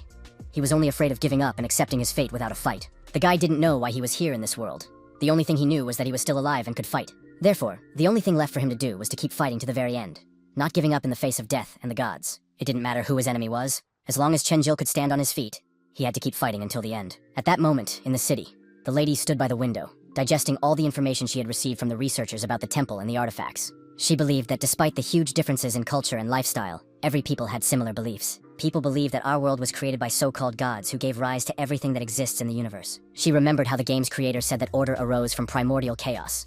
Nothing became something. First, the gods appeared, and then they created their world. The game's creator said that this fits perfectly with the Big Bang Theory, and he asked her if she had ever played computer games. When she asked him why a doctor would ask her that, since she only played games as a child, he replied that she should think about whether, before she started playing, the world inside her was more like a singularity. And the man told her that she had ever thought about how, until you start the game, the world inside her is more like a singularity. She asked him, what if they themselves were living in a game that had been created by someone for entertainment? He replied that science was advancing so rapidly that creating a fully fledged virtual world was only a matter of time and technology. The doctor said that in the eyes of the inhabitants of this world, they would be gods. They're so-called creators and masters of destiny. But then the question arose, who created their own world and controls their reality? This philosophical question really made the girl think seriously. She understood that it was a difficult topic to ponder. The man continued, saying that when the inhabitants of one virtual world create another, they themselves become gods for the new beings. And now, in the game Cosmos, the battle continued between the powerful Hades and the desperately fighting guy. Hades shouted that Chenjil was going to fight to the very end, even though he was just a mere human, and that it was so funny to watch. Chenjil, looking at the god of death, said that he was not afraid of him at all, and was ready to die there for his comrades. His opponent said that if the guy wanted to play, why not? Let him show how he was going to fight a god. Hades added that if he wanted to play, and began to laugh madly as he looked at this young little guy. Therefore, Hades began to use his insane divine power and said that all the dead should be raised to play with the living. The god of the underworld summoned the real dead from the afterlife to battle the mortal. Real skeletons seemed to wake up from an eternal sleep, bound in chains and looking terrifying. Chinjil wondered what his opponent was really up to, what his plan for destruction was. The young man had seen this dragon Aida, who had said that he hoped the human would like his special gift from the underworld. And now real chains began to bind his fallen comrades, turning them into undead creatures under the god's control.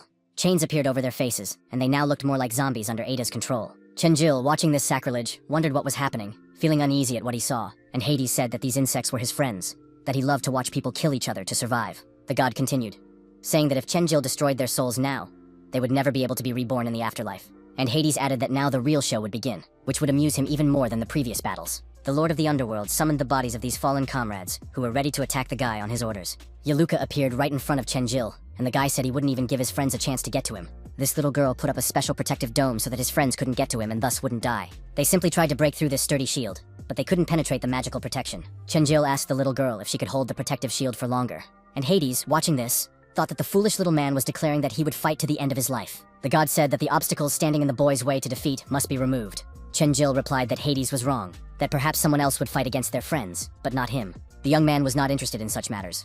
All he wanted was to save his comrades at any cost. Therefore, Chenjil said that Hades dared to use his friends, but this only fueled his fighting spirit. The young man added that he knew for certain that Hades was the very same rejected god who had been abandoned by his own father. Chenjil said that he knew the story of the god, how he had been abandoned by his own brothers, who had sent him to the underworld. Of course, these words only angered his enemy, who said that today the guy would go with him to the underworld. The temple began to shake from the outside, and it felt as if the building was about to be torn apart by divine power. Something strange was happening.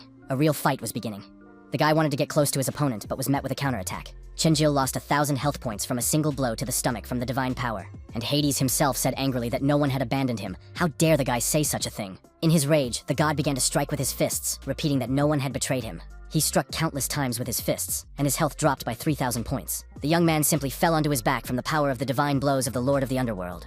Chenjil hit the ground and the rocks, and the earth shook from the force of the impact. The guy left a large dent behind him and lost 85% of his health. He received a notification that he needed to restore his health as soon as possible by any means necessary. And Hades, enraged, continued to repeat that no one had abandoned him to his fate. But the guy smirked and said that Hades couldn't come to terms with this painful fact of his past. Chenjil said that Hades was angry precisely because his own family had really abandoned him in the underworld. The enemy didn't want to listen to any of this, and started using the guy's friends as puppets to attack him. The guy was surrounded by his friends, whose bodies were completely controlled by Hades through dark magic. The god of the underworld said that since Chenjil didn't want to abandon his friends, he should prepare to die at their hands. So his friends took shadow weapons into their hands and began to strike the guy against their will. They were like real puppets, but they couldn't be blamed for it. They couldn't do anything about it. At that moment, the young man had very little health left, and he didn't know what to do in such a situation. He was trapped, unable to move, and he knew he would not escape alive. And his opponent just burst into evil laughter, enjoying the suffering of a mortal before death. But then, when Hades was sure that everything was over, he heard a loud clap of thunder behind him. The god turned around to see what was happening and where the familiar sound was coming from.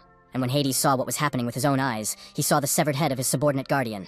But surprisingly, the head was being carried by the resurrected old man with a determined expression on his face. The power of the truly mighty Zeus was reawakened in the old man in all its divine might. The enemy said that this was impossible, that the old man should have died, and asked what was happening in the temple. Chenjil was delighted and realized that somehow the old man had been miraculously healed. Thus, the task was completely accomplished by the team of heroes against the forces of evil and darkness. As a result, an energy flow appeared, rapidly moving toward the statue of the god. This energy approached the statue and began to envelop it in divine light from all sides. The statue in the temple began to glow with a very bright yellow energy, illuminating the entire space around it. This yellow energy emanated from the temple and could even be seen outside the ancient structure. Chenjil received a huge boost to his level, gaining a whopping 5,000 experience points for completing this task. The young man restored all of his health and all of his abilities. Thanks to this, all his friends were finally freed from the trap that had held them captive. His comrades gradually began to come to their senses and slowly get back on their feet after their long imprisonment. The old man told the guy that they would never defeat Aida in direct combat, but that there was no need to kill him now. The most important thing was to destroy his subordinate, because once he was defeated, the seal would be removed from the temple. So the young man told the old man that he would distract Ada while the others drank the medicine and killed his subordinate. When the young man started running forward, at the very last moment, the old man stopped him by the arm. Chenjil didn't even turn around. He just thought that this was his last chance to turn the situation around. And now, in the real world, the creator of the game, Cosmos, asked his subordinate if they had learned anything new. His subordinate replied that no. They had not yet managed to find out all the necessary information about the location of the target they had been searching for, all over the world for so long. However, they did manage to uncover some extremely important information about the game creator's son, which could help in their further search. It was that his son, Chenjil, had indeed entered the world of the game cosmos in some mysterious and inexplicable way. The subordinate reported that the tracking system showed that after entering the game, the guy simply disappeared from all databases, and they could not determine his exact location. However, 5 months ago, Chenjil suddenly returned to the real world for a short time, and then disappeared again without a trace. When the boss heard this from his assistant, he was extremely interested in this information, and was clearly dissatisfied with the slow search results. The game creator asked what was happening with the captive, whether she was still stubbornly silent and refusing to say where her son was. His subordinate confirmed that yes, the woman was not giving up, and that they had arrived at some kind of secret room for more intense interrogation.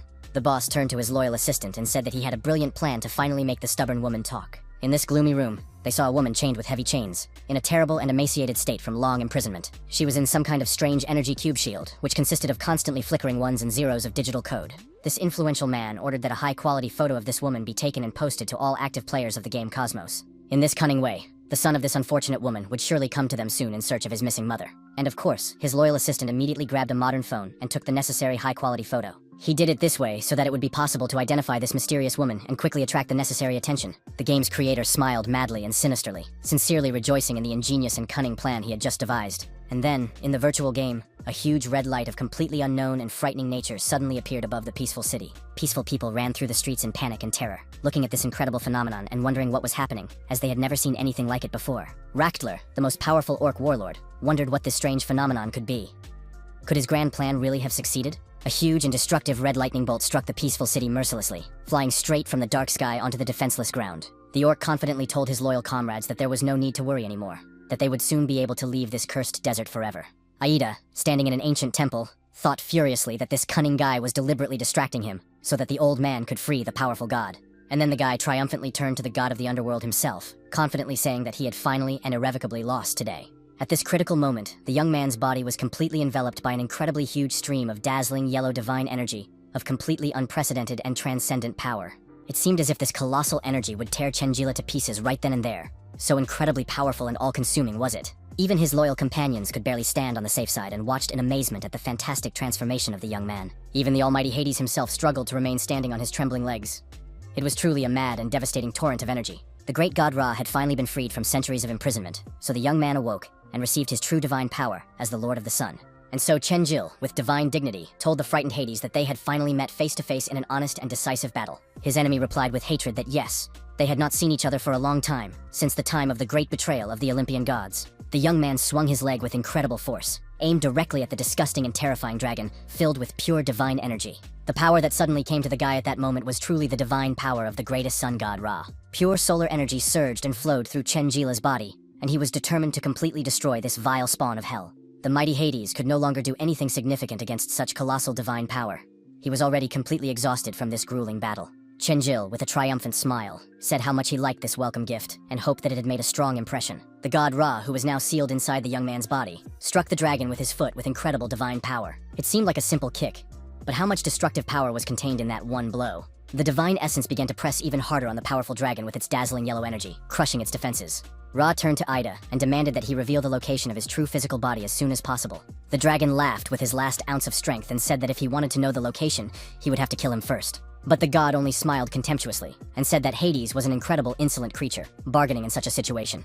Ra struck his enemy again with his foot, and this blow was insanely powerful, shaking the very foundations of the temple. Literally from that single blow, everything beneath them began to crack and crumble, the earth unable to withstand the divine power. Hades, who was barely standing on his trembling legs, said that Ra was just a pathetic nobody without his real body. The god of the underworld added that no mortal could withstand such colossal divine power in his body for long. With a sinister smile on his face, Ra replied that it was no big deal. There were still many human bodies he could use, and he would have time to gut his enemy. The old man, who was watching the transformed young man closely, wondered if it was really him or what was happening to Chenjil. Chenjil, who suddenly woke up in his consciousness, wondered where he was. When the young man began to look around him, he was horrified by the sight of his imprisonment. The young man saw that his body was tightly bound in golden chains, and he couldn't do anything about these shackles. Chenjil tried to break the bonds with his hands and feet, but they were too strong for a mere mortal. The young man opened his mouth and began to shout at the top of his lungs, calling for help from his companions. The hero Hesiod appeared, who had been sealed inside his body, and said that he must quickly use the power of primordial chaos, or else he would simply die. When the guy heard this vital hint, he realized that he had to follow it as quickly and accurately as possible.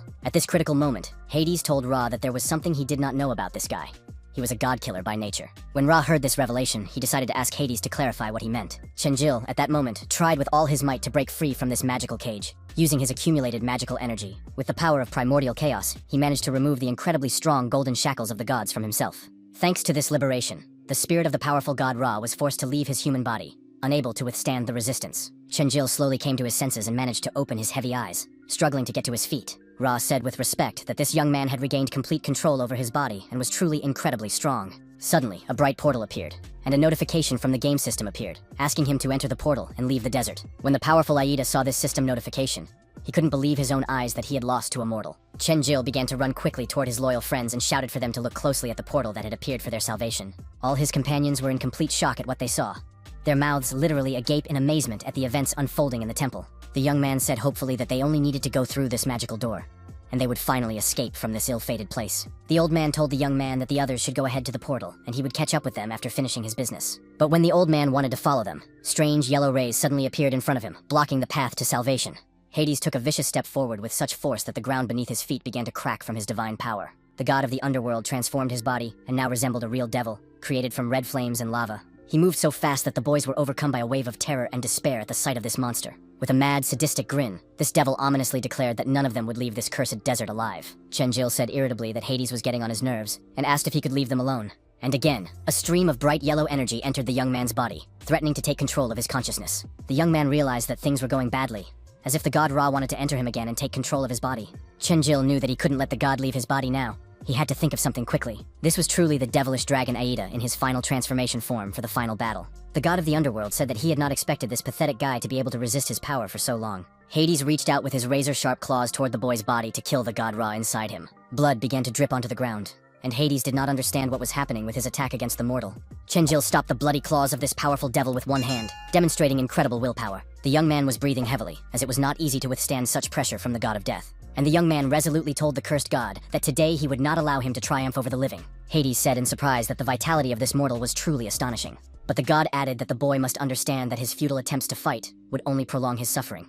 And that was all. Boban, who was eager to join the battle, flew toward his enemy with his weapon ready to save his comrade. He struck Hades straight in the heart and wanted to save his loyal friend from death at any cost. The other guys also joined the battle, using the powerful force of fire to deal with the god of the underworld. The heroes sent concentrated fire energy straight at Hades to inflict maximum damage and kill him. They wanted to work as a real, well-coordinated team. Otherwise, they would have no chance against the god. The enemy only laughed at these attacks, and the ground began to crack and crumble beneath his feet. Then the assassin used his magical earth powers to summon a huge stone snake to help with the attack. This massive stone snake simply swallowed Ada whole, hoping to keep him inside forever. But he, being inside the stone belly, only laughed ominously, his devilish eyes shining in the darkness. Ida took his sharp claws and cut off the head of the snake that had eaten him, from the inside out. The old man, who had regained his insane strength, used his most powerful skill, 9 thunderbolts of complete destruction, against the god of the underworld. And so Hades' enemy was simply shocked by what his devilish eyes saw, shining with hellfire. Then a huge lightning strike occurred, the destructive power of which no one had ever imagined before. These divine lightning bolts struck Ada directly, causing his health to drop significantly from the damage. The bright glow was so blinding that the god could barely hold back and squinted his burning eyes in pain. Real energy chains stretched toward him from the air, something he had never seen before in his long life. Hades tried to resist these magical chains and held his weapon against his grandfather's attacks with redoubled strength. Boban, who had carried Chenjila to a safer place, landed carefully on safe ground away from the battle. He turned to his best friend and told him to gather his strength, for he was their last hope in this battle. Boban pointed at the old man and said that he was desperately resisting the god of death with the power of lightning. The old man shouted for Boban to take everyone away from there, as it was not safe for young people. Boban replied to the old man that they must leave this cursed desert together, leaving no one behind. Hades said angrily that these pathetic insects had finally gotten on his nerves with their stubborn resistance to divine will. The god of the underworld asked if they really thought that even a single living soul would make it out of this desert. The old man, madly frightened for the lives of the young people, watched this, his eyes filled with worry for his companions. The old man told all his friends that they should at least listen to him and take everyone away. Otherwise, no one would escape from there. The old man's granddaughter began to tell him that no, she would never leave him alone to fight God. But the old man replied firmly that they should take everyone and leave quickly, that it was his direct order, and he would not hear any objections. Sally began to run toward her grandfather, saying that she would save him from death at any cost. Bros looked toward the battle with his attentive gaze and realized that the situation was indeed critical for everyone. The guardian Lucius also understood that there was nothing left to do but make the difficult decision to retreat. So the guardian girl took her grandfather's granddaughter and knocked her unconscious, dragging her by force to the portal of salvation. Boban looked back and saw debris from the destructive battle of the gods flying toward him. The assassin simply stepped in and shielded the young man from danger, creating a protective earthen trap around him for safety. Chenjil asked what his comrades were doing, as he didn't understand what was happening or why they were attacking everyone. The heroes began to run at full speed toward the saving portal, clearly realizing that they had little time. Bros shouted to his comrades to keep going, saying he would cover them from enemy attacks at any cost. Boban was extremely upset that he was leaving his grandfather behind and said that he would rather not go anywhere. Bros told his comrade to take Chenjila with him to ensure the complete rescue of the team. A sad smile flashed across Bros's face, as he realized that at least some of his comrades would survive the battle. The assassin, hiding behind his mask, replied seriously without a smile that he would fulfill his comrade's request to the end. Bros understood that he had spent half his life in a fog, achieving absolutely nothing, simply existing aimlessly and without meaning. Bros had always thought that those who boasted that they were not afraid to die were actually the most hypocritical cowards. But the young man understood that it was better to die in this epic battle with the powerful Hades than to flee in disgrace like a coward. So he made up his mind that he had to help his grandfather now. But then he was suddenly struck hard from behind. Bros didn't understand what was happening. He was simply grabbed and pushed by force into the saving portal against his will. It was Chenjil, who said that it was all very touching, but they had to leave there together, alive. His grandfather shouted at the young man, telling him to leave as quickly as possible, begging him with his last ounce of strength. But of course, the stubborn young man was not ready to leave his comrades to certain death. Chenjil told the old man that they would definitely get out of there together, without leaving anyone behind. When the old man heard this, he was surprised that the young man still had such incredible determination and strength of spirit. But these noble words only made the evil Ada laugh, who considered mortals to be insignificant creatures. The god of the underworld thought how presumptuous these people were, and then a great dust storm rose up into the sky. Then Hades said with contempt that this guy was just a fool if he thought he could stand up to a god. Chenjil turned to the god Ra inside himself and said that he would not be able to take control of his body unless he helped kill Hades. Otherwise, everyone here would be stuck forever. The guy added that he hoped the god understood him, because otherwise they would never get out of this trap alive. At first, nothing happened, and Chenjil wondered if the sun god had understood his words. Then there was a bright, blinding flash that resembled the color and sacred symbol of the great god Ra. The god entered the young man's body, and he felt true divine power coursing through every cell of his body. It was such a great amount of solar energy that it illuminated the entire space around him with a bright light. Ada, looking at this transformation, thought that the god had truly given his power to this pathetic insect. How presumptuous he was. The demon looked at this spectacle with fear, and thought that things were not going well for him at all. Hades looked at the young man and saw how much divine power of the sun was now concentrated in him. Chenjil told the god of the underworld with determination that now was the time to pay for all his evil deeds. And now the guy had insane superhuman speed, all thanks to the god giving him his power. The enemy tried to put up a dragon's shield to protect himself from the sun's rays, but this was too presumptuous. It was clear that the power of the god Ra far surpassed the power of Hades' defense, and the enemy began to burn as if alive, even though he himself was a powerful devil from the depths of hell. The guy moved very quickly from side to side, ready to fly at his opponent for the decisive attack. Chenjila's gaze was filled with righteous anger to such an extent that even Hades himself was frightened by this divine wrath. The ancient temple began to crumble from the enormous amount of divine power present there. And then the guy used his new skill and created 3 solar energy swords, which he threw into the air to attack. Chenjila's gaze was unyielding and determined. He was truly ready to kill Hades. It seemed that the moment of final reckoning had arrived. The guy moved deftly and manipulated his fingers to send these solar daggers straight to their target with maximum precision. These energy daggers moved very quickly through the air, and when they struck the enemy, bright, destructive explosions occurred. This fiery explosion simply pinned Ada to the ground with incredible force. The god of the underworld was unable to do anything against the solar power.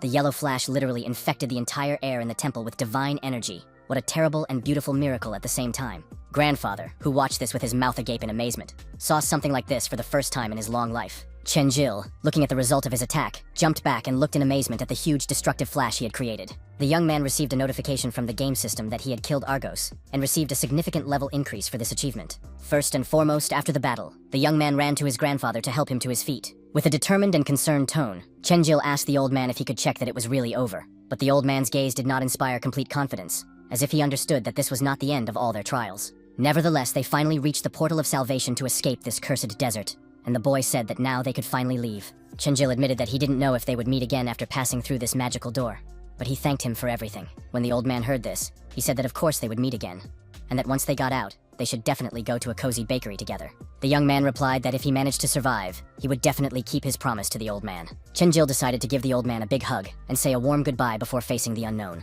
The young man hugged the old man and thanked him profusely for everything he had done for him on his journey. Chenjil added that the old man had really taught him a lot and had become a true wise teacher of life for him. Yaluka, who was also standing nearby, hugged the young man, and she felt sad about the impending separation from her friend. The old man told the boy to go ahead first, and he would definitely follow him through the portal. Chenjil approached the flickering portal and couldn't believe that this was really the path to salvation. The young man thought that even though it was just a game, everything here seemed so realistic and believable. And the young man said, "See you later, desert.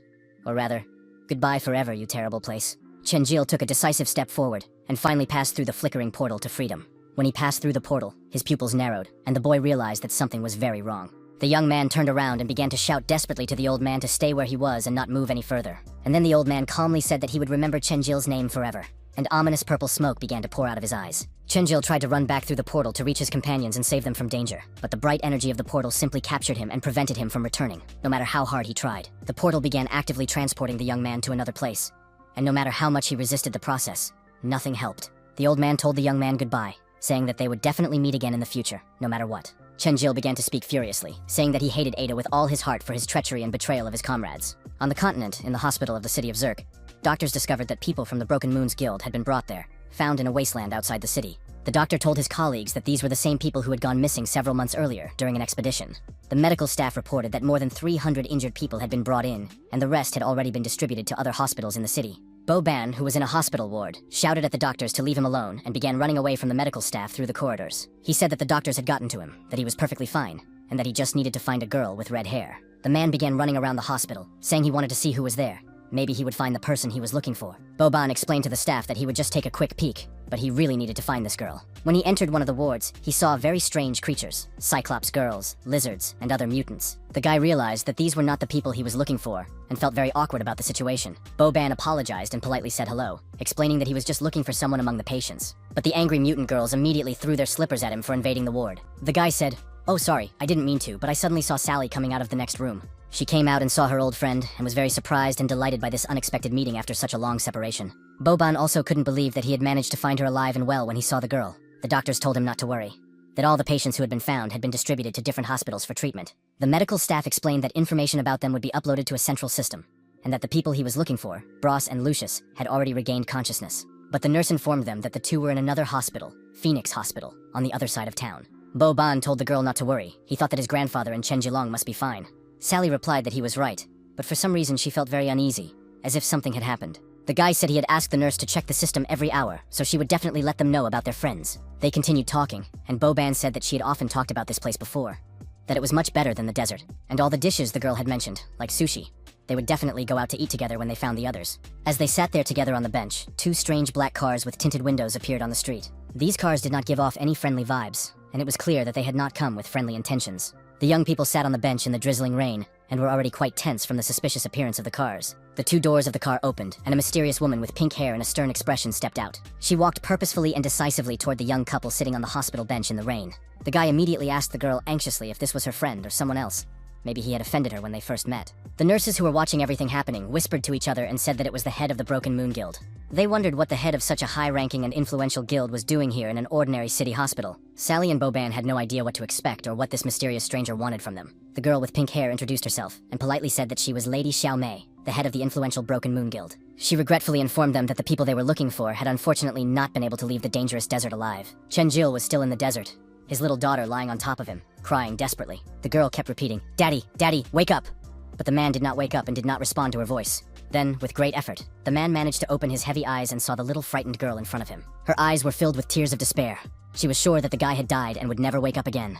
Because the girl started crying, the guy received a penalty from the game system, which was about to start very soon. Chenjil began to calm her down and gently told her not to cry, that everything was absolutely fine and he was okay. The boy apologized to the child for scaring her with his condition, and the penalty trial was cancelled by the system. When the guy had calmed down a bit, he decided to look around carefully to figure out where he was. Chenjil realized that he was still in some kind of desert, covered in dust under the scorching sun, with no end in sight. The guy thought they were supposed to leave through a portal, but why was he still here? And why was this a different desert? The young man decided that it didn't matter where he was. For now, he needed to get out of there and find his mother. So the first thing Chenjil did was open the game menu and try to find the button to exit the game world. The guy confidently tapped on various menu options, hoping to find a way to leave virtual reality. Chenjil told his daughter that she needed to listen to him, that he had to leave for a short while, but asked her to wait for him and that he would leave food and water. The boy thought that he definitely had to find his friends when he went looking for his mother, and that he had to come back for them. But most importantly, he also had to find his grandfather and find out what had happened to him in his final moments in the temple.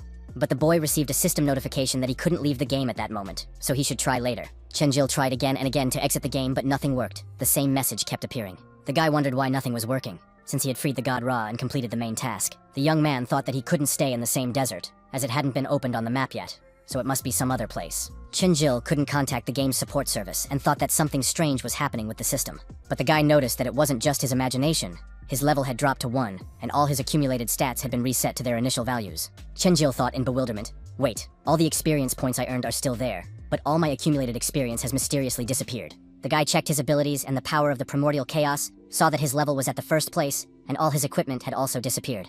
Now Chenjil only had a survival quest, and he wondered why it was still active in the system. The young man also noticed that he had 2 unread messages from unknown senders in the game interface. The guy wondered curiously who these messages were from, whether they were from his classmates again, or from someone else. But when he opened the first message, he saw a photo of his mother being held hostage in an unknown location. Of course, Chenjil immediately recognized his mother and thought with horror that it was really her. The boy saw her being subjected to cruel experiments and bound with heavy chains in some kind of underground room. His mother was screaming in terror and despair, her mouth open from the pain inflicted by her captors. Chenjil couldn't believe it, clenching his teeth in rage and feeling truly enraged by what he saw. After that, the young man clenched his fist until his knuckles turned white, thinking that this was unfair and cruel. His most painful spot was his mother, who had loved him so much and protected him from all harm since childhood. The voice on the video said that the scoundrel holding his mother captive knew that Chenjil could see him, and if he wanted to save her, he had to come. The young man simply fell to his knees in utter helplessness and despair, not knowing what to do in such a critical situation. Chenjil began to pound the hard ground with his fists and shake with the overwhelming emotions of anger and fear. The young man thought that his mother was definitely the person he had to save first, no matter what the cost. And so, at the headquarters of the Broken Moon Guild, they discussed the fact that Chenjila had still not been found among the survivors in the desert. The blonde-haired guy offered to go with her and keep her company, telling her everything he knew about the situation. But the guild leader politely replied that she appreciated his concern and offer, but that she would be fine on her own. She reported that portals had begun to appear in the northeast of the continent, from which Ada's army was emerging to capture territory. The head explained that several hundred-level heroes had been sent to hold them back for a while, but even stronger demons were arriving. She added that it was quite possible that even heroes as powerful as they were would ultimately be unable to stand against a god. The woman said that they still wanted to defeat the god, who had no level restrictions, but that such a task was clearly beyond their capabilities. She gave an analogy that in their world, humans cannot exceed the speed of light. There are physical limitations. But his subordinate objected that it was not a fact that this rule was absolute, and that one should not speak so categorically about it. After all, there are black holes that can stop even light with their gravity. Chenjil finally decided that he needed to get out of there as soon as possible and rescue his mother from her kidnappers. And so, a cold night fell in the desert, and the young man built a fire to light and warm the surroundings. The young man warmed himself by the fire, as it was quite cold in the desert at night, with the temperature dropping sharply after sunset. Chenjil thought that it was murderously hot here during the day, but very cold at night, so it was good that he had warm clothes to protect himself. The guy thought that there was very little food and water left in his inventory, so he gave his little daughter some provisions so that she wouldn't go hungry. The young man remembered the video where the villains told him to come if he really wanted to save his mother from suffering and death. But what surprised Chenjila most was that he couldn't remember his mother ever mentioning that she had any magical powers. The boy thought that perhaps the man the kidnappers had mentioned in the video was his unknown father, whom he had never known. And so the young man sat in front of the fire, thoughtfully tossing dry twigs he had gathered in the desert to keep the fire going. Chenjil thought about how his mother had never told him about his father, and he knew absolutely nothing about him. But if his mother was suffering because of him or his past, the boy couldn't just forgive and forget. And that scoundrel who was holding his mother captive would definitely pay for everything, Chenjil thought as he received his new assignment. The young man wondered what it could be and decided to carefully read all the additional information about this mission. The young man thought, let's see what kind of strange task the game system is offering him at such a moment. And when Chenjil read all the details of the task, he was completely shocked by the absurdity of what he had read. The guy saw that his first mission was to find a buried magical relic, then find the immortal Ukon, and only then save his mother. Chenjil thought indignantly that the system had turned saving his mother into some kind of idiotic task, like in a regular game. The young man wondered what kind of nonsense this was. How a toy could be more important than the life of his own mother, who was now in danger. The young man spoke angrily, asking if he was just a pawn in someone's game, why they were playing these cruel games with him. Chenjila had only 5 seconds to accept this vital mission, or it would disappear forever. The boy couldn't control the anger and rage boiling inside him from the injustice of the situation. But in essence, it was a choice without a choice. The only thing left for him to save his mother was to agree to these cruel conditions. Therefore, if he died while carrying out the mission, all tasks would be considered a complete failure, and his mother would die. Chenjil resolutely told himself that he would complete this mission and save his mother, no matter what the cost. At that moment, in the guild leader's house, they were discussing that nearly 4,000 people who had been reported missing had recently been found in the suburbs. According to the victims, they had been mysteriously transported to a legendary lost land called the Cursed Desert by magical forces. The head of the Broken Moon Guild officially announced that he was launching a full-scale investigation into this mysterious case. It has been almost 200 days since players entered the game, which is equivalent to 573 years in the real game world. If 10 days in reality here in space can pass in 20 days, then the elderly woman will be celebrating her 56th birthday. The young lady, Xiao Mei, thought that this was actually a very amusing and strange situation with the passage of time. The guild leader reflected that she had been in the virtual world of space for so long that she could no longer clearly distinguish it from reality. While the girl was deep in thought about the nature of reality, she was suddenly distracted by a subordinate who approached her with important news. This guy introduced himself as the guild leader Blackbird, who said with a smirk that she had a pretty nice place here. This head of the Blackbird Guild was a blonde man named Solo, who was known in guild circles as the Decisive Strike for his combat skills. The girl suspiciously asked him why he had come to her at such a time and what exactly he wanted from her. Solo replied that people were saying that all these people had returned from the cursed desert, and their guild leader had said nothing to anyone and immediately announced an investigation. Solo added that it didn't seem to him that she was playing by the established rules of interguild cooperation. The girl replied firmly that they had appeared on territory under the jurisdiction of her guild, so why should she report to the Blackbird Guild? She added that such interference in the affairs of other guilds was a bit against the rules on their part. The man laughed and said he was just joking, that she shouldn't take his words so seriously or literally. Solo asked if she had already figured out the exact coordinates of the entrance to the mysterious desert for further exploration, but the girl replied coldly that, unfortunately, she knew nothing about it, but she wouldn't tell him anyway. When Solo heard this answer, he smiled even more and said that it was interesting why she said such things. After that, the girl's mood changed abruptly. She grabbed a sharp dagger and prepared to attack, ready to slit the guy's throat. She said coldly that the general knew very well that she did not like repeating herself. At that moment, Chen-Jil, who was in the harsh desert, thought about one thing: how best to proceed in the situation. The guy thought that he could, as before, first increase his strength and agility to significantly improve his combat abilities. But if he engaged in battle with a large number of aggressive monsters, his weapons would wear out and break very quickly. Chen-Jil thought that last time, Hades would have summoned countless monsters, and if it weren't for his grandfather's help, he would have definitely died. The young man pondered that if he could gain the ability to summon allies, he would definitely want to use it for protection. The young man wondered what had happened to the hero Gesiod, who had disappeared when he left the desert through the portal. Chen-Jil thought that he needed to carefully consider how to distribute his skill points in order to obtain truly powerful abilities. The guy pondered that if he invested all his skill points in intelligence, he might be able to obtain powerful magical abilities. But he had to consider that he couldn't predict what kind of health recovery technique he would get, and if it didn't work out, it would really be the end. Chen-Jil thought, well, what the heck, I'll spend all my points on agility and intelligence for the experiment. If he didn't achieve the desired result, he would use the remaining points to increase his strength and agility, sticking to his previous strategy. And then, suddenly, a glowing magical seal appeared under the young man's feet, indicating the changes taking place. And he began to be overwhelmed by a real unknown power that he could only dream of in the past. Chen-Jil thought that, as he had expected, his perception of the world around him and his spiritual power had greatly improved. The young man could now feel a light breeze moving hundreds of meters away and the rustling of sand grains. And the young man had gained enough experience points to change his game class to a more advanced one. Chen-Jil could either become a noble king paladin of light or a lord of the hellish shadows of darkness. The choice was his.